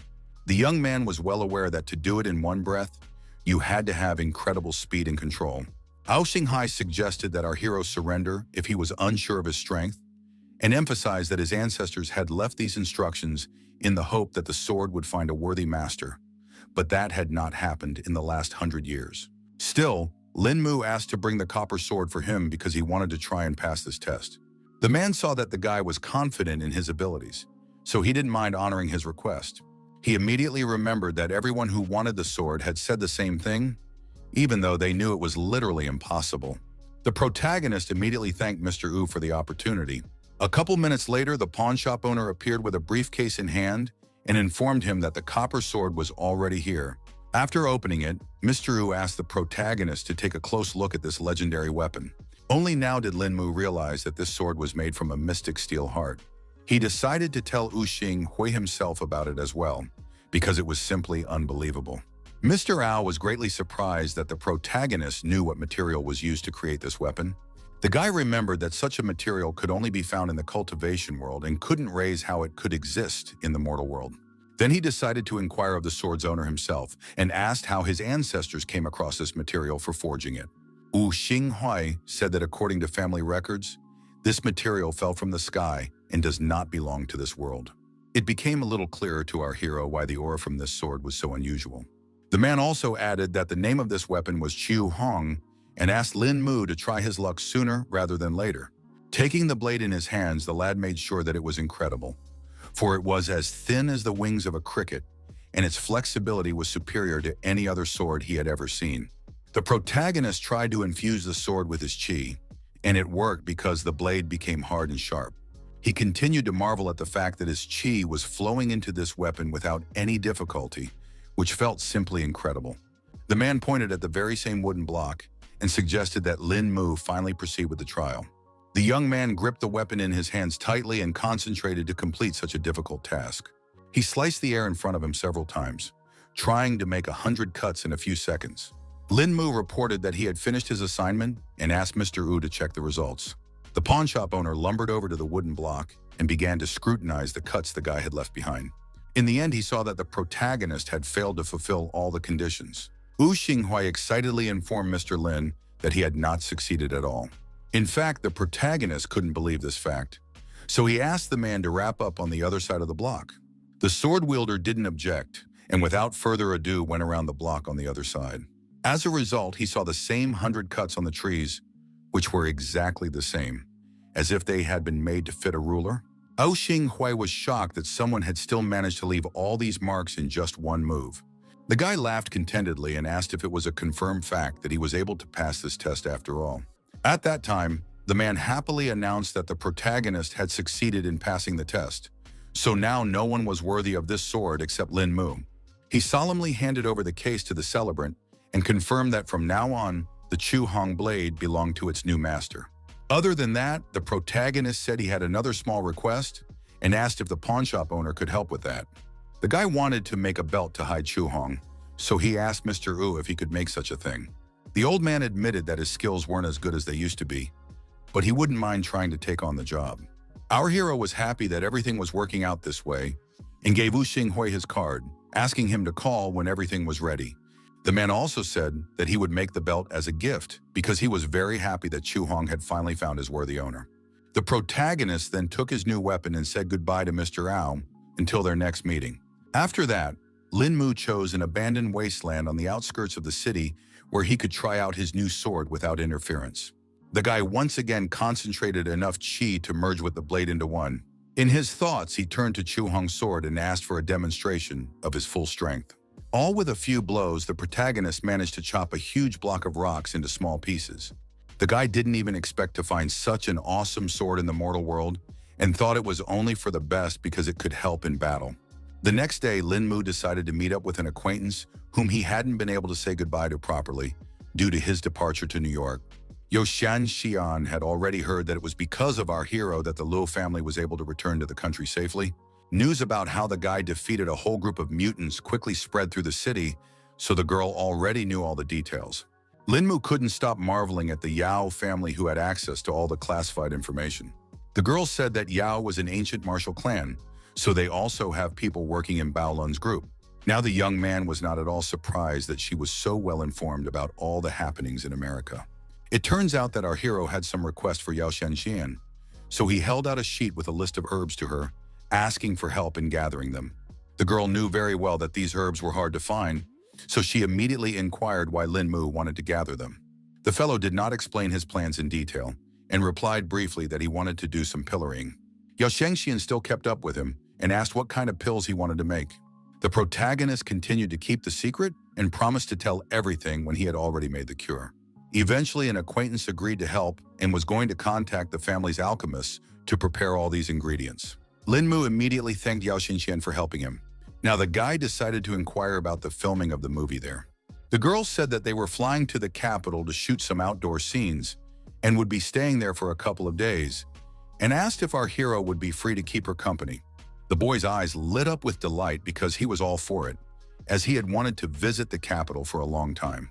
Yao Shengxian decided to end their meeting because she still has to go back to the studio, and our hero offered to give her a ride to the right place. She refused help because she could get there on her own. and quickly said goodbye to Lin Mu. Meanwhile, the protagonist decided to send a list of herbs to Ji Hinglan and Jo Si-yun so that they could help him as well. It was already evening when the boy returned to his home and began his usual training. Learning the 13th movement of Tai Chi, he noticed that the movement was rather simple and gentle, so there was little belief that it would actually make a difference. The protagonist couldn't help but feel that he was making some kind of mistake, so he concentrated more on training. Eventually, he thought the mistake might lie in the materials Mr. Liu had given him, though it was literally impossible. The young man came to the conclusion that he should look at the manual again and study it carefully because he might have missed some detail. A couple minutes later, he was already sitting at his computer and going over all the video lessons again, watching every move. In the manual, aside from explaining the various stages of cultivation, there were also only 13 simple Tai Chi movements. The protagonist continued to actively search for the problem, which still could not give him any peace. Eventually, he did manage to find that little detail that was ruining everything. The guy noticed that the creator had gone back to basics, so the average practitioner wouldn't be able to recognize what was behind it all. He realized that he had been careless all this time and was already thinking that this was a completely useless manual. But the whole point was that Tai Chi's creator must already be at the golden core level, and if not for the meager spirit chi in this mortal world, he would be able to be of a higher level. After once again scrutinizing all the techniques, the protagonist went outside again to practice. Lin Mu combined normal movements with his chi to squeeze the most out of these techniques. After a couple hours, our hero finally felt he had mastered the 13th movement. In fact, the guy hadn't even expected that practicing movements 1 through 13 would allow his chi to flow through his body without any obstacles. At this moment, he was approached by Zixi, who inquired about the last movement in his training. The girl noted that it was very similar to Tai Chi, but it felt a little different. The protagonist confirmed her speculation and explained that he was just practicing Tai Chi. Zixi had heard that this technique was a form of meditation, so she couldn't understand why the young man was practicing such a thing. Lin Mu then explained that if she wanted to understand the entire concept of Tai Chi, she would first need to open so many punctuation points of her body. The girl immediately guessed that our hero had already managed to pass this test, which was quite a shocking fact. The guy dismissed her assumptions because he only understood part of it all, and practice helps raise the cultivation level. Zixi, mesmerized by the skill of the protagonist, with burning eyes began to beg to teach her at least the basics of this amazing practice. To begin with, the main character decided to teach her basic movement and how to conduct chi through her body, and if she practiced with all the time, it would also help raise her kung fu level. Zixi was actually surprised that the guy wasn't afraid at all that someone would be loitering around here nearby and steal all those moves while he was training. The protagonist asked her not to worry about it, because a person who understands nothing about martial arts will never understand the meaning behind the techniques. After that, Lin Mu proceeded to train his girlfriend, who diligently repeated his every move. Thus, they practiced until the morning, and the guy advised his student to keep repeating the learned moves. As a result, our hero began to notice that Zixi was very gifted because she learned very quickly. At this point, he received a call from Mr. Ao, so the training had to be interrupted. It turned out that Chu Hong's ball strap was already ready, so Lin Mu informed him that he would be there soon. The young man explained that he had to go away to take care of some business, and when he returned, he would definitely continue his studies. It wasn't long before he arrived at O's pawn shop, where the owner was already waiting for him with the finished harness. The protagonist immediately noted that this accessory was a perfect fit for him and thanked Yu Xinghui for doing such hard work. The guy was sure that it would now be much easier to use Chu Hong's sword during active combat. He recognized that the Yu family's blacksmithing skill was simply incredible, so he was lucky that he was able to stumble upon them and find this amazing sword. The man thanked for the compliments and emphasized that it only proved that the meeting between him and the O family was destined by fate itself. After that, the protagonist immediately went to Dragon Eye's training base to meet with his subordinates. He asked the warriors to always remember that on the path to cultivation, it didn't matter who started earlier, because the one who had already achieved something would immediately become the winner. In turn, all the soldiers were carefully absorbing all the information the protagonist was telling them. The guy also solemnly announced that from now on, everyone present would get new names. He asked everyone to remember well that their code names would now become their personal names as well. In addition, the protagonist was going to appoint 5 leaders for the teams, hoping that everyone who was interested would take part in the test selection. Of course, the soldiers appreciated such an idea because they would be able to show off their skills and prove themselves to the capital. Toward evening, Lin Mu returned to his home and started training his friend again. The girl had already repeated the desired movement many times and finally felt the right sensation. Our hero praised her for such diligence because all this time Zixi kept practicing. He decided to pick up where they left off last time and started with the first movement called Xianren Ji Lu. This was followed by a second movement called Qian Kunpan Shu. They spent all night hours in exhausting training, and only with the first rays of the sun, completely exhausted, went for a long-awaited rest. The protagonist found it amusing that his student fell asleep as soon as her head touched the soft couch cushion. The guy lamented that he didn't have a simple life like Zixi, so he had to run errands again. Quite soon, he met up with Yao Shenxian, who immediately noticed that he looked rather tired. Lin Mu already, he was beginning to feel the effects of spending his time training the Dragon Eye brothers during the day and practicing Zixi at night. Meanwhile, they have already arrived at the airport to fly from here to the capital for filming. The girl informed the director, who was still dealing with some issues, that they had already arrived on the spot. The man got excited when he saw the main actors and suggested we finally head for the plane. As they took their seats on board, Lin Mu decided to talk to Chen Chen. The guy warned that he was going to sleep a little, and his companion was not against it because she understood that our hero needed a good rest. He was going to savor this beautiful moment when he could finally rest in peace. Suddenly, Lin Mu heard some strange sound that interrupted the small rest. The protagonist was sure that a gunshot had sounded in the cockpit and began to suspect that someone was trying to hijack the plane. Yao Shenxian noticed that the guy tensed up even though he was about to sleep before, so she asked what was the reason for his awakening. The guy asked her to be quiet because someone was probably hijacking the plane. The girl could not understand where such assumptions came from, and the protagonist explained that he had just heard gunshots from the direction of the business class. Lin Mu assumed that the bandits would be here by now, so he asked Yao Shenxian to close her eyes and pretend to be asleep. Eventually, the young man's assumptions came true, and just minutes later, the intruders burst into the first classroom. The masked villain ordered everyone awake and announced that there was an airplane hijacking going on right now. He explained that they had no goal of hurting ordinary people because they were looking for a specific person. The director breathed a sigh of relief because he was sure he would not be touched now. The bandit asked all passengers to remain in their seats until boarding, until the bandits let them go. The men, trembling with fear, obediently complied with every demand of the bandits, their eyes running in terror, but they dared not disobey. Suddenly, the invader pointed the gun at the principal and once again asked if everyone understood how to proceed. The man hesitated for a second, but then quickly answered the armed man's questions. Bandit emphasized that as long as everyone cooperates, everything will be fine. But if anyone wants to play the hero, he asked not to be blamed for being ruthless. Suddenly, the main character appeared behind him and asked if he had a real gun.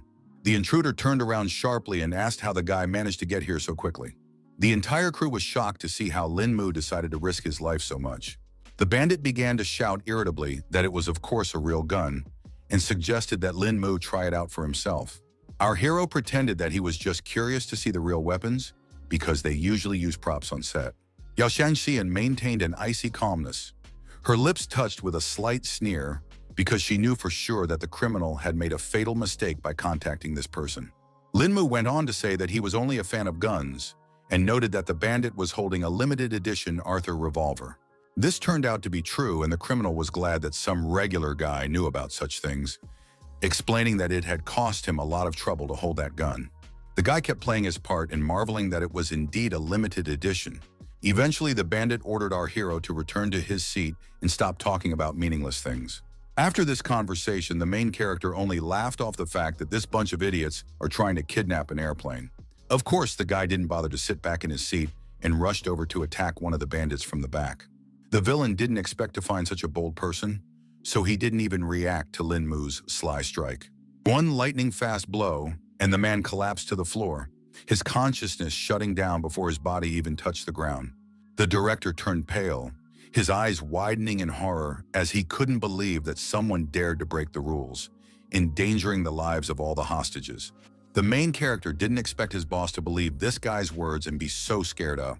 Eventually, the man admitted that maybe he had exaggerated the problem a bit. Other staff members also agreed that they did not have to sit here and wait for their fate. because they could only count on themselves. The director realized that he wouldn't be able to stand up to that many people, so he asked what their plans were. Lin Mu asked everyone to stay in this classroom and watch the kidnapper, and leave all other problems to him personally. He decided to change into the bandit's clothes so as not to reveal his identity, and noticed that the outfit fit him quite well. The guy also grabbed a revolver, so he definitely didn't stand out among the other criminals. Before leaving, our hero again asked all his buddies to be good and stay where they were while he dealt with the remaining invaders. Yo Xian decided to point out that the guy's acting was incredible, so she believed that he would do well.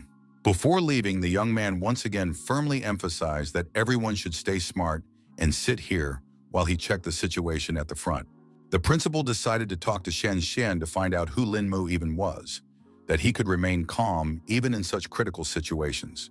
The girl speculated that maybe this guy had trained with SWAT in the past because his skills were at the pro level. The staff agreed that the main character's final attack looked cool, and they used to think it could only happen in movies. Either way, the man hoped that Lin Mu knew what he was doing because he had his whole life ahead of him to die here on the airplane. Meanwhile, the aircraft continued to fly quietly despite all the battles that were going on inside. At this point, the protagonist had already reached the front of the plane to face the rest of the bandits. No one suspected a switch, so Lin Mu was asked if there were any problems, and he replied that the whole crew had quieted down after his threat. Turns out they've already taken Mrs. Wen hostage in order to wring property from her father, as well as to free all of his brothers he's arrested. The girl said that her dad, since he divorced her mother, had no longer communicated with her, so there was no way she could help the situation. The bandits were aware that Director Wen sent them money every month, so it was obvious that there was minimal communication between them. Mrs. Wen thought it was her father's responsibility because it was only living expenses for her mother, who was bedridden at home and had no income. The criminal didn't even expect that the principal was such a heartless man who refused to give up his bedridden wife, so he even had sympathy for their hostage. At the same time, he wasn't going to stop there and asked Mrs. Wen to give him the phone. The girl realized she had better cooperate, so she handed over her gadget without further ado. The bandit rummaged through her phone for a few seconds and found the information she needed. He decided to talk to Director Wen directly, so he found his contact in the hostage's phone. The perpetrator was going to recruit this man and hoped that this plan would still work. The captor assumed that the girl hadn't heard her father's voice in a long time, so he offered to listen to it together during this call. After a moment, the man picked up the phone and asked why Rong suddenly decided to call him. The bandit immediately jumped into the conversation and greeted Director Wen, explaining that he was using his daughter's phone to finally talk directly. Mr. Wen tensely inquired who he was talking to right now. Bandit noted that the man was such a busy man and recalled that the Hong Kong Police Department, where Mr. Wen worked, had recently arrested several brothers. The man asked to get straight to the point and asked what he had to do to get the criminals to let his daughter go. The gangster briefly outlined the terms, which were that the police must return all the goods to them and release all his men. Mr. Wen stressed that they must understand that he does not have absolute power in the department, so it will be a tough assignment. The bandit didn't care about that because the man was now responsible for an airplane with passengers and his own daughter. The chief of police was at the police station of X City at that moment and realized that he had no choice. Wen Qiming explained that he would need time to hand over the goods and figure out how to release people from prison. Bandit informed him that the principal only had 30 minutes to resolve all issues because otherwise his daughter would be dead. At this point, one of the officers reported that they had already managed to find the phone signal where the call was coming from. They found that the perpetrator made the call from a satellite phone using Mrs. Wen's number, and the signal came from an EC airline plane flying out of the EC toward the capital. Eventually, the gang leader ordered that the pilots be forced to reroute and continue to stick to the plan of making an emergency landing. The disguised Lin Mu was fine with such an idea and agreed to do it himself because he just wanted to use the restroom. At this moment, one of the bandits asked everyone to hurry up since there was such an important reason. The protagonist seized the opportunity and returned to his acquaintances in first grade. Everyone tensed up when they saw the cloak guy because they didn't fully understand whether Lin Mu or the bandit was standing in front of them. The young man assured that it was him and said that the terrorists wanted to change the route, so he was just going to say hello to the pilots. He again asked everyone to stay in their seats and not move until he returned. The protagonist walked into the cockpit and told the two men sitting there that he had important information for them. One of the pilots asked with a smile if the bandits were having fun while they were trying to hijack the plane. Linmu now realized that the pilots were in league with the terrorists, making the whole situation very complicated. The second manager asked how it went and hoped the bandits had taken care of everything. The protagonist didn't give any sign and replied that everything was under control, adding that he had come to tell about the reroute to the emergency landing site. The pilots were surprised to hear such a change because it was a little earlier than planned, but promised that everything would be fine. They began pulling the right levers on the control panel to change the route and select a new landing spot. At that time, the system reported that the route had been changed and the autopilot turned on. Linmu realized that it was time to take charge of the situation and knocked out the pilots with one precise strike. He reported that the pilots could now get some sleep and rest while the system did everything for them. Our hero then dragged their bodies to his acquaintances and asked them to keep an eye on the two. The director couldn't understand why they talked to the pilots, and now he couldn't understand who was flying the plane. The protagonist explained that the pilots were in league with the terrorists or had simply been switched even earlier. The guy said the plane was on autopilot now and promised to talk when he had dealt with the rest of the bandits. Meanwhile, the criminals had praised Linmu for his successful work and were now just waiting to board. Our hero didn't waste any time and also knocked out the first terrorist on his way with one blow. He wished the criminal a good night, joining the others with other allies who also lay passed out. The bandit who was sitting next to Mrs. Wen heard some strange sounds and immediately asked what was going on.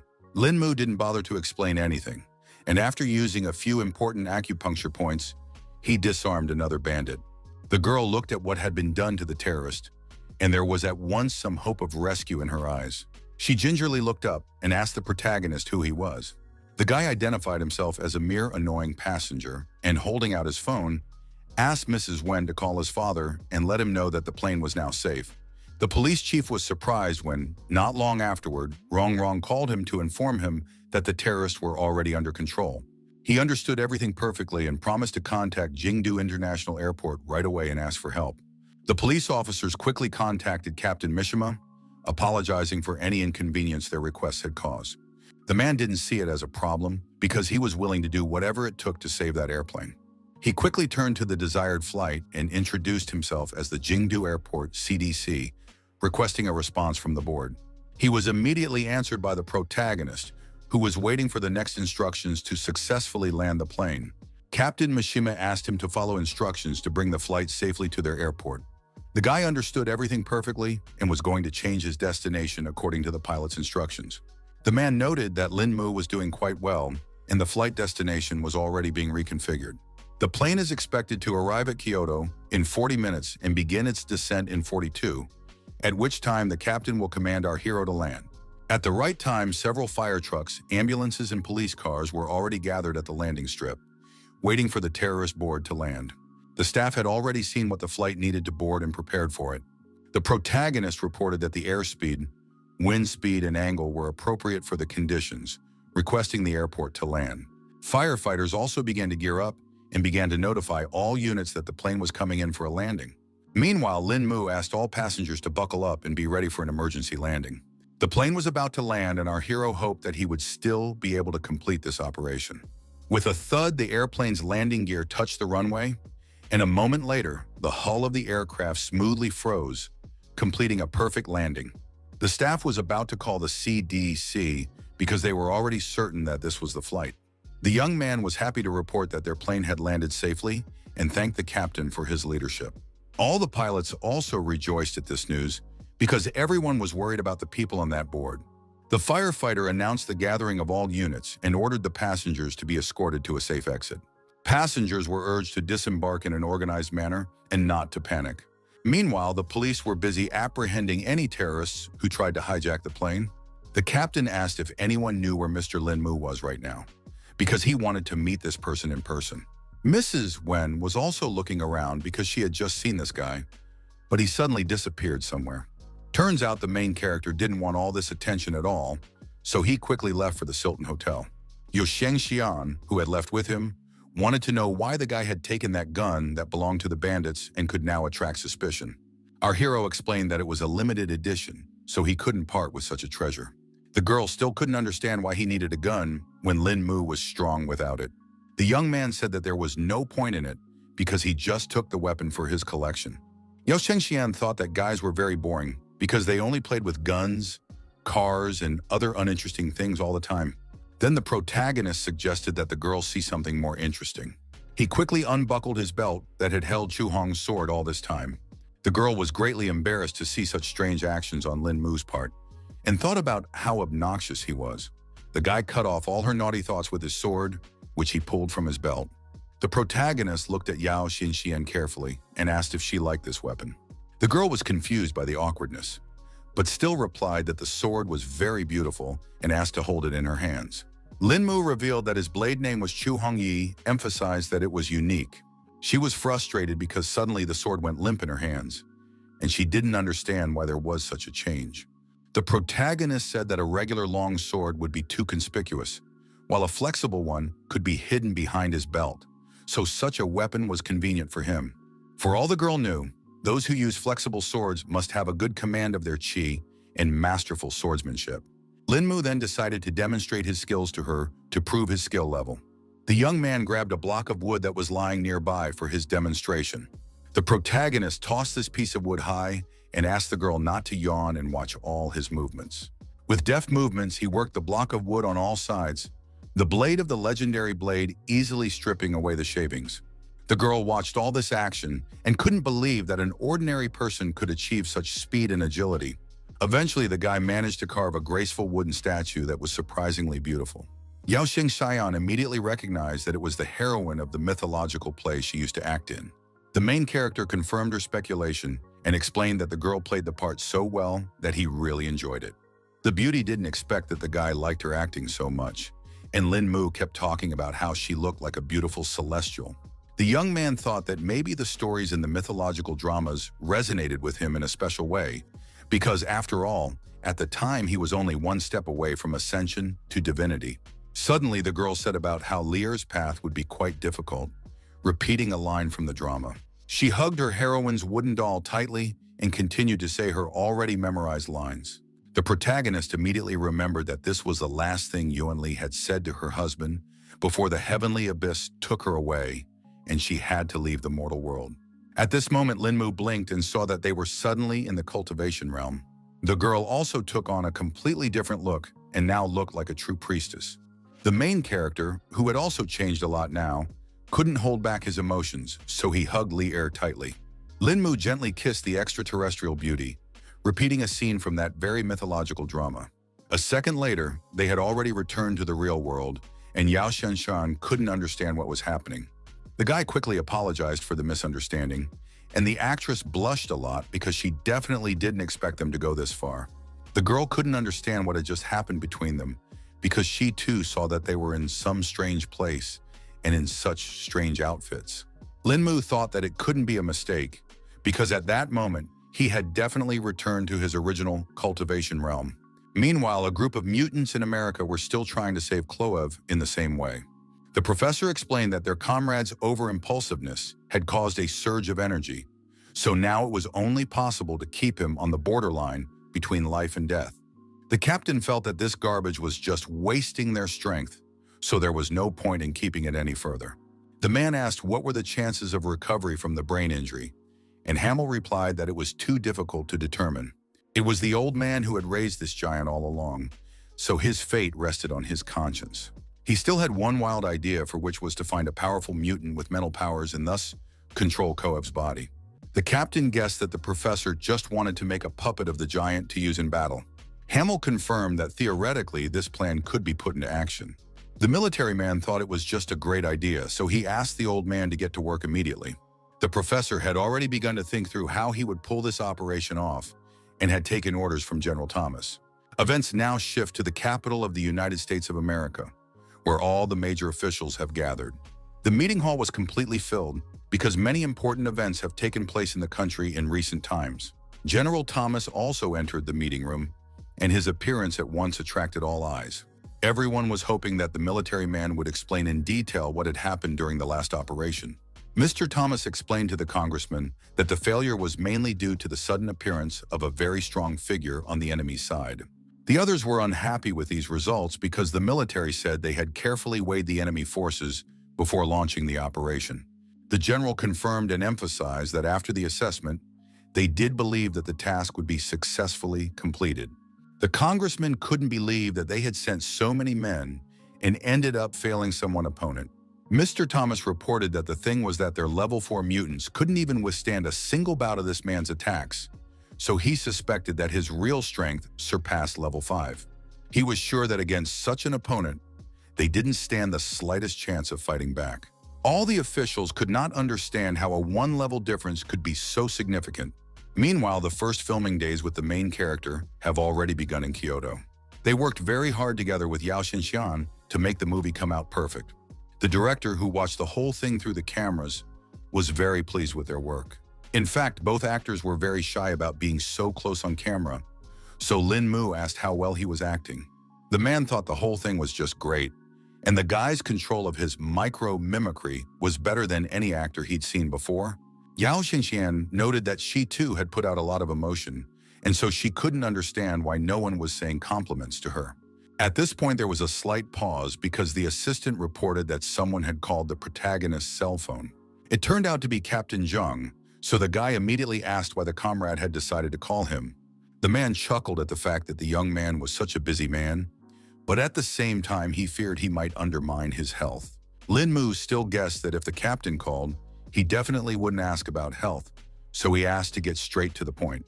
At that time, Zheng Chu directly said that they were currently at the Tenlun Corporation branch and asked the guy to stop by if he had a spare moment. The protagonist didn't expect that Baolun's group had branches in Kyoto, so he didn't even consider visiting his friends. Lin Mu arrived at the right place and couldn't stop marveling at Kyoto, because even the branches here were great. He remembered that Zheng Chu seemed to have said to go up to the 3rd floor. The protagonist stepped swiftly into the elevator car, his fingers quickly typing the desired floor as the doors closed smoothly behind him. In a matter of moments, the elevator took him to the correct floor, where the disguised branch of Baolun's group was located. At the entrance, the protagonist was greeted by Ding Yunyan. His eyes immediately flashed with recognition, because in front of him stood the very person whose name had been on everyone's lips for the past few days. The guy wasn't high with this employee yet, so he asked for an introduction. The man then introduced himself as the staff of the Kyoto branch and shook Lin Mu's hand in honor of their acquaintance. He reported that Captain Zhang was already waiting for our hero inside, so he decided to personally escort him there. The captain was very happy when he saw Lin Mu because he had already missed him. The young man suspected that something serious had happened, but Zhang Chu couldn't what he meant and just offered to have tea like normal friends. Ding Han immediately noticed that the guy was accompanied by a beautiful girl and asked if she would really want to sit with a bunch of old men. Our hero asked not to be laughed at and explained that he had come to Kyoto for work. In the end, Zhang Chu decided to cut to the chase and introduced Qiu Xinshou, the head of the Kyoto branch, and Lu Shuyan, who was a man of the same caliber. The young man immediately hurt in his hands in a respectful gesture and said hello to Principal Qiu. The man's eyes glistened with curiosity, for rumors of the young hero's exploits had kept him busy for the past few days. The protagonist asked him not to be overpraised because he thought his advantage was only that he was better at martial arts than anyone else. However, Lin Mu had already sensed that Director Qiu was not a cultivator, despite his sturdy physique. Zhang Chu understood that the guy didn't know anything at all about their organization, so he explained that Brother Qiu was the only leader from the group who didn't know Kung Fu. The protagonist didn't expect that there were even such interesting individuals in Baolun. Ding Han joined the conversation and said that Bra Qiu was not known for his strength, but for his wisdom, which was the reason why he was nicknamed the Sleeping Dragon. The man asked our hero to just not listen to all this flattery in his direction. Finally, Zhang Chu confessed that he had called the guy over to help them with one small matter. The protagonist kept waiting for his comrade to speak up and emphasized that he could go to him for any problems. The captain explained that the task was actually quite simple and needed Lin Mu to give them some cultivation tips. The guy thought they were joking, because one could immediately tell from Brother Dean's aura that he had already reached a very high level. The man was surprised that Lin Mu had a diamond eye and told him that he was practicing the Shaolin Vajra school skill and had now reached the Jade God level. The director said that Union was the symbol of the Kyoto branch, and initially he was the one they wanted to send to New York to help the Luo family. But Lu Xiaoyan strongly recommended that our hero be the one to go. Even Master himself agreed that this time It was better for Lin Mu to go specifically because the enemies sent were very strong.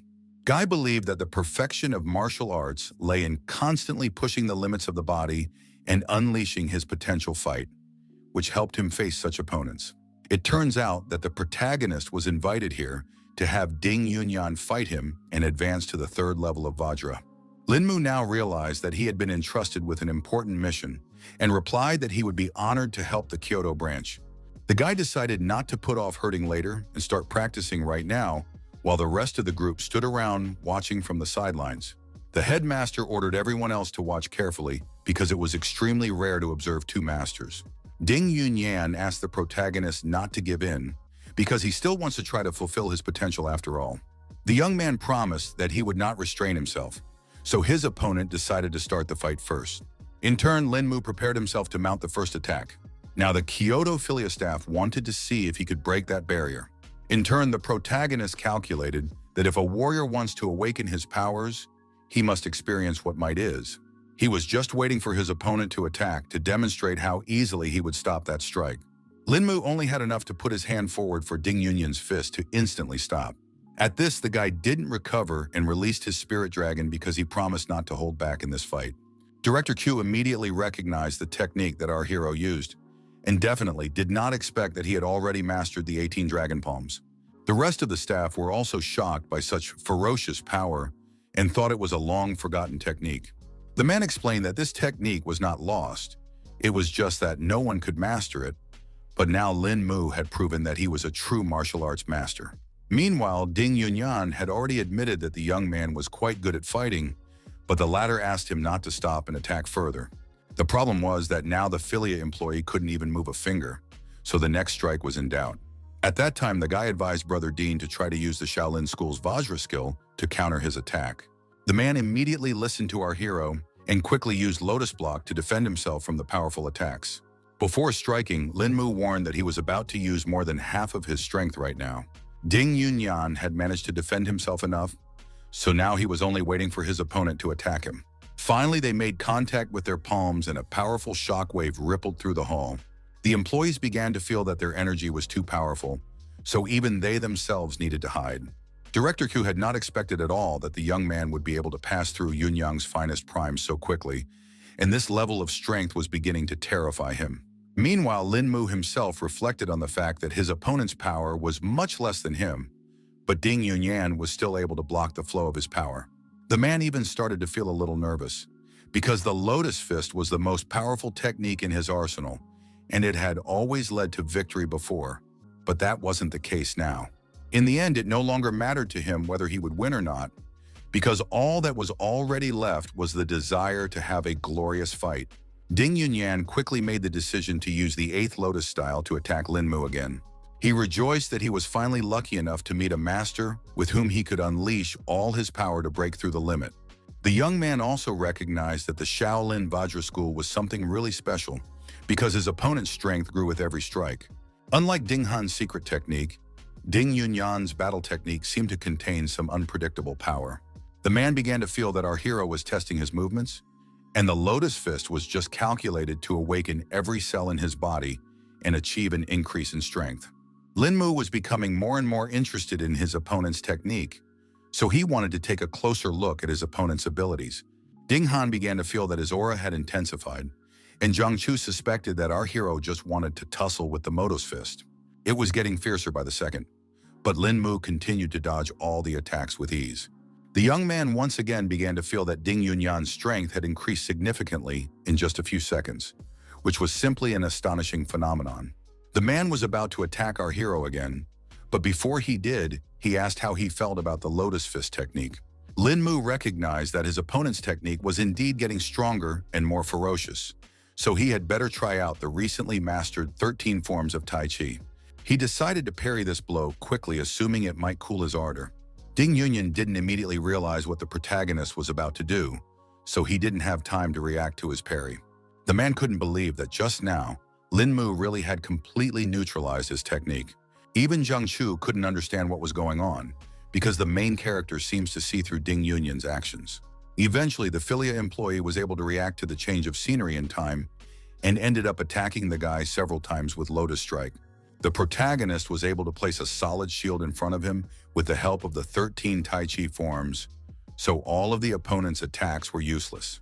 In fact, even Lin Mu was starting to feel the pressure, so the defense was becoming harder and harder to hold on to. Despite this, the guy still managed to neutralize Yunyin's technique with simple Tai Chi movements. The headmaster was no longer surprised by anything because the young man had already used the 18 Dragon Palm before, so such tricks were within his power. But that didn't change the fact that the 18 Dragon Palms and the Lotus technique were like heaven and earth in the world of martial arts. Everyone marveled at just how deep Lin Mo's understanding of the harmony of arts was, allowing him to suppress the Lotus technique with the most ordinary technique. Meanwhile, the protagonist began to realize that the next events in the battle depended solely on him. The guy quickly regrouped and landed another blow on his opponent, who was a bit distraught after his crushing setback. Ding Yunyan didn't have time to block such fast attacks, so he flew away from Lin Mu without strength. In the end, the fighter recognized that Brother Lin was unimaginably strong, so he would admit defeat after all. It seems that it wasn't the end yet, because the main character's chi energy began to form into a golden dragon in front of him. Principal Q noticed that this ornament was similar to Taiji's skillful dragon drawing. Others noticed that there were no energy fluctuations in the young man's palms at the same time, so they began to suspect that it was only an illusion. Zheng Chu and Ding Han felt that they still needed to intervene in this fight, so they shielded their comrade from Lin Mu. Only now has the protagonist finally come to his senses and realized that something strange is going on. The young man, who had only recently mastered this complex technique, had not yet had time to learn how to fully control it, and now his consciousness suddenly shut down, plunging him into darkness for a while. He warned everyone to disperse to the sides and release the golden dragon formed. Eventually, a small explosion sounded nearby, but the guy was able to steer it away so much that no one was hurt by it. Seeing the game that had been left in the floor, Ding Yunyan was scared beyond belief, because it could have been himself in that spot. It was quite revealing because the walls here were made of the strongest concrete, so the headmaster couldn't even think that Lin Mu was capable of creating such a thing with one palm. Zheng Chu felt that this was all too much because if a person was hit by such a blow, he was afraid that there would be nothing left of the victim. The young man apologized for nearly losing control and asked his sparring partner if he was okay after such a scuffle. In spite of his serious condition, the man replied that it was only a small scratch for him, and he now worships the skill of our hero. Director Q ordered all subordinates to quickly leave this room and think hard about what they could learn from the battle they had seen. At that moment, a call came to our hero's phone, which distracted him a little from the aftermath of the past fight. It turned out to be Yao Shanxian, who was somehow awake at this late hour. The captain noticed it right away and started laughing at the fact that this beautiful young lady was worried about the fact that the guy still wasn't home. It seemed that something serious had happened after all, because the girl had fallen down in the middle of the bathroom and was now asking Lin Mu to hurry back to her. With a trembling voice, she literally begged to be saved, but the explanation came with great difficulty. The protagonist tried to shout to the girl, but she had already hung up the phone and did not answer his questions. Shenxian plopped down on the bathroom floor and tried to say that she wouldn't last long, but Lin Mu couldn't hear it anymore. Zheng Chu heard that the guy had something going on and excitedly asked why his girlfriend was calling. The protagonist immediately handed the phone to his comrade and asked him to track the girl's location as quickly as possible. The captain quickly ran into Xiao Ke, who could help them with this matter. He explained to his subordinate that he urgently needed to know the exact location of a particular number. The guy quickly connected his phone to the computer and started searching for Yao Xianxian. In just a couple of seconds, Xiao Ke had already received a map that marked the location of the phone. The captain asked Lin Mu to go first while he stayed at the base to relay the refined coordinates over the phone. The protagonist quickly jumped into his car, and now with all the speed he was going to help his friend, who was in trouble. Mentally, the young man asked Shanxian to hold out to give him time to get to the right place. Lin Mu finally reached the Grand Hotel where his colleague was staying. The guy started running to the upper floors with all his legs to get to Shanxian's aid in time. Out of breath, it took him a couple seconds to run to the right floor, where the girl's room was, presumably. According to Baolun's group, the victim was in a room that was guarded by a large number of bodyguards. The protagonist thought that these were the Shanxian kidnappers and was about to finish off anyone who got in his way. The guards immediately stopped Lin Mu and warned him that he had no right to be here. The guy didn't hesitate and immediately used his skills to knock out the enemies. The rest of the bodyguards immediately ran up to their defeated comrade and began to ask the strange young man what he was allowing himself. The protagonist stated that he was their forefather, and in the name of heaven, he would now finish everyone off. The bandits immediately reached for their guns because they realized that talking alone wasn't going to stop this guy. But it was already too late because Lin Mu jumped high to attack his enemies. Meanwhile, the boss who was inside with Yao Xinxian tried to sneak into her bathroom, but the door was too strong, so he failed. The man was very unhappy that he was not getting anywhere this night with this hottie who had gotten to the point of closing herself off from him. He promised that sooner or later the girl would be taught a lesson for her behavior. The lad swung the chair again to finally break the lock and get his hands on the defenseless girl. At this moment, Lin Mu finally rushed into the room and ordered the bandit to stop now. The man did stop because he was surprised that someone dared to interrupt him and asked who our hero was. The young man emphasized that it didn't matter at all who he was. What mattered was what the asshole was about to turn into.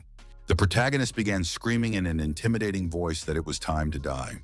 Bandit felt a chill run down his back because of such calm confidence from Lin Mu. He realized the guy didn't have the nerve to threaten him and quickly ran to grab the weapon. The gangster emphasized that Jingdu was his territory, so anyone who got in his way. The protagonist informed that no matter who dared to touch his loved ones, even the Heavenly King, he would still destroy the scoundrel. The man noted the young man's eloquence with a chuckle, but his cold gaze made it clear that all those words were not worth a penny in his eyes. Lin Mu didn't wait and made one precise strike on the pistol in the bandit's hands, slicing it in half. The criminal mastermind's face contorted with mute shock, and his brain refused to realize what had just happened. He stared in horror at the disfigured pistol in his trembling hand, in which the useless stump of metal remained. Meanwhile, the protagonist was already behind the rogue's back and confidently continued to attack him. The criminal's eyes ran from side to side. He felt like a hunted beast, unable to unravel the cunning plan of this mysterious young man. Lin Mu didn't hesitate and used his knowledge of acupuncture points to disarm his opponent. Unable to withstand the sudden tension, the fat man pissed himself in shame. His obese body shook and settled to the ground with a thud. In fact, our hero had severed several major meridians in his lower back, so now the bandit was unlikely to harm other people. He finally reached the bathroom door and tried to call out to poor Jianxian, who was inside. Lin Mu swiftly slipped inside the room, his gaze immediately falling on the motionless figure of the girl lying without any sign of consciousness on the cold floor. He quickly swept his acquaintance up in his arms and promised that it wouldn't be long before they were home. They eventually made it safely back to the Sea Hayton hotels, where they had been staying for the duration of the shoot from the beginning. Assistant Hong immediately asked what happened to their actress, but the main character did not give details and lied that the girl had a little too much to drink. In a trembling voice, the employee explained that she was overcome with mortal terror when she lost contact with them and asked the actors to be careful not to be spotted by the paparazzi. The protagonist assured that they were very careful and informed her that he needed to take Xianxian to her room.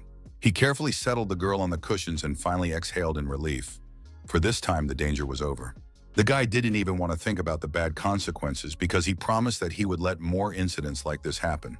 Also, our hero noticed that the sleeping pills that Xianxian drank were quite strong and had penetrated every cell in her body, causing her to be in such a state.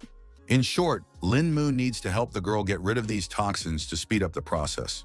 With his cultivation level, one could use needle transformation for a long time and thus carry around a set of silver needles all the time, which could be needed so suddenly.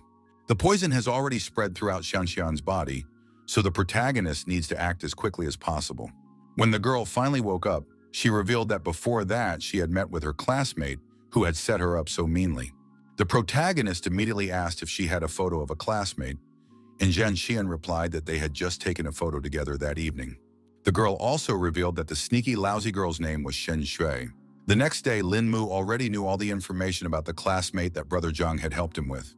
Our hero now had a whole dossier on Shen Shui in his phone, which was supposed to help avenge Xianxian. In the evening, the young man decided to go to the very bar where the girls had rested the previous night.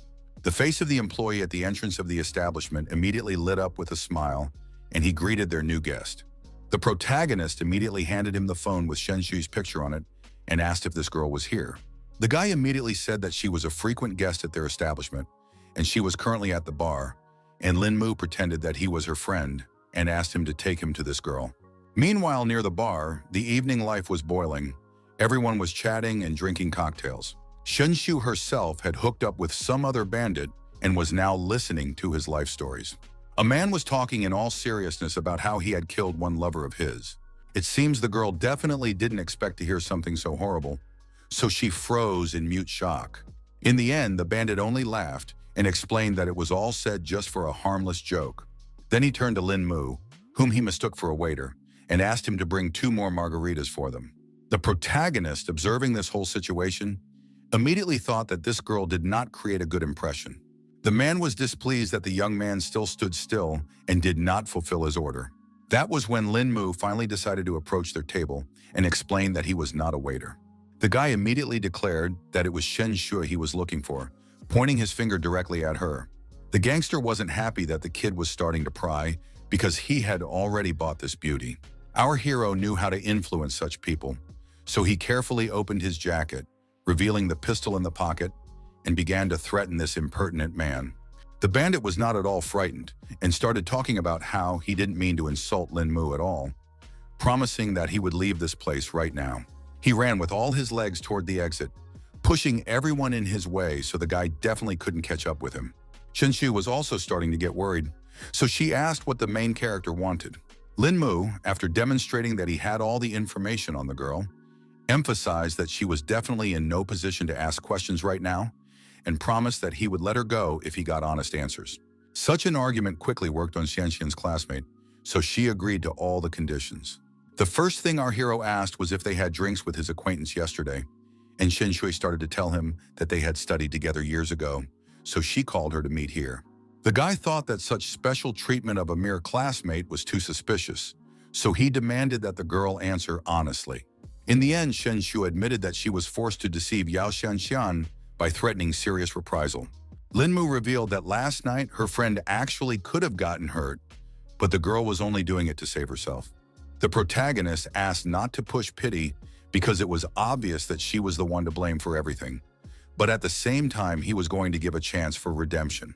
After this conversation, they went to the Jinting Grand Hotel, where the girl immediately called Brother Kun, her boss, to complain as if someone here was making her uncomfortable and unwilling to pay.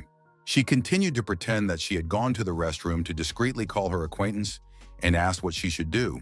The boss decided to come over on his own to handle the whole situation, so Shen Shui quickly gave her address. Thus, she fulfilled the very request of the protagonist, who all this time sat next to her and quietly sipped his cocktail. In fact, Lin Mu was in no hurry to let her go so quickly because he was well aware that it could all turn out to be a deception. At the same time, Shen Shui was worried about our hero because she realized that Brother Kun was definitely no match for him. 10 minutes later, the boss was already here and pretending to check out the room. Shen Shui was startled when she realized that the bandits were already here, but Lin Mu continued to keep calm and asked her to open the doors for the guests. There was already a whole group of guys standing in the aisle who had come to deal with the intruder. Brother Kun asked the girl to stand aside while he talked to their client. He didn't expect to see some brat here at all, so he interrogated whether this guy had really offended Shen Shui. The girl immediately nodded and confirmed that it was as if it was the main character without giving away his plan.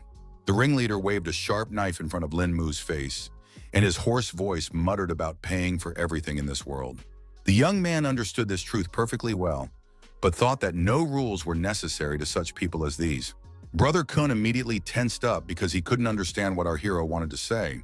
In the end, Lin Mu directly told him that these scoundrels had a debt to his girlfriend from last night, so they would pay it off today. The bandit instantly understood what was being talked about and guessed that this was the guy who had injured Mr. Dune. The young man himself felt that he had still been quite kind to such trash and had kept him alive, so that man should definitely thank heaven for that.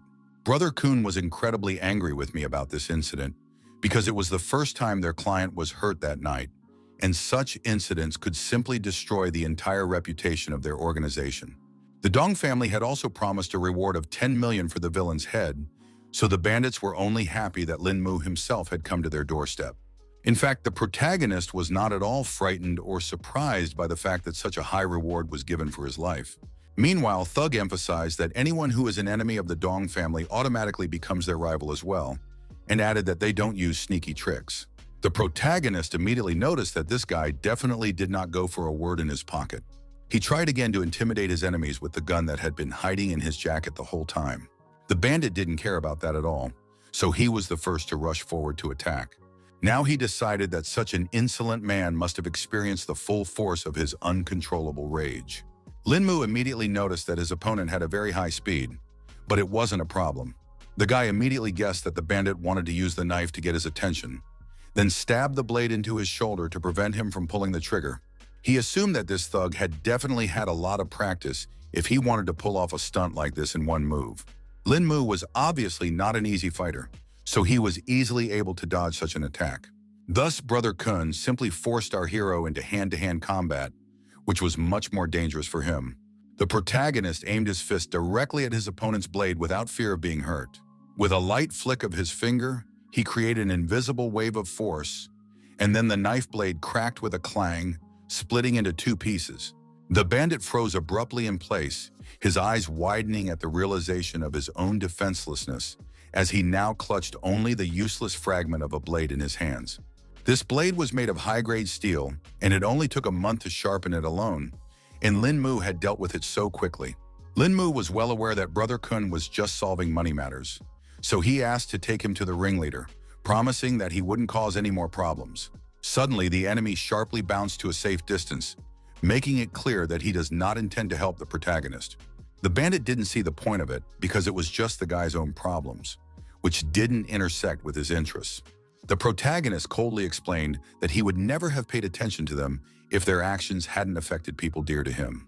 In the end, Brother Kun recognized that Linmu was strong, but the leaders of the gang were also no slouches, so going up against the likes of them was dumb.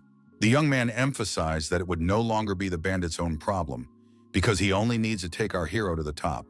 The gangster couldn't stand up to the guy anymore, so he agreed to help if the guy didn't give him away. Linmu understood perfectly well that the guy was afraid, but he also emphasized that he was definitely not in a position to set conditions. Brother Kun explained that if his bosses found out that he was the one who snitched on the gang, they would just kill his whole family. The protagonist promised that he would not give away the bandit, so he asked to finally take him to the right place. It wasn't long before they pulled up to Kaishuan nightclub, one of the most famous places in Jindu. Brother Kun had explained to Linmu that the person he was looking for, known by the nickname Leopard, should be here, but his real name remained a mystery. The young man thanked him for his help, but warned him that there would be no mercy if he had just been tricked. Before parting, the bandit even wished our hero good luck, because he understood perfectly well what kind of people he would be dealing with. The lad quickly approached the boys who were standing outside the club and told them that he had some business to attend to with Leopard and asked to be shown the way. The bandits were outraged that some youngster wanted to talk to their brother Leo and advised him to leave the place nicely. The protagonist has realized that he's not going to have an easy time dealing with these guys, so he needs to deal with them forcefully. All the guards tried to stop Linmu, but he scattered them in different directions and went inside without any problems. In fact, the guy couldn't understand what was wrong with all the people in the club because there was a serious fight going on here, and they weren't even paying attention to it. Linmu realized that just his fist wouldn't be enough here, so he decided to act tougher. He decided to make a louder noise and pulled out his gun to finally get some attention. Just then, the DJ finally heard some rumbling and stopped the music. The protagonist didn't wait and fired another shot, assuming that now everyone would finally scatter. The clubgoers finally realized it was gunshots and stopped dancing. Linmu said that his bullets didn't care who they shot at and gave 10 seconds for everyone to leave the publication. Chaos reigned in the room at the sight of the battle weapons, and the crowd rushed in terror towards the exit, knocking over everything in their path. After that, the dance floor was left a complete mess, and Linmu tried to shout for Leopard to come out before the guy blew the entire club to smithereens. The bandit patted such as skills of our hero and noted that he had not seen such daring youth for a long time. The young man immediately interrogated if it was really the same Leopard standing in front of him. The man in the leopard coat confirmed that he was the leader of the gang. He inquired as to the reason why the protagonist had made such a big fuss here. Guy inquired whether Leopard had received a guest with the surname Dunn last night. The bandit immediately realized that the man who had crippled his client stood before him, not expecting him to come to her lessons himself.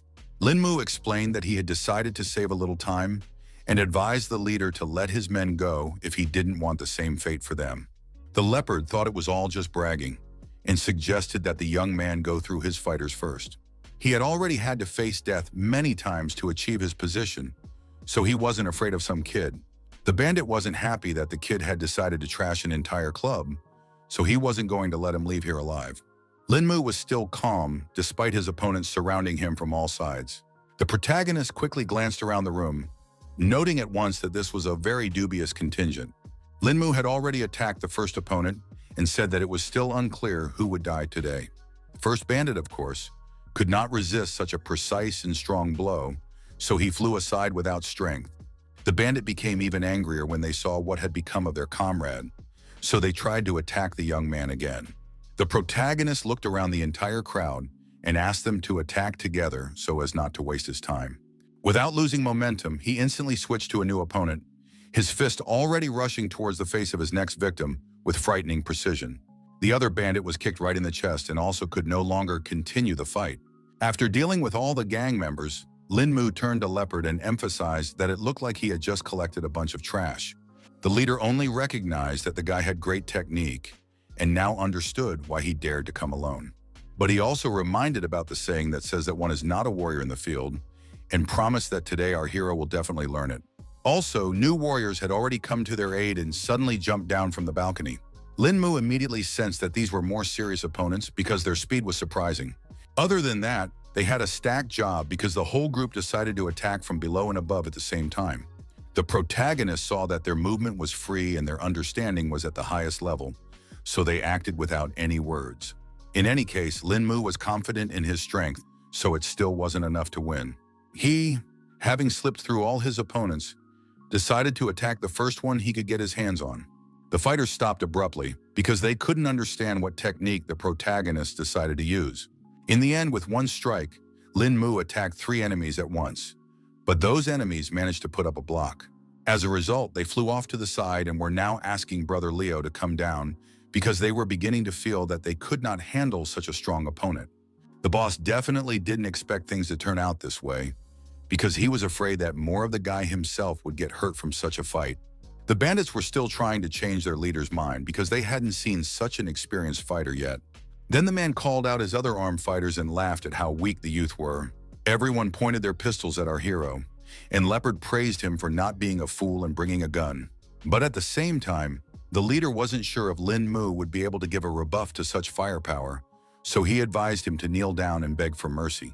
Suddenly, the man noticed that while he was talking, the agile guy had already disappeared somewhere. Turns out the main character was already behind him and explained that there is a simple truth that says that speed rules all the martial arts of the world. The gang leader couldn't understand at all how such a thing was even possible and couldn't believe that there were people who could dodge bullets. He ordered his subordinates to fight to the end and yes, still stood bravely and promised to protect Brother Leo at all costs. Linmu was displeased that some rascals thought that if they mastered a bit of kung fu, they could create mayhem everywhere. The guy decided it was time to use his sword, because he couldn't just bitch about insulting a martial arts principle. He didn't wait and rushed forward, because he wanted to teach the bandits a lesson for this attitude. Suddenly, all the fighters felt a strange tingling sensation in their limbs. Their muscles numbed as if paralyzed, leaving only the ability to watch helplessly. Everyone started screaming fearfully because they realized that they had already lost this fight. One by one, the fighters began to fall like underlings, their bodies hitting the ground hard and trying to warn the boss to run away from this place sooner rather than later. Linmu informed Leopard that he had already wiped out the rest of his subordinates, so everything else he already had to blame on himself. In the end, the bandit asked the young man to take his time like this because he would definitely not dare to cross the path of the organization behind him. Our hero was, of course, interested in this information, so he asked the man to elaborate on what kind of power was behind his back. The leopard explained that the Yan family was behind him, and anyone in Jingdu who dared to insult any of them would turn into a walking corpse. Linmu was shocked when he heard who was actually behind the whole incident. The man realized that the kid was also familiar with the ruthlessness of this family, so he asked him to just let him go and forget about everything that had happened today.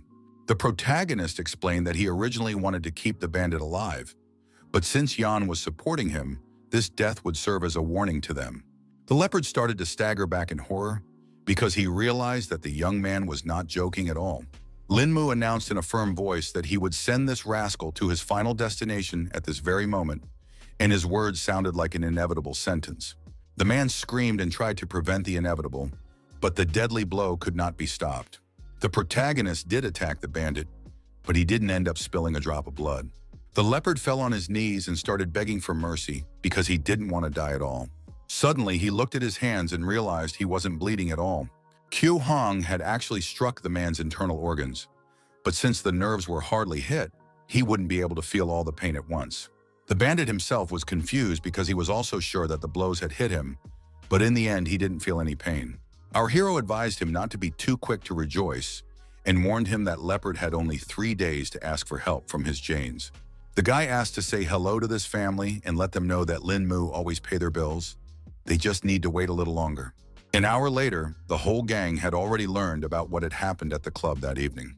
The leopard returned to his subordinates and ordered them all to gather in his office. He was finally starting to feel pain and was now asking for help. So the guys were about to get the car ready and take Leo's brother to the hospital. The leader immediately brushed aside their offer because he wanted to see Hedyan right now to report on the latest developments. It wasn't long before all the bandits arrived at the Yan family's house, where no one had heard of Lin Mu's antics yet. The aide had come to the boss and had already reported that the leopard had arrived on the scene. Yan Zhongping, unsuspecting, inquired about what his fixer wanted. The leader of the gang, who had come begging for help, had to be led inside under arms because his legs were already failing. The man was shocked to see the bandit in such a state, so he immediately asked what had happened to him. His voice rumbled like thunder as he demanded the name of the one who dared to raise a hand against his subordinate. Leopard said that yesterday some brat suddenly came to the club, trashed the place and beat up all his guys. Also gave a message for Mr. Yan Zhongping was already incredibly angry, so he ordered the bandit to quickly tell him. The man was scared to repeat it, but he relayed that the guy wanted to settle the score with his master and would do it in person. Then the head of the family was even more surprised because he didn't expect that there were still insolent people who could throw such a thing towards the Yanyas. Eventually, all the gang members would fall to their knees and start begging the leader for rescue because their boss was already in agony. Yan Zhongping had actually smelled the smell of decomposition back when the leopard had entered the Tui, so she assumed that all of its organs had long since been interrupted. Lin Mu was able to use Leo's inner strength to destroy his organs and leave the outside unharmed, which showed his profound skill. The man suspected that this young man must have easily killed the bandit, but still spared just for a casual message. Then Leopard added that also, the guy wanted to see if there was anyone in Yan's house capable of saving him. He also knew of Boss Yan's great abilities, so he begged to find a way to save his life.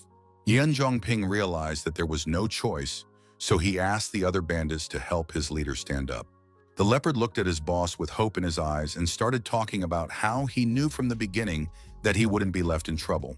The leader asked not to be thanked because he was in the same boat as his subordinates anyway. A heart-rending, shrill scream escaped from the bandit's agonized mouth. It turns out that the man had no intention of treating his subordinate, but only decided to put an end to his suffering. As a result, the leopard differed far to the side. Everyone else could not understand why Boss Yan had acted this way. The leopard collapsed helplessly, its body going limp, and in a moment a dark scarlet puddle began to spread rapidly across the floor beneath it. The young thugs stood in a daze, their faces contorted in horror at the sight of their all-powerful boss reduced to a bloody heap on the floor. Mr. Yan indifferently said that his subordinate was dead and asked the others to carry his corpse away. The boys were very frightened by his strength and immediately began to follow orders. They tried to do everything as quickly as possible because they were afraid of getting under Yan Zhongping's hot hand. The head of the family watched Ali doubtfully, realizing that he probably hadn't fully grasped the depth of the reasons that had led to such ruthless actions. The subordinate called himself stupid and admitted that he didn't understand anything, but was sure the boss must have his reasons for doing so. Yan Zhongping explained that he had killed the leopard because it was no longer salvageable, and besides, he had not told the whole truth. He suspected that the bandit had done something unforgivable to get this man to kill him, and since he dared to ask him to deliver a message, this guy must not be afraid of offending the family. Ali understood it all now, but he never would have thought that someone in the world had the audacity to threaten their clan. The man explained that the world is full of people like that, but they just wouldn't dare cross them. The head of the family still understood, that it was unlikely that this brash man really had the claimed power, because their dialogue would no longer have to take place. Meanwhile, police officers who wanted to see the girl arrived at Yao Xianxian's hotel. The girl asked the employee why these people would be looking for her, but he also didn't know anything. Assistant Hong immediately appeared beside her and said that she would go along with her to monitor the situation. All this time, Officer Fu had been in the hall looking out the window, waiting for the girl he needed. The police officer escorted the girl to the correct location and informed her that a police officer was waiting for her in the break room. The man would be happy to see Yao Xianxian and friendly extended his hand to say hello to her. The first to enter the conversation was the assistant, who stated that she was the lady's confidant, and for security reasons they needed to look at the officer's ID. The old man didn't see it as a problem, so he immediately showed his ID. The girl noted that the ID was different from the others, so the policeman explained that he was in a special unit. The officer told them that they are dealing with unusual cases, so they need Miss Yao's help in this investigation. The girl didn't understand anything and wanted to know what was required of her in such a case. The man wanted to ask her some questions because in the evening, 2 days ago, she had visited a 5-star hotel with a certain lady named Shen Shui. The aide understood that leaking this information could have badly affected the actress's reputation, so she emphasized that it was a personal matter and Ms. Yao had the right not to answer. The old man then assured that their station could guarantee that the girl's private life would never become public. Yao Shengxian gently placed her hand on the shoulder of the worried assistant, letting her know that the situation was under control, and agreed to go along with the police. Now the events are moved somewhere in Thailand to the base of the local mafia. Solinar, the leader of the faction, couldn't figure out where his goods were, so he reprimanded all of his subordinates. The guys reported that the mission failed because a mastermind showed up, interfering with their work, and the right people couldn't get to their destination. The man couldn't understand what all his men were doing, that they couldn't handle some common intruder, and he wasn't about to believe that Chinese masters were now found at every turn. Turns out this shipment was worth over $1 billion, and if the subordinate can't get it back, it's all over. This was the common cargo of the 13 factions of the Golden Triangle, which was why this assignment was so important. The boss pulled a gun on one of the guys, who still realized it was his fault and agreed that he deserved to die. The man then lowered his weapon and emphasized that he didn't care at all about other people's lives, so he ordered him to find the goods, or else everyone present would be dead. The subordinates said they had already received confirmation of the information that Yuda and his group had moved with the goods to Jindu. The boss understood that this was terrible news because the neighborhood was too dangerous. He knew that Jindu was in the sphere of influence of Chinese factions, so they would never return the party themselves. The boss then immediately ordered his assistant to contact the vultures because only they would be able to return the goods. In parallel to these events, Yao Xinxian had already told the officer that she was already unconscious at the time of the kidnapping, so she did not see the perpetrators. At this point, the protagonist has just returned, finally dealing with all the problems. The guy noticed that his acquaintance seemed to be busy and wondered who the gentleman was next to her. At that time, Xianxin introduced Lin Mu in front of the policeman and told him that he was the one who would play the male lead in their movie. The protagonist said hello to the officer and immediately extended his hand to cement their acquaintance. The old man immediately had some strange feeling, so he began to suspect that this young man was far from being an unusual person. The protagonist noticed that Mr. Fu was looking at her strangely somehow, so he inquired what the matter was. The officer was confused because he didn't even know what to say, so he replied that it was okay. In the end, he thanked Mrs. Yao for her cooperation, as the overall situation was now clearer, but perhaps he would contact her again in the future. Toward the end, Lin Mu asked Officer Fu in all seriousness to be careful. Yao Xianxian couldn't understand why the guy was looking at that gentleman so tensely and thought that he had already noticed something unusual. The guy explained that when they shook hands, he had sensed the officer's true qi, so he assumed that he must be a high-level cultivator. The girl was greatly surprised because she couldn't even think that this old man was such a strong master. The protagonist thought that the policeman was intentionally hiding his energy, but he still managed to discover this feature. Mr. Fu, who had already gotten into his car, also wondered why, when they shook hands, he felt a powerful pressure from Lin Mu. He began to be even a little afraid because of the abnormal aura emanating from our hero, and already thought that he had managed to stumble upon the Grand Master. Meanwhile, one airplane landed at a private landing site in Vietnam. It turned out to be one of Solinar's old associates, one they hadn't crossed paths with in years. Cecil was surprised that the bandit had suddenly summoned him, so he inquired as to what was so important. The man said that he had some difficulties, so he urgently needed the help of a friend. The guy had already heard about the situation, so he didn't mind dealing with the case, because he was like a fish in water in this matter. Over dinner, Solinar recounted all the details of what had happened and begged his old friend to help him. The comrade agreed that there were too many craftsmen in that area, so it was not certain that all of them would get out of there unharmed, so the fee would have to be raised a bit. The case was very important, so the man was willing to pay any price for this help. Cecil, given that they were old friends, decided not to bore the chatter and showed two fingers to explain his price.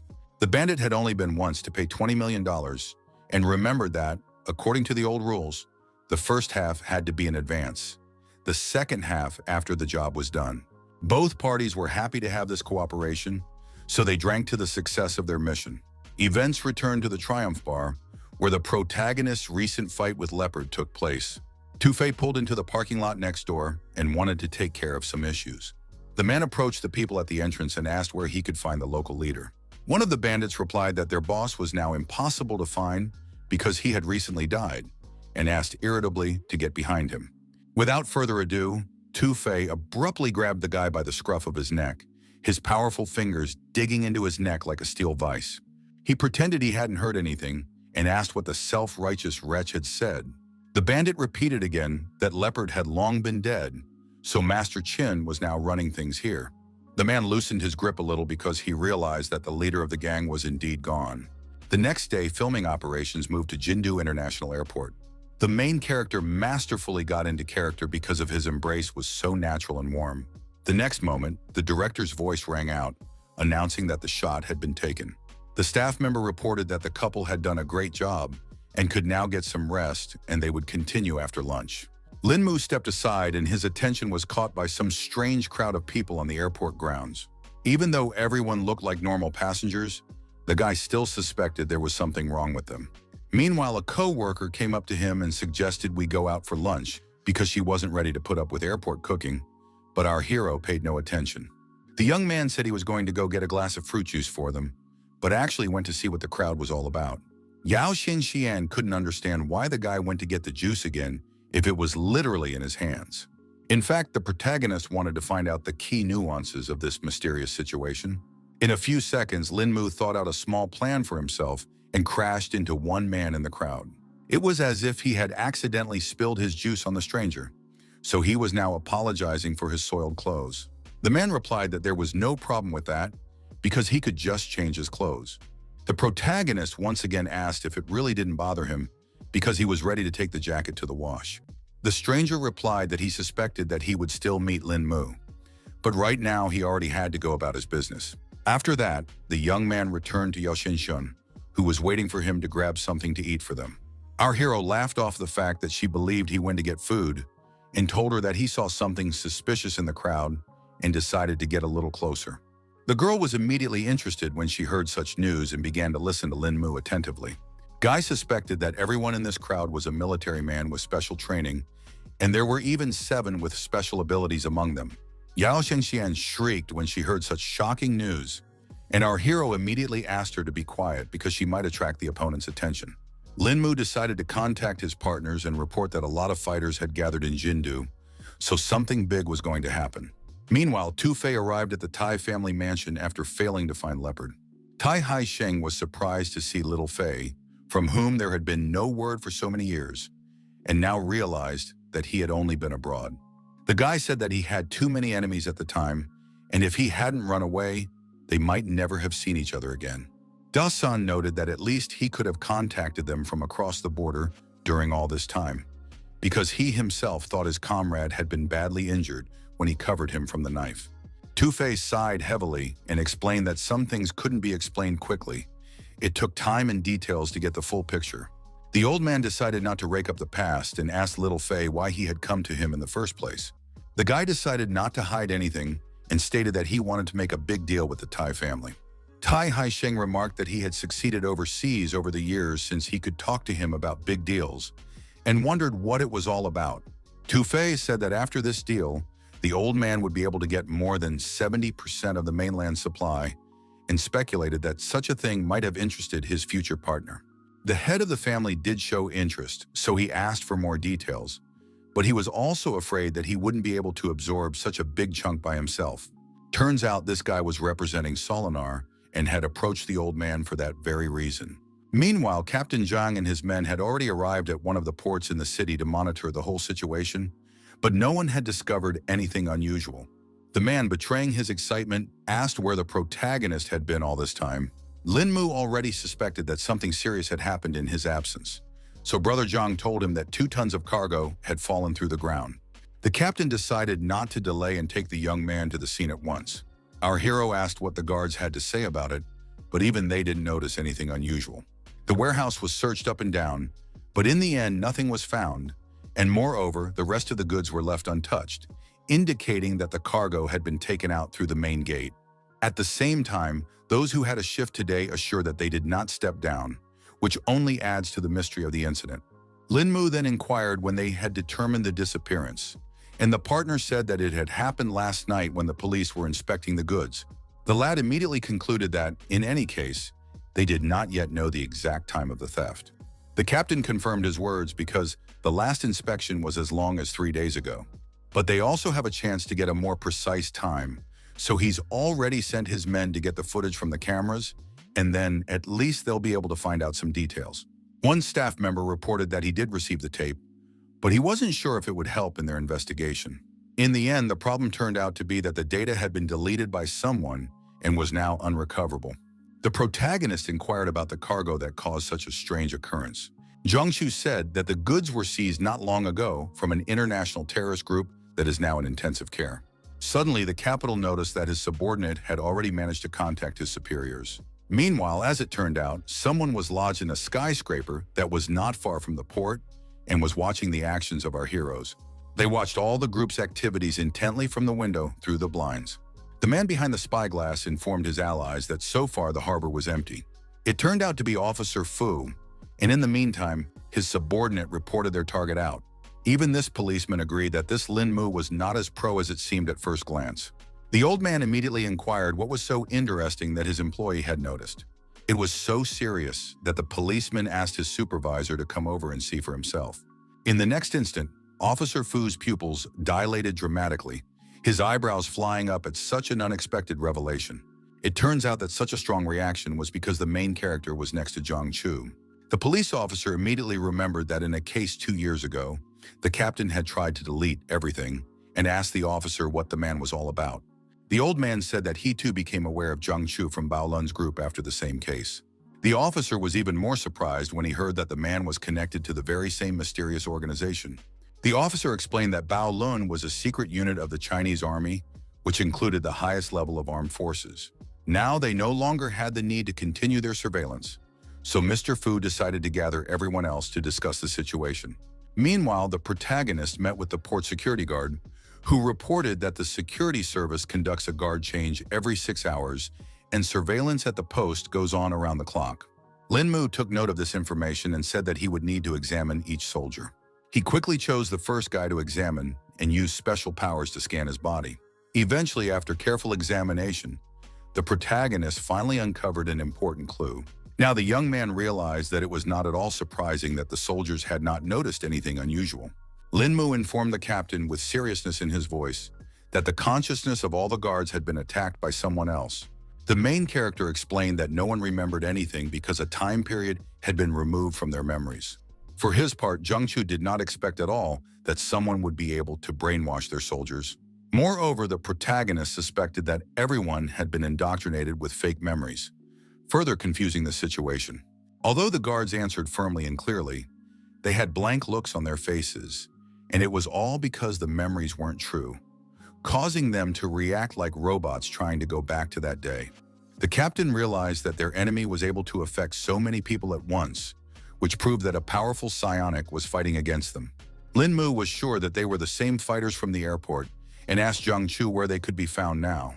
And the latter, after some thought, suggested that the group was probably hiding in one of the major hotels in the city. The supervisors said he had already organized 24-hour surveillance of them, but so far no one had detected anything suspicious. He also showed on a map all the movements of these people in the last 2 days. The protagonist, after considering these routes, immediately noticed an interesting detail. Lin Mu saw that these soldiers were all scattered quite far away for a normal group. The captain wanted to see for himself and realized that this mark had only recently appeared, so he decided to urgently request confirmation. He quickly called his staff and asked what was going on at the site of the last marker. A fighter from the recon squad reported that all these people had suddenly disappeared from sight, and the protagonist was afraid that someone might have alerted them to the surveillance. Nothing was clear to the captain yet, and he decided to wait until the squad was on the trail of this group. Lin Mu was surprised and couldn't believe that these fighters had discovered that they were being followed and erased one of the scouts' memories. Zhang Chu thought it was quite possible, and then the tactical advantage would definitely not be their team's, and our hero asked if there was anything noteworthy on the enemy's route. Eventually, the commander did notice that something strange was happening in that direction. He realized that the rivals were getting closer and closer to a maximum security prison. It was now obvious to all that the goal of the enemies was to free the prisoners. Then the captain immediately recalled the very hijacking of the airplane flying to Jindu that Lin Mu had inadvertently revealed. Our hero began to guess that those terrorists were in the same group as these very robbers. Zhangju explained that the lost cargo belonged to the group of villains who had hijacked the plane, and it seemed that this time they had sent someone influential to retrieve the goods. The guy asked Brother Zhang to tell his men right now that they should immediately cordon off this building, and they needed to move out to this place right away. The events are transferred to a special regime prison, where a serious incident is about to take place. The unsuspecting guards were discussing that Area A and B were pretty quiet today. Eventually, one of them noticed that something strange was happening nearby. It turns out that one of the prisoners came out of his cell, so the guards immediately called out to him and ordered him to stop. The perpetrator laughed strangely somehow, because he seemed to be up to something. The guards again addressed him by number and ordered him to stop. Otherwise, they were going to use force, but he walked on, ignoring the threats. The prisoner asked confidently if they really wanted to use force against him. It turns out that all along he had been hiding 2 guns, which he now pointed at prison staff. Now the criminal wanted to see who would kill who first at this rate. The officers certainly didn't expect this turn of events, so they only had time to ask where he got the weapon from. While our heroes were on their way to the prison, they had already been informed of what was happening outside its walls. The captain informed Lin Mu that something had happened there. The prisoners had revolted, so the situation was bad. The guy realized that the circumstances were only getting more complicated, so he hoped they at least had time to get there. A few of the guards had already been interrupted, so the rest were about to call headquarters.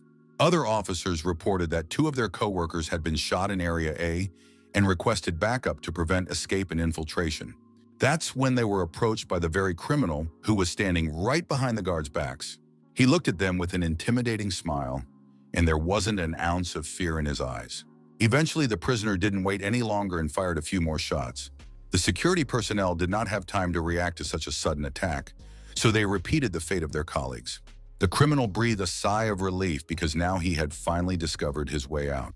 It had been so many years since he had touched guns, and yet he was still able to deal with so many opponents. It turns out the other prisoners were also armed, so their leader signaled for everyone to come out. They weren't going to come up with some elaborate plan and decided to go straight head-on. All the villains were only happy to have this opportunity because it had been a long time since they had entertained themselves in this way. The guards have seen the fugitives armed to the teeth, so such a force is simply impossible to deal with. Meanwhile, under the walls of the prison, special forces have already gathered to stop all this mob of thugs. The commander had already ordered to prepare for the attack when Lin Mu and Zhang Chu finally arrived on the scene. The SWAT chief was overjoyed when he saw that Captain Zhang had come to their aid. He said that the situation was suddenly out of control and all their attacks were unsuccessful. So far, they didn't know where the criminals had gotten such an arsenal from, so the entire group had to be equipped with precision heavy weapons to stop this escape. Even Captain Zhang was shocked at what was happening and couldn't guess how the prisoners could have gotten all those weapons. The main character intervened in their conversation, asking to be given 1 assault rifle and 1 bulletproof vest to make way for the others. Officer Liu reported that the fugitives had too much firepower, so he was afraid that a rash assault would be extremely dangerous. Zhang Chu was in agreement with his colleague and asked the guy to wait a bit while they thought of some other way. Lin Mu tried to reassure his comrades and promised that nothing would happen to him, and he would signal them after the breakthrough. The SWAT team did honor our hero's request and also asked him to be careful during this operation. Before he left, the captain asked the lad to never lose contact with them and to always be on the lookout. Over the comms, the partners relayed to the protagonist that there were 2 targets near him for 10 hours. They warned that the fugitives were armed with assault rifles, so Lin Mu should deal with them quickly. The protagonist took this information to heart and prepared for the first encounter with the enemy. The criminals who were on duty heard some rustling behind them and behind their backs, but did not pay much attention to it. The young man masterfully used the element of surprise. His first 2 attacks were so swift that the victims didn't even have time to realize what had happened. Lin Mu decided to immobilize them first and save the fugitives' worthless lives so that someone could assist in the investigation. Our hero now reported that the threat in the outer zone had already been eliminated. The leader of this coup immediately thought the guy would be the new cannon fodder. The criminal slowly raised his weapon, his scope clearly catching Lin Mu's figure, his finger already starting to smoothly squeeze the trigger. The next instant, the deafening rumble of gunfire broke the silence. Now the guy was glad he was wearing body armor, because just now that shot had almost caught him off guard. The criminal looked at the protagonist with mute shock, realizing that all of his shots had somehow missed their target. Lin Mu quickly decided to use the acupuncture point technique, and his opponent immediately let the pistols out of his hands because his hands were paralyzed. The other fugitives at the entrance couldn't understand why K wouldn't already order them to get the hell out of here, not realizing he had already fallen. Meanwhile, the protagonist reported to Brother Zhang that he had already reached the right point. At this moment, Lin Mu rushed forward to clear the way for his allies, so he asked them to prepare to attack. The captain took the information from our hero, who had already jumped into the air to suddenly attack the enemy. He promised to engage as soon as the young man signaled them to be ready. The fugitives, who had not suspected anything at all, saw Lin Mu literally flying out at them out of nowhere. The guy started attacking from the moment he landed and punched the first enemy right in the face. From the powerful blow, the prisoner flew helplessly to the side and was no longer a threat. The other criminals thought that this kid was just looking for his death and were about to open fire on him. A smirk immediately appeared on the protagonist's face, and he declared that death awaited only his opponents. Suddenly, they noticed that the young man had vanished somewhere, and now they didn't know where to aim. Lin Mu suddenly jumped out from a completely different place and began mercilessly shooting everyone in his path. The opponents, who were in a different position, had time to react to this attack and were now going to focus their fire on our hero. The guy immediately read what his opponents were going to do and began to run away from the bullets rapidly. No one could understand how the boy had such speed that made them unable to hit him. The protagonist thought that it was his enemies who were too slow and were already in a different location, so an opportunity for him to attack opened up. The young man was acting on his old tactics, so he attacked the hands of his opponents again to paralyze their hands. In a second, all the armed prisoners were already lying on the ground with no way to continue this fight. Lin Mu radioed that the entrance to the prison had been cleared, so the squads could begin their assault. The commander gave the order in a sharp voice, and the soldiers instantly began checking their ammunition, their movements honed to automaticity before the coming battle. He also said that the attack should neutralize all fugitives at first contact. Captain Zhang immediately found our hero to thank him for his help, because it would have been much more difficult without it. The guy also said that he smelled a strange soil odor during the shooting, so he wanted to go back and find out what it was. Zhang Chu immediately suspected that perhaps someone with superpowers had cast a curse and allowed his comrade to go to that place while they dealt with all the other enemies.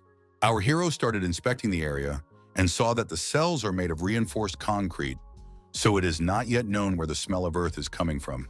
The young man began to feel that the farther he went, the stronger that scent became. He finally realized that the strange smell must be coming from one of the cells. Lin Mu went inside and realized that other than the strong, earthy smell, there was nothing suspicious here, so he couldn't understand what the problem was at all. He crouched down beside one bunk to take a closer look at the cell and still noticed one interesting detail.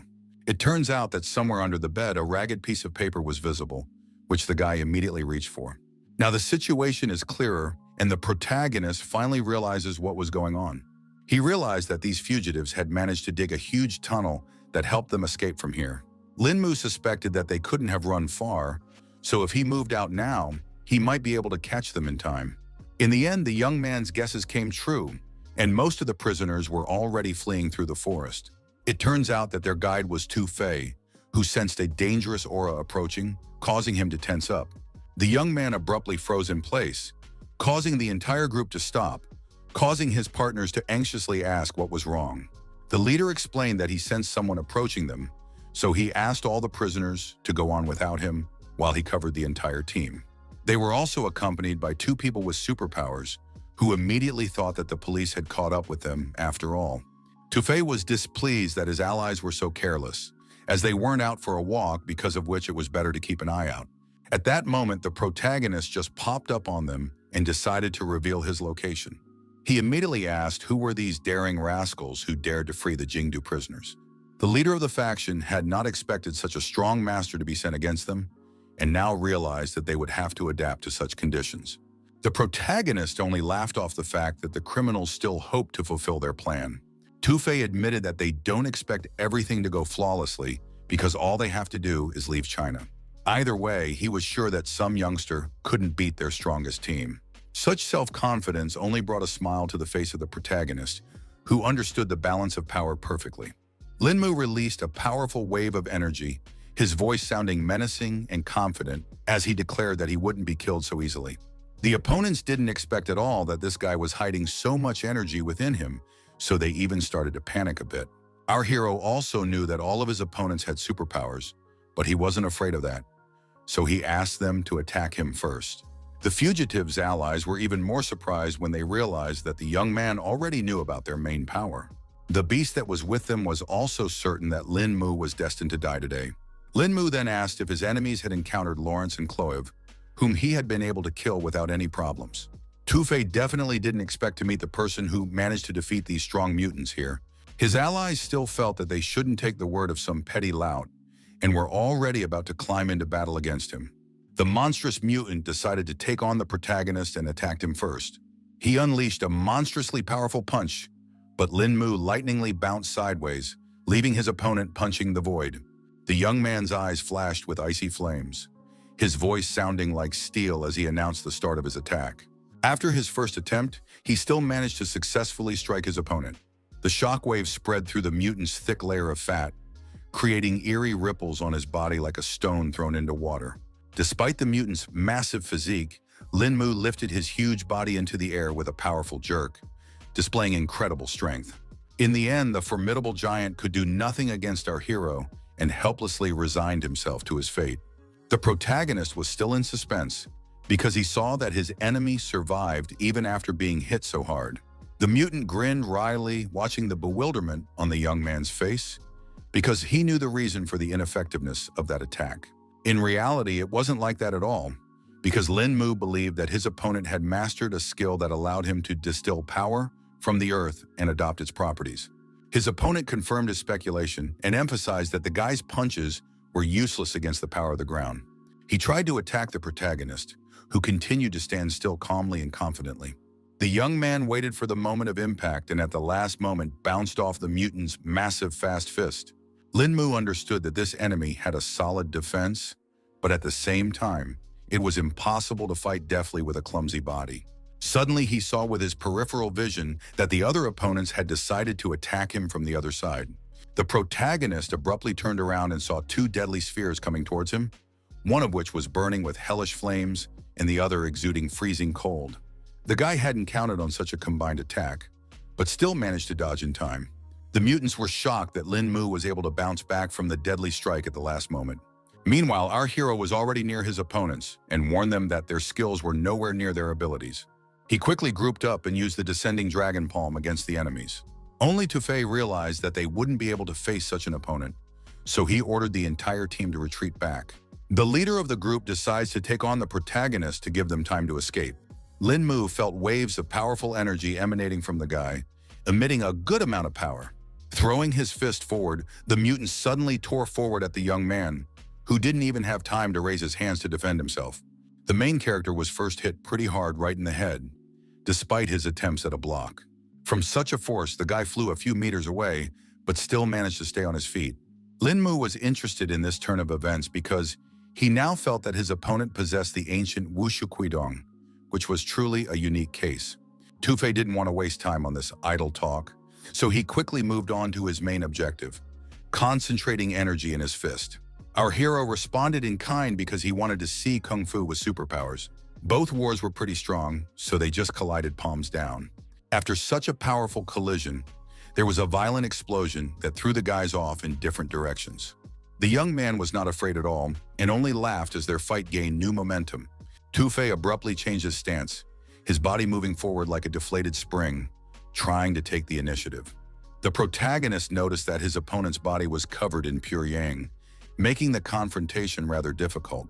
In a second, the opponent literally vanished into thin air, and even Lin Mu himself recognized that he had incredible speed. The guy immediately sensed that the enemy was behind his back, so he managed to react in time. The protagonist sharply threw his palm forward, creating a barrier that the fierce attack of the enemy crashed against with a thud. Lin Mu instantly recognized the familiar maneuver, which meant that Tu-Fei had already started moving to escape. He finally realized that it wasn't camouflage but mind-boggling speed, allowing the enemy to instantly move into blind spots for surprise attacks. Tu-Fei was sure that our hero would experience the full power of Kung Fu with superpowers right now. The young man had already begun to understand his opponent's tactics, so he prepared himself for his attacks. In the blink of an eye, their fists came together again in a furious duel, each blow accompanied by a flash of energy. After the powerful blow, both fighters flew off in opposite directions, instantly assessing their new positions. Now, Tu-Fei felt that he had underestimated his opponent's skill after all. The protagonist admitted that he too had initially underestimated the strength and skills of his opponent. But at the same time, he asked his opponent not to think he could win this fight with just a couple punches. Meanwhile, the other mutants began to realize that Tu-Fei and Zheng Chu were equal in strength. The allies realized that their leader wouldn't last long, so it looked like they would have to intervene. The protagonist took the opportunity to use the descending dragon palm once again. The hand was rapidly approaching Tu-Fei, who realized that he wouldn't have time to dodge. Eventually, Mutant had to block all of these attacks, but it didn't help much. He now realized that the 18 palms of the descending dragon was being used against him, and he couldn't believe that someone had mastered this forgotten teaching. In turn, our hero was surprised that he would have to use this technique against his opponent, because it only happens in extreme cases. Tu-Fei said that he had been cultivating in China since he was little, so he was like a fish in water in the field of ancient martial arts. It was for this reason that he was also certain that one ancient technique was not enough to defeat him. For his part, Lin Mu stated that this was just the beginning, and now he was going to show another trick.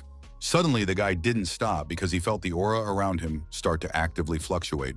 Ice-cold goosebumps ran down the hero's back as he physically felt the deadly energy of the enemy focused solely on him. Eventually, our hero looked around and realized that it was the work of another mutant who was secretly watching from behind a tree. The guy was beginning to suspect that this had to be the same psionicist who had erased the guard's memory. The enemy began to feel that there was still a little bit left to penetrate Lin Mu's mental barrier, after which he would become defenseless. The next moment, his confidence shook because he sensed something amiss. The fighter couldn't understand why his consciousness was reflected and tried to realize what had just happened. The mutant looked around confused, his eyes widening at the realization that the area around him was completely unfamiliar, as if he had been transported instantly. He raised his charge and saw Lin Mu's eyes in the sky, causing him to suspect that he had hit the guy's mental projection. The protagonist was pissed off by a trick the enemy was trying to use, so he wanted him to experience all the madness on his own skin. The guy began to feel incredible pain and begged Brother Fei in agony to save him. The mutant thrashed convulsively on the ground, its fingers digging into its own skull, as if trying to keep it from exploding. His allies watched in horror at their comrade's condition, unable to understand what had happened to Neil. They began to suspect that the guy's abilities were out of control, causing such a terrible condition. Meanwhile, Tu-Fei and Lin Mu continued to exchange strong blows, but neither of them hit their opponent. The mutant was getting to push our hero away from himself and stepped back to check on Neil. Brother Fei quickly ran up to the guy who was still rolling on the floor in agony and asked him to hold still to allow him to be examined. He probed with chi energy at Neil's head, who couldn't stop screaming that he was in a lot of pain. Eventually, Tu-Fei realized that things would be too bad because their ally was seriously injured. He explained that their comrade had just been subjected to a powerful mental attack, causing his spinal cord to be paralyzed. The mutant guessed that it was the main character's doing and asked him how he was able to pull off this stunt. Guy emphasized that he didn't have time to babysit his enemy and suggested that Neil might have caught up with some heavenly punishment. Tu-Fei chose to believe his words because he had seen with his own eyes that Lin Mu didn't have the ability to be distracted by others. In fact, our hero's soul was at a high level even though he had lost his former cultivation, which helped him deal with the psionicist. It was for this reason that for such a weak soul, an encounter with a young man turned into a shortcut to the other world. The mutant realized that the guy had decent strength because he was the first equal opponent, but also Tu-Fei regretted that our hero was a leaguer, because with his abilities, you could bring the whole world under him. Lin Mu emphasized that a true cultivator should follow the righteous path and do good, not gain wealth through iniquity. He was certain that only the noble ones could absorb the boundless energy of heaven and earth, so one must discard the source of all evil to attain greater power. In turn, Tu-Fei thought that this was just some nonsense, because everything done today was just for the sake of gaining power. Meanwhile, the protagonist has decided to change his tactics and try to win the enemy over to his side, because he can still get on the right track and help China. He realized that reaching the same level as himself was not an easy task, but Tu-Fei could still save his future. The mutant's eyes widened in surprise, his jaw involuntarily dropping as Lin Mu's suggestion was clearly out of all possible scenarios. The protagonist reiterated again that he can give a chance for a better life, but the choice will be left to the guy himself. Tu-Fei's allies, who felt that not a single word of the people from the government could be trusted, finally broke into this conversation. Eventually, the leader ordered Tutas to take all the wounded while he dealt with the enemy. No one could understand what Brother Fei was saying because there was no way they could abandon their comrade. Tu-Fei emphasized that they couldn't even realize this person's strength and warned that no one would be able to leave this place alive. Eventually, Tutas realized they would have to leave and hoped the leader would catch up with them after all. Then everyone quickly climbed on the giant to get away from here as quickly as possible. In an instant, the ground beneath the mutant and his companions opened up, completely swallowing them. The protagonist watched closely and realized that his opponents had just simply fallen through the ground. In truth, Tu-Fei wanted to give up after such a sermon, but he was afraid that he could no longer turn from his path. The young man accepted his enemy's choice and stated that he would definitely fight him at full strength now. Suddenly, the opponent let out even more energy to show his perfect form. Lin Mu watched as he continued to increase the load on his body with superpowers, not at all afraid that it would cost him dearly. Tu-Fei didn't even realize that the young man had such knowledge of superpowers. However, he feared that the protagonist had no idea how much power the mutant could hold within him. After that, the subscriber immediately attacked Lin Mu, who did not expect to see such a deadly speed at all. At the last moment, the young man still managed to put up a block, but Tu-Fei's fist was already too close. Thus, the mutant was able to throw our hero back a few meters without any problems. During his rather long flight, Lin Mu had used the Nine Suns block to protect his body from serious wounds. The guy still managed to successfully bounce off and regroup, to now consider that the enemy's strength had indeed increased by several dozen times. It would take at least 5 times the force to create such a shockwave, which now looked rather amazing. The protagonist became as serious as possible because he realized that now he had no right to make a mistake. At this moment, Tu-Fei began to catch up with the young man and laughed at the fact that he seemed to have now realized how powerful superpowers were. In any case, the young man felt that compared to true chi, this was all just like child's play. But it wasn't that simple, so our hero froze in place again in shock, not expecting such a strong opponent. Tu-Fei once again attacked Lin Mu and suggested that he try to endure a couple more of these blows. Even such a high-level master couldn't resist the mutant's combined attacks and flew from side to side through the forest. The situation was getting worse, and at this rate, even the 18 palms of the descending dragon would not be able to penetrate such an enemy. Our hero was beginning to feel that now all he had to do was use his last hold. Tu-Fei felt that his strength was already enough to knock Lin Mu down and reminded him that he couldn't be defeated by some kung fu technique alone. The young man agreed that now that his enemy had revealed his full power, he had nothing more to hide.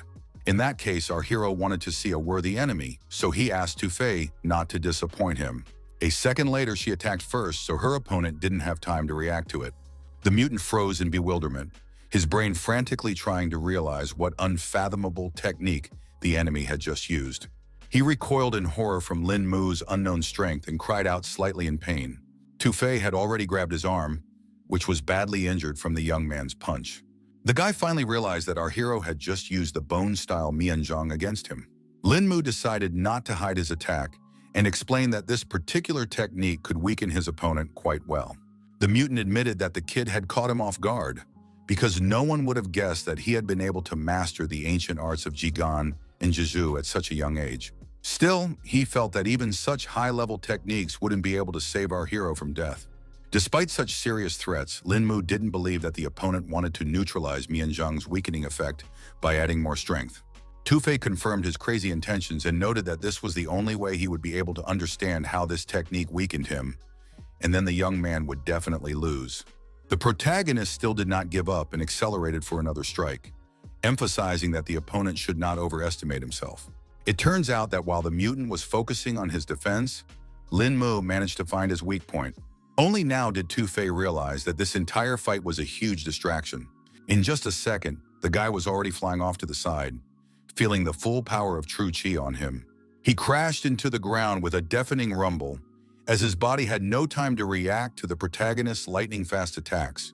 Now Tufei could hardly stand on his feet, so he thought that he had encountered a real devil. Suddenly, from somewhere out of the darkness, Lin Mu's hand appeared, who was already about to use the cloud-dispelling stroke.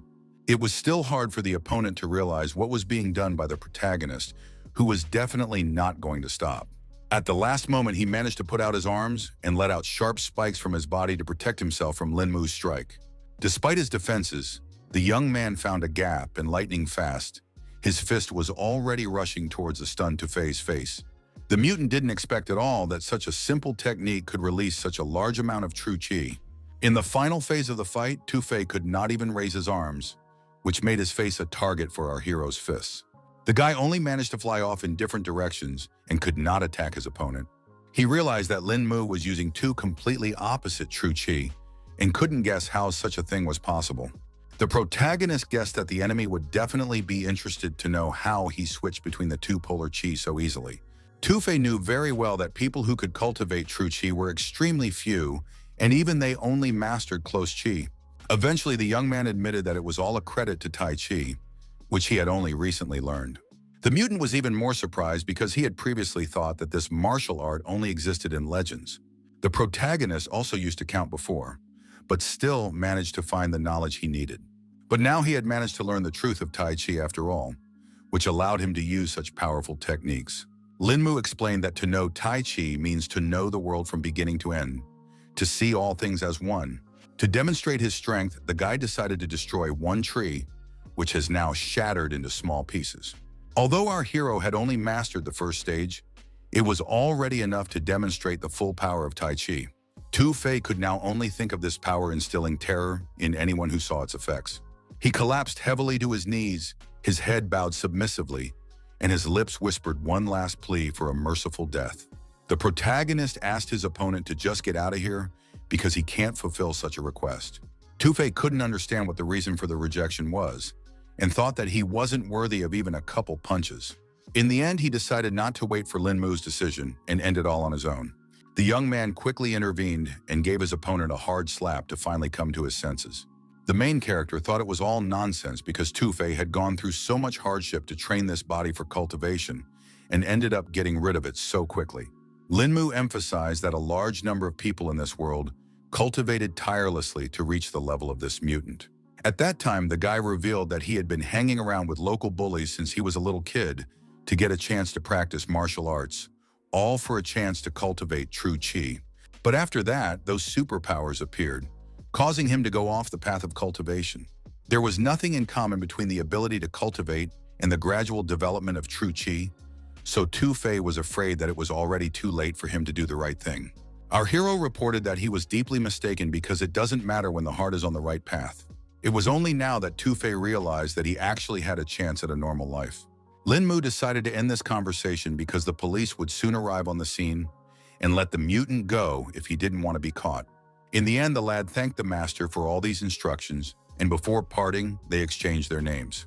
After that, the protagonist went to the police station, where everyone thanked him for the successful completion of the operation. The young man felt that he didn't need so many thanks for him, and informed him that there was someone he wanted Zhang Chu to meet. There was a bound mutant lying on the bunk, but the captain had no idea what Lin Mu was up to. Our hero explained that it was the psionic Neil who was behind all of their organization's troubles. The man asked what had happened to the guy, and Lin Mu told him that the guy had tried to get into his head during the battle, but had failed for some unknown reason. The young man assumed that Neil couldn't handle his power and ruined his nervous system, so he became an ordinary vegetable. He also added that there were 4 other fighters with abilities with this mutant, and one of them let them hide underground, but still they couldn't get their psionic. Jung-Soo realized that this gang posed a great danger since they were able to escape right out of the hands of the protagonist. The guy also hadn't forgotten that one of the fighters appeared to be almost equal in strength to him. The captain was surprised when he heard that Lin Mu had met a worthy opponent and immediately asked what ability the enemy had used. The protagonist revealed that he used an unconventional method and combined superpowers to advance in ancient martial arts. Jung-Soo was shocked after such news because it was the first time he had heard of such an approach, and he couldn't understand how such a thing was possible because the body should reject such a power. Lin Mu was also clueless, but he knew for sure that his opponent was perfectly fine. They decided to end the subject for now because the captain remembered that after the incident with the hijacking of the airplane, the head of Van wanted to meet with the guy. The young man was surprised because he hadn't heard the name yet, so he wanted to find out a little more information. The man explained that the gentleman wanted to reward our hero for freeing the hostages and thank him for saving his daughter. Lin Mu had learned back on the plane that things weren't going well with Mr. Wen with her daughter, so he was surprised at such a reason for the meeting. Jung-Ju only laughed and explained that our hero had a completely wrong idea about the chapter, so he would personally understand everything after the meeting. The protagonist resigned himself to the fact that he would need to fulfill this request, and the man informed him that he needed to pack his belongings as early as possible and head to the right place as early as tomorrow. Events then continue at the Chin family's country estate, where Tu-Fei has returned after his defeat. The head of the family at once inquired of the lad how his last case had gone. The guy said that thanks to mutual aid, he was able to avoid a lot of difficulties, so the goods and people of Solinar have already been delivered. The old man was happy about the news because the deal was a big one after all, and offered to talk it over in private. In addition to that, Tu-Fei said that he would have another small request. He handed him some piece of paper and asked the old man to look at this. It turned out to be a photo of the main character, so Mr. Chin inquired as to what kind of business he had with this young man. The guy said that this man's name was Lin Mu, and they had encountered him in a fight on this case when Tu-Fei had almost gone to the other world. The head of the family didn't expect the Chinese government to have such masters, because on the surface, Lin Mu was just a 20-year-old brat. Tu-Fei continued to say that this young man had overpowered him, but then allowed him to leave, so he suspected that this was not just an employee, because of which it was better to find information on such a person. Mr. Chin felt that no matter which way one looked at it, this young man was still helping the government, and looking for information on him would be difficult. In any case, the guy was trying to change Chin's father's mind because consider that he would be doing it for his own business. The next day, the protagonist went to Guangdong with his girlfriend and were now trying to find a cab for themselves. It only took them a few minutes to find a car, and the guy immediately asked the driver to take them to Yilin residence. Yosheng Xian wanted to know who this Principal Wen was, but the problem was that even the guy himself wasn't sure of this information. The young man immediately recalled the moment when the man's daughter had spoken to the bandit and complained about her father. But at the same time, Lin Mu remembered Brother Zhang's words, saying that our hero had a mistaken opinion about this gentleman. Eventually, they reached the residence rather quickly, which looked simply gorgeous. The protagonist immediately warned the girl that she was sure to stick close by, despite what other people would say. They were met at the entrance by a female employee who immediately guessed that these young people were waiting for the head of Wen and asked them to follow her to this meeting. She invited the dear guest to taste tea and relax in the waiting room after the road. The girl also announced that Director Wen would be arriving at their place any minute. Lin Mu, studying the area around him, sensed that 2 people were approaching the room, which meant that the man had come with someone else. The gentleman finally went inside and immediately apologized for his tardiness. The protagonist immediately guessed that the man in the suit who was walking in front was the very same Dire Wen. But at the same time, he couldn't figure out who was accompanying him and assumed it was a bodyguard.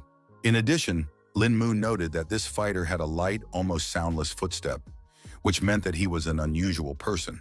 The man held out his hand to say hello to the young brave, explaining that he had been greatly delayed in his previous meeting, causing him to keep his guests waiting. Our hero didn't see this as a problem because they themselves had just arrived at the residence and didn't have a particularly long wait. In addition, the guy decided to introduce his partner Yao Xianxian, expecting Director Wen to do the same. The girl also shook his hand and winded that she was glad to make this acquaintance.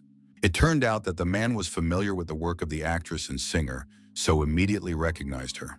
Mr. Wen explained that Rongjun just loves her music and hasn't missed a concert yet. Yao Xianxian was very pleased to hear such words, and because of this, she was truly flattered. In the end, the principal finally cut to the chase and explained that there was a bodyguard named Yang Guangqing standing to his right. The protagonist then immediately extended his hand to cement his acquaintance with this fighter and introduced himself in return. Now Lin Mu made sure that he had met another master. In turn, the bodyguard could not understand how the young man was able to achieve such a high level of strength. As they shook hands, Yang Guangqing felt an incredible surge of true qi, causing his own energy to collide with it in a ferocious confrontation. Our hero also recognized that this guy was quite interesting because, contrary to expectations, he was able to skillfully suppress two true qi. The bodyguard couldn't stop thinking about the fact that Lin Mu had demonstrated tremendous control with his handshake alone, and such masters could be counted on one's fingers. In the end, he decided to say out loud that Mr. Lin was so young and had already reached such a level, and expressed his admiration for the young talent. The next moment, a crying girl ran into the hall and immediately threw herself into her father's arms because she and her mother had already missed him a lot. The main character, who was watching all this from the outside, could not understand what was going on because after the incident on the airplane, he had a completely different idea of their relationship. From the guy's reaction, Mr. Wen realized that the young man really thought he was an insensitive person who could abandon Rong and her mother. Now the girl has admitted that she purposely made a scene in front of. The director lived in constant danger as his activities made him many enemies, which led to tragedy a few years ago when unknown assailants kidnapped his wife and daughter, after which his wife became paralyzed. After that day, the man announced that he had severed his relationship with his family and tampered with the data in the system about his loved ones to keep her out of harm's way. Now everything fell into place, and the protagonist realized that Director Wen only wanted to protect his loved ones, but also wanted to ask what caused Mrs. Wen's paralysis. It was hard for the policeman to talk about it, but he revealed that the kidnappers had brutally tortured his wife, causing severe spinal nerve damage. The boy continued to question and inquired how long Mrs. Wen had been in this condition. Yang Guangqing immediately guessed that the guy was asking about it, because he knows that long-term paralysis causes the muscles to gradually atrophy, which can lead to a stage where there is no hope of treatment anymore. The protagonist has confirmed that this is exactly what he meant, so he requires to find out if the woman has a chance of recovery. The man said that in the year his wife was paralyzed, they tried the most advanced medical technology, but all was in vain. However, they still didn't give up, and all these years, every day, In would give his wife a foot massage to keep her muscles working. The bodyguard assumed that Mr. Lin knew a famous healer who could help them with this problem. Lin Mu then explained that he himself was somewhat proficient in healing, so if Mrs. Wen's legs were in really good condition, he could try to help. Mr. Wen hopefully grabbed the guy's shoulders and asked if he really had a way to heal his beloved. The protagonist admitted that there is a way, but everyone better prepare for the worst, because after all, the woman has been immobilized for quite a long time, so the treatment will not be easy. The headmaster immediately apologized for his behavior because he realized that he had lost his temper for a second because the young man's words had ignited hope in him. The man asked Lin Mu not to worry and just do his best, and the outcome was not important to him, so he would be grateful for the effort anyway. At this moment, Yao Xianxian had just retreated to the restroom and now didn't understand what she had managed to miss in just a couple of minutes. Upon seeing her idol, Rong couldn't contain her emotions and shouted with joy at the top of her voice. The girl also immediately recognized the principal's daughter and immediately extended her hand to say hello to her. Rongjun still couldn't believe her eyes and realized that her idol was so suddenly right in front of her. She happily revealed that she went to all of the singer's performances because she simply adored her work.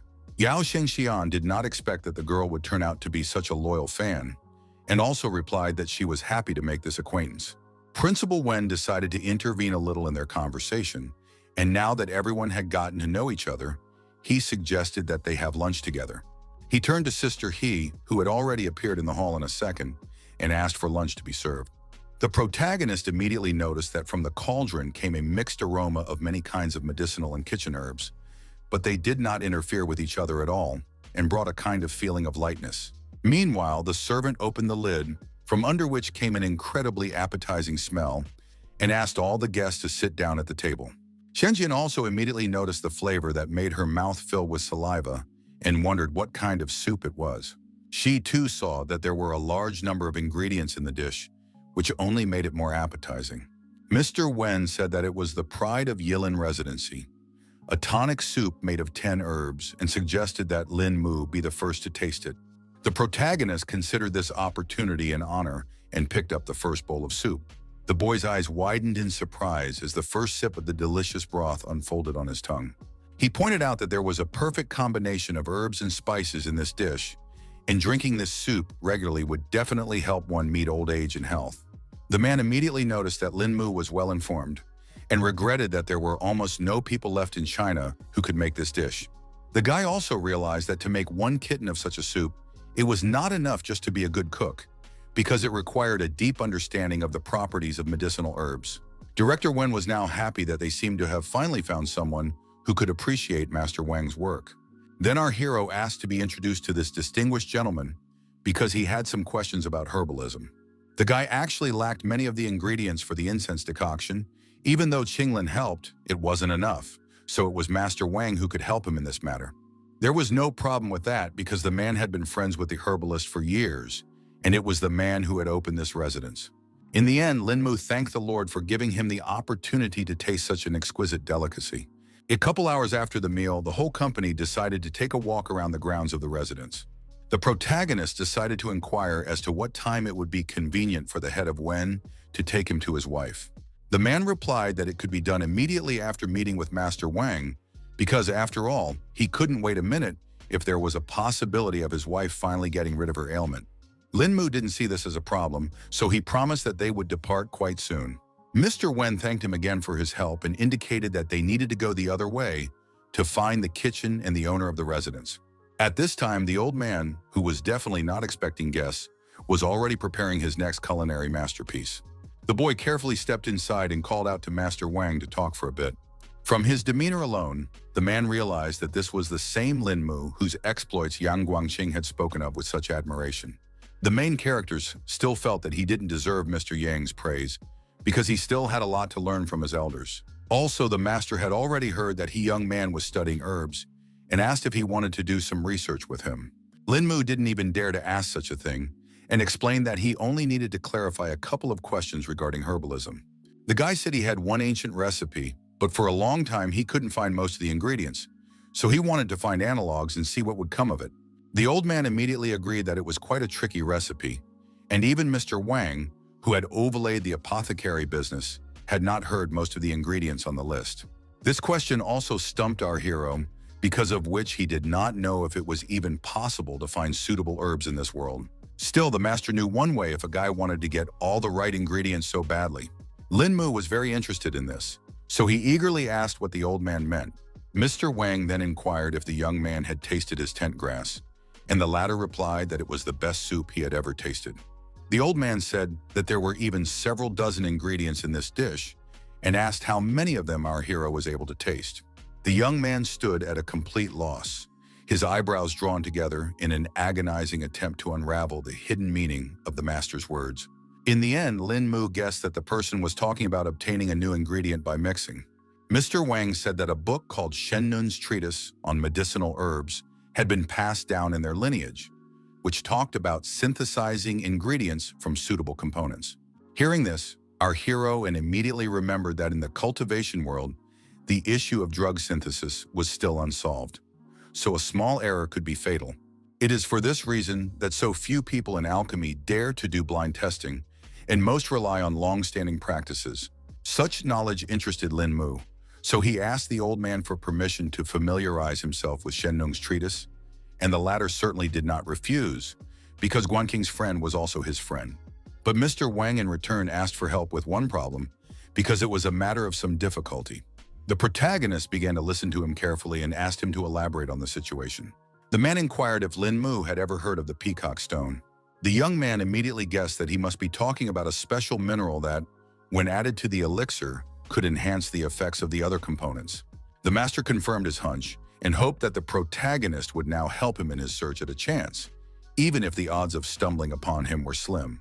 Lin Mu didn't mind helping in such a matter, so he promised to definitely find the peacock stone for Mr. Wang. Then the old man asked to follow him to find the Shenun treatise for the young man. After that, they went to the bamboo garden, but our hero couldn't understand why the master had chosen that particular place. The master explained that everything was correct because the text they needed was tucked away in the bamboo stalks of this garden. It turns out that the restorative effect of bamboo is extremely powerful, so you can leave a rare book in it and not worry about anyone paying attention. The old man already knew the text of the treatise by heart, so there was no point in keeping it to himself now, and handed it to Lin Mu. The young man carefully took the wrapped piece of paper in his hands and could not believe that such knowledge had fallen into his hands. In fact, Lin Mu didn't even know how he could thank the master for such a unique gift. Mr. Wang asked our hero not to worry about all this, because he had nowhere to put this treatise anyway, and went off to finish his pot of soup. After the meeting, the guy immediately went back to Principal Wen and apologized for waiting so long. The man assured that everything was fine because Lin Mu had returned rather quickly, and asked if he had been able to resolve his issue. The young man said that he was able to find help because Master Wang was a man of rare generosity and helped him out a lot.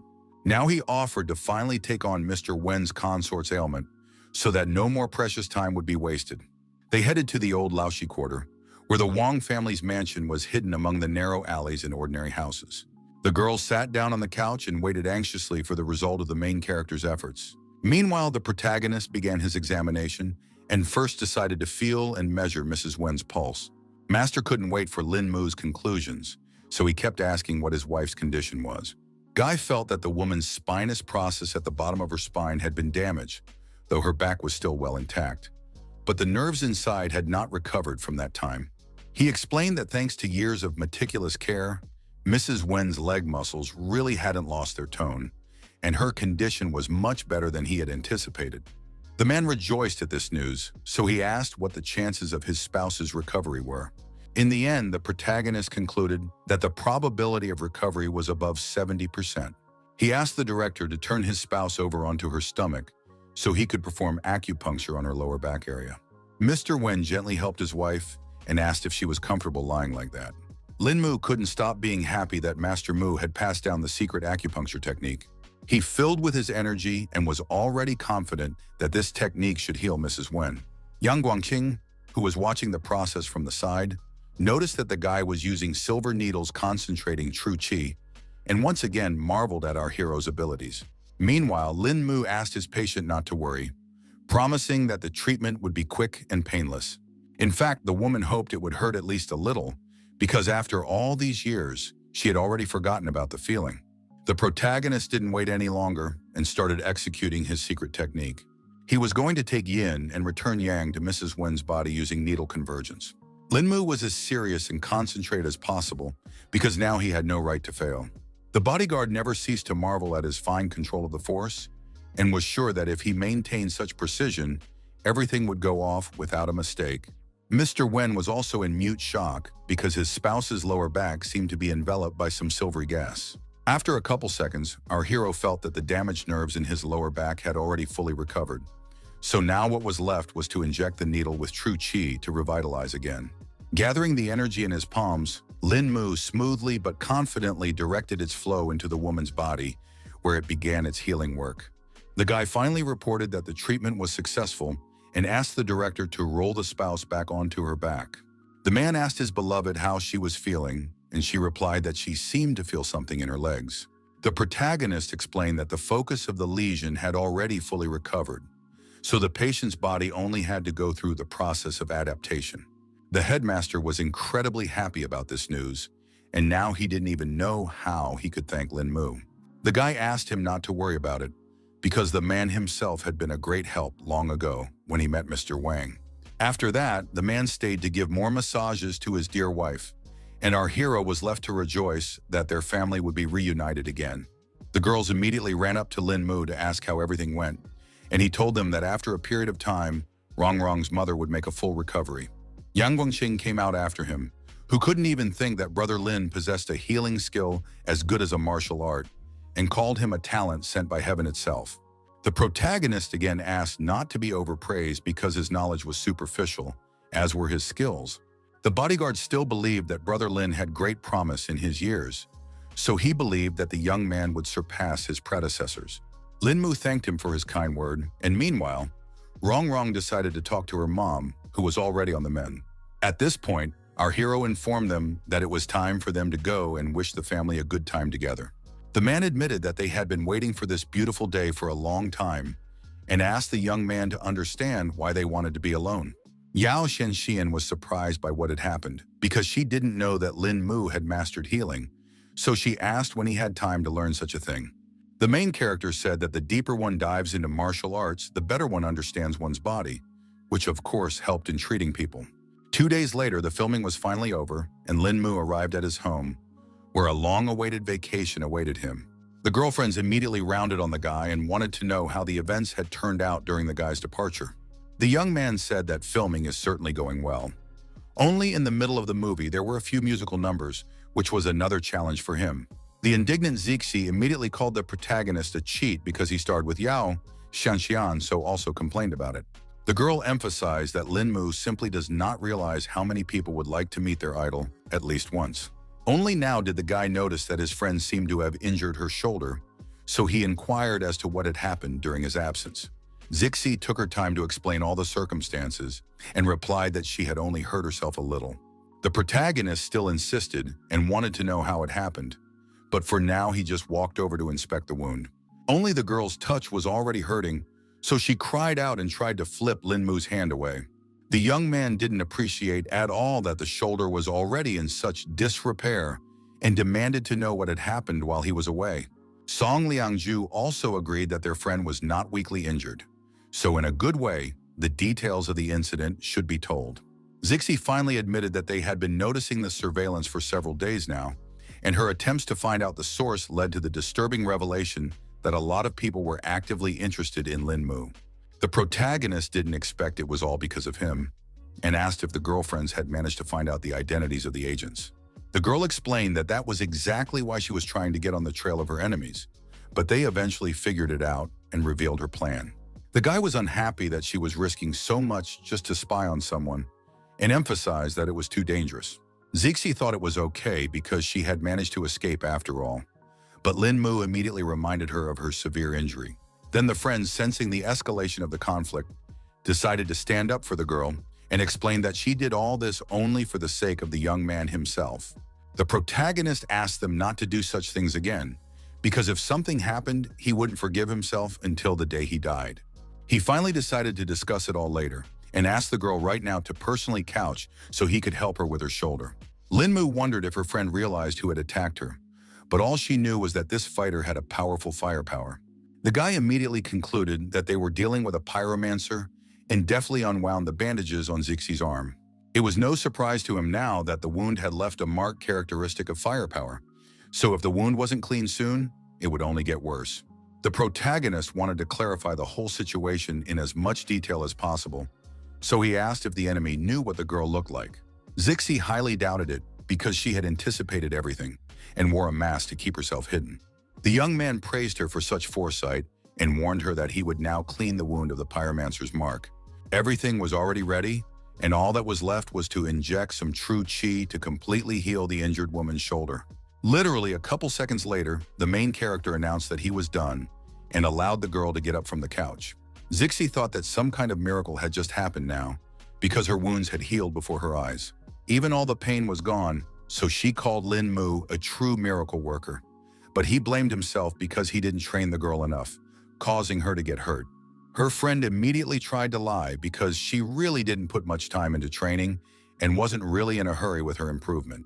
Lin Mu quickly recognized this lie because he already knew the girl very well and suspected that she had already completely forgotten Taijiquan as well. He finally recommended that she get a good night's rest while he took care of a few important matters. The girls were actually hurt because the main character spends so little time with them and has now become such a busy man. After meeting with his girlfriends, Lin Mu went to a certain mansion in Huayun. The owner said that he bought the house not more than a year ago, and if their family wasn't leaving the country in such a hurry, he wouldn't have sold the mansion so cheap. The man frankly admitted that he was accustomed to speaking plainly, and looking intently at the hero, asked if he would accept the bargain if he lowered the price a little more. Lin Mu replied that he was fine with everything, so he was willing to pay at any time, as the most important thing for him was for them to make a deal as soon as possible. The master was glad to have found someone as straightforward as he was, and decided to tell his men right away to take care of all the formalities. Eventually, they shook hands to seal the deal and exchange thanks. Having dealt with the issue at home, our hero went to the base of his team Dragon Eyes. He decided it was best for his allies to move closer here to react quickly if something unforeseen happened. At this moment, all the fears were just actively practicing their kung fu without waiting for the commander to return. Everyone was very excited when they saw Lin Mu come to them and stop their training. The protagonist explained that he had just completed a mission and inquired about the soldiers' training. Dragon 3 reported that in addition to daily cultivation training, they also organized sparring sessions on their own to help raise their actual combat experience. Lin Mu immediately noted that martial practice was one of the best ways to advance in cultivation, and now asked if they were able to choose a squad leader. All the fighters immediately lined up and reported that they nominated Dragon 3, Dragon 5, Dragon 14, Dragon 19, and Dragon 23 for the role of commander. The protagonist has announced that the strength of all these soldiers has earned them all recognition, so he is now officially appointing them as squad leaders. Next, he wanted to convey the plan to his subordinates and explained that their new task was to all raise their level to true Qi within a year. Everyone rejoiced at this prospect and asked if they could really make a leap and overcome the threshold of true Qi in such a short period of time. Lin Mu noted that it was a pretty good question and asked one of her subordinates to step out of line. He clearly stated the rules, which were that the fighter must attack him without restraint, and even a single successful hit would be considered a victory in this challenge. The protagonist didn't wait for the soldier's response and stated that they were starting right away. The subordinate immediately apologized to Captain Lin and tried to attack him. Lin Mu corrected the warrior and advised that his movements should be swift, because otherwise the enemy would quickly take his life. The soldier realized that completing the captain's task would not be easy, so he tried to think of another strategy. He tried to attack from the other side and was already swinging to try to strike once more. The protagonist was still able to dodge such an attack, so he kept yelling that it was too slow. Lin Mu coldly stated that with such slowness, the fighter was only interesting as a training target for practicing basic strikes. Eventually, the soldier was unable to resist the strength of his commander and fell to the ground. The other fighters noted that Captain Lin seemed to have overdone it with his last strike after all. The protagonist explained that in order to quickly raise his Qi level, he was willing to personally conduct a real battle with each of the Dragon Eyes without sparing his strength. The subordinate reported that he was fine, and thanked Lin Mu for such a lesson anyway. After that, the guy handed Dragon 3 a list of healing remedies that he should get from the main headquarters and bring to the base as soon as possible. He also said that he had purchased a mansion nearby, so when the time came, he would send his subordinates there as guards. All in all, our hero hoped that all his allies were mentally prepared, because they would have to go through a hell of a workout from the beginning of next week. After that, Lin Mu traveled further on his business and came to Yinghuangzhaogi. The guards at the entrance immediately recognized young Master Lin, so they now let him inside without any problems. The guy inquired if Qian Ming was on the top floor because he had come specifically to meet him. The staff member at the entrance confirmed this and explained that he had to go straight down the hallway and then up the stairs. After a couple of minutes, the protagonist has already met with a man who immediately inquired about the reason why the young man decided to come to visit him. Lin Mu explained that he had come to get his acquaintance's opinion on the surveillance of him and to find out the information he knew. The bandit said that they had indeed heard similar rumors before and feared that this was not a simple case. Hearing such assumptions, the guy immediately tensed up and wondered why the acquaintance was talking like that. Tian Ming explained that after receiving the news, they had secretly sent people to reconnoiter, and as a result, they all died because of the pure and quiet work of some unusual professional. The young man realized that under the circumstances, only his acquaintance could help uncover the truth, especially if professionals were behind it. But for now, he preferred to temporarily postpone the investigation. It turns out that Lin Mu came to the bandit to offer to start a security company and turn his affairs into a serious business. The gang leader definitely didn't expect to hear such an offer, but our hero relied on him because he heard that there were many retired military men in Jundao. The protagonist was sure that these fighters would be much better able to fulfill their potential by providing security services and performing tasks around the globe. Ming was still afraid that there were some difficulties in setting up such a structure, and right now every clan was secretly preparing their own personal guard units, so someone was bound to put sticks in the way.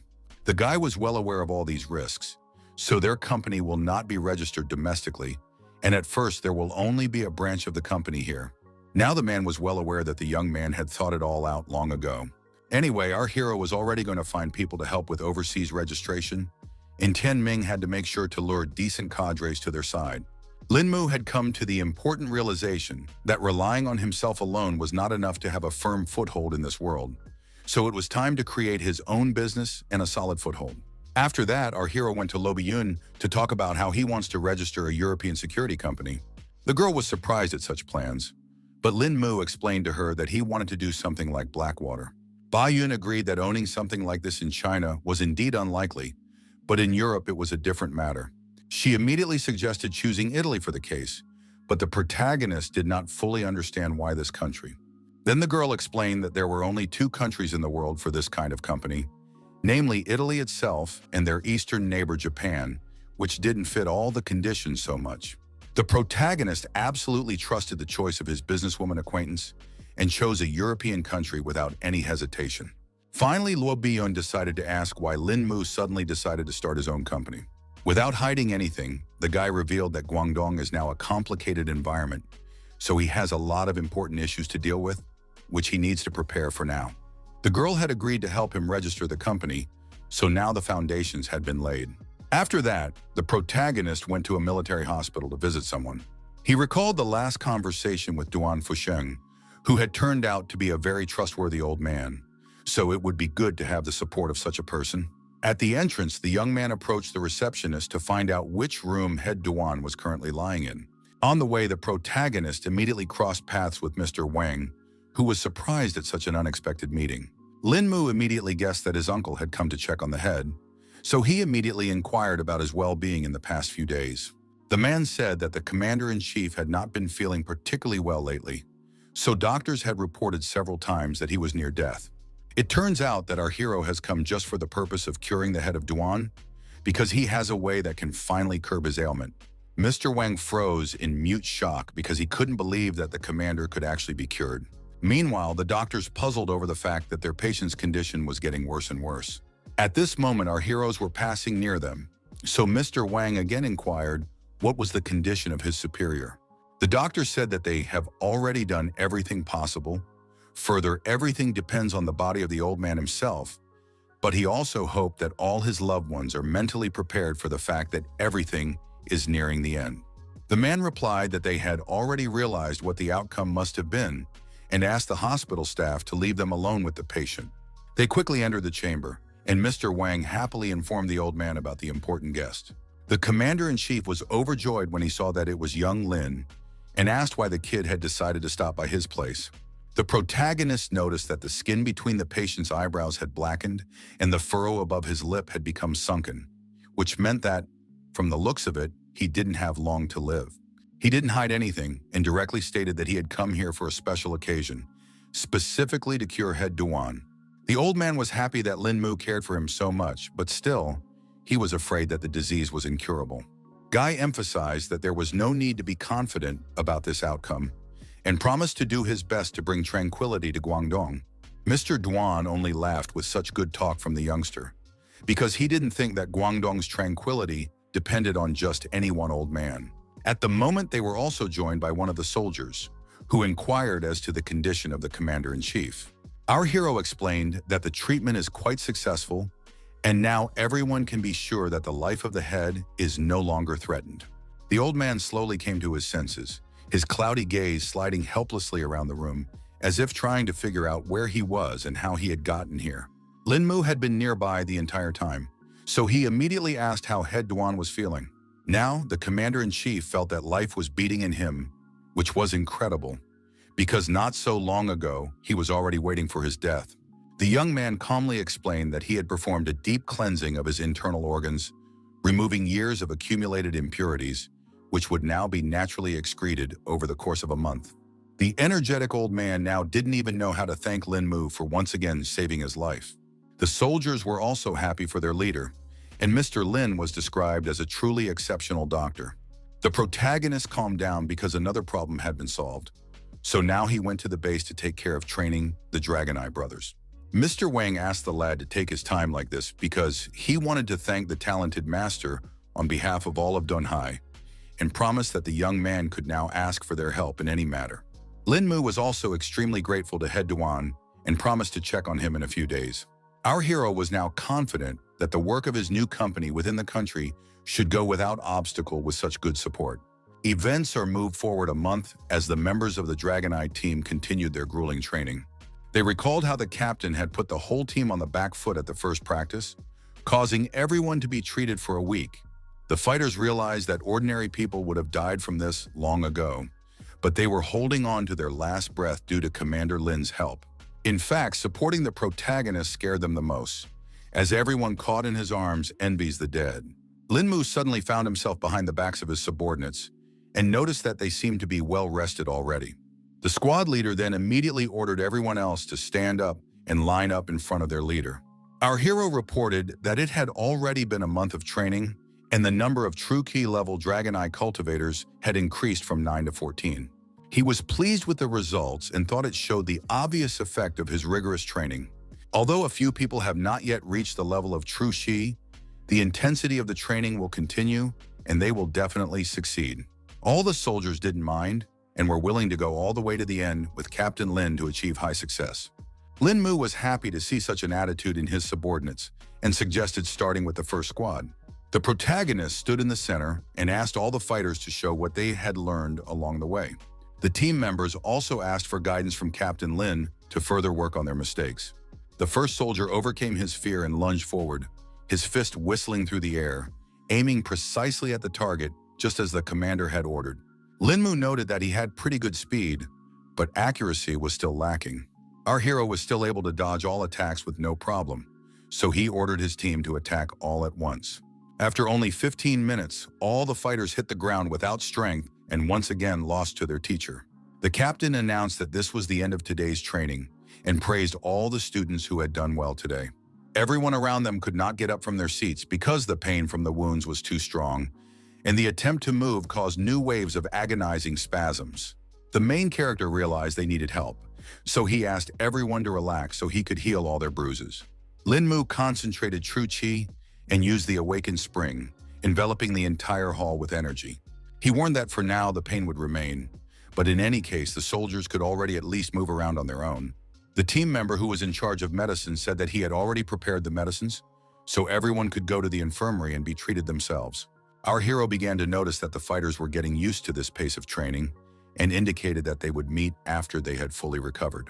After the training session, Lin Mu went to the office building where they were already waiting for him. Tian Ming revealed that their company had now leased this large office as young Lin had requested. The guy was satisfied with such successes, but noted that it would be possible to rent a simpler building because the Saber Group was just taking its first steps. The protagonist decided not to muse on the subject and asked how his comrade was getting on. The man said that so far everything is going smoothly and about 1,000 people want to join them, which is far beyond expectations. Lin Mu was glad that events were unfolding this way, but he also warned that the company only wanted the best of the best, so the selection should be well controlled. Tian Ming smiled softly and reassured reassuringly that all these moments were under his watchful control. Next, the protagonist asked if they had decided on a training site because they needed to find a decent place to train so many people. Of course, the man had already given the matter a lot of thought and finally decided to stay in the Philippines. Lin Mu agreed that the place was really not bad because it was close to China, surrounded by the sea, and the rugged terrain was suitable for fighting and training. However, the man specified that it would be difficult to train so many people because after all, each of them is an experienced retired military man, and it would definitely be difficult for ordinary people to learn anything. The protagonist asked him not to worry about it because he took care of everything in advance and specially prepared a whole platoon for this task. Ming definitely didn't expect such training from a guy and wanted to know how he managed to find so many capable people. The young man did not hide anything and said that he had beaten this team to a pulp, at the same time not allowing them to vent their anger. So now he suspected that the future Saber employees would soon have a hard time. The man only laughed in response, for he was sure his men were not afraid of hardship.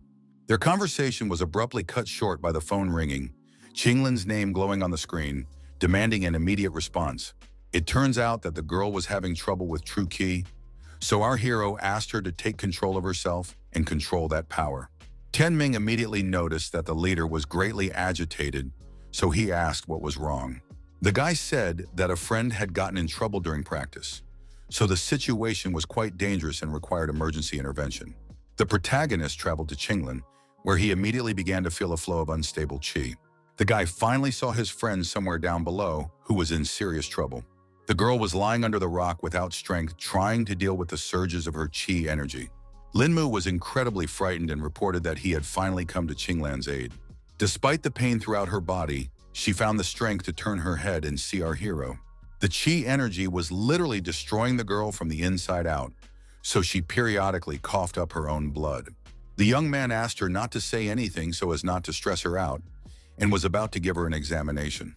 In the end, he came to the conclusion that the true qi within Qinglin was completely rampant, and if this continued, her meridians simply wouldn't be able to withstand it.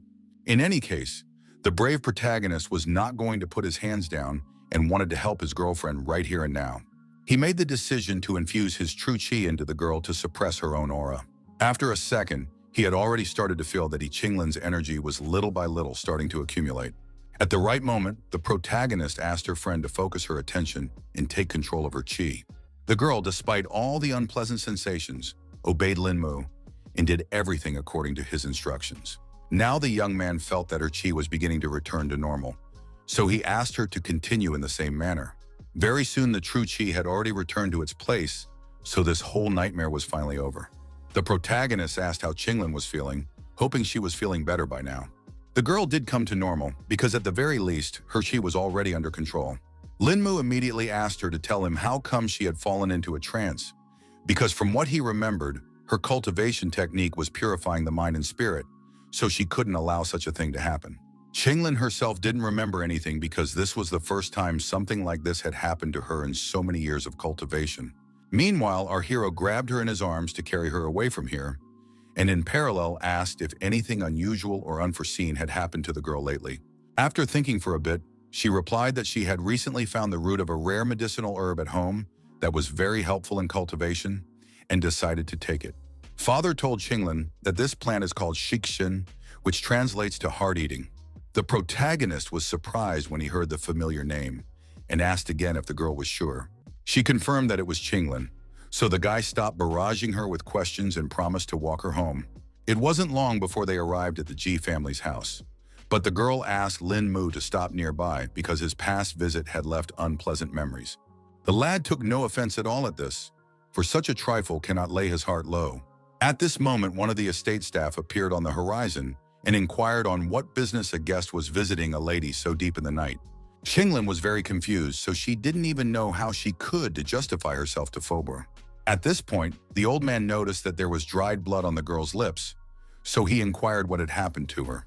Grandpa found out about the incident almost instantly, so he immediately went to see what had happened to his granddaughter. In turn, the girl herself immediately began to talk about the fact that it was the main character who saved her from death. Mr. G immediately began to suspect that it was because of the attention of Qinglin's friend, whom he disliked so much. The young man stood silently by, but was outraged that the old man still had the nerve to say such things about his granddaughter's savior. Meanwhile, the girl was certain that everything had only happened due to her carelessness, so she desperately tried to prove that it wasn't Lin Mu's fault. Lin Mu himself finally broke into the conflict, asking what outcome the family had expected after giving Qinglin the shixin herb. The rest of the family, who had been silent all this time, finally made a sound because they were shocked that the young mistress had been poisoned by this plant. Our hero briefly confirmed their speculation and emphasized that one should not get into healing if one doesn't know much about it. The herbalists were still confident that this herb was used according to strict formulation rules, so they couldn't believe that somehow shixin had harmed Madame. The girl's father also reminded that the guy was in the G family's house, so he definitely shouldn't be handing out his nonsensical edicts here. In the end, he couldn't help himself and attacked Lin Mu to teach him and the entire Lin family a lesson. The protagonist also could no longer tolerate this attitude towards himself, so he prepared to fight back. The girl raised that things would turn out badly for Mr. G, so she asked her acquaintance to stop, but he no longer listened to her. Lin Mu had already concentrated the chi energy in his hand to teach the man who dared to insult him like this a lesson. It seems that the opponent definitely didn't expect our hero to be so strong, so he just bumped into his fist. The man had been hit incredibly hard in the stomach and now couldn't understand and how the young man managed to move with such speed. In the end, he couldn't do anything against Lin Mu's strength and simply flew off to the other end of the room. In turn, the protagonist solemnly announced that the battle was over before it had even begun. The head of the family couldn't believe his eyes because he never suspected that this boy hid such power behind him. He didn't wait and decided to also engage in battle with Lin Mu to learn similarly strong techniques. The young man was only glad of this opportunity and, preparing for a new fight, concentrated even more energy around his body. The others noticed that our hero had absolute control because a second ago his aura was raging, but now it was centered in the palms of his hands. In fact, the secret was that the guy had learned to freely mix the power of opposing elements thanks to Tai Chi. Meanwhile, Mr. G had already gotten into a fighting stance and motioned for Lin Mu to attack first. As always, the protagonist didn't trifle and immediately unleashed the Tai Chi dragon towards his opponent. One of the brothers couldn't watch the head of the family being put at such risk, so he covered him with his own body. The man with confidence in his eyes instantly moved into a fighting stance, his body tensed like a spring, ready for action. He quickly used the Jiankun space technique and completely engulfed the dragon with his palm. The protagonist couldn't understand what was going on because he hadn't encountered such techniques before. But at the same time, even such an experienced master tensed up when he sensed the huge amount of true chi that this kid had as well. In the end, the old man decided to use star spinning to see how Lin Mu could handle such a strong attack.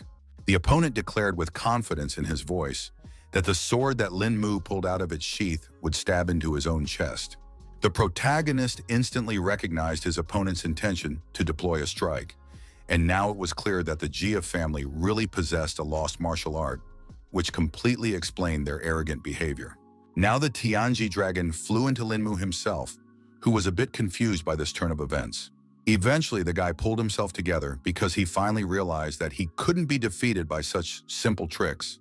The protagonist wanted to teach Mr. G a lesson for insulting his family, so he unleashed an even stronger and fiercer dragon. A powerful vortex of chi suddenly formed in the center of the hall, and with a rumbling sound, it began to smash everything around it, tearing rocks from the floor and sweeping away objects in its path.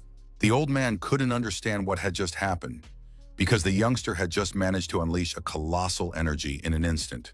His brother finally asked the protagonist to stop and respectfully acknowledge his power. Master Ji Shongchun, introducing himself as Qinglin's great-uncle, asked the young man with genuine amazement in his voice how he had reached a level beyond all possible rivals at such a young age.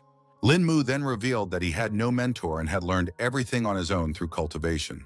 Mr. G couldn't understand how this was possible, because even with innate talent, it was impossible to reach such a result on one's own. In turn, his brother believed that our hero had a talent sent down from heaven and asked if he had really saved the girl from a seizure. Lin Mu confirmed his words and explained that Qinglin was in serious danger, and if he had come a little late, terrible things could have happened. Ji Shongchun wanted to know how the girl could go into a trance with such a stable cultivation technique, and the guy briefly explained that the reason was because of the Shixin herb taken.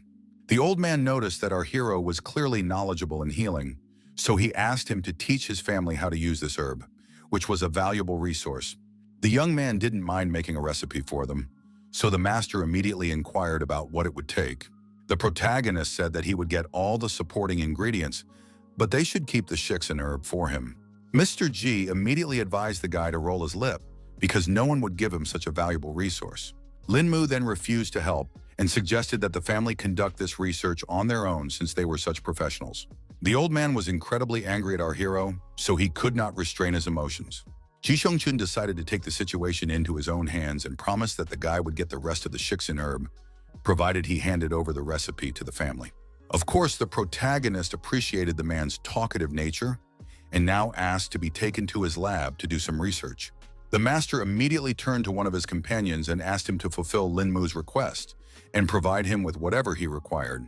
When the guy stepped away, the brothers started talking about how he really isn't as easy as he seems.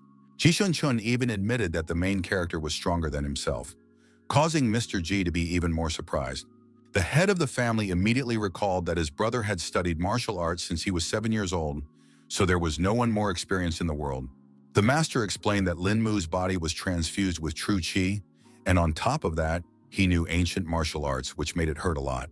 He realized that the young man must have mastered many different currents, and by comprehensively mastering them, he was able to achieve something new.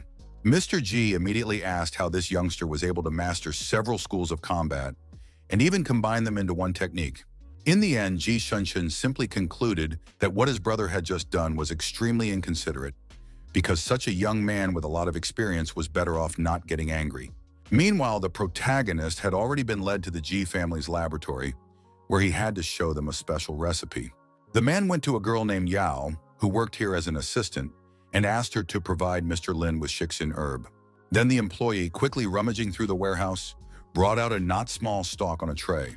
The protagonist scrutinized the plant and confirmed that it was the authentic shixin grass. Lin Mu didn't hesitate any longer and immediately left a detailed recipe for the Ji family. He then handed the sheet to the female workers and asked them to gather all the herbs on the list for him to make a medicine. The helpers were happy to note that they had all the ingredients listed, so they began to prepare them. 5 minutes later, all the ingredients were on the table in front of the protagonist, so now he could start crafting. The young man used the knowledge from a passage in Shen Nong's treatise, which said that all these ingredients should be ground. Some ingredients had to be sliced, and the shixin stems had to be separated from the flour. Next, the recipe calls for putting the parts of the ingredients into an herb vat and pouring glacial water over them, then simmering over high heat. When the water boils, add the rest of the list of herbs and further stew on low heat.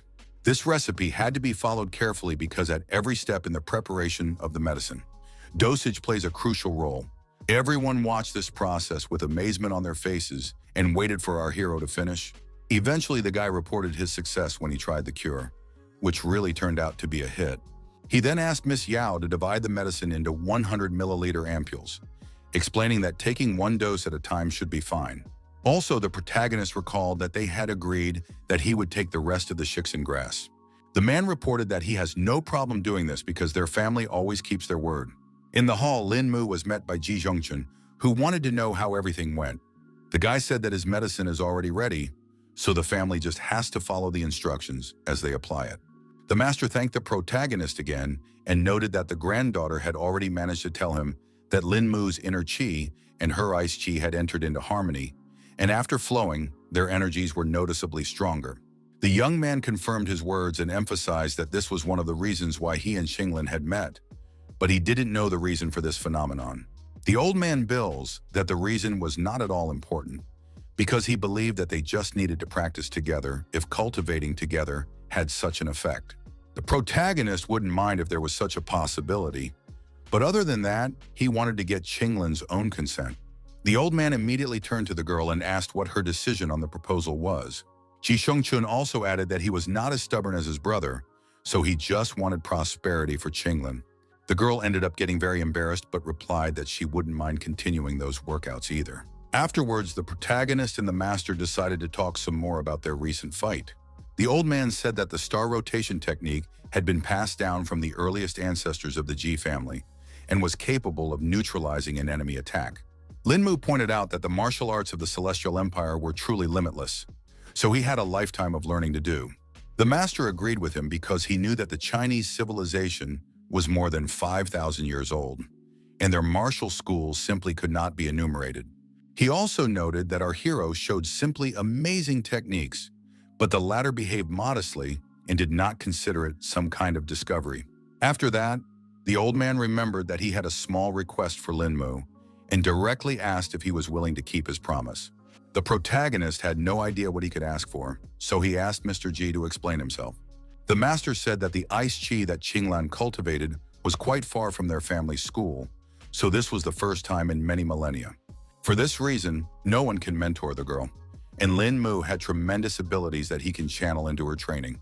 The young man realized that the old man's anxiety stemmed from fear for Qinglin's safety, as today's events could happen again at any moment, putting her in danger. Ji Shengchun also emphasized that he would not ask our hero to work for nothing and promised to give him a book of the star rotation technique for one day. Lin Mu was immediately interested when he realized that he could have such a great opportunity to improve his skills. The master assured me that he meant what he said, but the amount of knowledge the boy would be able to absorb depended only on himself. Qinglin warned that the guy might turn out if he wasn't happy with those conditions. Ji Shengchun confirmed that the girl was saying all the right things and asked what the protagonist thought about it. In the end, the boy firmly replied that he would help Lady Ji and learn a new technique in return. The old man was glad that Lin Mu was so accommodating and decided to take the young man to the library right now. The protagonist thanked the Lord for giving him such a great opportunity to increase his power level. Meanwhile, the head of the family had already learned that his brother had gone to train Lin Mu in star spinning. The man couldn't understand what Ji Shengchun wanted to accomplish because he couldn't believe that this brat liked him so much. The aide said that the old man planned to get the young man's help in order to supervise Qinglin's training. In the end, Mr. Ji relented because the main character would only get a textbook for one day, so it was unlikely that he would be able to learn anything at all.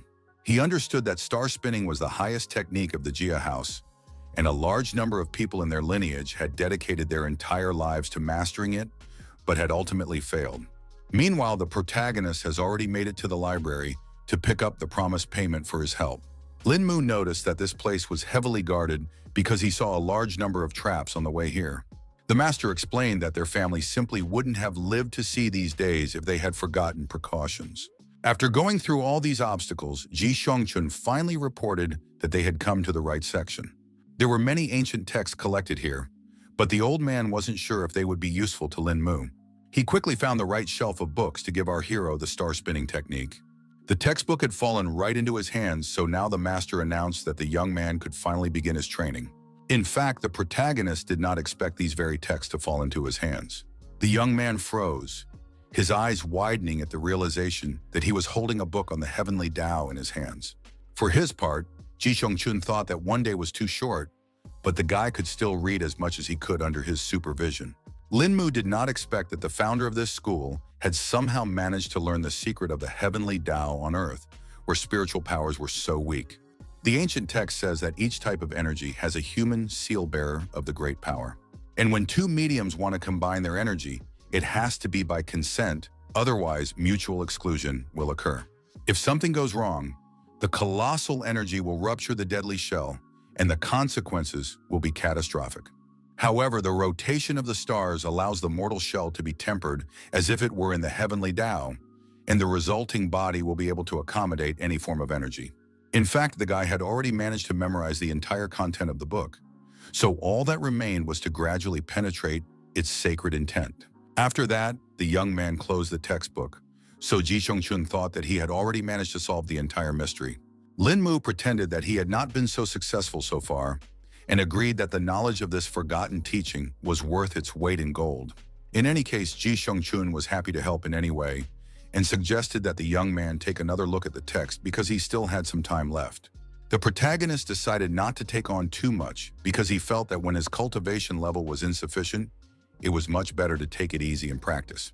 Now, the master believed that Lin Mu definitely had a great future, because not everyone would be able to gain strength and overcome their greed with unique knowledge in front of them.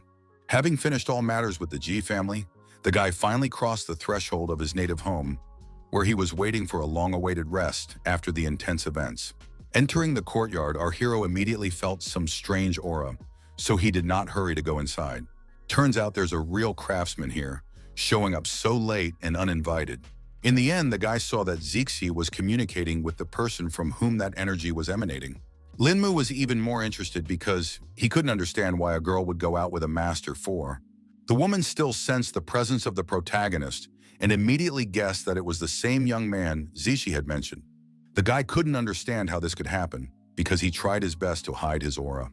Lin Mu immediately apologized for following them and explained that he had just returned and had unwittingly overheard their conversation. Zixi then explained that it was her abbess who had been teaching the girl since she was a little girl. Even such an experienced craftswoman didn't expect the main character's skill to be so impressive, because of which she didn't immediately manage to locate him. Linmu finally suggested that everyone go inside and continue their conversation at home. But the woman replied that there was no need for that because she had only come here to pick up Zixi. In fact, the girl didn't want to go back to the mountains at all because it was too boring. The abbess didn't want to force her student, but emphasized that they had a serious matter to deal with. She said that Zixi's older sister was severely injured at the foot, so the mentor had no one else to turn to. The girl didn't expect it was that serious, so thankful how something like this could happen. The woman then said that one of her students was still in a coma, and even she herself had no idea what had happened that day. Zixi realized that there really wasn't any way around here without her help, so she decided to head for the mountains right now. Before leaving, the mentor told our hero that she represented the Amy school and asked what kind of teachings the young man himself was undergoing. Linmu replied briefly that he was self-taught, so he didn't belong to any school. The woman admired the guy's amazing skills and was displeased that her student lived under his side, but conducted her teachings behind her sleeves. She said that on that note they had to depart and promised to meet up in a few days.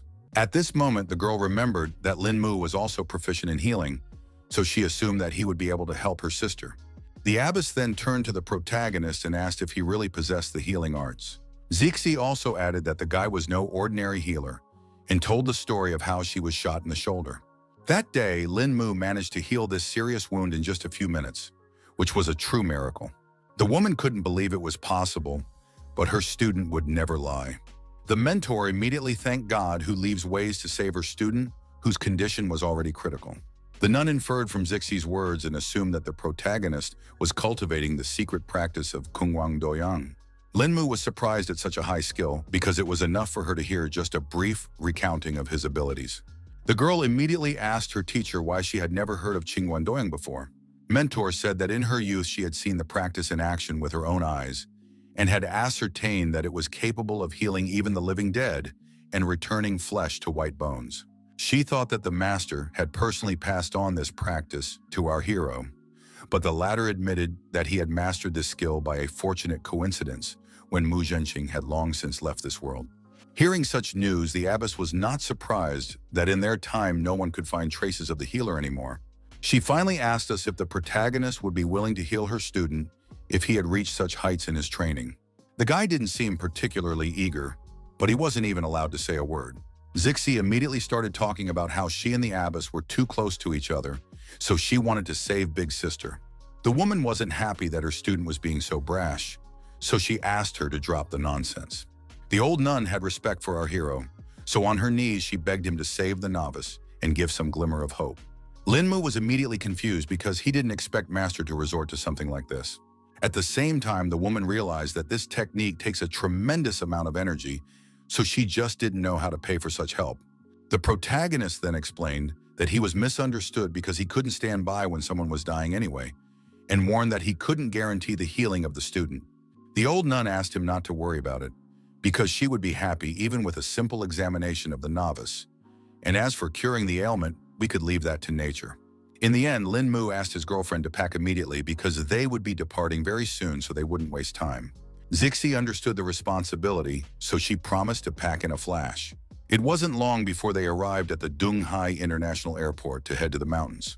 The girl couldn't understand how the teacher hadn't even picked up the documents after leaving the house, but she explained that she hadn't used them in a long time, so she had forgotten where they were. The disciple then inquired how the abbess had reached Dunhai, and she replied that a layman had given her a ride here by car. The protagonist asked not to worry about this problem and promised that he would figure something out now. After all, he had arranged their plane tickets in just one call, so Zixi began to doubt if there was anything impossible for Linmu to do. After a couple hours, they arrived at the right place, where our hero was already waiting for a driver who would take them to Dogra Amy. The girl was even more surprised when she saw that the young man was even able to get the car ready. The driver stopped at the foot of the mountain and informed Mr. Lin that they would go no further. Then the protagonist turned to his mentor and asked her to show him the way forward. Then the woman showed the shortest way up the mountain and asked Linmu and Zixi to stick to her side. The boys immediately obeyed the teacher, who now began to run rapidly upward. The protagonist noticed that the abbess still had a lot of strength and was easily able to do Jingong. It wasn't long before they finally reached the Jingchen nunnery, which was almost at the very top of the mountain.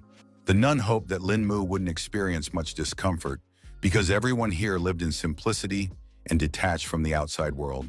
Actually, the guy didn't see it as a problem because in such a quiet and peaceful place with so little routine, he only wanted to stay and devote himself to cultivation. At that moment, two female students came outside and were excited to see their teacher return. They also said hello to Sister Zixi, who hadn't been here for quite some time. The abbess of the monastery immediately inquired about the condition of Nianxin's wound. The girls reported that, unfortunately, the sister was still in a coma. When the woman asked our hero to follow her and led him to the injured student's room, Zixi herself froze at the threshold as she was shocked when she saw her elder sister's condition. She still couldn't fathom that something like this could have happened to a girl. Meanwhile, the nun asked Lin Mu to come over and examine Niancheng's wound. The protagonist took the patient's hand and examined her body with qi energy and couldn't understand how this was even possible. The young man realized with horror that he had assessed the damage too superficially, as the girl's actual injuries were far worse than he had originally thought. The organs have already almost stopped working, and the soul of the victim is barely held in the body. So if such a thing happened to an ordinary person, death would have come long ago. At this moment, Zixi asked with hope in her voice what was the condition of her elder sister. Our hero reported that the injury was really very serious, and it's just a miracle that life is still being sustained in Nancheng. The abbess said that when her disciple was brought back to the temple, she immediately gave her a great cycle pilu, also prolonging her life with true qi. The young man immediately guessed that it was about the pill from the Shaolin temple, and the woman said that at one time she knew a Buddhist mentor from there. In fact, Lin Mu didn't even think that he would encounter the real version of the bone-hardening pill that he used in his practices. The guy noted that without this Shaolin miracle cure, the victim would definitely not last long. Zixi still looked at our hero with hope and asked if Qingguan Doyang could save her sister's life. Lin Mu explained that he only had one way to save the patient's life, but even if he succeeded, it was unlikely that she would be able to cultivate. It was hard for the girl to believe something like this because just recently Niancheng was fine. In the young man's estimation, the enemy the nun faced had no intention of leaving her alive, but still she returned home on her last strength to deliver something important. In the end, the mentor only now realized that she had completely overlooked this so important detail. The protagonist calmed her down and reminded her that if the abbess hadn't taken up the healing, there was no way they would have saved Nancheng by now. Putting all talk aside, the young man declared that this matter could not be delayed, so he proposed to proceed right now to the rescue of the girl. He asked if the monastery had medicinal raw materials, and the nun replied that there were some ingredients, but it was not proper for them to keep many healing herbs. Lin Mu then asked Zixi to bring a pen and pencil so he could write down all the herbs he would need for the medicine. The protagonist explained that their sister's injury required treatment with medication and external exposure, so they would proceed in two ways. After a couple minutes, he handed the mentor the recipe and asked her to combine the ingredients as per the described requirements as soon as possible. The woman was happy to report that they had all the herbs on the list, so right now she was going to tell her sisters to get it all ready. Half an hour later, the two girls had already brought Lin Mu all the ingredients he had asked for. For starters, the guy asked for help setting up a roaster to distill the medicine. It wasn't long before the helpers reported that the roaster and cooking pot were ready. After only an hour, the protagonist was carefully pouring the finished potion into a porcelain bowl. After that, he handed the bowl into Zixi's hands and asked her to give the patient 1/3 of this decoction to drink. Meanwhile, Lin Mu turned to the nuns and asked them to bring a piece of black cloth. A couple minutes passed and the girl handed the main character the piece of cloth he needed. The boy was already ready for acupuncture and asked his friend if Master Qinghe should be called here, but the teacher said that the girl would also be able to handle the task. Then the protagonist, blindfolded, declared that they were coming right now. First, he asked Zixi to completely remove Niancheng's clothes to prepare the patient for the procedure. The aide quickly complied with the guy's request, hoping that the older sister would be able to make it through the ordeal. Lin Mu now asked the girl to guide him to the needle point called Shen Shiyue. It turns out that our hero only needed to find this point on the patient's body to determine the position of all the others. He calculated that in order to heal such a serious wound, all 49 needles would have to be used. Before starting the technique, Lin Mu carefully enveloped the girl's body in a dense cocoon of purest true qi. This will make it easier for him to not only insert the needles, but also to control the needle points. The protagonist concentrated as much as possible and warned Zixi that he was starting to inject the needles, asking her to move to a safe distance. The girl only wished Linmu good luck because he was the one everyone was counting on right now. In fact, keeping 49 meridians under control at the same time was a challenge even for such an experienced master. In any case, the guy wasn't going to give up so easily, so he did his best not to make a mistake. Zixi, who was watching from the side, noticed that her sister was enveloped from head to toe in a silver haze. It all looked as if the girl A was now in a cocoon of silver. This method of acupuncture is called huade, and the patient is given a second life by coming out of this cocoon. In the art of acupuncture, this technique is one of the most sophisticated in the world. Although the protagonist's true qi can't run out in such a short period of time, his concentration won't last long. The young man didn't even know if he could save Niansheng because it was all too complicated. Because of his worries, Linmu was a bit distracted from the process and almost made a fatal mistake.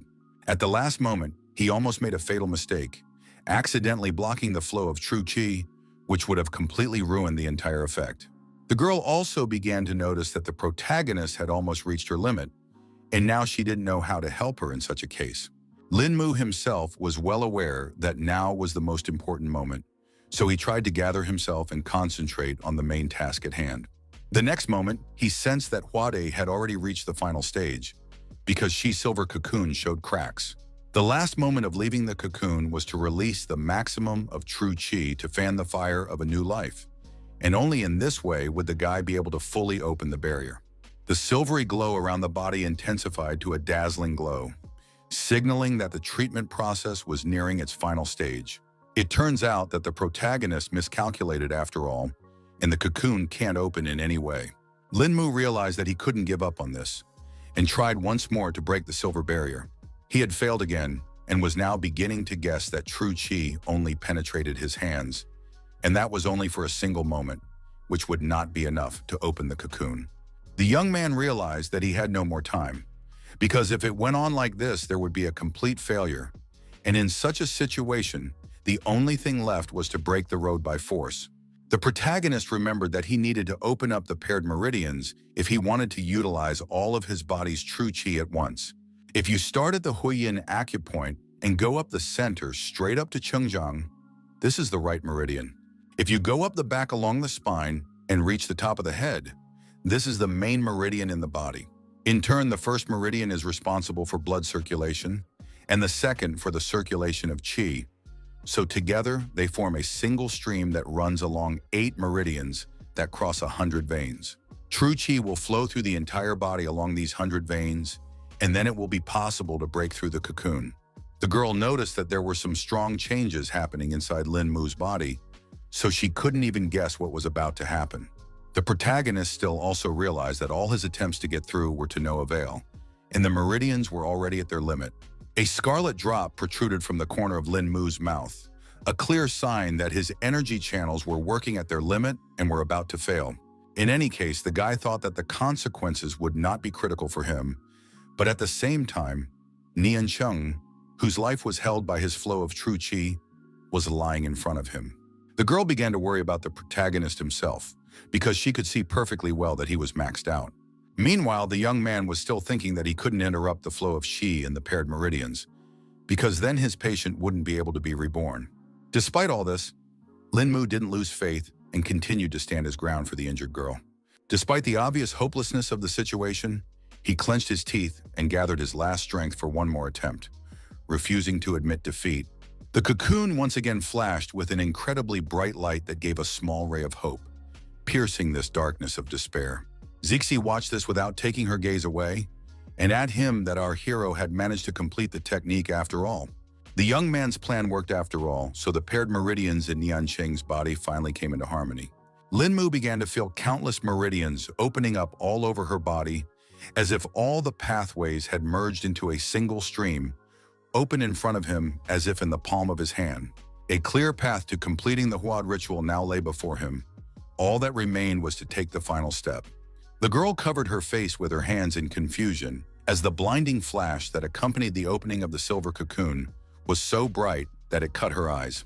Meanwhile, the other nuns stood in front of the entrance and waited for the protagonist to finish his technique. Suddenly, the abbess felt a burst of true chi inside. Things finally calmed down, and Zixi asked if the guy had managed to save his older sister. She ran closer and asked how the sister was, but Lin Mu didn't bother to answer the question and asked her to hurry up and dress the patient. The young man explained that Nian Cheng's wound had healed for the most part, but whether or not she would be able to cultivate afterward would only be decided by luck. Our hero asked his girlfriend to keep an eye on his older sister, while he himself left the room for the time being. The abbess of the temple immediately ran up to him to ask about his condition, but the lad replied briefly that he was fine. But Lin Mu also honestly admitted his exhaustion and politely asked the nun for permission to linger in the temple for a brief rest. The woman immediately turned to Wanshan and asked her to prepare quarters for Lin Mu. Afterwards, she immediately went to her student's room to see how it went. Zixi excitedly asked what condition her sister was in, while the abbess was giving her an examination. In the end, the nun was greatly surprised when she saw the results the protagonist had achieved. She saw that Niancheng still had tangled meridians, but all the other organs were perfectly fine, which was a true miracle. Other than that, the nun decided to guide some true qi into her body because she was about to wake up. Opening her eyes, the confused girl immediately saw the familiar face of her mentor in front of her. The teacher was overjoyed that her student was awake after all, after such a long coma. Niancheng couldn't endure this wave of emotions, so she immediately threw herself into her mentor's embrace. The girl also looked around and saw that even Zixi, whom they hadn't seen in a long time, had arrived here. The nun wanted badly to know how this incident had happened to her student and asked for a quick account of the events of the evening. Without wasting a second, Niancheng revealed that during her wandering, she had found a scarlet fruit that was over 300 years old, after which she had been attacked by a robber. She immediately realized that she couldn't defeat such an enemy, but then her opponent came out of nowhere and inflicted this serious injury on her. The abbess was beginning to guess that her student had met with a certain scoundrel she knew. Now the nun began to blame herself for what had happened, because in her years she had not nailed this brute who had now nearly taken Niancheng's life. Zixi could sense that the teacher had become enraged, and she felt that her sister had been attacked by the same man who had once turned her head, which was the reason she had come to this monastery in the first place. She immediately remembered that this person was also from the Woolen school, and he and Niancheng had once been a happily married couple who enjoyed a free life. But then this man coveted power and to get it, sold his wife to another man, setting a trap. After that, the girl was bullied, because of which she almost killed herself, but fortunately, the teacher saved her and took her to a convent. The mentor couldn't even think that after so many years, the wily hands of this animal would reach her student again, and promised that this time he would have no mercy. Meanwhile, Lin Mu stayed in the commuter room and meditated to recover his strength. He immediately sensed that someone had entered the building, so he stopped his practice. Turns out it was Zixi who came to inquire if our hero was able to recover from such a strain. He replied that he was already fine, so the girl promised to bring something to eat because she was sure Lin Mu was exhausted for such a hard day. The young man did not refuse such help because he was indeed a little hungry. The girl had warned him that they didn't eat meat at the monastery, so she had prepared a snack for him from what was available here. She made vegetable soup for our hero, which was often prepared for the Mother Superior. The guy's eyes flashed with delight at the sight of the dish, because the aroma and the sight were so tempting that he immediately drooled. Zixi was expecting an assessment from our hero, but he didn't even expect that Lenten soup could be so delicious. At this moment, Niancheng walked in and wanted to express her gratitude for saving her. The protagonist quietly spread his hands, explaining that helping his friend Zixi was just as urgent for him. Then the nun placed some kind of scroll on the table and explained that she couldn't repay Lin Mu's noble deed anyway, but this way she would at least do a good deed for him. The boy wondered what the young masteress had prepared and added that he did not need any gifts because he did everything from the bottom of his heart. For her part, Niancheng emphasized that she was a lonely nun, so she did not have any wealth with her, but she was able to find a small gift for her savior. Zixi asked the guy to accept this gift from her sister, but he was in no hurry to do so because he felt too awkward. It turns out that the girl decided to give our hero the very fruit she found during her wanderings. Upon seeing it, the protagonist could not believe that he had gotten the very fruit he had only heard about in legends. Lin Mu still asked the nun to keep this item because it would come in handy when recovering. Niancheng was very upset because she thought that her gift was not enough for Mr. Lin. The protagonist shook his head, explaining that the situation was exactly the opposite, and he simply could not accept such a valuable gift. She explained that she was now going to quit cultivation and lead the life of a simple nun from this day forward, so she no longer needed the scarlet fruit. Suddenly, someone's shrill laughter was heard in the building, and it definitely didn't belong to someone from the monastery. Niansheng immediately reacted to the stranger's presence and confidently asked loudly who was here. Meanwhile, the protagonist felt that the uninvited guest must have high skill. The mentor also went outside and asked who dared to break into her chambers deep in the night. She asked the stranger to show himself and promised that the old nun would treat the guest to a good tea. This person's voice only laughed from the fact that 30 years had passed, and old lady Qinghe was still as old-fashioned as ever. The nun asked what her old acquaintance wanted, and he explained that a bird had whispered to him that a 300-year-old scarlet fruit had appeared in the convent.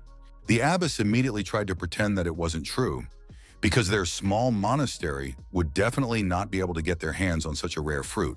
The stranger didn't care whether it was true or not, because either way he was going to look for this fruit on his own. Qinghe suggested with a slight irritation in her voice that her mysterious acquaintance stop hiding and start talking substantively if he really had something to say. In the end, the woman was the first to throw herself into the fray and emphasized that he definitely didn't need to underestimate the old nun.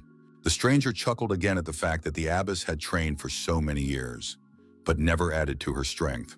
The nun herself realized that this demon was impossible to catch, so if there was a serious fight, she could only strike at random, but then there would be nothing left of the convent. Meanwhile, Zixi had already realized that something wrong was going on, so she asked her sister to hide the scarlet fruit sooner. Turns out it was already too late, because the stranger had found his main target.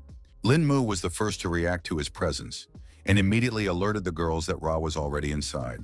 It turned out that it was indeed Niansheng's husband who had decided to visit his wife.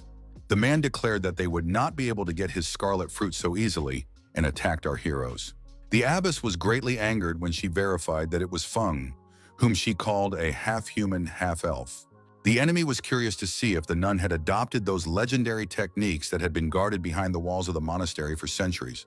The protagonist had already come to the rescue and noted that the man was quite brazen since he dared to come here alone to rob defenseless people. Feng became even more angry when he heard some kid allowing himself to talk to him like that. The young man looked firmly into his opponent's eyes and declared that he had no other trump cards besides his own courage, but that was enough to fight. The robber had already had time to notice that our hero was highly skilled and was about to subdue him. He didn't wait any longer and quickly rushed out of his seat and was about to attack Lin Mu.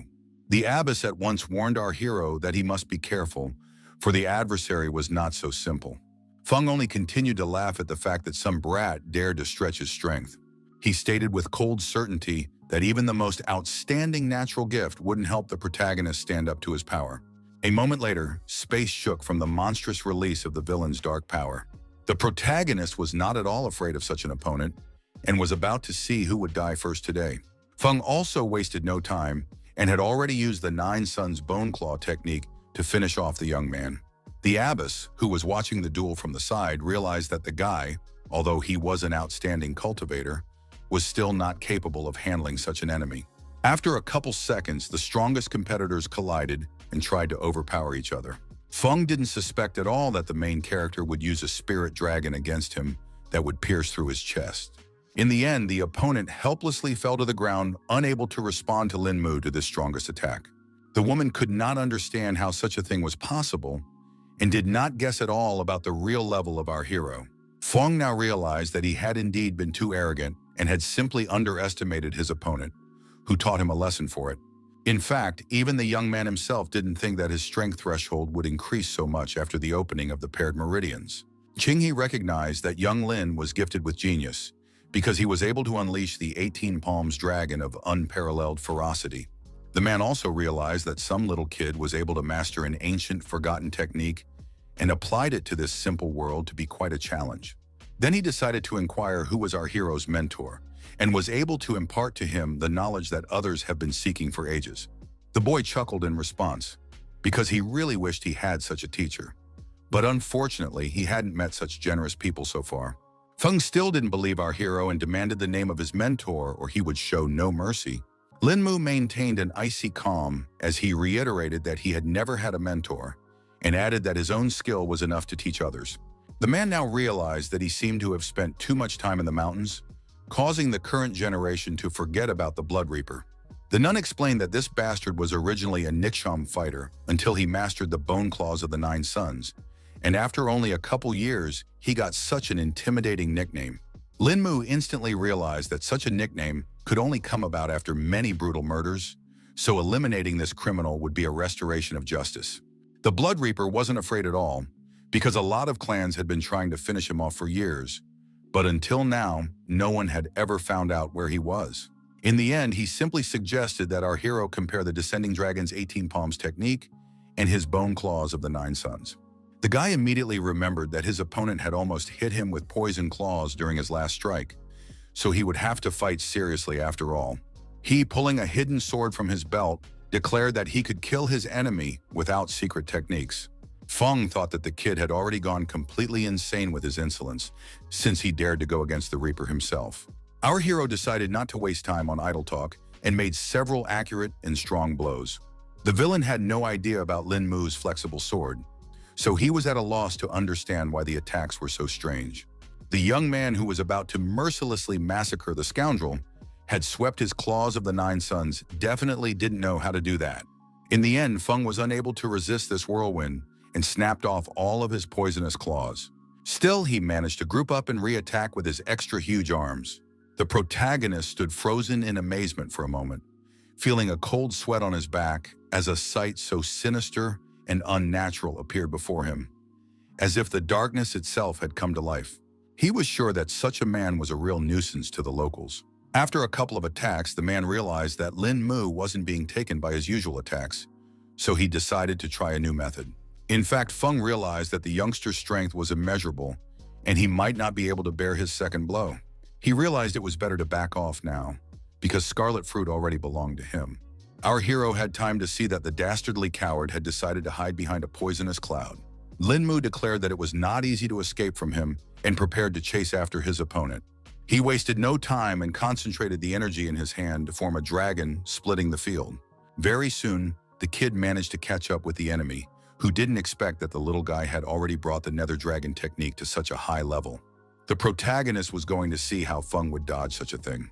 The man tried to dodge at the last moment, but the powerful blow still caught up with him, sending his body into an agonizing flight, and he screamed loudly in unbearable pain. Still, the guy suspected he had miscalculated his strength a bit and let his enemy get away. It turned out to be true, so Feng had the opportunity to come back after a time and take revenge on the damn brat who had humiliated him so much.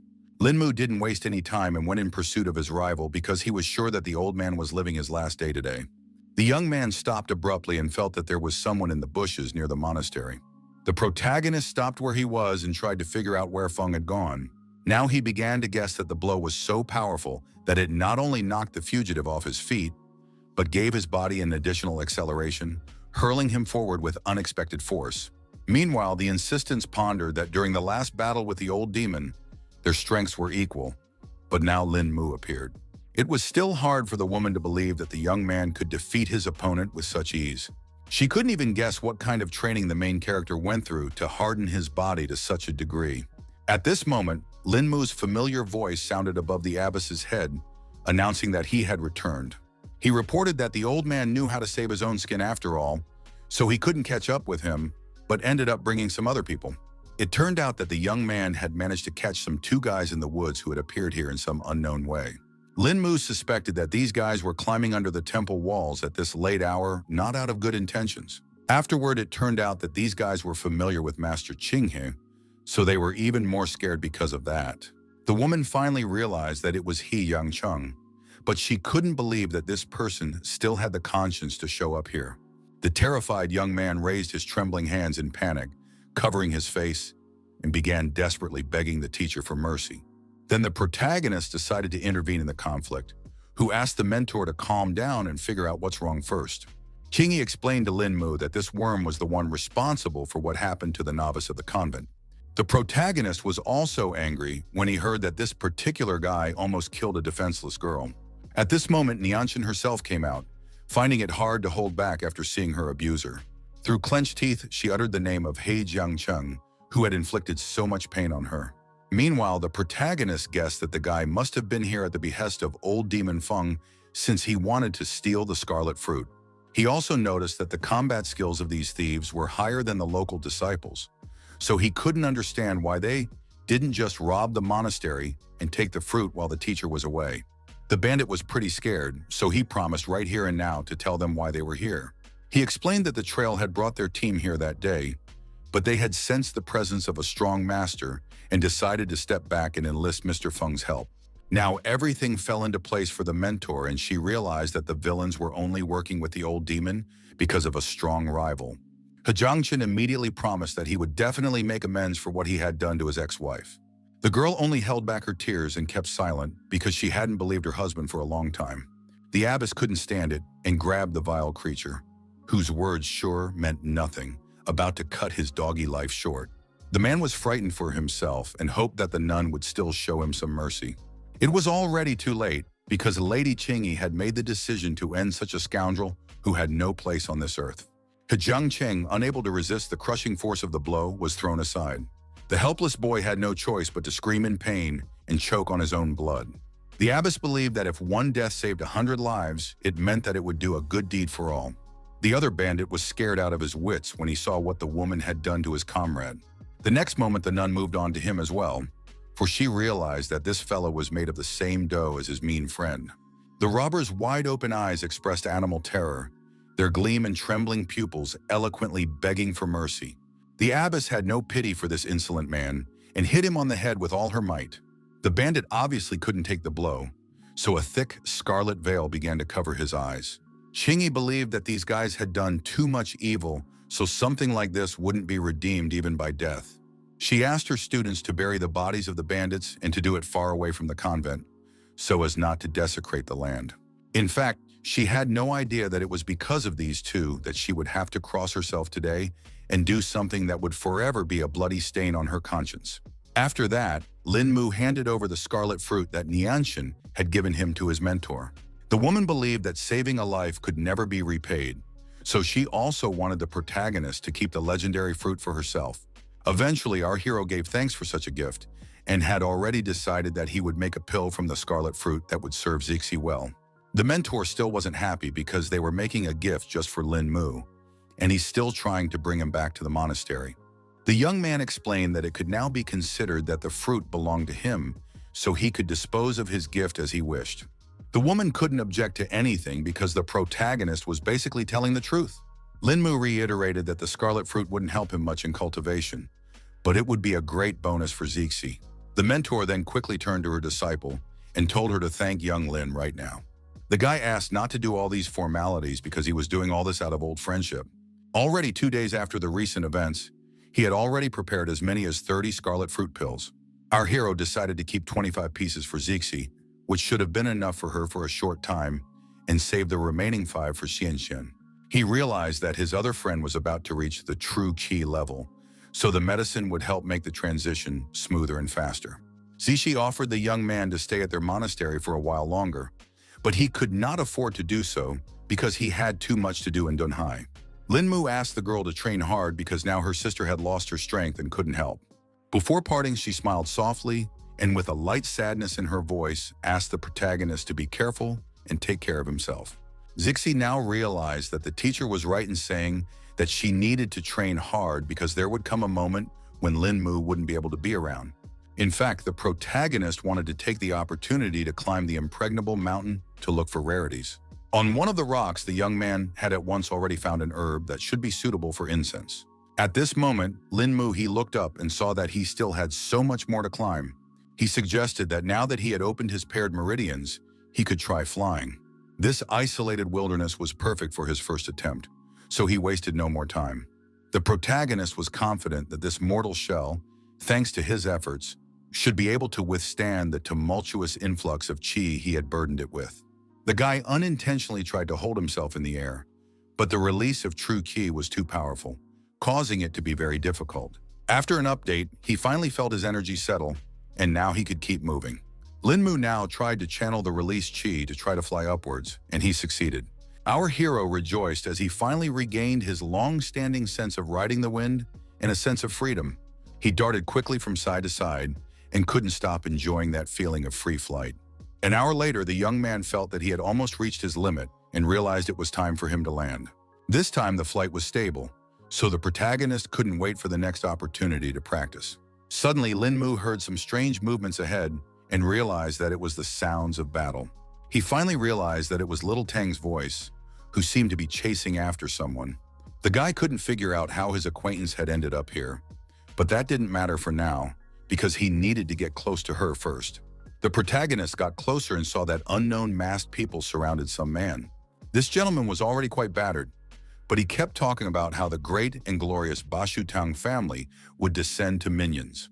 The leader of the group believed that sooner or later that day was going to come because of the way the case was handled by this man. He was convinced that this family was driven by greed and lust for profit, and that their members were honing their dark skills with poisons and dubious potions, steeped in the teachings of voodoo. The mercenaries believed that the Tang family was unrivaled in the art of stealth and poisons, so they asked not to be mixed with this dark doctrine. The leader decided it was time to end these useless words and informed the man himself that he would be better off if he gave it all up and kept his life.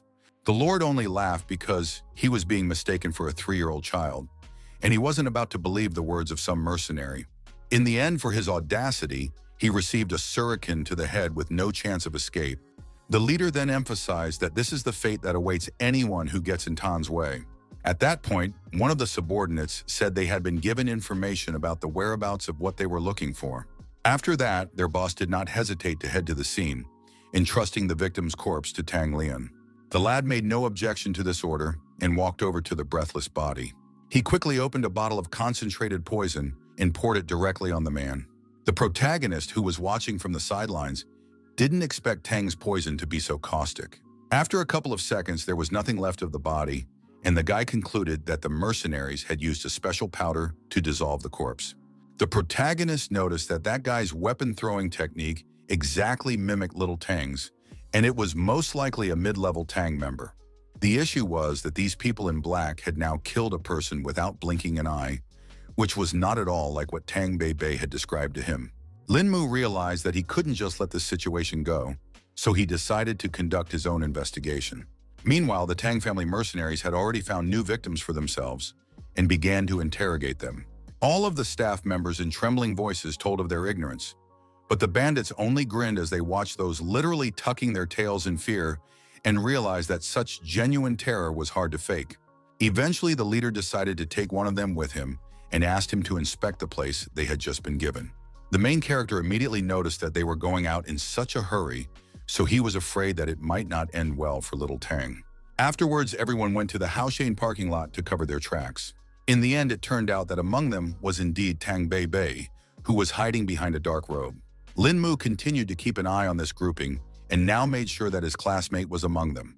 The protagonist realized they were heading to an address they got from one of the hostages and tried to find a way to follow them as quickly as possible. He quickly made the decision to borrow a car from the Tang family's comrades who still hadn't made it back from the forest. The guy connected the right wires to start the car and easily found the contact.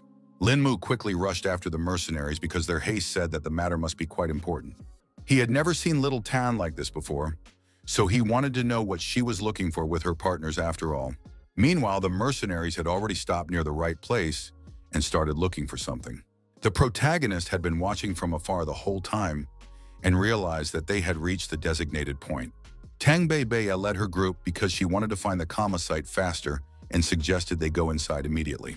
They went onto the property of someone's house because, according to the guy, what they were looking for was in one of the rooms. The strong man didn't have to think long about how to get in there and just broke through the wall. They realized that they couldn't keep the head waiting, so they tried not to loiter here. The mercenary quickly completed the task and found some sort of sack, so the hostage hadn't lied to them after all. The guys asked Little Tan to go faster, but she seemed to be up to something and had already prepared shurikens for it.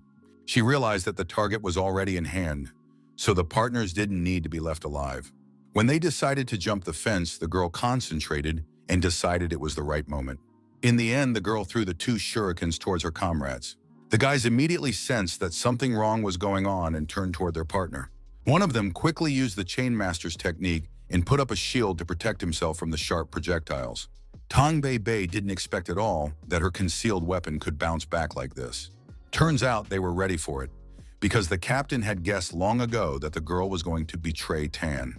Little Tan realized that her worst fears had come true and immediately asked how her partners knew of her intentions. The guys only explained that the captain hadn't trusted the girl from the beginning, which was why they'd been able to catch her so easily in the hot seat. They noted that Ben wore her mask well after all, and endured all this time until the right time. The fighters also admitted that the deaths of the girl's father and brother were also their work. That time, his brother had briefly returned to check on little Tang, but his carelessness had given away his location, and that was enough to put him on the trail. Because of this, the girl couldn't hold back her tears, and now wished her former partners dead even more. At this point, the protagonist intervened in the conflict, who couldn't believe that the former Bashu Tan would be bred into something like this. The bandits immediately started looking around because they could tell who was talking to them. One of them noticed that someone was able to get close to them without making the slightest noise, which meant that their opponent was a true master. Because of this, the guy turned to his comrade and suggested that he finish off Little Tan first so he could chit-chat with some strangers later. The mercenaries quickly rushed towards Tang Bei Bei with a cry that she would definitely die today. Suddenly, rocks came whistling down, hitting the brigands in the backs, and under the hail of rubble and dust they stumbled, losing their balance. The girl felt a master coming to her rescue and asked him to show himself right away. In the end, she saw that it was in the Lin Mu she knew. She couldn't believe that things had worked out like this. She was utterly perplexed and inquired how our hero had come to be here. The guy said that he was minding his own business on Mount Amma and suddenly heard a familiar voice at the foot, whereupon he followed his acquaintance. He immediately asked Tang Bei Bei to cry and hold nothing back to make her feel better. The girl immediately remembered that Lin Mu had always said that her parents were good, so now she couldn't understand why they had been attacked. At this moment, one of the mercenaries woke up and now couldn't understand who the young man who dared to meddle in the Tang family's affairs was. Baby thought that there was no point in listening to these guys because they were going to die soon anyway.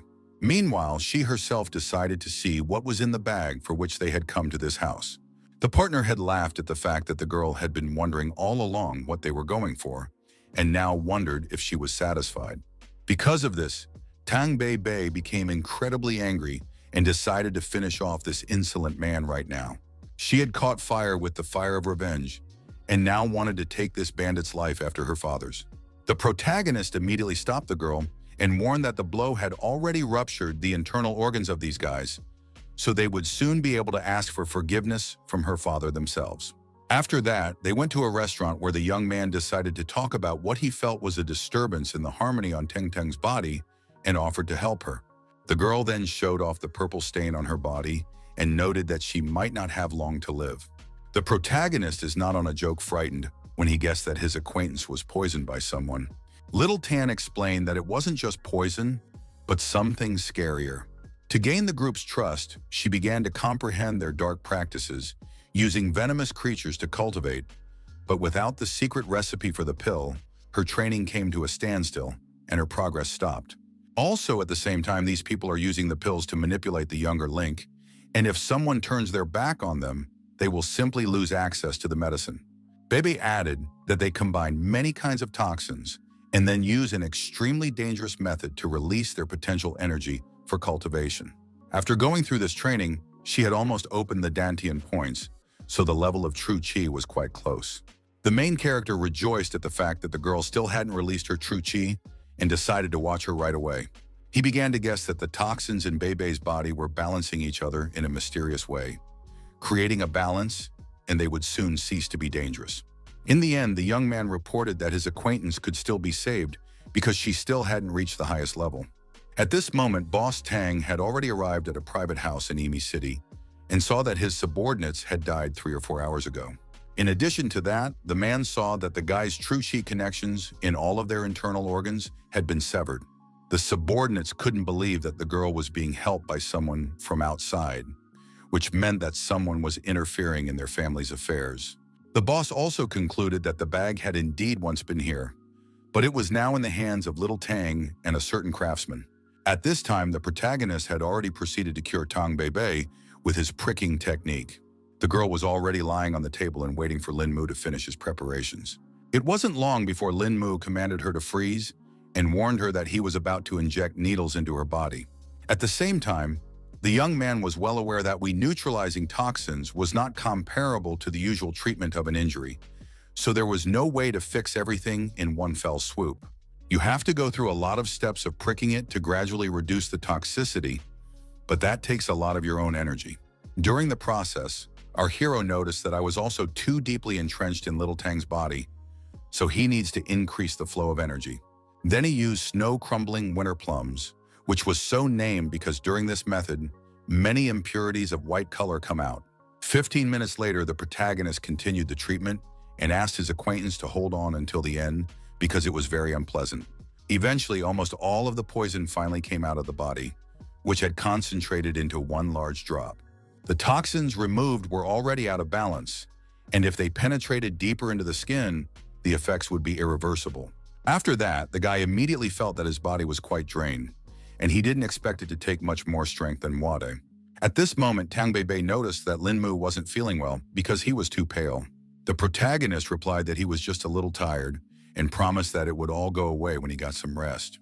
Also, the guy did not remember that he wanted to give some item for his acquaintance. He pulled a small envelope from his jacket, but ended up not being able to hand it over because he just fainted. At the decisive moment, the girl rushed forward and managed to catch the falling Lin Mu, his exhausted body unconsciously collapsing in her trembling hands.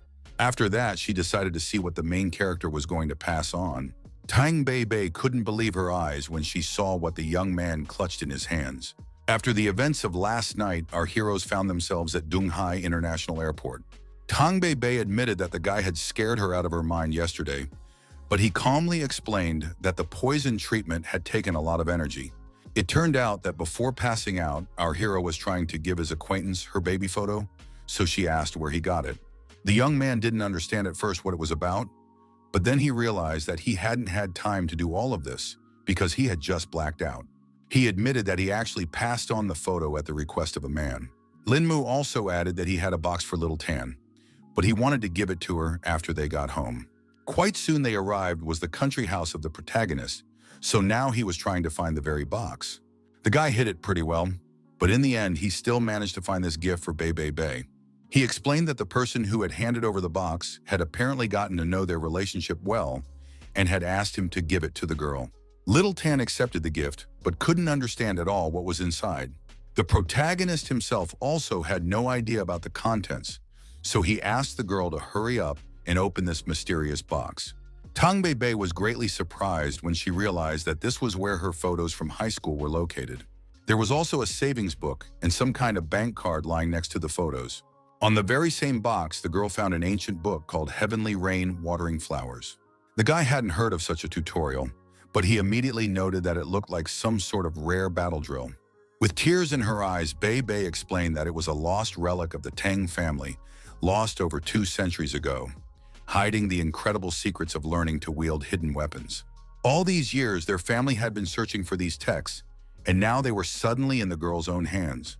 She was immediately reminded of how much she missed her parents, but at the same time, she was a little relieved because she could at least find the lost manuscript. Lin Mu was already doubting whether his acquaintance needed all this truth because she had already gone through so many difficult events. Through her tears, Tang Bei asked if that person had said anything else. The main character relayed that he wanted to tell the girl that they would always be one family, no matter what happened. You girl couldn't understand why this mysterious, generous man was talking about family. The young man looked intently at Little Tang and asked if she had even the slightest suspicion about who might have been behind the gift. Baby cried even more because she realized that it was probably her older brother who had run away from the family many years ago. At that time, everyone said that he was a scoundrel, that he stole from the family because of which the girl almost killed him with her own hands, but now realized that she was very wrong. After a conversation with his acquaintance, the protagonist went to the office of his security company to settle business matters. It turns out that Tian Ming was the one who decided to suddenly summon the young man for some reason. The company director explained that the people they sent had passed on new information and said that something had recently happened in the Lin family. The man pulled out a small flash drive and explained that the case was quite serious, so our hero had better see it. From the very first seconds of the video, you could hear that there was some kind of conflict between the family members. It turned out that they were whispering about the fact that the old man father had stopped participating in the family's affairs for many years, and one of the brothers was obviously hatching dark plans for the helpless old man. The man was worried that the will had gone missing and was afraid they would just be cut out of it. Eventually, one of the brothers pretended that such nonsense could not be spoken right in the house. The other man immediately laughed at the fact that he was so frightened and emphasized that there was no need to feign innocence here. He was even certain that it was his brother who had killed Lao's consort and deliberately let Lin Mu off their hook. The second brother immediately replied that before our hero, then something was wrong with him, because even the assassins could not cope with him. The man was immediately angry when he heard such news, because in the matter of inheritance, not the slightest chance should be left to chance. In the end, they ended this conversation on the fact that the old man is already taking poison under the guise of medicine and will definitely not live long, and it remains for them to prepare people to find the will as soon as possible. Lin Mu immediately asked how many people knew about it now, and the assistant replied that there were only 3, considering the scout. Our hero asked to hand over the money to their employee and decided to call it a day. Immediately after this meeting, the guy decided to go to his family's mansion. The butler was overjoyed when he saw the young gentleman who had finally returned to visit his grandfather. Lin Mu continued to pretend that he didn't know anything at all and asked what the old man's condition had been recently. The aide said that the gentleman has really not been on the mend lately, but his mind is relatively clear right now. When they entered the room, Senior Lin, helpless as a baby, obediently opened his mouth as the maid brought him a spoonful of food.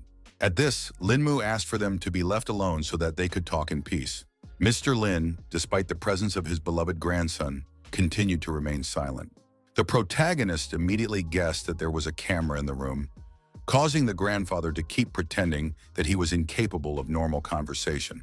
The guy finally tried to wiggle it with true chi and saw a red light come on, which showed his success. Lin Mu informed his grandfather that they were now safe because no one would hear them, and they could finally talk. The young man immediately asked if the old man ate this porridge every day, as he realized that there was probably poison in it. Grandpa confirmed this and explained that his appetite had completely disappeared by old age, so he could only eat this kind of food all the time. Lin Mu then spoke directly about the danger that lurked in this harmless porridge, but the old man couldn't understand where he got the information about the slow poison from. Just then, the protagonist showed off a flash drive that held something that might disappoint his father, but he definitely needs to know the whole truth. Meanwhile, the cleaning lady in the courtyard noticed that the other servant had somehow fed the gentleman too quickly. A colleague immediately reminded me to remember to add more ingredients to the gentleman's porridge. The woman was surprised to hear this and immediately inquired who had given such an order and why so suddenly. Her colleague emphasized that it was definitely none of her business, so she should just stick to the instructions. Meanwhile, the head of the family could not contain his emotions after seeing that he had raised such scumbags who wanted to kill his own father. Afterwards, the man sat on the couch defeated and realized that this was a complete disaster for the family. Suddenly, Senior Lin's body shuddered, his eyes unnaturally widened due to the sudden pain. Eventually, he began coughing violently and choking on his own blood. The protagonist reacted quickly because he realized his grandfather's body was crumbling before his eyes and engaged the main punctuation points. After that, the old man was immediately able to regain consciousness and stop panting. Lin Mu immediately asked if Mr. Lin was all right. The latter replied that he felt fine. The old man immediately asked his grandson to hand over the certificate to the police because he wanted all his sons to spend the rest of their lives behind bars. Lin Mu thought that they would get off too lightly then, asking them to wait for him to punish them himself. Grandpa asked our hero not to do anything stupid under any circumstances, because then the brothers could ruin his future. The head of the family recognized that he was already too old, so he wouldn't ask too many questions, and simply asked the young man to preserve the Lin clan and do the rest at his own discretion. At that moment, the butler entered the room and said that the CCTV repairman had come here. Lin Mu didn't care about this at all, so he ordered his assistant to go right now and disperse all the servants. The man was surprised to hear such confident orders from our hero and tried to find out what he was going to do. Then his voice fell to the head of the family, who was informed that from this day forward they all obeyed Lin Mu Kama, in whose hands was the future of the House of Lin. The butler was only glad that the gentleman had come to his senses and agreed to fulfill the request of the protagonist. The servant was very displeased that he had been given such an order and could not understand what the reason was. Just at this moment, the protagonist and Mr. Lin entered the courtyard to deal with all the subordinates who were not as loyal as expected.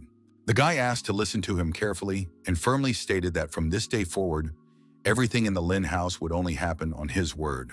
One woman thought that according to conscience and logic, their dismissal should be by Mr. Lin's free decision, so the young man couldn't just chase them away. Meanwhile, the protagonist didn't hesitate and directly told the servants that they already knew that the workers dared to take advantage of Lin Yitai's kindness and secretly spy on him. The subordinates continued to stand their ground and say that the young master was just throwing mud on them, even though everyone here was an honest person.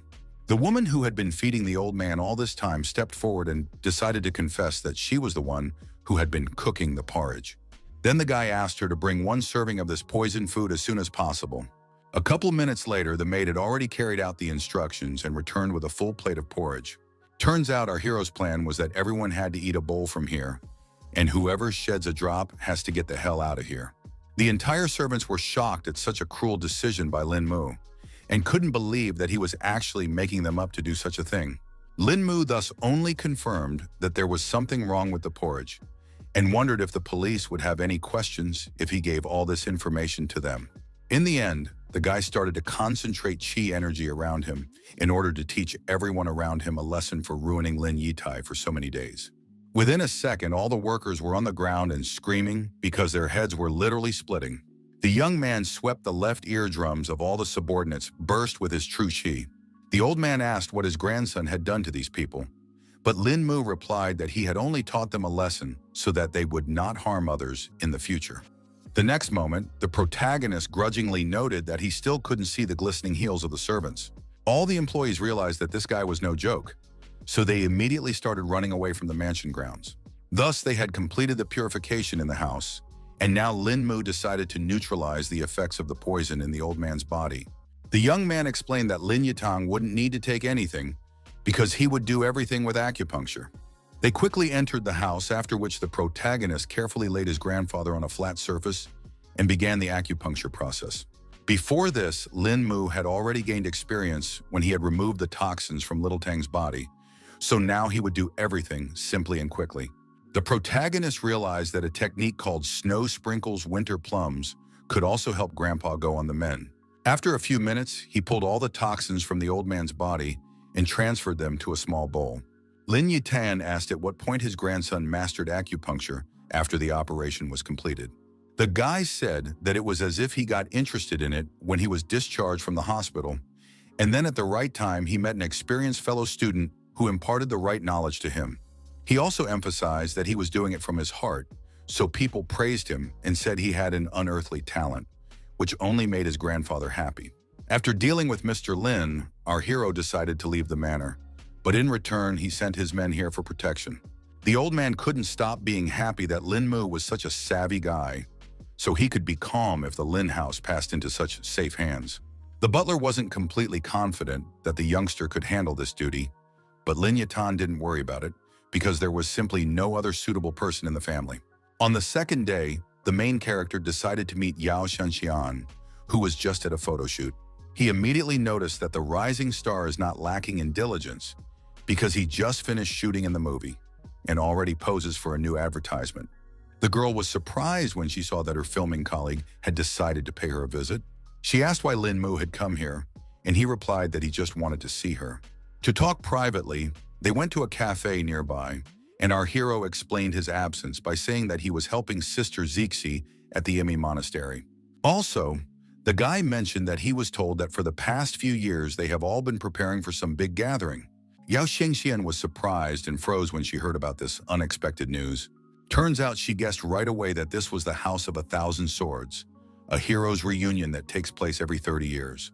The girl explained that this was the Lu clan from Fengmen village, whose masters were countless and no one could compare to them in the teachings of stealth. She said that their teachings included the secret knowledge of the clans. So many schools send students to the meeting, which caused Lin Mu to get interested and want to go himself. In addition, Yao Xianxian revealed that the first 3 at the heroes' gathering would be able to choose one book from the Sutra Vault. This meeting is held once every 30 years to test the strength of the younger generation, so only those under 30 can participate. The protagonist agreed with this because the first 30 years were the most favorable time for cultivation, and if one did manage to reach a certain level during this time, then the chances only dropped further. The girl herself had heard that in her years her grandfather had been fortunate enough to participate, but had lost to some 19-year-old young man from the Lu house.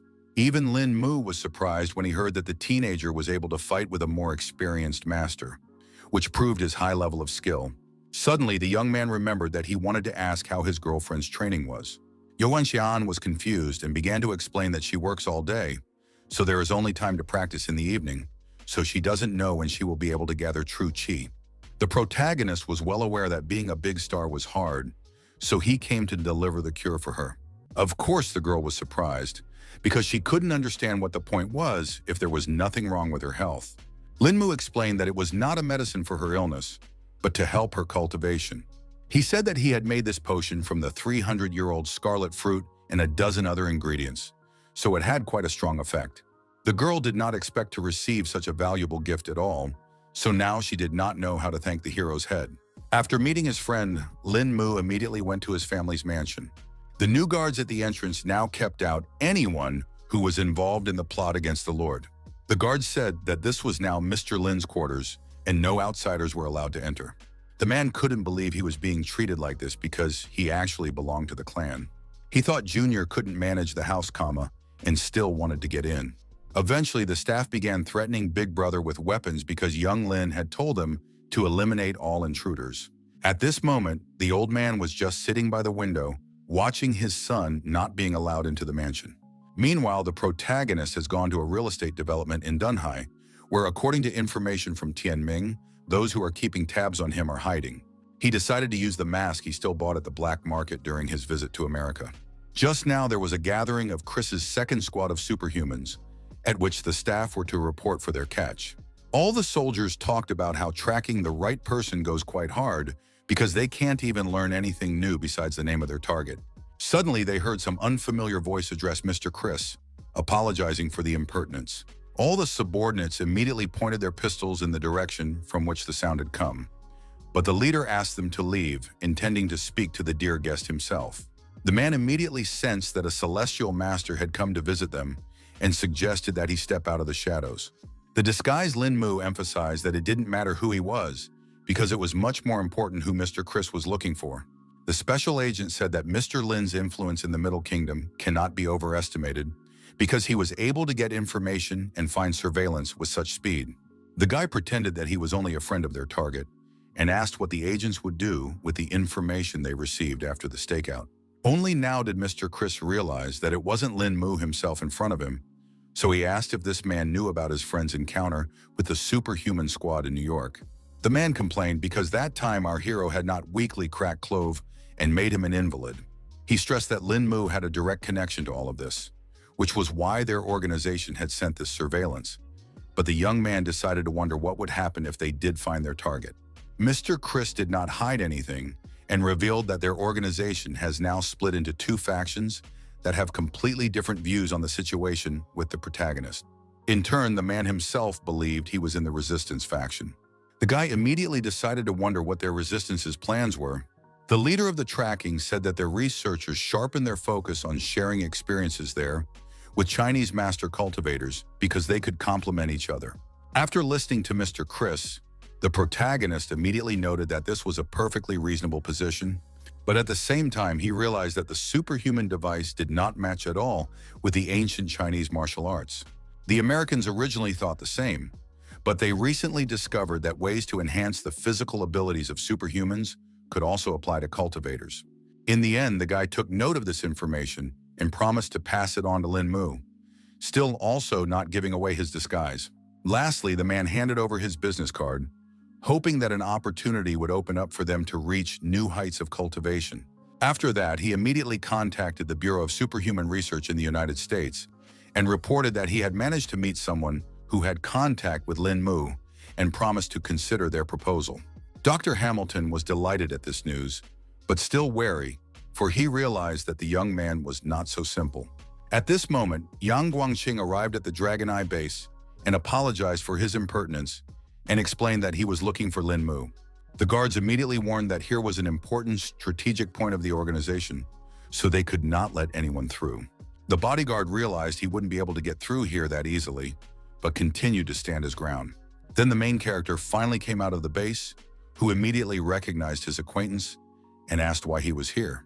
Also, the young man asked everyone to relax because it was his friend who could be here with no problem. Yang Guangqing noted with a smile that he had some rather challenging subordinates who had almost all reached the true Qi level. Our hero suspected that his acquaintance already knew about his new status if he had come to this very place. The guy realized that the bodyguard had come all this way for such a long trip only out of a good reason, so he offered to come inside and discuss all the details. It turns out that the main problem was that someone dared to kidnap the head of Wen. Yang Guangqing said that he left work early yesterday, and he had no idea that such an incident could happen. Our hero realized that the crime was committed extremely quickly, and it was definitely carefully planned. The man added that the kidnappers were working at the request of the Golden Triangle Mafia, who want the confiscated goods back. Then the young man inquired if the keeper had any clue as to the kidnappers. The bodyguard admitted that he had no solid information yet, but that the first thing he did after the kidnapping was to shut down all land and air routes. He also asked some of his friends for favors, so at the very least it was known that the kidnappers were still in Guangzhou. The protagonist still couldn't understand what the problem was, because the criminals could have been dealt with long ago since they still hadn't traveled far. Yang Guangqing explained that there was also a master among them who knew an ancient, unfathomable martial art that greatly helps them. In the end, he asked Brother Lin to follow him to Guangzhou and rescue Mr. Wen. Lin Mu, as always, refused all formalities because he couldn't refuse such an important mission. After that, he immediately went to the hall to meet the entire Dragon Eye team. He informed the soldiers that they must now rescue the man from captivity, which was a rare opportunity to test his true strength. To begin with, the captain ordered the 2nd and 4th squad, after manning up, to leave immediately for Guangzhou and then report their arrival. Our hero also decides to stop by Dunghai University to meet up with little Tang, whom he recently saved from poison. The girl immediately inquired why Lin Mu had decided to appear at the university and asked who was beside him. The young man introduced Yang Guangqing as an old acquaintance and said that they were planning to take Bei Bei to Guangzhou for a while. The girl did not even have time to agree to this adventure, but the protagonist has already pulled her along and informed her that he had already packed all the things. That same night, some strangers tried to sneak into the grounds of Lin Mu's new mansion. They hoped that there were only 2 girls left in the house now, who they could easily take hostage and do all their bad deeds. They then tried to hide in the shadows, and their leader asked them to act quickly and not make a mess. It turns out that the enemies didn't miscalculate at all that the protagonist had a good security system. Only now did the bandits realize that they had been given inaccurate information, but it was too late because the guards had surrounded them on all sides. The trained fighters of the protagonist were the first to rush into battle, because under no circumstances were they going to let the outsiders escape from this place. Eventually, the enemies decided to engage after all and see what these guys were capable of. After a second, the bandit created that he didn't manage to hit his target at all because he was fighting against a nimble kid. In just a second, the guard was behind the intruder's back and disarmed him with one precise blow. In this way, they spent another long time beating up all the strangers who dared to so boldly break into the mansion's territory. In the meantime, the guards were trying to act as quietly as possible so as not to disturb the girls who were relaxing inside. They were quite successful in doing so because Songling Ru didn't pay attention to some quiet noise outside the window. Meanwhile, our heroes have stopped at an abandoned construction site and have been keeping an eye on the factory across the street, where, according to information received, Van is located. Lin Mu was already actively solving matters on the phone because he was immediately informed of the territory invasion. All the allies immediately inquired what had happened, but the fellow briefly only explained that some leisurely guests had paid a visit to his house, but they had already packed for them. Bei Bei immediately remembered that Teacher Sun and Xuanzhong were still at home, so she asked if they were fine. The protagonist asked not to worry about their friends because they had everything under security control. At this moment, Yang Guangqing interrupted their conversation because he saw some important detail. The bodyguard was already certain that this was the place where Mr. Wen was being held. The guy looked through the binoculars and now couldn't understand why the factory across the street was still running at this hour. The protagonist began to suspect that the workers inside had also been taken hostage, and Yang Guangqing confirmed that more than 1,000 people were now in danger. At that moment, a panting soldier came running in and reported that he had managed to get a plan of the factory building. He said that there were too many hostages, so they could not afford to storm the factory, and now no one knows what is going on inside. Yang Guangqing, after comparing all these facts, came to the conclusion that the special forces should wait for the order at the starting position and would only receive the command when the situation was clear. In turn, the protagonist suggested to start by penetrating deep into the territory of the factory to reconnoiter the situation. The bodyguard has also agreed to this adventure because the two of them can definitely figure out what's going on inside. Very soon, our heroes have already found themselves on the territory of the factory, where everything is swarming with enemies. Yang Guangqing, who was walking in front, emphasized that time was of the essence, so they should get into the deepest depths as quickly as possible. The young man asked his companion not to rush so forward, for there was surveillance posted everywhere. Our hero emphasized that they would have to be more cautious, and the bodyguard agreed because things would go badly if they were spotted. Meanwhile, the workers inside the factory were actively engaged in some kind of work. Yang Guangqing assumed that the kidnappers were dressed as employees, so it was no wonder no one suspected anything. He realized that this was a gamble that would be to the bandits' advantage, and for the time being, he suggested going around the building from the other side. The protagonist immediately calculated that there were 54 kidnappers disguised as workers along the road and memorized the position of each of them. Yang Guangqing said that there was only one warehouse left that they hadn't looked at, and that was most likely where Wen was being held. The young man was about to go there, but for some reason he asked his partner to wait a bit. It appeared that Lin Mu had sensed the fierce qi energy emanating from there, so there must have been two masters there at once. In the end, our hero sensed that there was someone else there whose qi was very secretive, so he missed him. The bodyguard also sensed that there were as many as 3 masters there, and our hero began to fear that their actual power might have been far greater than his own. He thought it all seemed too strange because they were using 3 such strong fighters to protect some ordinary principle. Anyway, the situation was that they had learned the kidnappers' location around the factory, so now it was better to go back and think about the whole plan of action. They quickly returned to the observation point, and opening the map began pointing out the areas that needed special attention because there was a large group of bandits concentrated there, hiding among the workers. Eventually, our heroes laid out everything they'd managed to scout and began to plot the course of the operation. Bei Bei wasn't standing idly by, so she asked if she could borrow a sniper rifle from one of the SWAT team. The bodyguard was surprised to hear such a request and wondered why the girl needed such a serious weapon. She replied that she was only doing it to help and said that in conditions without wind, she could hit a coin-sized target from 5 kilometers away. The soldiers were shocked by such a statement and thought that Little Tan had decided to play a joke on them. Yang Guangqing also agreed that there might be difficulties here, but Bei Bei asked him not to forget that she was from the Tang clan. With confidence in her voice, the girl stated that the entire team could count on her skills. The bodyguard saw that she had a lot of confidence, so he decided to rely on her gut. Before the operation began, the main character filled that their goal was to save the head of Wen, so all the soldiers must carry out the capture in the shortest possible time and avoid casualties among ordinary workers. He emphasized that they cannot give the enemy the slightest chance, because then the whole operation would fail. Yang Guangqing lastly said that the code name of their operation would be Pull the Piles.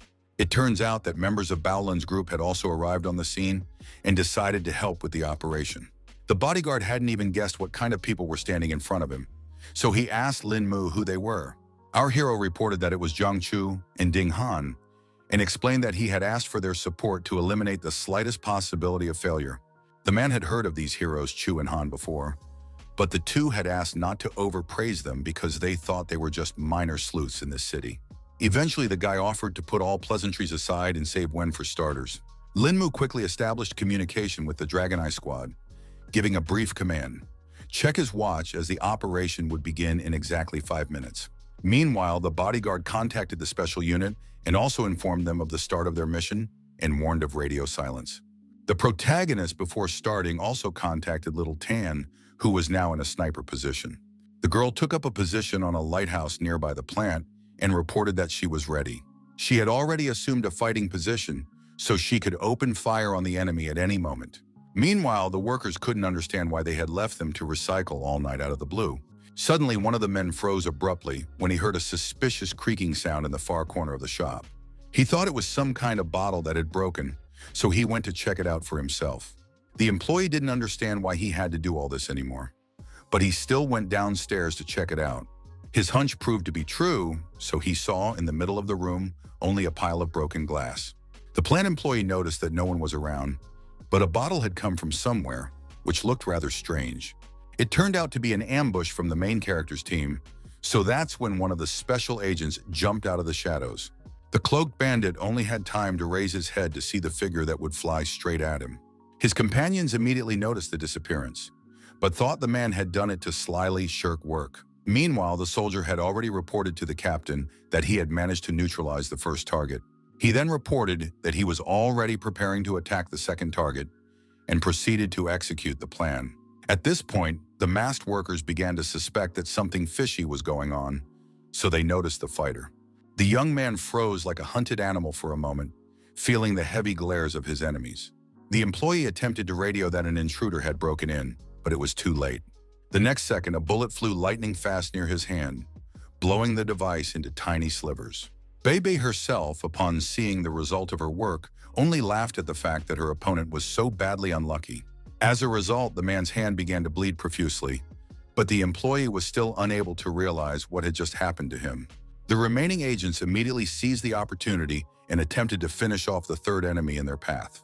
Eventually, they cold-bloodedly scrambled over their opponent's head to disarm him for sure. The fighters exhaled when it went like this, because it could have ended badly on the third enemy. Baby smugly informed her comrades that she would definitely ensure the success of this operation in any case. After a while, the agents were already reporting that they had managed to neutralize as many as 54 targets. After a couple more minutes, the operation reported that all guards had been completely eliminated. Then the protagonist asked them not to hesitate and right now to vacate the territory of the factory, after which they had to wait for the next orders. After that, Linmu turned to his longtime comrades from Baolun and Yangguangqing and emphasized that it was time for them to take the stage. The bodyguard was charged with fighting spirit, so he was already looking forward to meeting the other masters. Meanwhile, the kidnappers sat quietly in the factory warehouse and chatted with Mr. Jiang about coming to the rescue this time. Gu at the same time put a large number of people in danger. Goob was also unhappy that his partners were prying, though he too knew the pitfalls in China. Zhang Changlin recalled that they had negotiated the price in the beginning, so he couldn't understand why the fighter was so unhappy with his small fee. The man then explained that the situation had already changed a lot, because the plan was for them to have already left China, but in the end they were still sitting in the factory.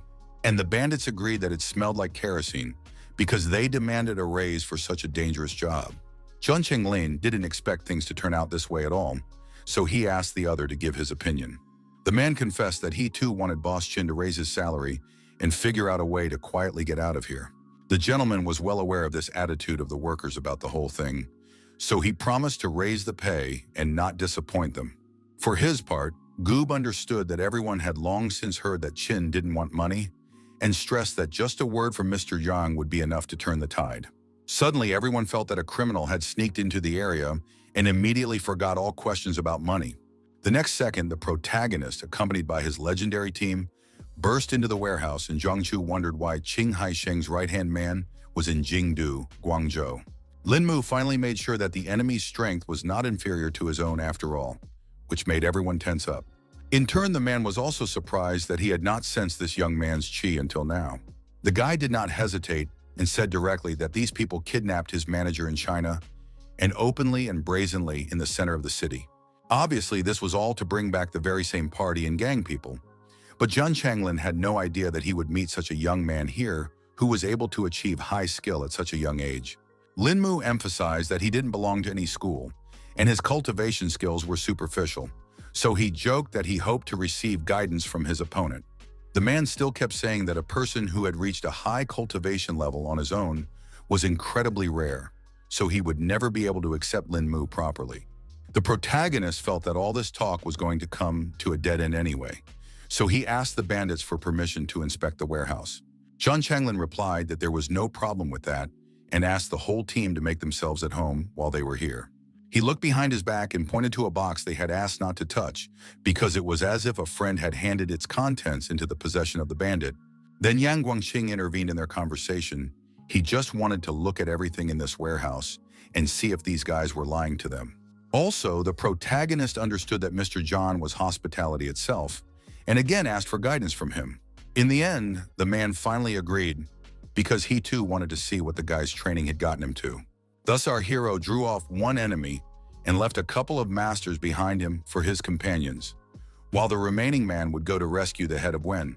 Ding Hanyu and Zhang Chu only needed one look for them to understand each other's plan perfectly. They managed to pull the other couple of masters away, and in the meantime, Yang Guangqing had to save the principal. A furious battle had already broken out in the confined space of the warehouse, so the air was filled with the muffled sounds of blows and the sharp exhalations of warriors. The protagonist had emphasized from the beginning that he was asking courtesy of Mr. Zhang, so now he had decided to use dragon appeasement. The man immediately felt this power because he was also aware that it was the lost 18 dragon palms. The young man noted that his opponent was very observant, but was no longer going to stop and attacked him. Zhang Chenglin was also of the uneasy kind, so he used the Tian Shan plum fracture to protect himself from being hit hard. The protagonist was immediately interested when he saw his opponent using such a rare technique. He immediately remembered that he had seen this technique on a flash drive that Liu had handed over, and under that name, all the martial art techniques were broken down. In turn, the bandit leader himself could not even think that such a young man would be able to oppose him in any way. Now that the man knew that Lin Mu was familiar with his techniques, he decided to make him feel the power of the Tian Shan plum fracture. Meanwhile, Yang Guangqing confidently advanced through the warehouse while everyone was busy fighting. The bandit noticed that the bodyguard was trying to seize the moment and wasn't about to let him finish the job. The bodyguard didn't see at all that he had already been spotted, so he ran with all his legs to the cherished box with the principal. In the next instant, a dazzling flash appeared right in front of Yang Guangqing, and the shockwave hurled him to the side. Suddenly, the man saw that it was definitely unusual pyrotechnics, which surprised him even more. Everything around him began to ice up rapidly, and the bodyguard was a couple of steps away from being hit by the wave as well. Next, someone used the vortex against the guard, but the guard thought it was just child's play. Regardless, he still wasn't able to dodge another attack from his side so easily. In the end, Yang Guangqing only now realized that all this time, the other masters had been hiding in the box. These two strong fighters said that Lin Mu's team had to go through them first if they still wanted to save at least someone. The protagonist could not even think that the most real superhumans would be present here, and realized that until this moment, the power of these enemies was insensible to him. A mutant named Ross, who was skilled in the ice arts, noted that the Chinese master was not at all impressed with his appearance. That was why he aimed all of his ice spikes at him, so that Yang Guangqing would definitely experience his full power. For his part, the bodyguard wasn't afraid at all, because he wasn't impressed by some superhuman who allowed himself to talk so smugly. He promised that the foreigner would learn what the Chinese school taught today, and immediately used the Golden Dome for protection. Ross was not in the least startled when he saw that his ice had ricocheted off to the side after all. Meanwhile, on the other side, he was attacked by Weber with a hurricane shaft that seemed to demolish everything in its path. Our hero desperately tried to shout to his comrade and warn him about the superhuman with a whirlwind. Not so easy. The bodyguard was not at all afraid of his rivals and asked the leader not to be afraid, promising that he could take on these two enemies. The man used the Golden Dome again, causing that energy tornado to scatter in different directions. After a second, the vortex had gathered itself together and now descended upon Brother Ian with renewed vigor. Muton still believed that Chinese Kung Fu was not cool at all, and that all this praise was just empty words. Meanwhile, the protagonist had already moved into close combat with Zhang Changlin, who was also obviously not going to give up. At this moment, Yang Guangqing noticed a whirlwind that was somehow different from all the previous ones. The man thought he had already been mistaken for a weakling, and then declared that an old tiger never shows its true strength. Lin Mu even had to distract himself from his fight because he couldn't understand what his comrade was up to. After observing the bodyguard's technique, the guy finally concluded that he had decided to use the palm behind the clouds. The man did not stand still and immediately entered the vortex to destroy it from within with his own hands. Eventually, the bodyguard realized he was failing and couldn't believe that nothing worked against the superpower. All the while, Mutant kept laughing off the fact that it turns out Chinese Kung Fu is worthless. Yang Guangqing was already at his limit because the tornado ring suddenly engulfed his palm behind the clouds. Gradually, the man began to feel that he would now completely lose control of his true ki, which would be a complete failure in this battle. Yuri clenched his teeth, realizing that it was only going to get worse as the tornado ring gradually consumed his partner. The guy decided to intervene in this confrontation and asked his comrade to stop the true chi and just trust him. The bodyguards himself knew how to act in such situations, but now it was several times more difficult to control everything. The superhumans were already beginning to suspect that this guy was going to be in trouble soon because he had simply underestimated the power of the devouring tornado. Weber himself rejoiced that his technique had never yet failed him in battle. At this time, the protagonist had already had to return to his rival, who was keeping him from their battle. Zhang Changlin's movements sped up because he must have noticed that the young man wanted to help his friend, so he was in no way willing to let him do so. But Lin Mu was not going to give up so easily and decided to use his strongest techniques to show that he was no match for this mutant. The guy let out so much energy that it sent fiery sparks throughout the warehouse. The opponent had only to cover his hands from such bright flashes and marvel at the incredible strength of our hero.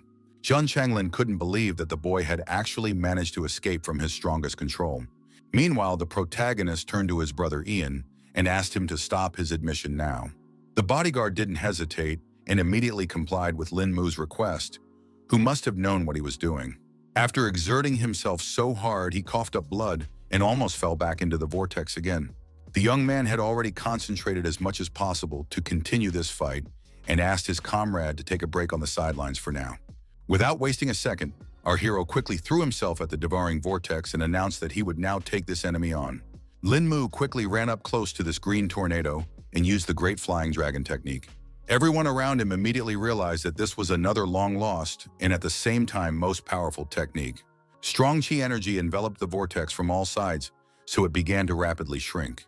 Weber had a hard time believing what was happening because all he could see was that some strange gimmick had ripped his engulfing tornado to shreds. The protagonist did not stop there, so he once again concentrated energy in his hands. In the end, he unleashed 3 more huge dragons to finally finish off all the opponents. The ferocious dragons that were the embodiment of Lin Mu's aura were already flying forward, ready to sweep away everything in their path. The young man decided to use the strongest dragon pearl technique, so he definitely wouldn't fail. Bei was watching everything through the scope of her sniper rifle and was shocked when she saw the technique the main character used. There was another huge explosion in the warehouse, as if someone had decided to detonate several dozen bombs at once. The SWAT team, who had been standing guard the whole time, couldn't understand what was happening in the opposite part of the factory. The commander still asked them to remain calm and stand in their original positions until new orders. Meanwhile, all the comrades were once again convinced that Brother Lin possessed immeasurable fighting strength. The mutants watched the consequences of our hero's attack in bewilderment, unable to understand how such a thing was even possible. Even his enemies recognized that this young man had simply terrifying power. Zhang Changlin silently watched his opponent and seemed to be just glad that he wasn't at the scene of this explosion. In the end, he admitted that he just didn't expect the kid's kung fu to reach a whole new level. The protagonist still thought that everyone was just flattering him because he was only adding his hunches to the ancient martial knowledge. Bandit had been sure that such a young man could not possess such tremendous strength and skill, but now realized that he truly had a talent not of the world to be envied. Gub asked what they should do next, but the leader replied that they had no more options, because if they continued the battle, they would die right in that warehouse. It was hard for the man to accept such an answer, but at the same time he himself understood perfectly well that it was pure truth. Zhang Changlin informed everyone on his team that they were definitely inferior in this battle, causing their assignment to fail. Jiang Shu and Ding Han were adamant, so they couldn't let the enemy escape at the very last moment. The bandits still felt they should get away while they could, and not let our heroes defeat them completely. The leader of the group turned to them and warned that it was still unknown who would die first in a battle to the death. Moreover, the villains have come here prepared and can ensure a successful escape. Only now did Lin Mu realize that all this time, his opponent had been holding the detonator in his hands. Then the bandit emphasized that this plant has 1,000 people each, so he asked what would be more important for the guy. In the end, Yang Guangqing still let his opponents go, but he couldn't understand what guarantees there were that Zhang Changlin wouldn't pull the trigger when he left the factory. With a smirk on his face, the man replied that he didn't have any guarantees. But our heroes didn't have a choice either, so all they had to do was trust each other. Meanwhile, a helicopter was already hovering over the warehouse, still waiting to pick up the fugitives. As they prepared to land, Jun Changlin expressed his hopes that they would meet Lin Mu in a more relaxed environment next time. A couple minutes later, the entire crew of bandits were already on board and said their final goodbyes to the main character's team. After that, they immediately began to untie Mr. Wen and told him that they had gone through a lot to be here. Yang Guangqing used the walkie-talkie and informed all the squads that Operation Pull the Piles had been completed, so now they needed to call in the bomb squad and evacuate all the workers. The protagonist tried to reassure his comrade and assured him that no one would blow up the factory, but here he was still tense. The man didn't trust the bandits, so he asked how Lin Mu had such confidence. It turns out that the young man had felt a deep reverence for ancient martial arts in his heart during the battle with his rival, so there was still some nobility left in him. At the same time, the helicopter was flying calmly over the city, saving all the criminals from justice. During the flight, Zhang Chenglin thought about the fact that there was finally someone with the power to unite ancient martial arts, and speculated that Lin Mu might have been that heaven's chosen warrior from the legends.